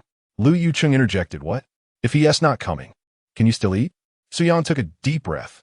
"Lu Yucheng, are you 3 years old?" Lu Yucheng poured her a glass of warm water. "Not 3, but 2.5. Su Yang didn't respond further, but politely greeted Yi Dong and expressed her gratitude for the shooting opportunity he had given her. It was rare for her to meet Yi Dong. Even when they did, they hadn't spoken much. Yi Dong smiled for talking about thanks. "I should thank you. Thanks to you, I don't have to spend lunch with my kid today and can come out to relax." Jiang Fan had said that she was taking a break during this time and had taken their daughter over. From Jiang Fan's words, it seemed Jiang Baichuan wanted to spend time with his wife, so he gave her a few extra days off. Su Yang smiled and seized the opportunity to say, "It seems Secretary Jiang tells you everything." Zhou Mingqian chimed in. "It's not that Jiang Fan wants to share. It's just that he's the one who asks her." Jiang Fan feels awkward to break the facade, so he just gave him a few lines to work with. And look at him, he is so eager to show off here, as if the whole world doesn't know how good he is with his ex-wife. Good enough to remarry immediately. If it were me, unless Jiang Fan came to beg me, I wouldn't even want to look at her again. And you, after proposing divorce, spend all day thinking about taking care of the kids. Yi Dong's lips twitched a few times, but he didn't refute. For the first time, Su Yang felt that Zhou Mingqian wasn't so annoying. He said everything she wanted to know. She quickly agreed. Secretary Jiang is just a bit too assertive, but that is not a bad thing. I also heard that their work focus will shift back to the domestic market next year, so they'll be spending more time in Beijing. As she spoke, she glanced at Yi Dong from the corner of her eye. Yi Dong obviously froze. Zhou Mingqian took a sip of tea and said, "It's just that she resigned and won't work anymore. Yi Dong can't go back now." He looked at Yi Dong and added, "If you really need a woman, I can introduce you to someone definitely 1,000 times better than Jiang Fan." Su Yang shot Zhou Mingqian a sideways glance and stepped on his foot onto the table. But he showed no reaction and continued to ask Yi Dong what kind of beauty he needed. Su Yang was puzzled. Did Zhou Mingqian's peripheral nerves have no sensation? Then she felt a sharp gaze directed at her. She looked up and locked eyes with Lu Yucheng. She shivered. Did she step on the wrong person? After the dishes arrived, Su Yang basically entered an eating state, silently listening to them discuss the new movie they were planning to shoot in the spring of next year. Later, when a message came in on her phone, she became somewhat distracted. It was from Gu Heng. "Tell Zhou Mingqian to eat quickly. The press conference for Wall Street starts at 2 p.m. this afternoon. Don't be late." Su Yang replied, "Why don't you just send it to him directly?" "Gu Heng, I don't want to say a word to him." Su Yang, "Just focus on eating. Can't you have any manners?" Lu Yucheng's cold voice came again. Su Yang put away her phone and shot Lu Yucheng a sideways glance. He was truly annoying. She told Zhou Mingqian, "Gu Heng asked me to let you know. Don't be late for the press conference at 2 p.m. Zhou Mingqian nodded. "I won't forget." After saying that, he felt something was off and looked at Su Yang in confusion. "Why didn't Gu Heng tell me directly? Why does he want you to relay it?" Lu Yucheng said lightly. "He didn't take his medicine this morning." Everyone. Speaking of the press conference in the afternoon, Zhou Mingqian told Su Yang, "I just had my assistant post the promotional video and poster you shot on the official Weibo." Su Yang thought to herself, there was no need to report this to me. Then came the key point Zhou Mingqian wanted to mention. Jiang Baichuan didn't take the promotional poster. "So I used the one you posted on Weibo as the promotional poster and uploaded it. I wanted to ask you in advance, but I forgot." He really forgot. At the time, seeing her teasing tone on Weibo, it didn't seem like she was announcing her marriage, so he casually used it. Su Yang, Jiang Baichuan was counting on her to admit it in a few days, and now it was good. The netizens all thought it was a promotional poster, and Wu Ti continued to be curious about her relationship with Jiang Baichuan. Zhou Mingqian added, "If you really want to announce your relationship someday, Just upload the marriage certificate directly. Suyang didn't say anything more, because talking wouldn't change the fact that the photo had already been treated as a promotional poster. It was worth getting angry with Zhou Mingxian over this. She knew he had a bad memory. However, Lu Yuqing was gloating. He was now imagining Jiang Baichuan's expression when he saw that photo being used as a promotional poster. Meanwhile, on the other side of the city, at the Yam Grandpa storefront, after Jiang Baichuan finished eating, Su's mother told him to take a nap in the lounge. They sold baked yams downstairs, and upstairs they had a kitchen and 2 bedrooms. On rainy days, they would stay there. Jiang Baichuan returned to the room but didn't sleep. Leaning on the sofa, he leisurely opened his phone and logged into Weibo. To his dismay, his Weibo was flooded with comforting messages. After looking, he realized that the photo had been used by Zhou Mingxian as a promotional poster, and fans were sympathizing with him for his breakup. When Zhou Mingxian had asked for his opinion about promoting the movie, he had agreed to include his poster to add some buzz to the film. But later he forgot about the poster shoot. Looking at that promotional poster, Jiang Baichuan speculated that Zhou Mingxian must have asked Su Yang for that photo due to time constraints, and Su Yang probably didn't want to refuse. At that moment, a message came in from Su Yang. "Sorry, I didn't inform you in advance about the promotional poster." Jiang Baichuan replied, "It's fine. Your tone was just about giving benefits. Such a big thing like announcing a marriage should be done by me." To alleviate her guilt, he sent another message. "My announcement counts as official recognition." Su Yang sent several angry emojis back at him. He was about to respond when a phone call came in. It was from Jiang's father. Jiang Baichuan frowned at the screen for a few seconds before answering. "Hello, Dad. What's up?" Jiang's father said. "It's nothing serious. Just heard that the photo Su Yang uploaded was actually for the movie promotion, not an acknowledgement of your identity."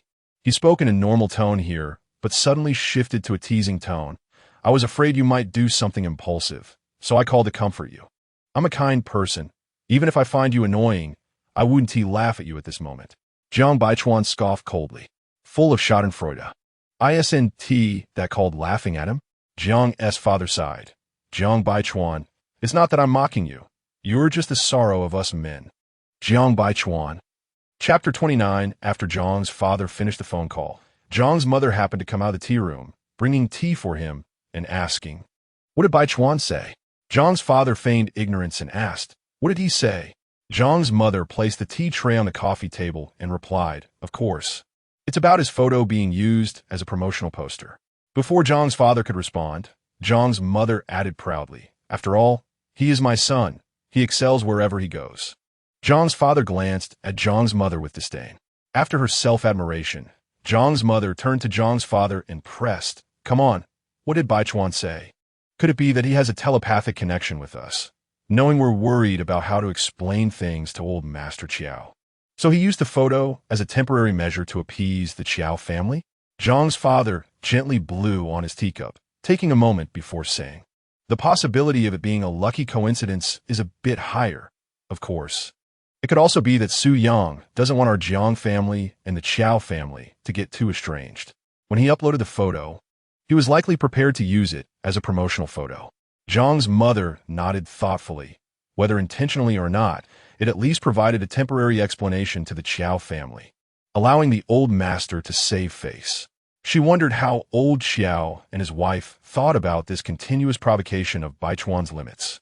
Were they really not afraid of Baichuan turning against them? After all, when Baichuan got angry, he could be quite the troublemaker, and she knew her son too well. Jiang's father scoffed. "This is the tragedy of lacking self-awareness. They always think our Jiang family owes them. Old Master Qiao indeed helped their family a lot during tough times. But that was many years ago. How much have they repaid in recent years? The Qiao family seems to have no sense of this, always bringing up past favors, which is quite meaningless." Jiang's father's fingers lightly tapped the rim of his cup. This time, Baichuan wouldn't indulge Qiao Jin's reckless behavior anymore. Jiang's mother asked, confused. "What do you mean?" Jiang's father replied, "Your good son is probably going to stir up trouble online again. He went to Xiao Wu's place yesterday, and Xiao Wu is no good. How could they come up with any good ideas after spending so much time together?" Jiang's mother retorted, "Is there anyone who talks down to their own family like this?" Jiang's father didn't respond, his gaze darkening. He took a sip of tea, wondering what old Xiao was thinking about. seriously finding a proper match for his daughter. What was the point of making such news in the entertainment industry every day? Jiang's mother continued, they probably hope Baichuan and Su Yang get divorced, and then our two families can unite, letting Baichuan marry Xiao Jin. Xiao's mother has asked me more than once when Baichuan would break up with Su Yang, saying Baichuan should find someone more compatible. Jiang's father scoffed derisively. What else do they want? In our family, divorce is not an option. He looked at Jiang's mother. Next time she brings it up, you should directly dismiss that thought. I don't know what these people are always thinking. Jiang's mother suddenly pressed back. Isn't it because you never approved of Baichuan's marriage that the Qiao family is calculating this? Jiang's father replied, I don't want Su Yang to stay in the entertainment industry for their sake. They are busy every day without even seeing each other, like visiting relatives. How can a marriage withstand that kind of torment? Do they really expect love to last a lifetime? He sighed, as someone who has been through it. I've seen a lot. I'm afraid they will regret it later, so I tried to give them a warning early on, but they all took it for granted. I was just being kind. As he spoke, Jiang's father's emotions became somewhat agitated. Moreover, since Su Yang was in such a chaotic environment, there were countless women around Baichuan who had intentions towards him. Who could guarantee that one wouldn't be tempted by outside influences? Jiang's mother interjected. That's not fair to say. Baichuan is not that kind of person, and Su Yang is not someone who would act recklessly. Jiang's father coldly snorted. I stand by my words. If they continue this way, seeing each other once every few months, it will inevitably lead to problems. Jiang's mother gestured for him to stop. Is there anyone who wishes their own child ill? Jiang's father took a few sips of tea to calm down. I'm not hoping for their misfortune. I'm afraid for them. He sighed again. You see, a girl who is already married should focus more on her family, have children, spend more time with the elders. It's not like our family lacks money, needing her to work hard to support the household. After a pause, Jiang's father continued, besides, I'm not saying she can't work. I told Baichuan from the start to let Su Yang not stay in that circle anymore, to become a teacher at university or something, with more holidays, so she could often go to New York. But Baichuan rejected it without a second thought. I really don't know what today's young people are thinking. Jiang's mother shook her head, stood up, and patted Jiang's father's shoulder firmly. A sparrow does not know the ambition of a swan. After saying that, she elegantly turned and went upstairs. Jiang's father. He looked at the faintly steaming tea in his cup, pondering how Baichuan would confront the Qiao family, and how the Qiao family would respond or retaliate in turn. He rubbed his forehead, truly feeling troubled. This mess just kept piling up, and he couldn't handle it all. A few days ago, Su Yang unfollowed Xiao Jin, and later, Jiang Baichuan also stopped following Xiao Jin, since Xiao's father and mother didn't get any answers from him. They went to Jiang Baichuan's uncle, embellishing their complaints. Jiang Baichuan's uncle called that night, sounding very displeased, saying Su Yang was being inconsiderate and didn't care about the elders' feelings. He was nearly driven to a heart attack by Qiao's father and mother. There was no choice. Late at night, he rushed over to explain things clearly to Jiang Baichuan's uncle. Doing good deeds without seeking recognition was one thing. But now Jiang's mother misunderstood that he was trying to team up with Jiang Baichuan's uncle to break up the young couple. Jiang's father drank a few sips of tea, shaking his head and sighing. If Jiang Baichuan caused trouble again this time, old Master Jiang probably wouldn't be as easy to talk to as before. But Baichuan was his son. He couldn't let his child be wronged. However, old Master Jiang was also his father. As a son, he couldn't be unfilial. It was truly distressing. Meanwhile, at the private club, as the dinner was coming to an end, Zhou Mingxian remembered what Lu Yuqing had instructed him and asked Su Yang, have you considered developing in the film industry? Su Yang didn't quite understand. What do you mean? Zhou Mingxian replied, I mean, do you want to act in a movie? My movie has a female lead who is also a photographer. Would you like to give it a try? Su Yang was a bit taken aback, knowing that not everyone could act in Zhou Mingxian's films. He never gave anyone a backdoor. Only actors he had an eye for had a chance to star in his movies. She pursed her lips and smiled lightly. But I don't have any acting skills beyond photography. How could I catch your eye? Zhou Mingxian maintained a serious expression. You are the best female lead in my eyes. He thought this line would evoke Su Yang's emotions, even gratitude. However, Su Yang responded, TSK, finally speaking human language. Zhou Mingxian. Later, Su Yang didn't say she would act, but she also didn't refuse. Zhou Mingxian didn't press further, fearing she would discover any ulterior motives. After dinner, they parted ways at the club entrance. Liu Yuqing and Zhou Mingxian went to the press conference, while Yidong returned to the company to work overtime. Su Yang drove straight to the studio, needing to edit Ning's photos in the afternoon.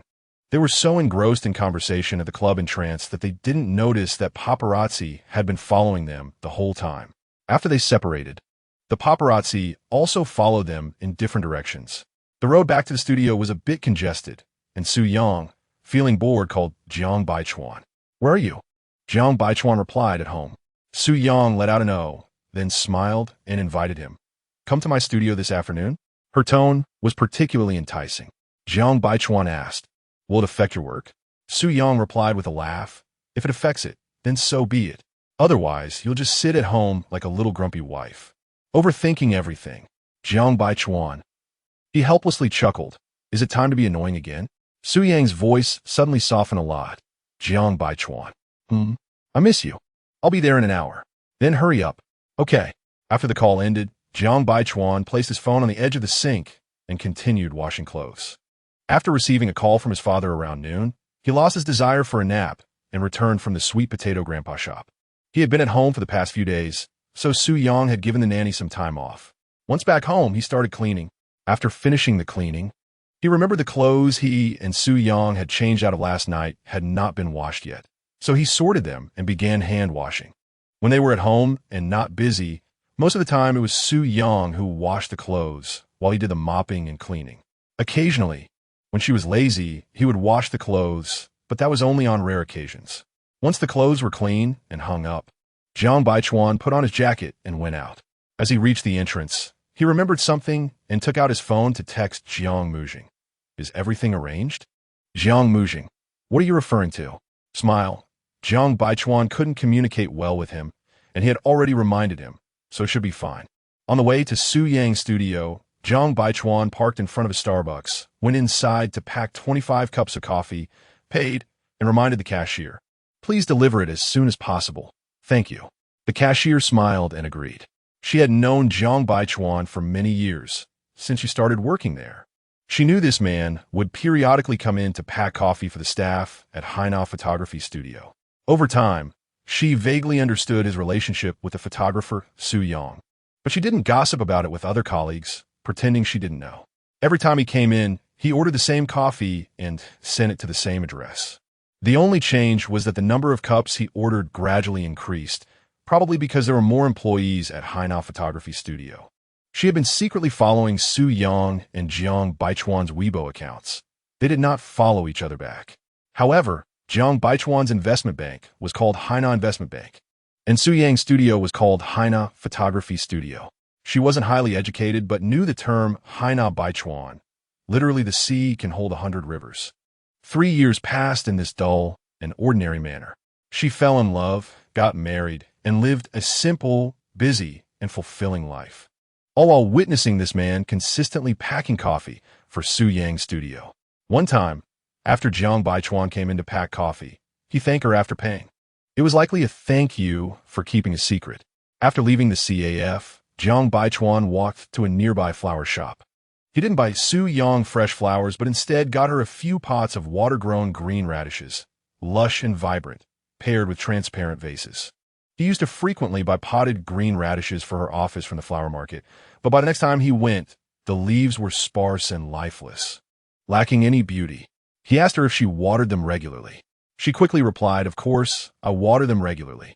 He asked again if she fertilized them. She responded even more briskly, "How could I not fertilize them?" So he was quite frustrated. How could she let such a resilient plant turn out like that? When Su Yang arrived at the studio, she didn't see Ding Qi and asked her assistant, who was drinking coffee, "Where's Qi?"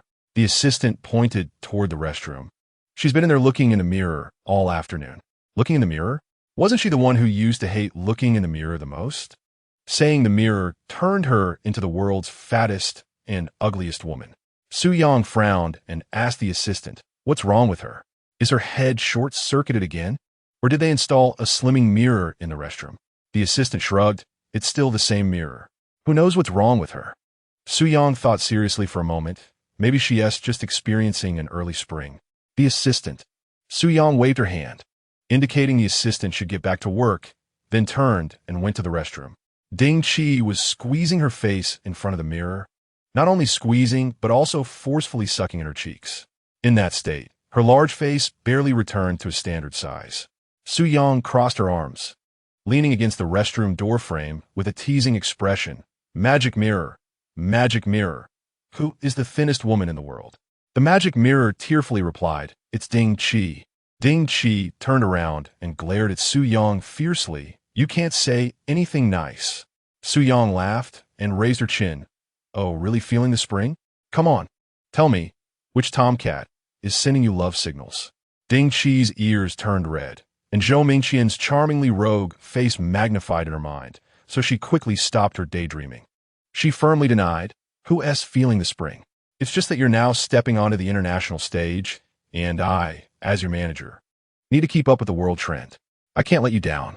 Su Yang didn't believe her. When did you become so enlightened? Ding Qi. Just now. Ultimately, she was feeling guilty and couldn't withstand Su Yang's relentless questioning. Su Yang didn't press further. She knew Ding Qi well. In a few days, Ding Qi would inevitably confess to her. Changing the subject, Su Yang brought up work. By the way, Zhou Mingqian wants me to play the female lead in his next movie. What do you think? Should I take it? Ding Qi didn't hesitate at all. Yes. You must take it. You have to take it. Only by taking this movie can you see Zhou Mingqian often. Su Yang. She blinked. Sure. Did you get an energy boost at noon? Is it necessary to be this excited? Ding Qi realized she had lost her composure, coughed twice to cover it up, and said, you know how Zhou Dao is. It's hard for ordinary actors to catch his eye. You have to know how many people work their whole lives and still don't get a chance to play a leading role. At this point, Ding Qi's guilt began to fade, and she continued, now that you have this opportunity, why not go for it? It wouldn't be a waste of your time in the entertainment industry. Su Yang nodded. I still need to discuss this with Jiang Baichuan and see what he thinks. I actually really want to try. I've always been curious about what acting feels like. But Jiang's father will probably be the first to oppose it. Just then, a commotion of chatter came from the inner hall of the studio. They could be heard saying, Boss, hello. Boss, we missed you. Yeah, we can't eat or drink properly all day. We haven't seen you for months, and we've been insomnia. Su Yang squinted. Without thinking, she knew Jiang Baichuan had arrived. Those little girls really knew how to flatter, calling her boss. She was the boss, okay. Ding Qi also heard the noise and immediately grabbed her phone from the sink. Oh yeah, we can go shopping this afternoon. She dashed out of the restroom like the wind. Su Yang. Every time Jiang Baichuan came over, he would unilaterally give them time off, and he reimbursed all their bills for the day, no matter how much they spent. So those kids were eagerly waiting for Jiang Baichuan to arrive. Su Yang walked up to the mirror, touched up her makeup, reapplied her lipstick, and tidied her clothes before stepping out of the restroom. When she arrived at the office area, she saw, wow, they really left in a hurry. In a large room, only Jiang Baichuan was there. He had his back to her and was shutting down their computers. Su Yang leaned on the side desk with her leg propped up, watching Jiang Baichuan carefully save everything on each computer before shutting them down. After closing the computers, he tidied up the cluttered items on the desk. Then he moved to the next spot and continued repeating the same actions. She gazed at him with focused attention. This man's kindness had long seeped into every corner of her life. Chapter 30, Catching Bugs. Su Yang looked at him for a few minutes before stepping forward. Jiang Baichuan heard the footsteps, glanced back at her, and continued to tidy up his things. Su Yang wrapped her arms around his neck from behind, leaning her whole body against his back and rubbing her face against his neck. How was it at the store this morning? Jiang Baichuan. What else could it be? I was teased by two little girls. Hello, handsome guy. Then a few more people came, whispering that I had plastic surgery to look like Jiang Baichuan. That I was a knockoff. High imitation. Su Yang wouldn't let it go. Come on, why aren't you talking? Jiang Baichuan maintained a calm expression. Just chatted with my parents for a while, had lunch, and then went home. Su Yang felt bored at least inning, so she didn't press further. Jiang Baichuan continued shutting down other computers, and Su Yang kept clinging to him, pressed tightly against his back. After turning off all the computers and tidying up the desk, Jiang Baichuan asked Su Yang, not busy this afternoon? Su Yang circled around to face him. sitting on his lap, looking up at him. Busy, I need to edit the photos I took of Heng, but the shooting went well this time. So the post-production won't take too long. Will you stay here with me this afternoon? Jiang Baichuan nodded and asked, Do you know what date is today? Su Yang had just been clinging to his back, and she thought about how she loved to rub against him when she was in her teens. Thinking of the past, she unconsciously recalled the scene of their first meeting. But that was already the fourth time he had met her. Yet she hadn't paid any attention to him. How could Su Yang forget such a day? But she pretended, I don't know. Jiang Baichuan smiled and pulled her into his arms. Su Yang remembered that day they first met. The weather was terrible, and it started to rain and snow when school was over. Su Yang's father called her, saying he had time to pick her up from school. But it was not her father who came to pick her up that day. It was Jiang Baichuan. The moment the car door opened, Su Yang thought she was hallucinating. This man was so handsome that he completely overshadowed Gu Heng and Lu Yuqing. This was her first impression of Jiang Baichuan. At that time, Jiang Baichuan saw her standing there dumbfounded, forgetting to get into the passenger seat. His rare, gentle demeanor, I'm Jiang Baichuan. Su uncle had to go to the airport to pick up my uncle, and I happened to be here for something, so I thought he'd pick you up. So he was Jiang Baichuan. That was the first time Su Yang met Jiang Baichuan. But wasn't he the first time she had heard his name? Su Yang's parents often talked about him, praising him every time. His name accompanied her throughout her rebellious teenage years. Every time she did poorly on a test, her mother would say, Look at Jiang Baichuan. Hasn't he scored full marks every time? She had to admit that during those years, whenever she failed a test, the three words Jiang Baichuan were the most hated, like a curse that couldn't be shaken off. But she never expected he would be so good-looking. Hurry up, you're all wet. Jiang Baichuan reminded her again. Su Yang realized her awkwardness, gave him an embarrassed smile, and said, Thank you, I'm Su Yang.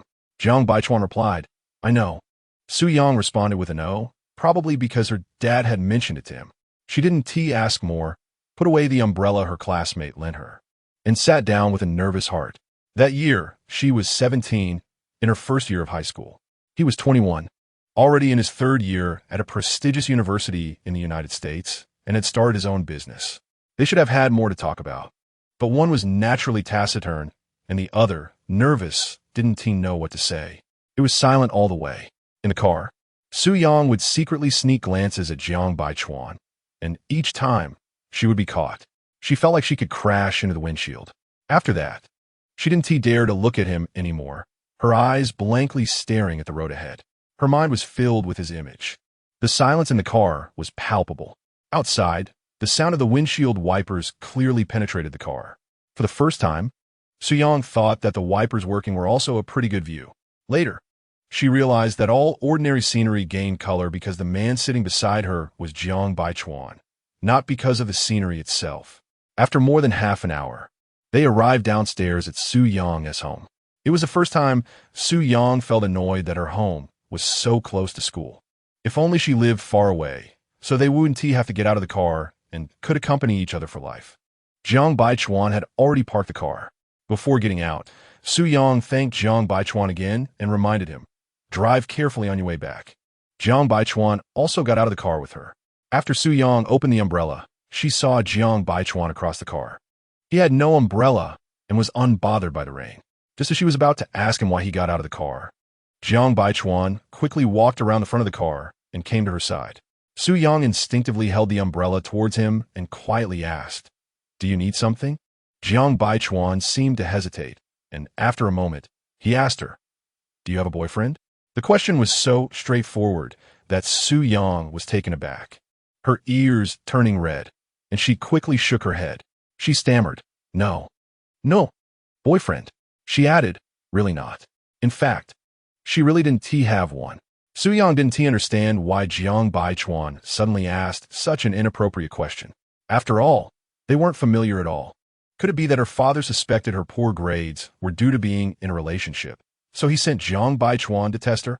That was the only explanation she could think of for Jiang Baichuan's inexplicable behavior at that moment. Jiang Baichuan paused, confirming again, Really not? Su Yang shook her head. Jiang Baichuan looked at her pure eyes, which didn't seem to be lying. He said, I also don't have a girlfriend. Su Yang, a bit confused, Her brain wasn't processing well, blinking her eyes and staring at him. Jiang Baichuan looked back at her, prepared with a confession that he had memorized. But at this crucial moment in life, he completely forgot it. That was the experience of his fifth uncle over the years. And he forgot it. In that instant, he felt like he was completely defeated by this girl named Su Yang. This was the most awkward moment in his 21 years of life, without exception. It had never happened before, nor would it happen again. After a while, it seemed that Su Yang had digested the subtext of his words. He didn't have a girlfriend, and she didn't have a boyfriend. So, was this a confession? Jiang Baichuan racked his brain, but still couldn't remember those confession lines. Finally, he gave up. Looking at her, he spoke again. How about we become a couple? Su Yang, what do you mean by become? Jiang Baichuan took several deep breaths in his heart, maintaining a calm expression, and said softly, I've never been in a relationship before, didn't have time, and didn't meet anyone who made my heart flutter. He swallowed a few times, then continued. If you want, I could be your boyfriend now, and in the future, I will also be your legally recognized partner. Su Yang was completely confused. The rain and snow mixed with small ice pellets pattered against the umbrella. Inside the umbrella, the air seemed to have solidified. The world was quiet. Su Yang blinked, still feeling it was unbelievable. She blinked again, wanting to say something, but not knowing where to start. Just as she was lost in thought, Jiang Baichuan urged her. It's too cold. Let us go up. I'll come to pick you up after class tomorrow. That night, Su Yang couldn't sleep at all. Jiang Baichuan also hardly slept a wink. The next day, as school was about to end, Su Yang's heart was in turmoil, wanting to see him, but fearing he wouldn't come to pick her up again. After finally enduring until class was over, Gu Heng wanted to take her home, but she politely declined, saying that her father, Su, was coming to pick her up and might be a little late. Liu Yuqing had a basketball game that day and left the classroom early.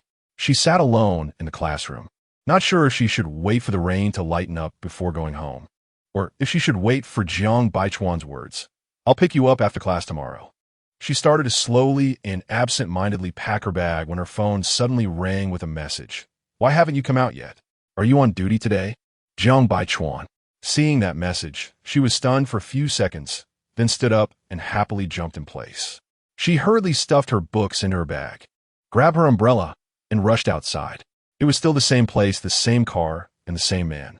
When Su Yang got into the car, she felt inexplicably at ease. He didn't say anything, and she didn't ask anything either. She fastened her seatbelt herself, and he started the car and drove away. The atmosphere was still silent, but not oppressive. He casually turned on the car music. While waiting at a red light, Jiang Baichuan handed her a small notebook. This is for you. It'll be convenient when you need it later. If you think it's not suitable for you to keep in a few years, we can add your name to it. Then it'll be justified for you to keep it. Su Yang. Looking at the three big words household register, she didn't know how to describe her feelings at that moment. Half an hour later, they arrived at the outdoor parking lot of the community. Again, it was an annoying time to part.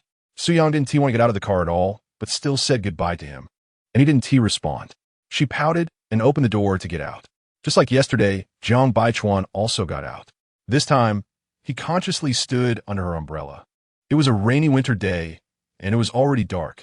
Although they couldn't see each other's faces clearly, Su Yang still nervously averted her gaze, not daring to make eye contact with him. Suddenly, Jiang Baichuan bent down and lifted Su Yang off the ground. Losing her balance, she instinctively grabbed his collar with one hand while the other hand trembled, still holding the umbrella.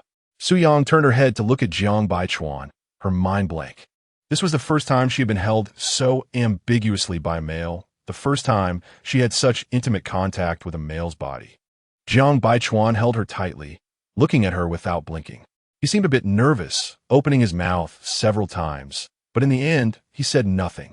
A few seconds later, Su Yang weakly said, "Put me down."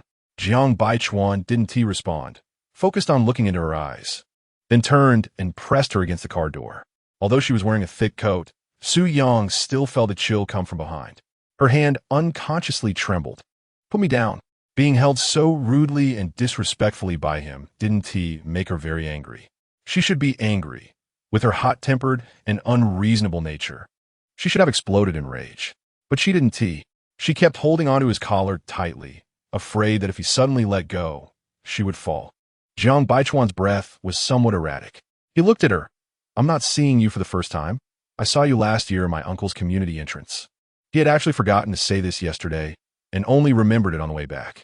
Su Yang was taken aback, recalling that was also the only time she had been to Jiang's uncle's community entrance, as she had lost her house key and went to ask Su's father for it. Jiang Baichuan pressed his forehead against hers. Tong Tong, I've waited a year and I'm running out of patience. I'm afraid if I wait until you graduate high school, you'll have someone you like. Su Yang tightened her grip on his collar instinctively. He even called her Tong Tong. That was a name only close people would use for her. She bit her lip and stared at him in a daze. This feeling was too unreal. He had liked her for a long time. It was an incredible and maddening thing. Jiang Baichuan kissed her forehead and then lowered his head to kiss her slightly parted lips due to her surprise. He held her lower lip and gently sucked on it, tracing the outline of her lips with his tongue. Feeling that she was no longer rejecting him, he slowly pried open her teeth and entered. That day, in the rain and snow, they held each other and kissed for over 2 hours. The rain almost soaked their clothes, but neither of them felt cold. They didn't want to stop. That night, Su's father wouldn't be back early. Su's mother had gone to her aunt's house out of town. The weather was perfect. It was raining and snowing, and after dark, not many people came out. The two of them indulged in holding and kissing each other. Jiang Baichuan held her the whole time, and his arms started to ache. Su Yang asked him, Aren't you tired? Put me down. Jiang Baichuan shook his head and covered her mouth again. Later, during a break, she said, Aren't we silly? Why don't we go into the car? Jiang Baichuan replied, Once we go in, I'm afraid you want to come out. At that time, she half understood and half didn't, but it seemed like she got it. That day she even asked him, You encourage me to fall in love early. Aren't you afraid it will affect my studies? Jiang Baichuan said, With your grades, whether you study or not, you can still score that many points. She rolled her eyes at him. Jiang Baichuan leaned down and kissed the corner of her lips. She found herself a bit addicted and actively hooked her arms around his neck to kiss him back. Just like that, Jiang Baichuan forcefully and directly entered her life in a passionate and shocking way. From then on, no other boys could fit into her eyes or heart. Young love is pure, without any burden, not needing to worry too much, not getting annoyed about social status. As long as they love each other, they feel they can last forever. What are you thinking about? Jiang Baichuan Bitsuang sleep. Su Yang's reminiscing thoughts were interrupted. Now, they were in her studio. She laughed and said, I was thinking about how you bullied me back then. Jiang Baichuan suddenly lifted her up by her butt, and Su Yang instinctively wrapped her arms around his neck. He said, Let you relive the past. Su Yang laughed and half-jokingly said, Are you really going to hold me and kiss me on the car for another 2 hours? Chapter 31. Jiang Baichuan carried Su Yang to her office. Su Yang smiled mischievously. Are we really going to do it in the office? Jiang Baichuan glanced at her and said, I wouldn't mind doing it twice. Oh my, isn't that polluting the air? Su Yang laughed non-stop. Jiang Baichuan set her down in a chair, bent over to turn on her computer, and asked, How many hours will it take? Su Yang still had her arms around his neck, deliberately twisting his words, with a smirk on her lips. Isn't the duration all up to the man? Jiang Baichuan rubbed her neck firmly. Su Yang was ticklish and shrank back, saying, I'm not joking, let go. Jiang Baichuan released her and poured her a cup of warm water. Su Yang took a few sips and began to work on her photo editing. Jiang Baichuan took some magazines featuring her work from her bookshelf and leaned against the bar by the bookshelf, supporting his leg and seriously appreciating her work. Every time he came over, he would read all the magazines that had piled up during this time, and after finishing, he would place them in another section of the bookshelf. Su Yang habitually placed the latest magazines in the far left section of the bookshelf. Over the years, she never mentioned it, but he knew. It became an unspoken understanding between them. After more than an hour, Jiang Baichuan finished looking at all the magazines featuring her work. He took pictures of the ones he liked with his phone. After finishing with the magazines, he organized her bookshelf, arranging the magazines by category and chronological order. In fact, every time he came over, he would help her organize the bookshelf, but when he returned next time, it would be in disarray again. He guessed that she deliberately made it messy just so he would tidy it up for her. He patiently organized it for her every time. Once the bookshelf was organized, Jiang Baichuan moved a chair over and sat down beside Su Yang. With nothing much to do, he rested his head on his hand, watching her edit photos. Once Su Yang got into work mode, she would forget about the people around her, completely immersed in her own world. Suddenly, Jiang Baichuan noticed the Louis XIV rose in Ning's hand. His gaze fell on Su Yang's face, and he gently called out to her, Tong Tong. Su Yang's attention was still focused on the screen. Where did this rose come from? I bought it at the flower shop this morning. He initially thought Su Yang took the flowers he bought for her to give to another woman. Jiang Baichuan replied with an "oh" and didn't say anything else, continuing to watch her edit photos. After Su Yang finished that photo, she put down the mouse and turned to him. What were you asking me just now? She had answered the question, but hadn't really thought about it. She had forgotten it as soon as she turned her face. Jiang Baichuan paused. I said you seem to be quite good to that Ning, even bought her flowers. Su Yang nodded. She's a sprite born for the camera. A sprite with a small chest. She smiled at him again. Have you seen my new magazine? Jiang Baichuan answered her question indirectly. The bookshelf is already organized. Suddenly, Su Yang leaned in and pecked him on the corner of his lips. Not satisfied, she pecked again. I'll reward you tonight. Jiang Baichuan smiled faintly, glancing at the time on the computer, and patted her head. Hurry up and get to work. Su Yang replied, and suddenly stood up, kicking her chair back, and said to Jiang Baichuan, I'll give you a lucrative task to do. Jiang Baichuan. He then stood up, dragged her chair over, sat down, took a few steps forward, and held her waist. Sit down. Su Yang sat on his lap and continued editing photos. Jiang Baichuan held her in his arms. No longer watching her edit photos, he took out his phone and sent a message to Jiang Mujing. How's the arrangement going? Jiang Mujing. If you didn't make me betray money, of course, I won't betray you. Don't worry, it'll be solid. Grin. Grin, Jiang Baichuan. If you mess it up, you won't see a dime. Jiang Mujing. Jiang Baichuan exited WeChat and began browsing the news. In the finance section, the team from Inlin Assets was still in contact with the higher-ups at SOF. After reading the entire news article, he snorted. At that moment, another message came in. It was from Jiang Fan, reminding him, Mr. Jiang, the last high-level meeting before the company's Christmas holiday is at 8 p.m. tomorrow. Jiang Baichuan. Okay. Remind me again tomorrow afternoon. Jiang Fan. Sure. Su Yang felt Jiang Baichuan moving continuously and turned to look at him. Are you busy with work? I'm messaging Jiang Fan. There's a meeting tomorrow night. Oh. Su Yang didn't ask further and turned back to continue editing photos. Jiang Baichuan put away his phone, wrapped his arms around her, resting his chin on her shoulder. In 2 days, it's Christmas Eve. Will you accompany me to the mall tomorrow? Su Yang. To pick a gift for Lin Lin? Jiang Baichuan nodded, yeah. Su Yang smiled. Good, I haven't seen that girl in a long time. Lin Lin is the daughter of Jiang Fan and Yi Dong. She watched Lin Lin grow up and also saw her parents get divorced.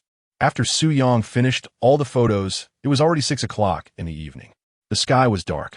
She turned off the lights, locked the door, and left the office hand in hand with Jiang Baichuan. On the way back, Jiang Baichuan asked her, Do you want to go see my parents' shop? Su Yang. I passed by there when I came back for lunch and played for a few minutes. I had a baked sweet potato. It's still not as good as my family's old Sue's baked sweet potato. Jiang Baichuan smiled and focused on driving. When they arrived at the community, Jiang Baichuan walked through another door that led directly to the underground garage. Su Yang curiously asked, Why are we using this door? Are we parking in the underground garage today? At first, she found it troublesome to park in the underground garage, so they bought 2 outdoor parking spaces. Usually, they parked in the parking spaces next to the apartment building. Jiang Baichuan said, Did you forget what day it is today? Su Yang thought for a moment, blinking. Is it related to what day it is today? Yeah. Jiang Baichuan didn't say anything more. The car had already entered the underground parking lot. A few minutes later, the car stopped.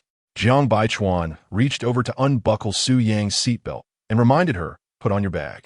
Su Yang. Hey, weren't we supposed to kiss for a few hours? Are we going home already?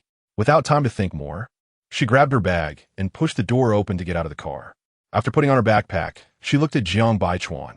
Are we really going home? Jiang Baichuan looked at her, half smiling. If you don't want to go back, that's fine. The air here isn't that good, so there's no such thing as pollution-free. Su Yang caught his underlying meaning and rolled her eyes. Jiang Baichuan walked around the front of the car and pulled her into his arms. Su-yang looked up, wanting to retort a few words, but as soon as she opened her mouth, Jiang Baichuan's kiss came down. This time, he was a bit more intense. Su-yang almost lost her balance, stepping back 2 paces until she was pressed against the car door. Jiang Baichuan tangled his tongue with hers, using both hands to press her back against him. Su-yang slightly stood on her toes, wrapping her arms around his neck, passionately responding to him. The two kissed deeply.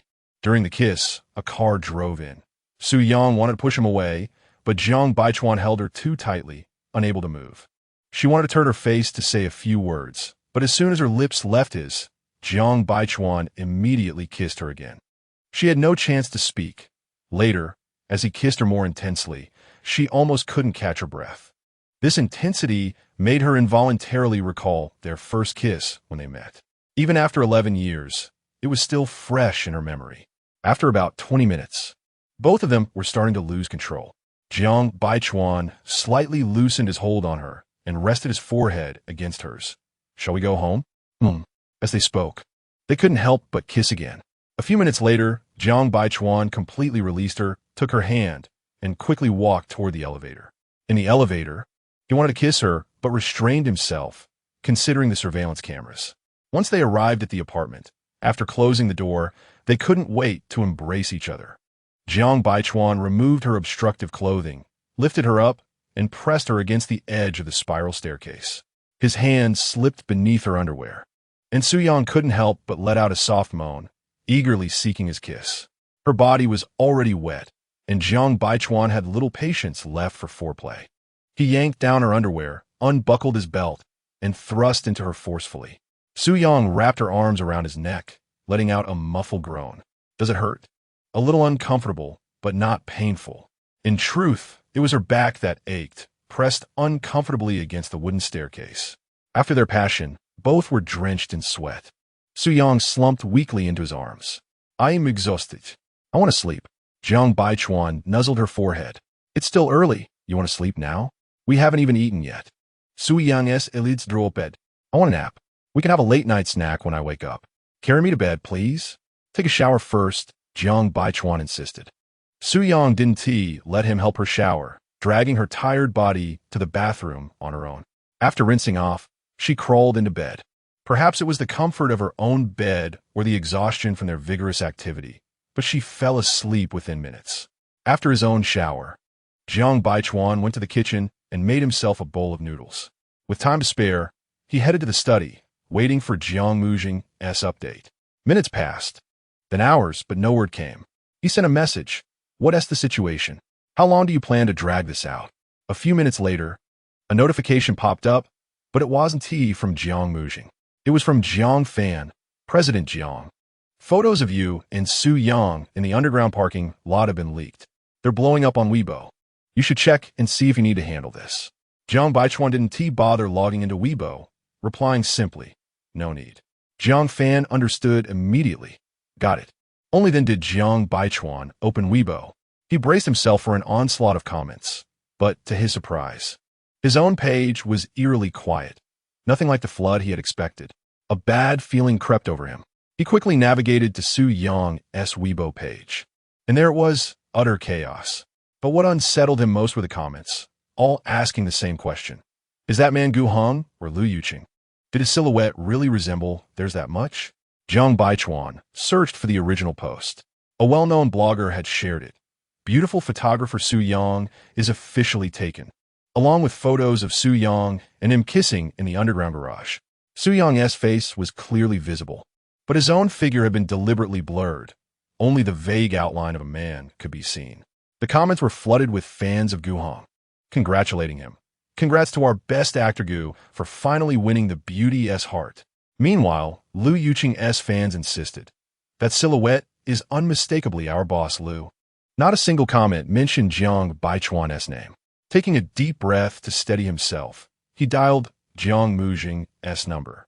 After nearly a minute, Jiang Muzhing finally answered. Immediately complaining, "Jiang Baichuan, can't you see I'm busy? Stop bothering me." Jiang Baichuan clenched his jaw. "Jiang Muzhing, what kind of paparazzi did you hire? Can't they even take a proper photo?" A pause. Then it hit him. Or was this intentional? Jiang Baichuan laughed. If they captured you clearly, it wouldn't be half as fun. Look how lively it is now. Jiang Baichuan, you're dead meat. Absolutely useless. Furious, Jiang Baichuan hurled his phone onto the desk. Staring at the computer screen, he wondered, why were netizens associating that silhouette with Gu Heng and Lu Yuqing? He searched Weibo again, this time for posts about the two men, and discovered that someone had leaked photos of Su Yang having lunch with Lu Yuqing earlier that afternoon. Meanwhile, Gu Heng had recently collaborated with Su Yang on an ad campaign, one he even promoted on his own Weibo. Rubbing his temples, Jiang Baichuan thought for a moment before returning to his own Weibo profile. Then, he posted his first personal update. Happy second anniversary, Su Yang. Chapter 32. Jiang Baichuan watched the number of comments on the screen continuously rise without opening to read them. He was indifferent to comments, but he knew that this time it had truly gone viral. Tomorrow, it would definitely be the headline in the entertainment section. Perhaps even the financial news would report on it.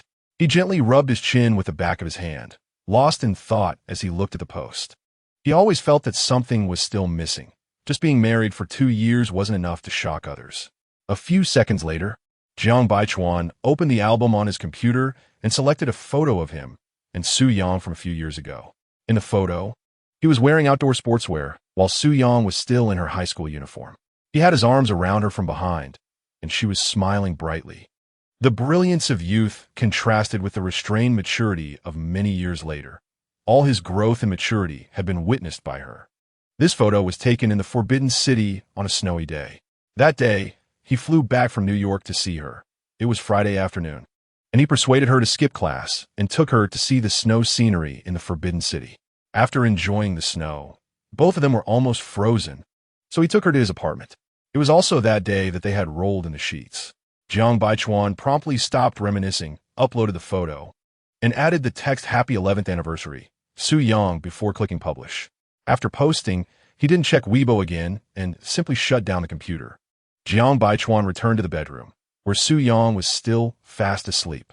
He sat on the edge of the bed, propped his hands on either side of her, and leaned down to kiss her lips, calling her Tong Tong. Su Yang mumbled a couple of discontented sounds, disturbed from her slumber. Jiang Baichuan continued to call her Tong Tong. Su Yang, still groggy, wanted to open her eyes but felt utterly drained. She barely managed to open her eyes a crack before they snapped shut again. Tong Tong.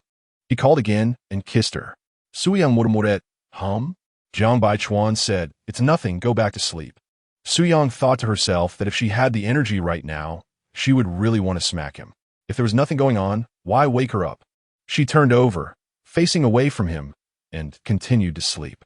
Jiang Baichuan rubbed his chin against her cheek, Tong Tong.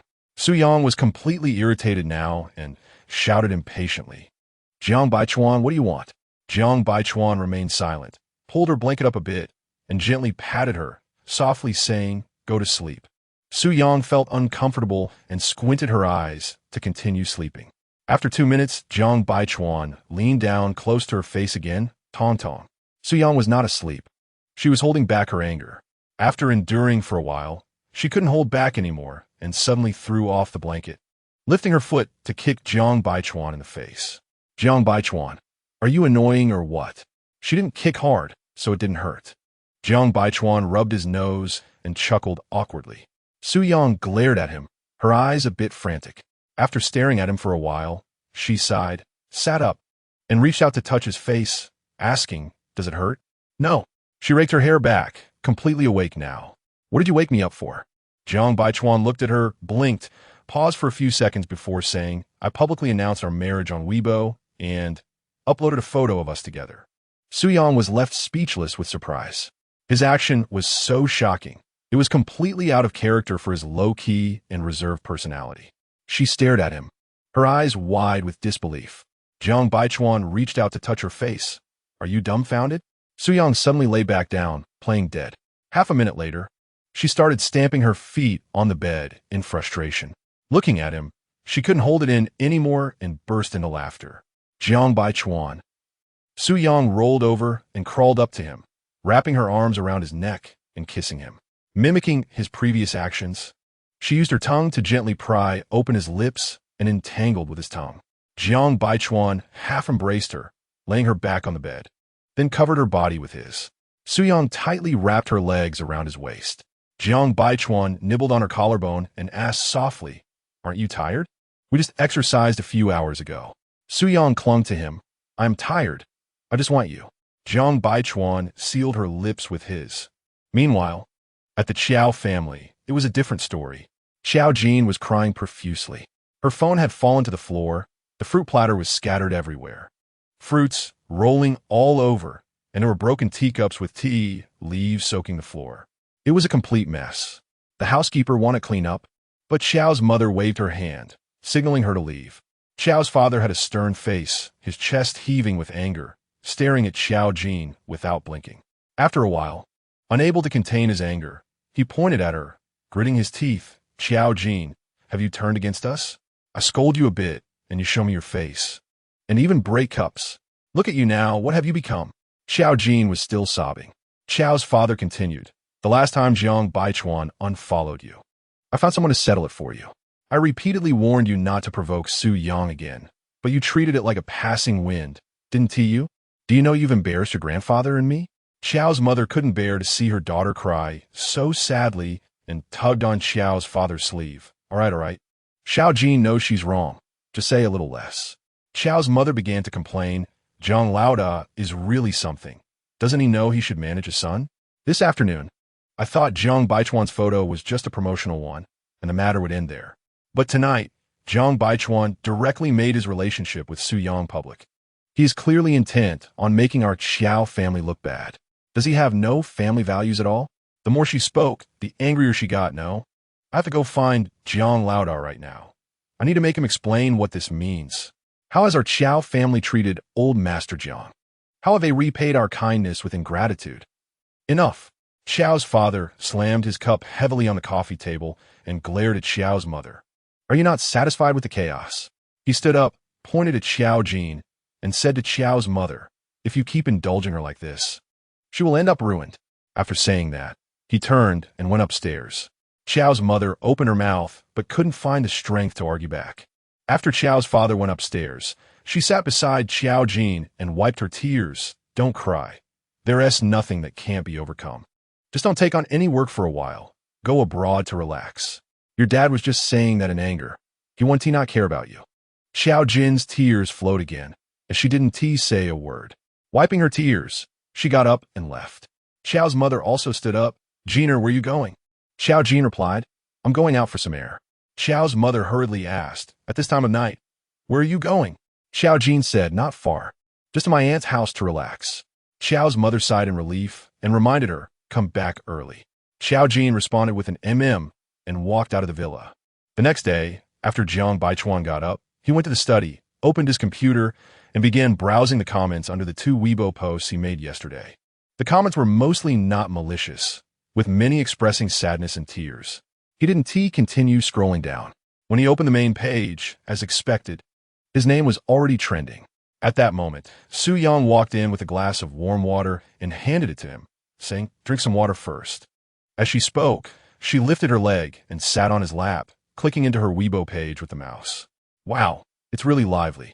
The number of fans is increasing so fast. There are probably quite a few fans from Jiang Baichuan. She hadn't checked the comments on her post. There were congratulations, of course, but there were also jabs. Reading them only made her feel worse. When she saw the photo of them kissing that had been taken without their consent, her brows furrowed tightly. She patted Jiang Baichuan's leg with her left hand. "Hey, why is your back so blurry?" Jiang Baichuan paused for a moment and replied, "I don't know." Su Yang laughed heartily. "It must have been a man taking the picture, looking at you and feeling jealous." Jiang Baichuan. Su Yang returned to Jiang Baichuan's page, glanced at his Weibo, and exclaimed, "Yesterday wasn't our wedding anniversary. Why did you post a happy 2-year anniversary?" Jiang Baichuan picked up his cup and began to drink water, pretending he didn't hear her. He was flustered by Jiang Mujing yesterday, only thinking about telling others that Su Yang was his wife. In a moment of excitement, he posted about their 2-year anniversary. Jiang Baichuan set the cup aside, changed the subject, and asked her, "What's your work schedule for today?" Su Yang shook her head. Ding Xian said, "I have a few days off." And she also said they want to go on a shopping spree, and the bills will be on you. Jiang Baichuan laughed. and said, sure. He wrapped his arms around her. Being exposed as a couple has its pros and cons. From now on, every move you make will attract attention. And there will definitely be endless rumors. He had long anticipated that someone would stir up trouble. But he couldn't let the Chiao family bully Su Yang endlessly just because he had such worries. Su Yang nodded.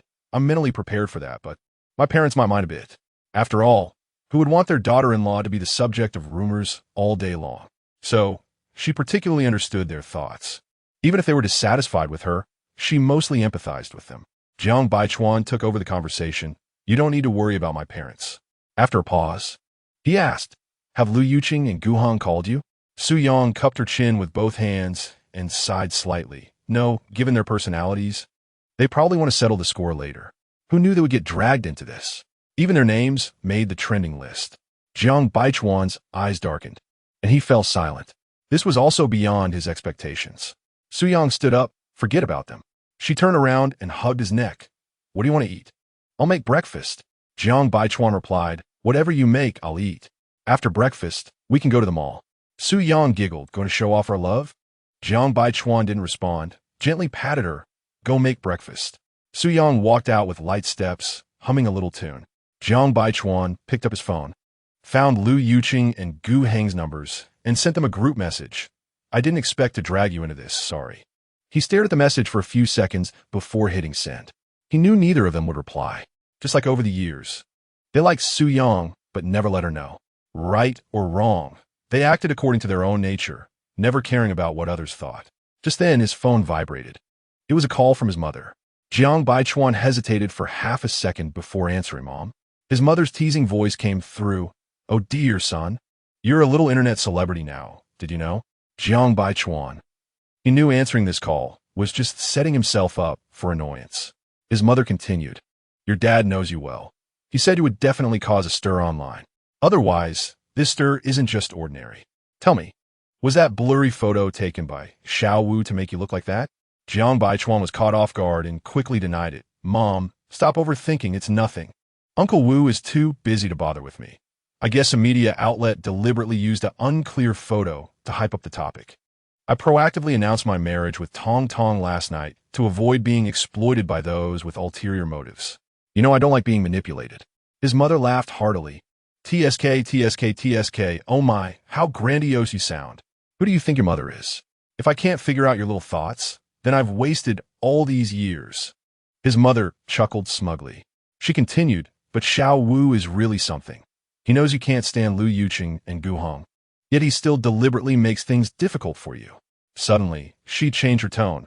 But if I were Xiao Wu, I would seize this opportunity to step on you hard.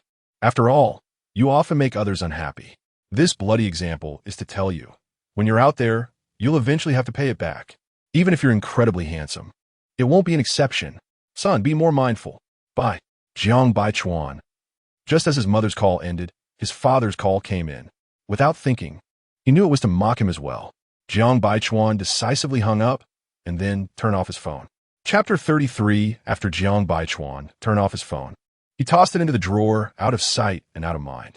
He stared blankly at the screen for a few seconds before starting to handle emails. Although he didn't have to go to the office, there were still plenty of emails piling up. It wasn't until he caught a whiff of the delicious scent of soybean milk and fried dough sticks that he looked up. Su Yang was holding a steaming cup of soybean milk in one hand and a few crispy fried dough sticks in the other, tilting her chin playfully and grinning. I know you want it. Jiang Baichuan. He chuckled silently, set down his mouse, and took the soybean milk from her. On such a cold day, you could have just made something at home. No need to go all the way to buy breakfast. Haven't you gone without it for more than 3 months? Su Yang wrapped the fried dough sticks in a clean plastic bag, dipped them into the soybean milk, and quickly brought them to Jiang Baichuan's mouth. Hurry up and eat. If it gets too soggy, it won't taste as good. Jiang Baichuan took a bite. It was still the same flavor as before. He only liked to eat from this place, and every time he came back from a business trip, Su Yang would drive specifically to buy it for him. He casually asked, did anyone recognize you when you went to buy the fried dough sticks? Su Yang was about to say no, but the words got stuck in her throat. Then she burst out with a teasing string of words. Of course, the owner said, Hey, isn't this Jiang Baichuan's wife? Come, since Jiang Baichuan is so handsome, The soybean milk and fried dough sticks are on the house. Jiang Baichuan. He pinched her waist hard. Looking for a beating, huh? Suyang Laogid Heyartili. After breakfast, they headed out to the mall. On the way, Suyang asked him, "What gift are we sending Linlin this year? Have you thought about it?" "No, I haven't had time to think. What do you think is appropriate?" Jiang Baichuan kept his eyes on the road ahead, occasionally stealing a glance at her. Suyang rested her arm on the car window, propping her chin in thought for a long time. Linlin lacked for nothing. Her family spoiled her. Suddenly, she turned to Jiang Baichuan. "How about we give her 3 movie tickets and let Yi Dong and Jiang Fan take her to the movies?" Jiang Baichuan nodded. "Sounds good." Suyang quickly took out her phone to browse for recent children's movies. In truth, it didn't matter whether the movie was good or not for Linlin. What mattered was that her parents could spend Christmas with her. Yi Dong and Jiang Fan were both stubborn people. Last time Linlin said, she hadn't gone out to play with her parents for many years. It seemed they were both secretly competing, not wanting to lose face by being the first to break the silence. After booking the tickets, she looked sideways at Jiang Baichuan and said, "Just sending movie tickets isn't enough. Let us buy her a set of Barbie dolls too?" "Okay, you decide." While waiting for the red light, Jiang Baichuan opened the storage box, took out a sticky note and a pen, and handed them to Suyang. "Write down your Christmas wish for this year." Suyang took the sticky note, glanced at it, and laughed. "I'm not a child anymore. What Christmas wish could I have?" She thought for a moment. "No, my Christmas wish has already come true." Jiang Baichuan looked at her. "What wish?" Suyang said, "You're spending Christmas with me." When the green light turned on, Jiang Baichuan grabbed her hand and placed it on the steering wheel. The car moved slowly forward. Outside, the streets were filled with the festive atmosphere. Inside the car, it was quiet but not lonely. As they passed the park, Suyang pointed over there. "Do you remember we sat here and ate all afternoon? And then our mouths were numb and swollen?" Saying this, Suyang couldn't help but laugh. Those were indeed fun times. The two of them just couldn't get enough of each other. A quiet place, a long bench, and they could spend the whole day together without getting tired of it. Jiang Baichuan smiled faintly. "When did I ever get so mushy?" Suyang snorted twice, her eyes narrowing slightly. "Shameless." Jiang Baichuan. Later, he parked the car in a space outside the park. Suyang looked at him in surprise. "What are you doing?" Jiang Baichuan unbuckled his seatbelt. "I want to see if that bench is still there." Suyang smiled and got out of the car. She had passed by here several times and wanted to take a look again. But each time she felt a bit disappointed without him by her side, so she abandoned the thought. The park at this time was quite lively. Most of the people were elderly folks out for morning exercises, some dancing, some practicing Tai Chi, and some singing by the lake, with occasional young couples strolling around. The long bench they used to sit on was now occupied by another young couple, so they wandered off to another place. Jiang Baichuan pointed at the curbside path. "Should we walk it again?" It turned out he remembered everything. Every time they came here before, she would never walk properly, insisting on wobbling along those narrow curbs. This time, as soon as she stepped onto it, Jiang Baichuan instinctively reached out his hand to her. Suyang held his hand and walked slowly forward. Suddenly, she tilted her chin toward the group of elderly people practicing Tai Chi not far away and asked Jiang Baichuan, "What do you think we'll be doing when we're about the same age as those uncles and aunts?" "I'll be dancing in the square, and you'll be practicing Tai Chi?" Saying this, she laughed at herself. That scene was really hard to bear. Jiang Baichuan smiled too, probably imagining the same scene. After a moment, he said, "By then, I'll accompany you to walk the entire Route 66. You can play as long as you want." Suyang felt warmth in her heart. She jumped off the curb, raised her hand to wrap it around his neck, and looked intently into his eyes. She sighed softly. "I really don't want to grow old." Jiang Baichuan gently stroked her long hair and smiled lightly. "No one wants to grow old, but everyone has to." Suyang gazed into his eyes. "They say that after a person dies, they must cross the Naiha Bridge and drink the Meng Pa soup, forgetting all past memories, and then start the next life." Jiang Baichuan, "Tell me, where will I go in the next life to find you?" She clasped her hands tightly, thinking that when she couldn't sleep, she would wonder if there was any good way to avoid drinking that soup to not forget you. "And then in the next life, I will come to find you, no matter how far I have to go." Jiang Baichuan took a deep breath and wiped away her tears. "What are you thinking about?" He ruffled her hair. Don't think so much. Jiang Baichuan took her hands from around his neck, intertwined their fingers, and suddenly tightened his grip. Su Yang winced as he pinched her fingers, exclaiming, "Ow, that hurts. Let go." While shouting, she kicked him twice. Once he had drawn her attention away from her sadness, Jiang Baichuan let go of her and bent down to pat his pants. "Can't you step lightly?" Su Yang, still not satisfied, hit him a few more times and rolled her eyes at him. Jiang Baichuan smiled helplessly, pulling her into his arms. "Why are you like a hedgehog?" He leaned down and kissed the corner of her lips. "Let us go to the mall." When they arrived at the underground parking lot of the mall, Su Yang didn't want to go down. She felt that appearing in a public place just a day after going public with their relationship might seem like showing off their affection, and she didn't want to expose her private life too much to the public eye. Jiang Baichuan was accommodating. Since she didn't want to go, he let her stay in the car to play on her phone while he went down alone to buy things. As Su Yang browsed gossip news related to herself, Ding Qian's call came in. She swiped to answer. "What a rare occasion you didn't stay in bed on a morning when you don't have to work." Ding Qian clicked her tongue. "Sister, I'm going to transform from old to new starting today. I vow to lose 30 pounds in 3 months. I'm afraid I'll be so beautiful that I'll scare you to tears." Su Yang couldn't help but burst out laughing because ever since she met Ding Qian, the topic of dieting had been mentioned almost every day. Yet she ate more than anyone else. Ding Qian knew that it was impossible to communicate with such a superficial person. She got straight to the point. "This phone call isn't just idle chatter. I just received a call from someone named Yin Nuo at the State Administration of Radio and Television. She said she wants you to help her take wedding photos." Su Yang refused without hesitation. "Please decline for me. There's no room for negotiation on this matter.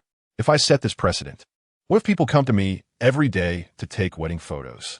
Then I might as well just open a photography studio instead of a working studio. You can directly refuse such things in the future." Ding Qian added, "I heard that this Yin Nuo has quite an impressive background." Su Yang remained unfazed. "No matter her family background, I want to take the job. If I do, I want to be able to refuse others with a clear conscience in the future. Since it's bound to offend someone, it's better to deal with it up front to avoid trouble later." Ding Qian didn't say much more and reminded her to try to avoid going out these days, waiting for the online frenzy to pass before getting back to work. After ending the call, Su Yang continued to watch the news. Not long after, Jiang Baichuan returned, bringing her a glass of watermelon juice. The car's heating was on high, and feeling hot, Su Yang took the juice and kissed his lips several times. "Thank you, husband. I'll drink it after sitting down." Jiang Baichuan fastened his seatbelt and started the car. When they drove onto the road, Jiang Baichuan remembered that today was Friday, and Lin was still in school. Su Yang also slapped her forehead. "I've been so forgetful. We're resting at home, so I thought everyone in the world was off today." She asked him, "What should we do? Wait for her to finish school before giving it to her?" Jiang Baichuan said it was fine. They could drop it off at Jiang Fan's place in the evening.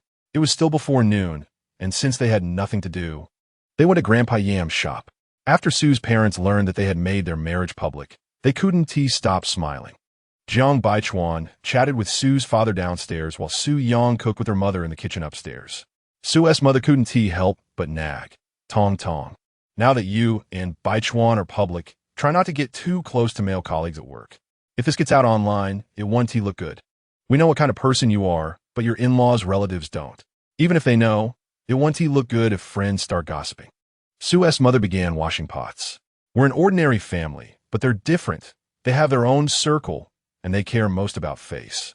Seeing Su Yang casually selecting vegetables, Su's mother sighed. "Did you hear what I said?"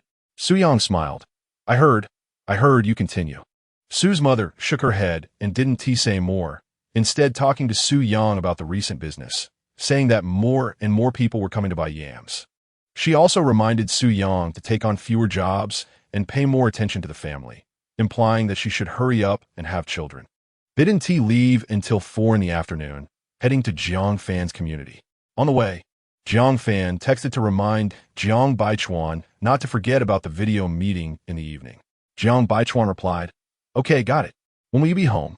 "Su Yang and I will be at your community in about 20 minutes. Jiang Fan probably guessed they were going to deliver Christmas gifts to Lin Lin. So she quickly replied, I should be about the same time, just stuck in traffic. They indeed arrived at the community around the same time. As Jiang Baichuan and Su Yang got out of the car, Lin Lin dashed over, calling Uncle Jiang.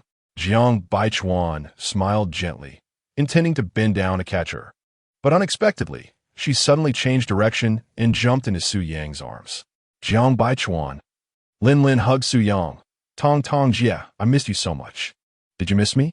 She snuggled in Su Yang's arms. Su Yang and Jiang Baichuan were already used to the generational difference in how she addressed them. Every time they reminded her to change it, she still called them that way. Jiang Baichuan tugged at her little braid, teasing her. After not seeing me for so long, don't you have anything to say to me? Lin Lin tilted her head and blinked. I do, but it seems like I don't. Jiang Baichuan. Are kids today all so artistic in their speech? Lin Lin asked him. Uncle Jiang, when I was 11, I went to Hong Kong with Grandma and Grandpa to see Tong Jia's photography exhibition. Why didn't I see you there? Mom went, but you didn't. Jiang Baichuan paused, his smile fading considerably. That photography exhibition was particularly significant to Su Yang, but he missed it due to health reasons. He could hear her disappointment and even sadness over the phone that time. However, he was lying in a hospital bed and couldn't go. Later, she never mentioned that photography exhibition again, and by the time they met 3 months later, she was so distant that their interactions were awkward. Although she didn't say anything and acted indifferent, he knew she cared. During this period when they were together, she seemed to be quite happy, and any lingering concern must have faded long ago. If it weren't for Lin Lin bringing it up again, he might have almost forgotten. Jiang Baichuan smiled faintly at Lin Lin. During that time, Uncle was busy, so I let your mom go instead. Lin Lin pouted. You adults always say you're busy. Dad is too. Every time I ask him to go out and play with Mom, he says he is busy. You adults are really no fun. Su Yang timely interrupted this not-so-pleasant conversation, hugging Lin Lin. Oh, you seem a bit heavier than before. Lin Lin retorted. It's because I'm wearing more clothes in winter. Su Yang laughed. Even kids know how to care about their appearance. While Jiang Fan was parking and hadn't come over yet, she quietly told Lin Lin, Annie bought you 3 movie tickets. Let your dad and mom take you to watch it tomorrow night, okay? I'll send the ticket information to your phone in a bit. Lin Lin excitedly stomped her feet, and later, even when Jiang Baichuan gave her a set of Barbie dolls, she didn't show any excitement. After Jiang Fan parked the car and came over, they chatted briefly before parting ways since Jiang Baichuan had to rush back for the video meeting. On the way back, Jiang Baichuan glanced at Su Yang, who was also looking at him. They both smiled. Jiang Baichuan said, When we get back, I have something to tell you. Su Yang, what is it? Jiang Baichuan. Why didn't he go to your photography exhibition? Su Yang didn't hide it. During that time, I was always suspicious, thinking that you might not like me as much as before, or even possibly liked another woman. She mentioned that he didn't go to her photography exhibition. After the exhibition ended, when she wanted to see him, he also politely declined. Jiang Baichuan reached out to touch her cheek. Don't think too much. It wasn't for that reason. Su Yang responded with an Since he was driving, she didn't ask more. When they reached the entrance of the community, Su Yang asked him to pull over. I'll go to the fresh supermarket to buy some vegetables and make you a few of my signature dishes for dinner. You go back and start the meeting. After dropping Su Yang off, Jiang Baichuan drove into the community. This time he didn't park in the underground garage, but directly in an outdoor parking spot. After getting out of the car and walking a few steps, he heard someone call him from behind, Baichuan. Jiang Baichuan stopped and turned around, surprised to see his father, Jiang Father. He quickly walked over. Jiang Father rarely came over for no big reason. Dad, what brings you here? Jiang Father opened the car door and got out, not answering, but asking, Just got back? Jiang Baichuan nodded. When his father spoke to him face to face, he was usually serious and rarely joked. Only over the phone did his father let loose with teasing or even criticism. Jiang Father turned around, bent down, and pulled a thermos from the back seat, handing it to him. Your mom said you would definitely give a nanny a break these days, and since you want cooked meat dishes, I made some sweet and sour fish. I happened to have business nearby, so I brought it over. Jiang Baichuan was momentarily stunned. Sweet and sour fish was Su Yang's favorite dish. He had learned to make it from his mother before, but it never tasted as good as hers. He reached out to take it. The thermos was very light, yet at that moment, it felt as heavy as 1,000 pounds in his hand. It reminded him of his first day of first grade when his father took him to school, handed him his backpack, ruffled his hair, and said, "Have fun." Yes, have fun. Not the usual reminders to study hard or listen to the teacher. In his 32 years of life, if he had to choose an idol, it would always be this father before him, whose hair was starting to turn gray. He had never changed. Over the years, his father had been like a mountain, standing tall and unwavering. All his confidence, responsibility, resilience, and determination came from this man. Jiang Baichuan looked at his father and said, "Why don't you come up and sit for a bit?" His father waved his hand. "No, I can't. Your grandfather insisted on eating fried sauce noodles. When I came out, your mother was making them, so I have to hurry back." He then asked, "Where's Su Yang?" "She went to the supermarket to buy groceries." Jiang's father nodded. "Then go ahead. I'll head back too." Jiang Baichuan replied, "I'll go back to see Grandpa in a few days." His father simply responded with an turned, and got into the car. The car door closed. A few seconds later, the back window rolled down again. Jiang Baichuan was about to ask if his father had anything else to say. His father looked at him and said, "Jiang Baichuan, don't call me anymore. You won't be able to get through anyway." Jiang Baichuan. His father continued, "I've already put you on my blacklist." After saying that, he rolled up the window. The black car slowly drove away. Jiang Baichuan. He had just hung up on his father that morning. So his father put him on the blacklist? Jiang Baichuan watched the car disappear into the night, and then looked down at the thermos in his hand. What had he just said? That his father was a mountain, standing tall and unwavering.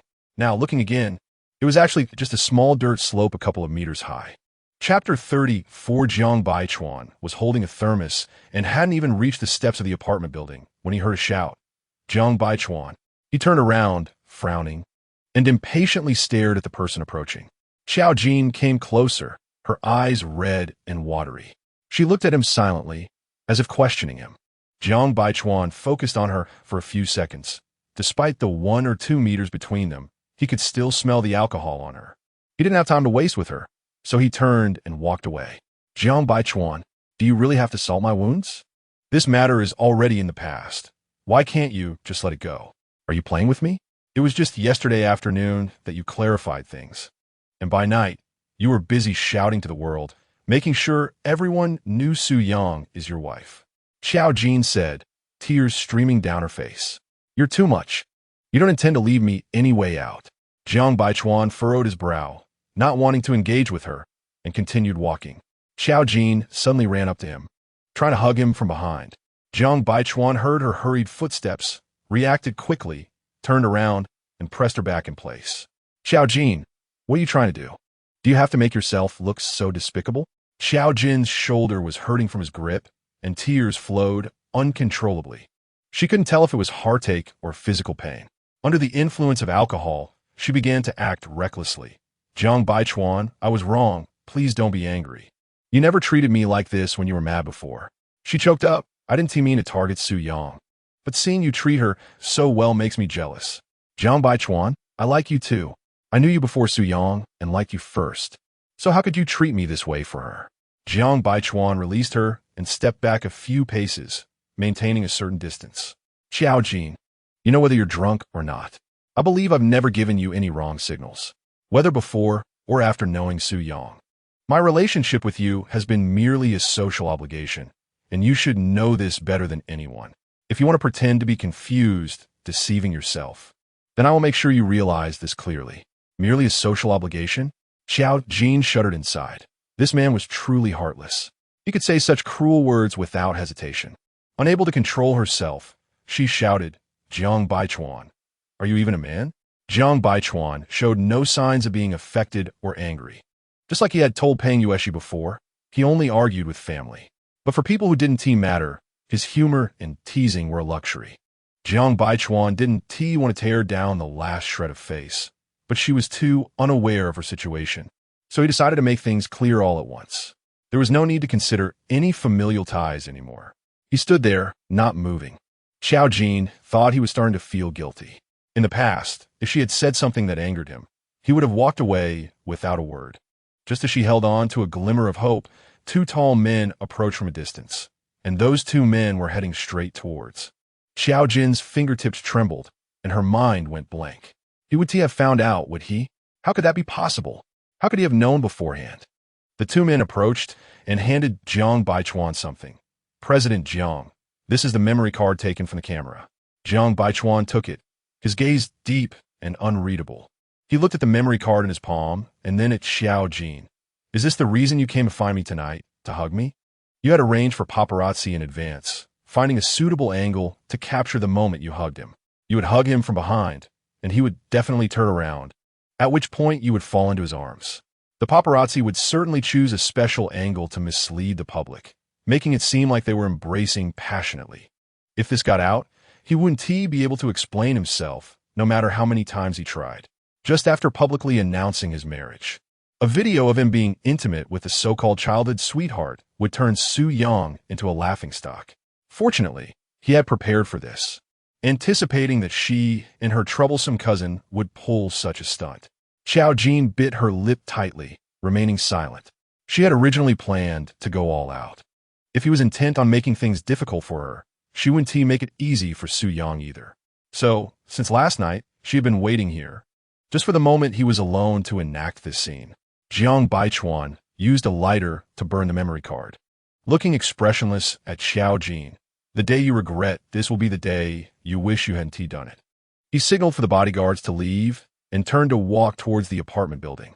Xiao Jin's tears fell like beans, watching him walk away as if nothing had happened. She shouted in exasperation, Jiang Baichuan, this isn't over. Let us wait and see. She wouldn't let Su Yang have it easy. Why should all the benefits in this world go to Su Yang? When Su Yang returned home, Jiang Baichuan had already held a meeting and was washing rice in the kitchen. How did you know I was making rice tonight? Su Yang entered the kitchen with the ingredients. Jiang Baichuan turned to look at her. Didn't you say at noon that you hadn't eaten rice in days? At noon at Yam Grandpa's restaurant, her mother-in-law had made wontons, and she had complained about wanting rice. Su Yang laughed. You care so much about what I say. Are you infatuated with me? After placing the ingredients down, she reached out to hug him from behind. Jiang Baichuan put the rice into the rice cooker, plugged it in, and said softly, I used to think my mom had a big face, but now I think you have potential for a comeback. Su Yang laughed out loud. Yeah, we both have big faces, so that's why you're so infatuated. Jiang Baichuan picked up a shopping bag from the glass countertop and looked inside. There were many kinds of vegetables. He asked her, what are you planning to cook? Su Yang replied, stir-fried potatoes with green peppers, tomatoes, scrambled eggs, oyster sauce lettuce, and maybe some home-style tofu. Jiang Baichuan, I thought your cooking skills had improved after all these months, but it turns out you still make the same 4 dishes you've been making for over a decade. He asked her, then why did you buy bamboo shoots and tea tree mushrooms? Su Yang said, I hadn't planned to buy them, but when I entered the community, I saw Xiao Jin standing with you, along with your 2 bodyguards. I was afraid that if I went over, I wouldn't be able to help but confront Xiao Jin, so I turned around and went back to the supermarket to buy those 2 items. Jiang Baichuan said, oh, reminding her, try to avoid direct confrontation with her in the future. She has a hidden agenda, and in the end, you'll be the one who suffers. If anything happens, come back and tell me. He then briefly explained what had just happened to Su Yang. After hearing this, Su Yang felt a lingering fear. If that video got out, how many people would laugh at her? She noticed a thermos on the glass countertop and paused. Did Mom send this? No, Dad sent it. It's your favorite sweet and sour fish. Su Yang reached out to touch the thermos, although it was cold on the outside. The temperature inside matched her current feelings, boiling hot. Did Dad not come up? No, he had to rush home to have dinner with Grandpa. Jiang Baichuan started washing the vegetables and asked her after cleaning the potatoes, are you going to cut them into strips? Okay. Su Yang released him, tied on an apron, and began to cut the potatoes into strips. She was still thinking about what he wanted to say to her in the car and reminded him, by the way, you mentioned you had something to tell me when you got back. What is it? Jiang Baichuan was washing tomatoes, glanced at her, and continued rinsing. After placing the washed tomatoes on the cutting board, he began to prepare the lettuce. He then said, during that time, I was indeed busy. I went to South Africa with Uncle Wu. After returning, my stomach illness flared up, and I was in so much pain at night, that even a medicine didn't help. I ended up driving to the hospital, but unexpectedly collided with a taxi on the way. Su Yang, upon hearing this, trembled and almost cut her finger. Was it a serious injury? Why didn't you tell me? She put down the knife, walked over, and turned his body around, wanting to see where he was hurt the most. In her concern, she forgot that more than 3 months had passed, and any injuries would have healed. Jiang Baichuan comforted her. It's nothing serious, not too heavy. The car wasn't going fast, so the external injuries aren't severe, and there are no fractures, just internal bleeding. He said I must be hospitalized for observation. I had originally discussed with the hospital about going to Hong Kong to see your photography exhibition, but the doctor disagreed. He said internal bleeding is unpredictable. What if something happens on the plane? It would be difficult to provide emergency care. Su Yang kept rubbing her head against his chest, tears streaming down her face. I'm sorry. You see, I'm not a qualified wife at all. During that time, I noticed your condition, but was too preoccupied with my own matters. I'm sorry. Jiang Baichuan put down the food in his hands and hugged her. Why are you crying? I'm fine, aren't I? The only reason I didn't tell you was that there was no danger to my life. I didn't want to distract you before your exhibition. After your exhibition, my health was fine, so I didn't bring it up again. She had mentioned wanting to see him, but he had turned her down, fearing that seeing him lying in a hospital bed would upset her. He sighed, if I had known, I wouldn't have told you. Now you feel guilty. But if I don't tell you, you'll feel uneasy.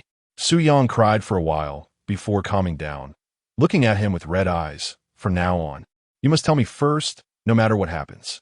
Jiang Baichuan nodded, saying, okay. Su Yang asked again, is there anything else you're hiding from me? Jiang Baichuan replied, no, just this one thing. Su Yang chose to trust him for now. Jiang Baichuan explained, during that time, besides feeling unwell, I was really busy. I didn't even have time to sleep, and there was a time difference between us, so I called you less. Not only were the calls fewer during that time, but each time they spoke, it felt like there was nothing much to say. She always said she was busy and was eager to hang up. At first, he really thought she was busy, so he tried to disturb her less and gave her more sleep time at night. Until that morning when she took the initiative to call him, he sensed her tone was unusual and she wasn't saying much. He asked her what was wrong, and she replied, it's nothing.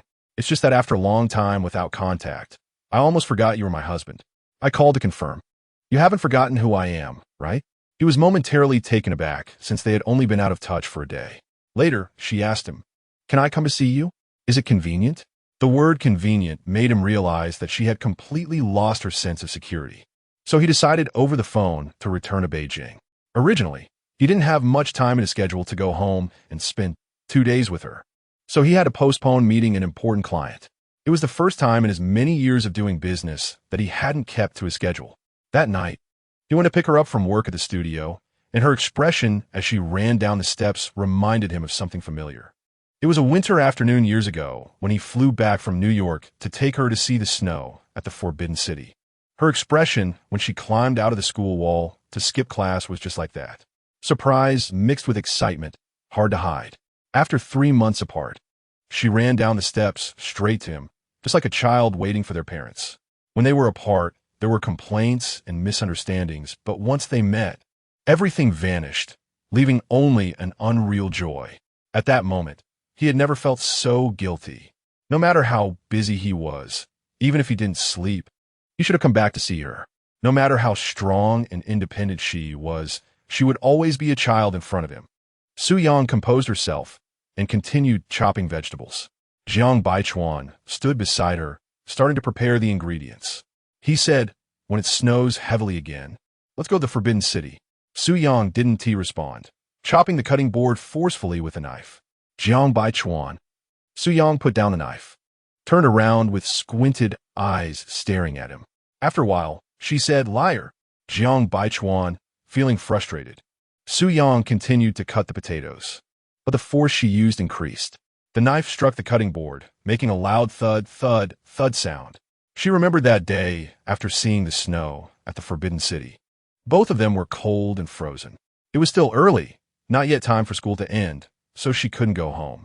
Jiang Baichuan took her to his small apartment. The apartment was not big, about 40 to 50 square meters. There, she drank several cups of hot water and ate the first plate of fried sauce noodles he had ever made. Although it was hard to swallow, she finished it all. After eating, she was still cold and kept sneezing. Jiang Baichuan told her that if he hugged her, she wouldn't feel cold. He held her and kept kissing her. At that youthful age, full of vigor, he probably became unsatisfied after a while.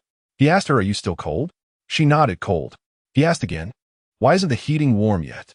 He said, "It needs a long preheating process." She believed him at that time, thinking that the heating in rich people's homes was indeed different. Later, she asked, "How about turning on the air conditioning?" He said, "The air conditioning broke a long time ago, and I didn't have time to fix it." She could only sigh. Cuddled in his arms, she was still cold and shivering. Then he suggested, "Why don't we do some exercise? That way we won't feel cold." At that time, she naively thought, in such a small space. What exercise could they do? Besides, this was the 19th floor. Jumping rope, jumping far, or running wouldn't work. It would disturb the people downstairs. An hour later, she was sweating profusely and no longer felt cold. It turned out this exercise was called bedroom partner aerobic exercise. The next time she went to his apartment, she realized that the heating didn't need such a long preheating time. He just hadn't turned it on. Of course, the air conditioning wasn't broken either. Chapter 35, Qinglan Club. In the spacious private room number 1, there were only 2 people. Lu Yuqing had invited Ning tonight. To be precise, and Ning had called him earlier, expressing some dissatisfaction about him not taking her out for lunch the day before. However, she was very tactful in her words. Later, Lu Yuqing said on the phone, "I'm in private room number 1 at Qinglan Club." And Ning was visibly excited at that moment. This was her first time entering his social circle. Originally, she had a dinner appointment that evening, but she had temporarily asked her manager to cancel it. After dressing up at home, she arrived as promised. Upon entering the private room, she was stunned. Apart from Lu Yuqing, who was sitting on the sofa smoking, and the song Spring Breeze 10 Miles, there was nothing else. And Ning took a breath, organized her disappointed emotions, and sat down next to Lu Yuqing. She picked an orange from the fruit plate and started peeling it, knowing he liked oranges. Is he tired today? In a bad mood? She didn't dare to ask the latter. Lu Yuqing slowly exhaled smoke, listening to music, and didn't respond to her, only glanced at her before continuing to smoke absent-mindedly. Not receiving a response, and Ning wisely refrained from asking further. Once the orange was peeled, she broke off a few segments and held them up to his mouth. Lu Yuqing leaned back slightly, avoiding her, indicating for her to eat them herself. And Ning's movements paused, and an uneasy feeling surged in her heart. But she still put a few segments in her mouth, originally sweet and tangy. She could no longer taste anything at that moment. She smiled and asked him, "Have you eaten dinner?" Lu Yuqing responded with a brief stubbed out his cigarette in the ashtray, and took out a contract from his bag on the sofa armrest. Handing it to her, "This is a role in a TV drama that I fought for you." And Ning excitedly took it, wanted to lean over and kiss him, but was doused with cold water. "You don't need to contact me anymore." And Ning's fingers trembled. Her heart felt cold. She had long anticipated this day, but she didn't expect it to come so soon. She sat there, stunned for a long time. Lu Yuqing added, "Everything I should have given you before? I haven't missed a thing." And Ning bit her lip and said something she found amusing herself, "But we've only been together for less than 3 months. Have you grown tired so quickly?" Lu Yuqing took out another cigarette, not smoking it, just lightly tapping it in his palm. He looked at her. "I thought you were quite smart. Why would you ask such a shallow question? It's just a mutual benefit. What does time have to do with it?" Being dissected so straightforwardly, and Ning's face flushed with embarrassment. She gripped the contract tightly. For a moment, she genuinely wanted to throw the contract at his face and shout, "I don't care." But reality didn't allow her to be so willful and reckless. She stood up, said thank you, grabbed her bag, and left in a hurry. As the door closed, Lu Yuqing sank tiredly into the sofa. 2 minutes later, the door to the private room was pushed open again. Lu Yuqing didn't open his eyes and said, "What a coincidence. She just left, and you came. Were you eavesdropping? I didn't expect you had this hobby."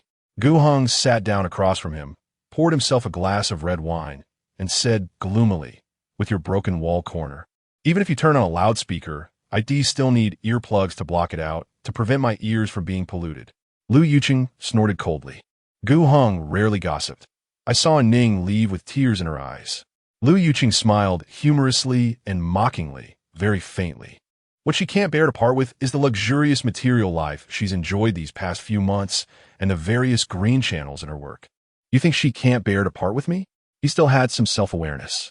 Suddenly, he said coldly, I don't want to degrade myself like this anymore. I don't want to casually find a woman to degrade myself. Gu Hong teased. You should tell Tong Tong this. Maybe she'll pity you a bit. Don't tell me. It's useless. I'll just look down on you. Lu Yuqing, tell her. After a pause, he added, She's just someone who can't spit out ivory from a dog's mouth. Gu Hong glanced at him, remained silent, gently swirled his wine glass. Listening to the somewhat irritating music, his inner frustration having no outlet. The room was silent apart from the music. After a long time, Gu Hong finally spoke. Did you watch tonight's entertainment gossip? Lu Yuqing, no, what's there to see? Running to the park early in the morning to show off their affection. They're seriously sick. Gu Hong. He didn't seem to mention whose entertainment gossip it was, right? This was the tragedy of him and Lu Yuqing. They would watch all news related to Su Yang over and over, yet they would deceive themselves into insisting they were indifferent. He chuckled, sounding self-deprecating and mocking Lu Yuqing. Since he didn't watch, how can you be so sure they weren't showing off their affection in the mall? Suddenly, Lu Yuqing opened his eyes, anger flashing in them. What did you say? They went to the mall to show off their affection again?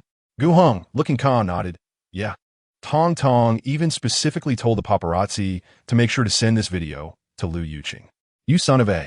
Lu Yuqing realized too late that he had been played by Gu Hong. They hadn't gone to the mall at all. The gossip online was still about that morning in the park. How pretentious they were, walking so dramatically. They thought they were forever 17. That's why he and had an appetite from noon until now, feeling nauseated by their pretentiousness. Suddenly, Gu Hong burst out laughing. Lu Yuqing squinted his eyes, staring at him. Gu Hong, are you out of your mind?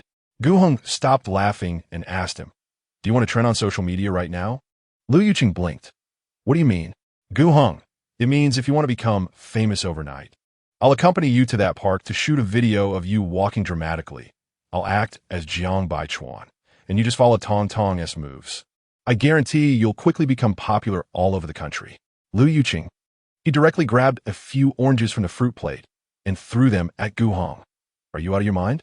If you don't want to stay, just get lost.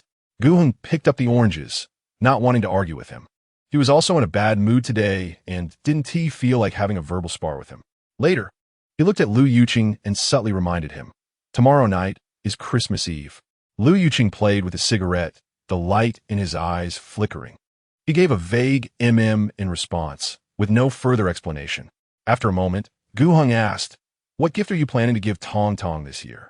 Lu Yuqing thought for a moment. I don't know, I don't want to give anything this year. Just seeing her annoys me. She's so old, almost 30. Still thinking she has 3. What Christmas gift could I give?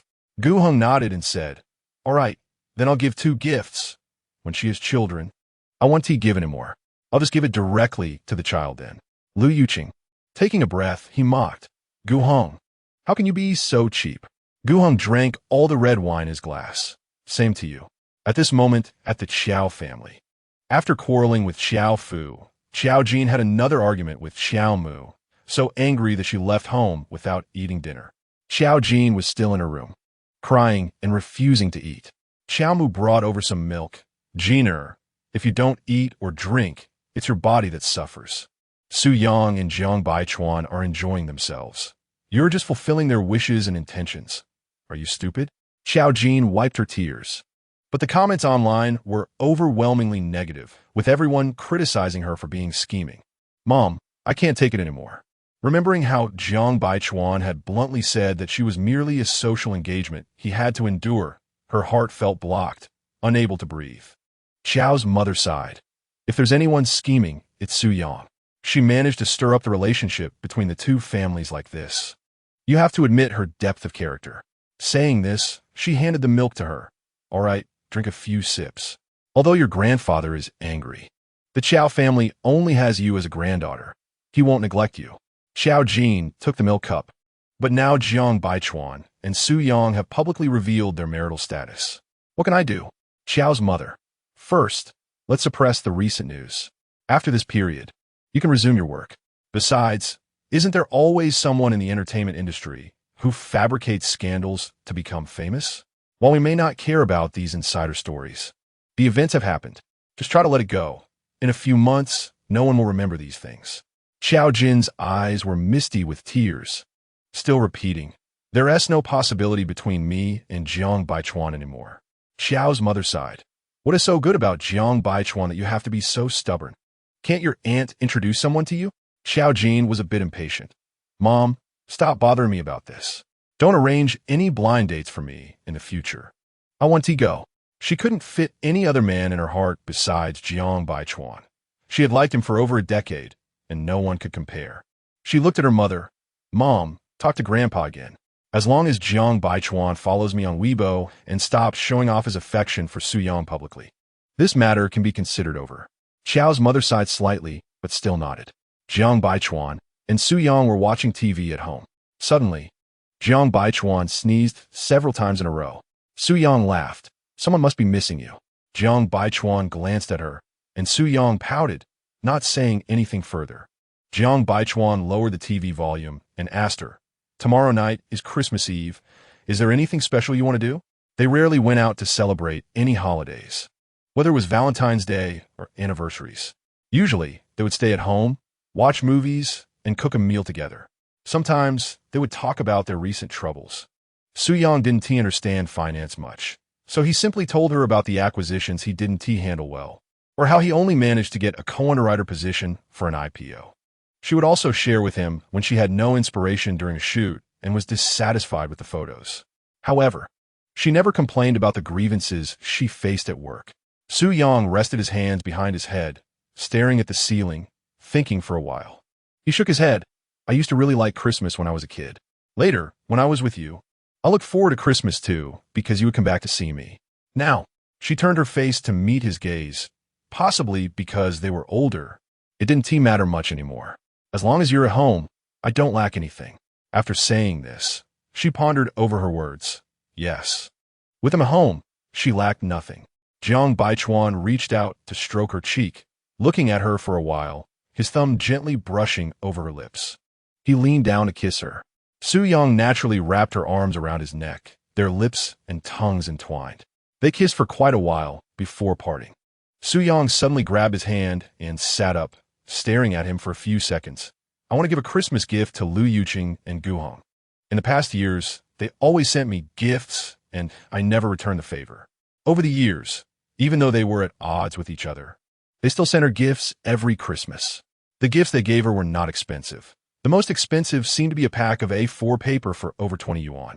Each year, they sent her all sorts of strange items. An apple, a few fun pencils she could use for drawing, a pack of A4 paper, a pencil sharpener, and sometimes an eraser. Last Christmas, Lu Yuqing sent her roasted corn, and Gu Hong sent her 6 packs of spicy strips, each pack costing only 50 cents. Although they weren't valuable, she remembered every single one of them.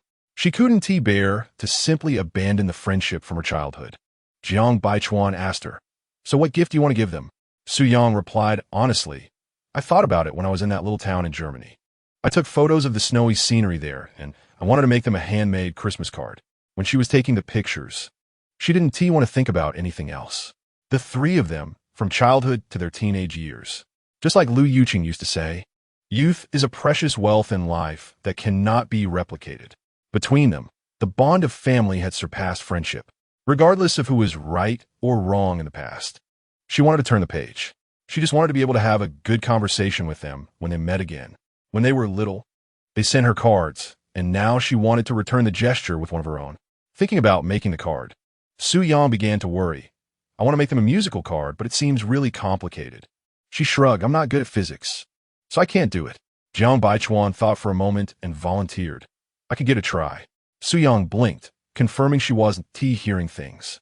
She quickly sat up, hugged his neck, and confirmed again. "You said you would help me make a musical card? Doesn't he dislike those too?" Jiang Baichuan nodded. "Yes. I'll help you make it. I can't guarantee the result. I haven't seen or done it before, but I'll do my best." Su-yang buried her face in his neck and rubbed against him. Jiang Baichuan.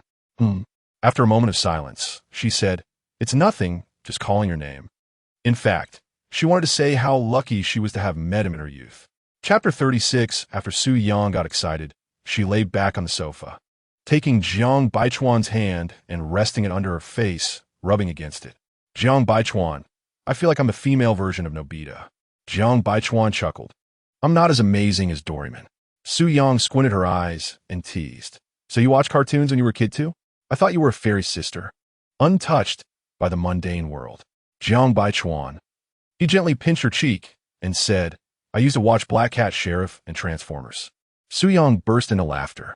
What are you laughing at? Jiang Baichuan asked. Su Yang took a long time to calm down, rubbing her chest where she had laughed too much. I always thought a naturally aloof and scholarly guy like you must have self-studied English and computers since you were 5 or 6. I really can't picture you sitting in front of the TV watching Black Cat Sheriff. As she spoke, she unconsciously laughed again, imagining many scenes. She raised her hand to pat his arm. Hey, next time you go back to your old house, bring me some childhood photos. I want to see what little Bowsy looked like. She couldn't help but laugh again. Little Bowsy? Jiang Baichuan blinked, staring at her in disbelief. After a moment, he said, Haven't I shown you before? Su Yang rolled her eyes at him. What you showed me before were your elementary school photos. I want to see your photos from when you were 3 or 4 years old. No, I want to see all the photos from when you were born until you started elementary school. Jiang Baichuan. Su Yang shook his arm. Did you hear that? You've seen all my childhood photos, but I've never seen what you looked like when you were tiny. It's not fair.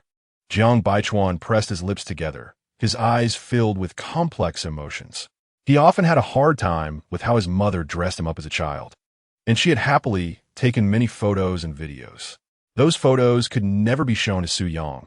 They would ruin his image in an instant. After a moment, he said, We moved when I was in middle school, and all my childhood albums got lost. Su Yang gave him a skeptical smile. Jiang Baichuan fell silent, looking at her thoughtfully. Su Yang scratched the back of his hand. What are you thinking about? What else could he be thinking? He was planning to sneak out those photos when he went home and store them in a bank. No one but him could access them. He then changed the subject at the right moment. I was thinking about where to buy a buzzer. Su Yang paused, looking confused. What's a buzzer? Jiang Baichuan explained. It's the thing that makes music in a musical greeting card. Su Yang tilted her head, thought for a moment, and asked him, Isn't it a hassle to make a musical greeting card yourself? It seemed more complicated than expected. Jiang Baichuan replied, I'm not too sure, but it shouldn't be too hard. I'll go buy a buzzer first thing tomorrow morning. After I get it, you can prepare the card, and I'll connect the buzzer circuit, and it should work. Su Yang smiled. Is there anything you can't do? A lot. Like what? Having the baby. Su Yang sat up, moved closer to him, wrapped her arms around his neck, and leaned in so her lips were near his ear, her warm breath tickling him. She teased him. Not necessarily. How about we give it a try? Maybe I can get you pregnant. Jiang Baichuan. He squeezed her waist tightly. Try saying that again. Su Yang was ticklish and kept diving into his embrace, saying I was wrong. Jiang Baichuan released her and picked her up. Su Yang instinctively wrapped her legs around his waist, gazing into his eyes. What are you going to do? You won't punish me again, will you? Every time she said something silly, he would put her on the bed and tickle her feet endlessly. This man could be quite malicious at times. Jiang Baichuan strode toward the bedroom, and after a moment of silence, he said, Have a baby. Su Yang. Jiang Baichuan kicked the bedroom door open without turning on the lights. The door was ajar, and the soft light from the living room spilled in through the gap. The bedroom was dim and hazy. At that moment, the atmosphere was charged with ambiguity. Jiang Baichuan laid Su Yang on the bed, pushed her down, and directly pulled down her pajama pants. Be a bit gentler, Su Yang complained, giving him a couple of playful kicks. Jiang Baichuan watched her, letting her act out. After she had her fun, Jiang Baichuan reached out to pull her up. Su Yang knelt by the edge of the bed, looking up at him, smiling. Are you so eager to have a baby with me? Jiang Baichuan started to undo the buttons of her cotton shirt without looking at her. You'll be the one crying later. Su Yang. After she teased him, she quickly showed her submission. She leaned into his lips, slightly parted her mouth, gently biting his lower lip with a few teeth, then moved down to kiss his Adam's apple, sucking and nibbling at it. Su Yang trembled uncontrollably. A tingling sensation spread from her soles to her fingertips. She lowered her head and bit his shoulder, This was the only way to release some indescribable shivers. Jiang Baichuan endured the pain and held her tighter.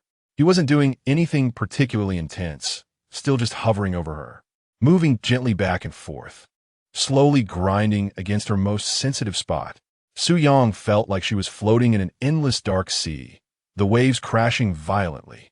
Jiang Baichuan was her only life buoy. She lost the desire to kiss him, leaning entirely into his embrace, unable to control the soft moans escaping her lips. Su Yang couldn't take it anymore. She raised her head to kiss him, seeking some comfort. Their eyes met, and Jiang Baichuan's deep and focused gaze captured her attention. He just looked at her, said nothing, and didn't take the initiative to kiss her. Su Yang felt her heart and body trembling uncontrollably, her hands gripping his shoulders tightly. This life-and-death sensory stimulation brought her this experience every time they made love. It was extreme, penetrating every cell, making it impossible to stop. Su Yang raised her head again, and Jiang Baichuan's kiss descended. The kiss temporarily eased the emptiness within her body, but it still felt unbearably uncomfortable. She reached out and grabbed his arm tightly, trying to stop his hand from moving back and forth on her. But his arm didn't budge. He grew even more relentless. Her nails dug into his back. Feeling almost frantic, unable to hold back any longer, Jiang Baichuan, I just want it now. He deliberately asked, want what? Something perverted. Jiang Baichuan chuckled softly. When he entered her, Su Yang felt as if she had come back to life. She felt completely fulfilled. She wrapped her arms around his neck and asked him, do you know what I was just thinking? Jiang Baichuan kept moving, agreeing to ask, what were you thinking? Su Yang replied, I was thinking about the first time. They had no experience, which made a mess, but they were still very satisfied. Perhaps it was because they completely belonged to each other. Jiang Baichuan lowered his head and kissed her, fiercely licking her tongue. Su Yang was about to go crazy, her body enduring his almost frenzied possession. After a passionate entanglement, Su Yang's consciousness began to return. Her breaths were uneven, and she couldn't tell whose sweat was on her body anymore. Suddenly, Su Yang remembered something and pushed his shoulder. Hey, you didn't wear a condom. Jiang Baichuan, I won't wear one from now on. He kissed her eyes. Let's have a daughter. As the years went by, his desire for children grew stronger, especially for a daughter. In the past, he had considered her career. Since she didn't want to have a child so early, he had reluctantly agreed. Today, he went to the mall to buy Christmas gifts for Linlin. Seeing so many beautiful Barbie dolls, he thought that if he had a daughter, he would probably buy all the dolls in the store. Perhaps he would even sew handmade dolls for her. Maybe he wasn't a qualified dad, but he would definitely be a dad who spoiled his child, just like he indulged Su Yang. After their passion, Su Yang was exhausted and collapsed on the bed. Jiang Baichuan reached out and held her tightly in his arms. He only let her go after her breathing steadied, then kissed her again. Do you want to take a shower with me? Su Yang shook her head and pointed her throat. Jiang Baichuan understood and went to the kitchen to pour her a glass of warm water. Su Yang sat up and drank the entire glass of water, feeling a bit more comfortable in her throat. She said, I'll wash in a bathroom in the bedroom. You go wash in the bathroom outside. She didn't want to wash with him. If he got excited again later, her life would be in danger. Jiang Baichuan laughed and took his clothes to the outside bathroom.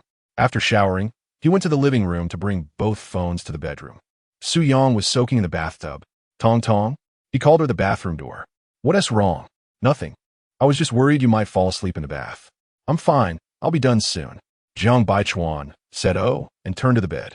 Leaning against the headboard, he opened his phone, afraid of missing an important work call. Besides the work report from Jiang Fan, he automatically ignored calls from his family, and there were no other important calls. He turned off the phone again. Su Yang slowly walked out of the bathroom, drying her hair. Seeing the phone on the bedside table, she said, help me unlock my phone and see if there are any important calls. Okay. Jiang Baichuan picked up her phone and then remembered. When did you get a new phone?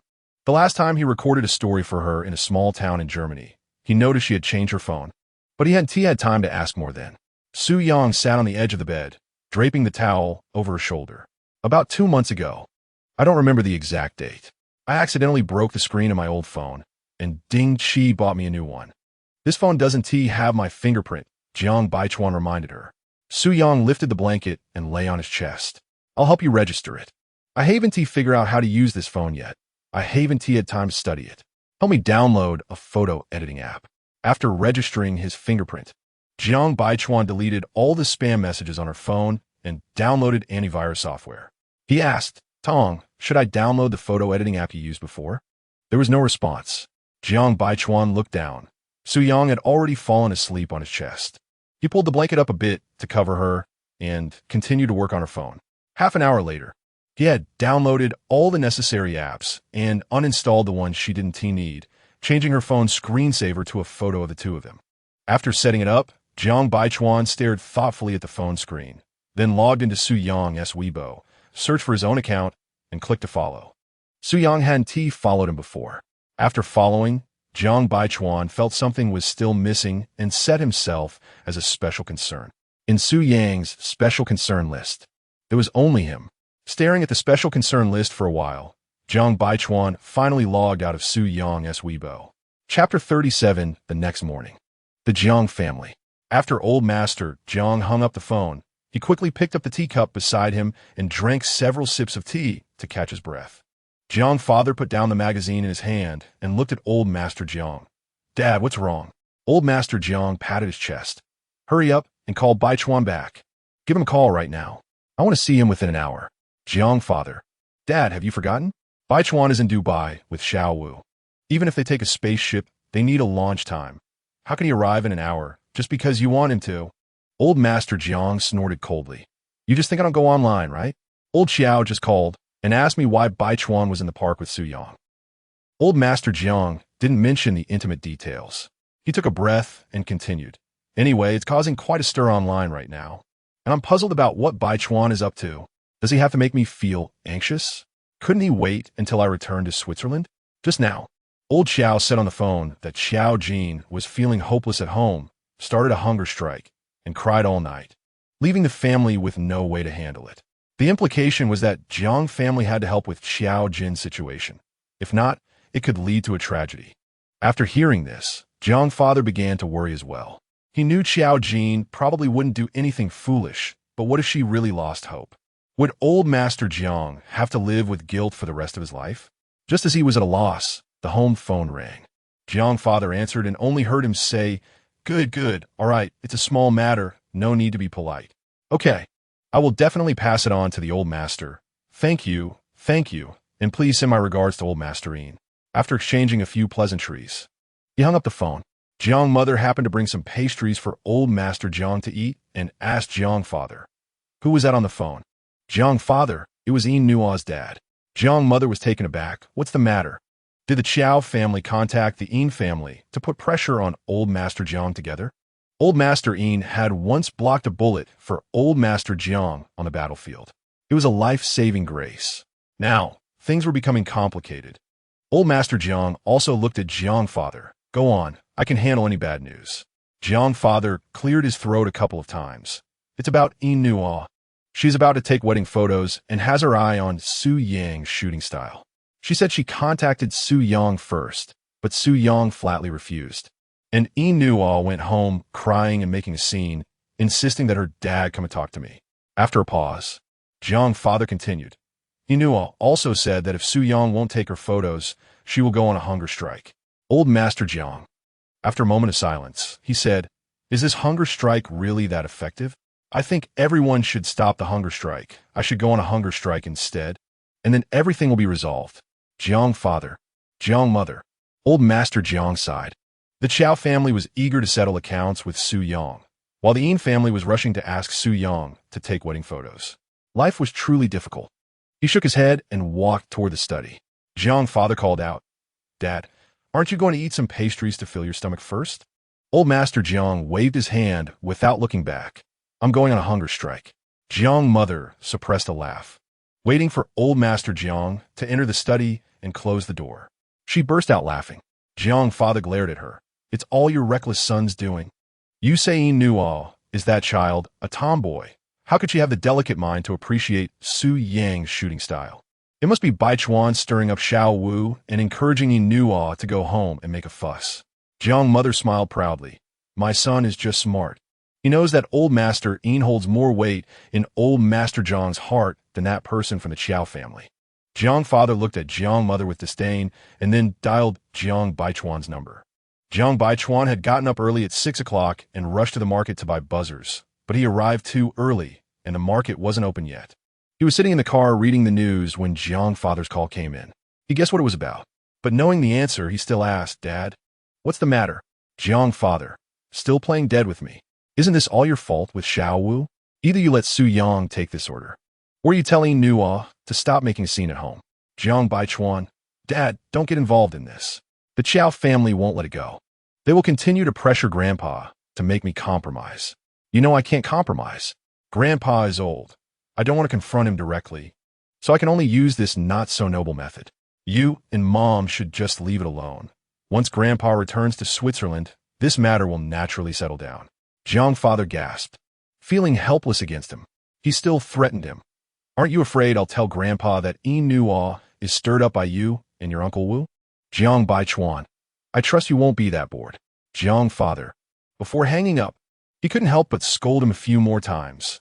"You and Su Yang, really, in public like that? Do you know it's disgraceful?" Jiang Baichuan. He hung up the phone directly. Jiang father looked at the call that was cut off, angry enough to want to throw his phone on the ground, but then thought about how the phone was worth 2,000 or 3,000, so he finally held back.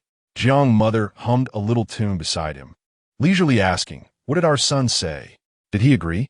Jiang father didn't respond, pressing his temples. He couldn't help but sigh. In this life, whatever debts you owe, don't owe a debt of gratitude. Once you owe it, you can't pay it back. Jiang Baichuan waited until after 9 o'clock before he finally saw a store in the market that specialized in selling buzzers open. He bought a few more and consulted the owner about how to use them before leaving. On the way back, while waiting for a red light, Jiang Baichuan sent a message to Su Yang. "Are you up?"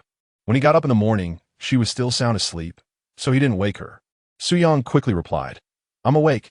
Already had the breakfast you made." Jiang Baichuan, "Okay, watch some TV. I'll be home soon." Su Yang had no intention of watching TV and unconsciously opened her computer to see what her Weibo looked like now. Upon logging in, she found that Jiang Baichuan had added her to his special attention list. Without thinking, it was definitely Jiang Baichuan who had added her while playing with her phone last night. Su Yang stared at the screen for a moment, logged out of her Weibo, and secretly logged into Jiang Baichuan's Weibo, setting herself as his special attention. When Jiang Baichuan returned home, Su Yang was casually lying on the sofa, watching a movie. She didn't know what the movie was about, just staring at the screen and chuckling. Jiang Baichuan waved his hand in front of her eyes. "What are you laughing at?" What else could she laugh at, of course? It was because she became his special attention. Su Yang grinned, but didn't say anything. She sat up. "Did you buy it?" "Yes, I'll start connecting the lines now. You could do the cover." "Sure." Jiang Baichuan sat cross-legged in front of the coffee table, took out the program that he had recorded from the boss, and started debugging. Su Yang was on the other side of the coffee table, starting to draw. Jiang Baichuan casually chatted with her. "Making 3 cards?" Su Yang didn't think much about it. 2 cards are enough. Why make 3? Jiang Baichuan coughed lightly and didn't say anything more. Su Yang didn't get a response. Suddenly looked up with a playful smile. "Do you want one too?" Jiang Baichuan. He half-heartedly said, "No. I meant should we give one to Zhou Mingqian?"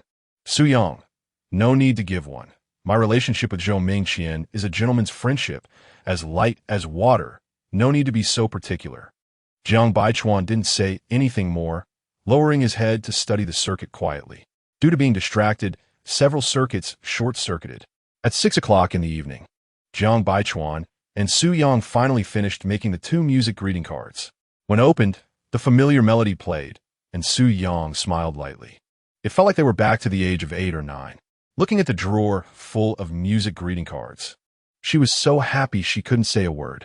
Jiang Baichuan shook his head and said, "Put it away. I'll send it over tonight." Su Yang nodded and asked him, "What time are you going to send it?" "I don't know when they'll be home." Jiang Baichuan replied, "I'll check the group chat in a bit to see what their plans are for tonight." Su Yang asked, "Is it that Beijing Playboys group? I want to join too." Jiang Baichuan said, "The language in there pollutes the air. It's not suitable for you." Su Yang. After Jiang Baichuan checked the group, he found out that Lu Yuqing and the others had a dinner party that night and probably wouldn't be home until early morning. After dinner, Jiang Baichuan arranged for one of his bodyguards to act as a delivery guy to send Su Yang a musical greeting card. There were no special plans for the evening. After finishing their tasks, the two leaned on the sofa and watched a documentary. After a long while, Jiang Baichuan gently rubbed Su Yang's hand and asked, "Don't you have anything else to do? Like making him a Christmas gift. I can help you make it. It doesn't have to be a musical greeting card. Anything else is fine." Su Yang looked up at him. "Huh? What did you say?" Jiang Baichuan casually said, "Nothing." Su Yang secretly laughed in her heart, but pretended to be absorbed in the TV. At that moment, in the clubhouse, the originally lively private room fell silent with the arrival of the delivery guy. Lu Yuqing and Gu Heng found the delivery person somewhat familiar, but couldn't recall where they had seen him before. After the delivery guy handed them the greeting card, he left the room without saying much. The private room erupted in discussion, all wondering how this delivery guy could enter their room and who had sent Gu Heng and Lu Yuqing such a tacky Christmas gift. Lu Yuqing, holding the musical greeting card, knew it was from Su Yang even before opening it. The cover of the card featured a photo she had taken herself, and he could recognize her unique style at a glance. When he opened it, a nostalgic melody played. Inside the card was a large, three-dimensional hand-painted picture, with every detail vividly brought to life. It depicted their elementary school classroom, complete with the class name written on the blackboard in the drawing. The Chinese teacher, wearing black-framed glasses, was lecturing at the podium. In the second row, a student stood up, presumably answering a question posed by the teacher. In the last row of the classroom, he was seen looking down at a comic book, which was placed in the drawer, while a Chinese textbook lay open on the desk. Looking at this familiar yet distant scene, Lu Yuqing felt a warmth in his heart. He suddenly didn't want to argue with her anymore. He didn't want to argue about anything. Gu Heng's greeting card had a similar drawing for Lu Yuqing. The same scene. The difference was that in Chinese class, Gu Heng was using his Chinese textbook to weigh down his math homework while writing math assignments for Su Yang. Gu Heng stared at the musical greeting card for a long time, lost in thought. Su Yang and Jiang Baichuan watched documentaries for over 2 hours. Later, Jiang Baichuan lost interest and patted her head. "Shall we go to bed?" Su Yang yened, "Okay." Just as she sat up, the doorbell rang. She turned to Jiang Baichuan and said, "You go down, it should be them delivering my Christmas gift. They send someone over at this time every year." Jiang Baichuan got up, put on his coat, and went downstairs. A few minutes later, he returned with something in hand. Su Yang sat on the sofa, hugging a cushion, and asked him as he carried a tote bag, "What good stuff is it this year?" Jiang Baichuan replied, "They're all peace apples. Lu Yuqing sent 2, and Gu Heng sent 2 as well." Su Yang smiled lightly. "You got 1 too. In the past, they used to be stingy and only sent 1 peace apple. This year, they sent 2, probably because they guessed that the musical greeting card she sent was made with Jiang Baichuan's help in crafting the buzzer." Jiang Baichuan replied, and asked her, "Do you want to eat them now?" At that moment, Su Yang's phone vibrated with a message. After reading the information, she put her phone away and said to Jiang Baichuan, "Can you wash the apples? Come find me in the study in a bit." Jiang Baichuan asked, "Aren't you going to take a shower and sleep? Why do you want to go to the study?" Su Yang teased, "I'm giving you a Christmas gift. Haven't you been looking forward to it all night?" Jiang Baichuan. Chapter 38. Jiang Baichuan went to the kitchen to wash the apples, peeled and cored them, cut them into small cubes, and placed them on a plate. He also took a few toothpicks and set them aside. Just as he walked into the living room, his phone rang. When he saw that the caller ID was Xiao Jin's mother, he frowned and stared at it for several seconds before finally hanging up. He sent a message to Jiang Mujing. "Xiao Jin's mom just called me. I didn't answer. She will probably contact you soon." Since he was closest to Jiang Mujing, the Qiao family would definitely think of starting with him. Jiang Mujing's call came in directly, still in his usual playful tone. TSK, we really are in sync. I was just about to text you to remind you that Xiao Jin's mom might be looking for you, and your message just came in." Jiang Baichuan didn't have time to chat. "No other matter. I'm hanging up busy." Jiang Mujing laughed. "Busy crying with Tong Tong for Christmas gifts?" Jiang Baichuan. Jiang Mujing continued with a laugh. "I saw the card from Lu Yuqing and Gu Heng. No need to guess they were from Tong Tong. Let me guess if she sent one to you?" Then he answered himself. "Definitely didn't send one, and now you're feeling upset." Jiang Baichuan narrowed his eyes. Jiang Mujing. "Are you sick?" Jiang Mujing laughed heartily, hit a sore spot, feeling embarrassed and angry. Jiang Baichuan hung up on him directly. Jiang Mujing's message came in again. Haven't told you what Xiao Jin's mom said to me. Are you really not listening? Jiang Baichuan. What did she say? Jiang Mujing. Then you call me. Jiang Baichuan ignored him. Didn't he reply to the message, nor called him. He put away his phone and walked towards the study. Just a few steps in, Jiang Mujing's call came in again. Jiang Baichuan turned around and went to the terrace. He answered the call. Say it. Jiang Mujing scolded him a couple of times, venting his anger before adopting Xiao's mother-s tone. Her fifth uncle. You have to help your niece this time. You've watched little Jean grow up. Jiang Baichuan. Jiang Mujing. Can you speak like a normal person? Jiang Mujing burst into laughter. Isn't this to give you an immersive feeling? Jiang Baichuan asked. And then? Jiang Mujing. Old Xiao's wife said that Xiao Jin is on a hunger strike at home, threatening to commit suicide, and said if you don't follow her on Weibo again and continue to show off your love with Su Yang, she won't eat or drink anything. It'll be all over. Jiang Baichuan scoffed. Good. Someone like that is just wasting food. Jiang Mujing. After a pause, he asked, what are you planning to do? Jiang Baichuan. Nothing. Jiang Mujing. What if? Hypothetically, if Xiao Jin fakes a suicide and goes to the hospital, do you think my old man wouldn't feel guilty to death? Jiang Baichuan's eyes darkened. If it really came to a breaking point, he wouldn't mind exposing all her matters and letting the public judge. After a pause, he said, pass my exact words to the Xiao family. Say it's for me. After hanging up, he took the apples to the study. In the study, Su Yang was checking her emails. She had just received a message from Ding Qian, saying that the contract with Lacko was expiring and needed to be renewed. Ding Qian had already sent over the new version of the contract, and she was reviewing the details. With the contract renewal and a new advertisement to shoot, she would have to go to Lacko's small city again. Hearing Jiang Baichuan's footsteps, Su Yang looked up. Why so slow? Jiang Baichuan placed a fruit plate in front of her and fed her a small piece of apple, explaining, I replied to an email. Su Yang minimized the contract window and opened a video, opening her arms and saying to Jiang Baichuan, pick me up, I want to sit on your lap. Jiang Baichuan complied and asked her, what gift are you giving me? Over the years of their relationship, he had rarely given her gifts on the actual holiday. He usually bought her things whenever he found something good, regardless of the day. So over the years, whenever they celebrated a holiday together, it was mostly her giving him gifts. Su Yang clicked her mouse. It's not a precious gift, just reminiscing about our love story together. She turned to look at him. Want to see it? Jiang Baichuan's lips twitched slightly, but he still said, I want to see. They had watched this video no less than 100 times. Su Yang turned back and started clicking on the video. She couldn't help but smile, but still pretended to be nonchalant. Such a meaningful video. We should watch it every day, right? Su Yang turned her head again, squinting her eyes and looking at him with dissatisfaction. Why does it sound like you're not too willing? Is this so perfunctory? Jiang Baichuan. Realizing she was doing it on purpose, Jiang Baichuan lifted her chin and bit her. Su Yang hissed in pain. Are you not going to want the gift anymore? Jiang Baichuan rubbed her chin. Did I bite too hard? Glad it's okay. Su Yang hit him twice.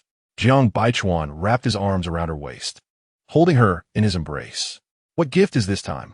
Is it handmade? Su Yang. Still thinking about that music card? She said, making this is 100 times more troublesome than the music card. Jiang Baichuan, bring it to me now. He let her go, and Su Yang turned to the bookshelf, took out a magazine from the very back. This magazine was a limited edition, and there was only this one copy. All the layout and illustrations were completed by her alone. Since it was only printed once, it had cost her quite a bit of money, and she had also relied on acquaintances. Su Yang handed the magazine to Jiang Baichuan. Since you started your business, every time you have an interview or news coverage, I've recompiled everything I could find, and it's all in here. Jiang Baichuan saw the name of the magazine and swallowed hard. Heng Baichuan, the cover person, was also him. This photo was taken when he was named one of the most influential figures in global finance during an interview with Fortune magazine. Su Yang wrapped her arms around his neck. Which one is better, this or the music card? Jiang Baichuan. He set the magazine aside first and hugged her tightly. Su Yang then mysteriously said, I have another gift for you, which I was going to give you on our wedding anniversary, but you weren't home, so I'll give it to you tonight. She stood up. Wait, I'll go to the bedroom to get your gift. As Su Yang went to get the gift, Jiang Baichuan turned off the small video that had been playing, intending to close the folder where the video was located, but a video titled The Growth Story of Hainan Investment Bank's Baby caught his attention. This laptop was for Su Yang's work, and he had hardly ever looked at the content on her computer, because it had the words Hainan Investment Bank. Out of curiosity, he clicked on it. The background music of the video was the nursery rhyme he had written. The video opened with a few lines of big text. Haina Baichuan, Baichuan Gu Hai. You are Baichuan, I am the sea. Jiang Baichuan looked at these 2 lines and couldn't help but chuckle. She really was narcissistic to the extreme. More subtitles appeared. Haina 0 years old. On December 22nd, 2005, I started dating Jiang Baichuan. Countless times. I want to change my name to Su Haina. Later, our first child, Hainan Investment Bank, was born. It shares the same birthday as me, December 28th. Haina 1 year old. On October 29th, 2006, Haina moved to its mansion on Wall Street and already had 123 employees. On December 26th, 2006, Baichuan was named the most promising banker by a New York finance magazine. I recorded this unforgettable moment with the lack of camera he gave me. Haina 2 years old. In May 2007, the branch of Hainan Investment Bank was established in Beijing. That month was the final review period for college entrance exams. But I still skipped class to witness this exciting and unforgettable day. Haina at 3 in 2008 during the global financial crisis. Jiang Baichuan was the busiest and most stressed he had ever been, yet he still flew back from New York to attend my photography award ceremony.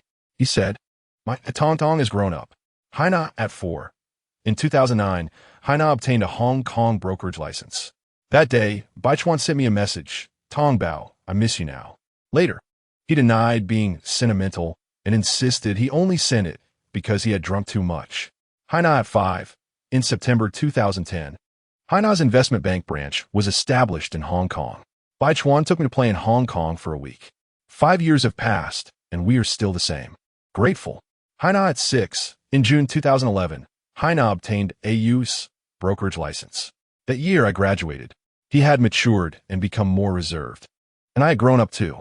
He said, "I can still be a child." Haina at 7. In 2012, Haina Investment Bank became a full-service investment bank. That year, our second child, Haina Photography Studio, was born. Baichuan and I share the same birthday, March 19th. Haina at 8. In 2013, Haina applied for a domestic A-share market license.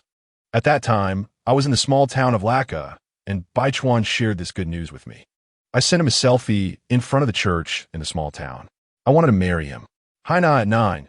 In January 2014, New York Financial Magazine announced the world's most influential financial figures, with Baichuan ranking 19th.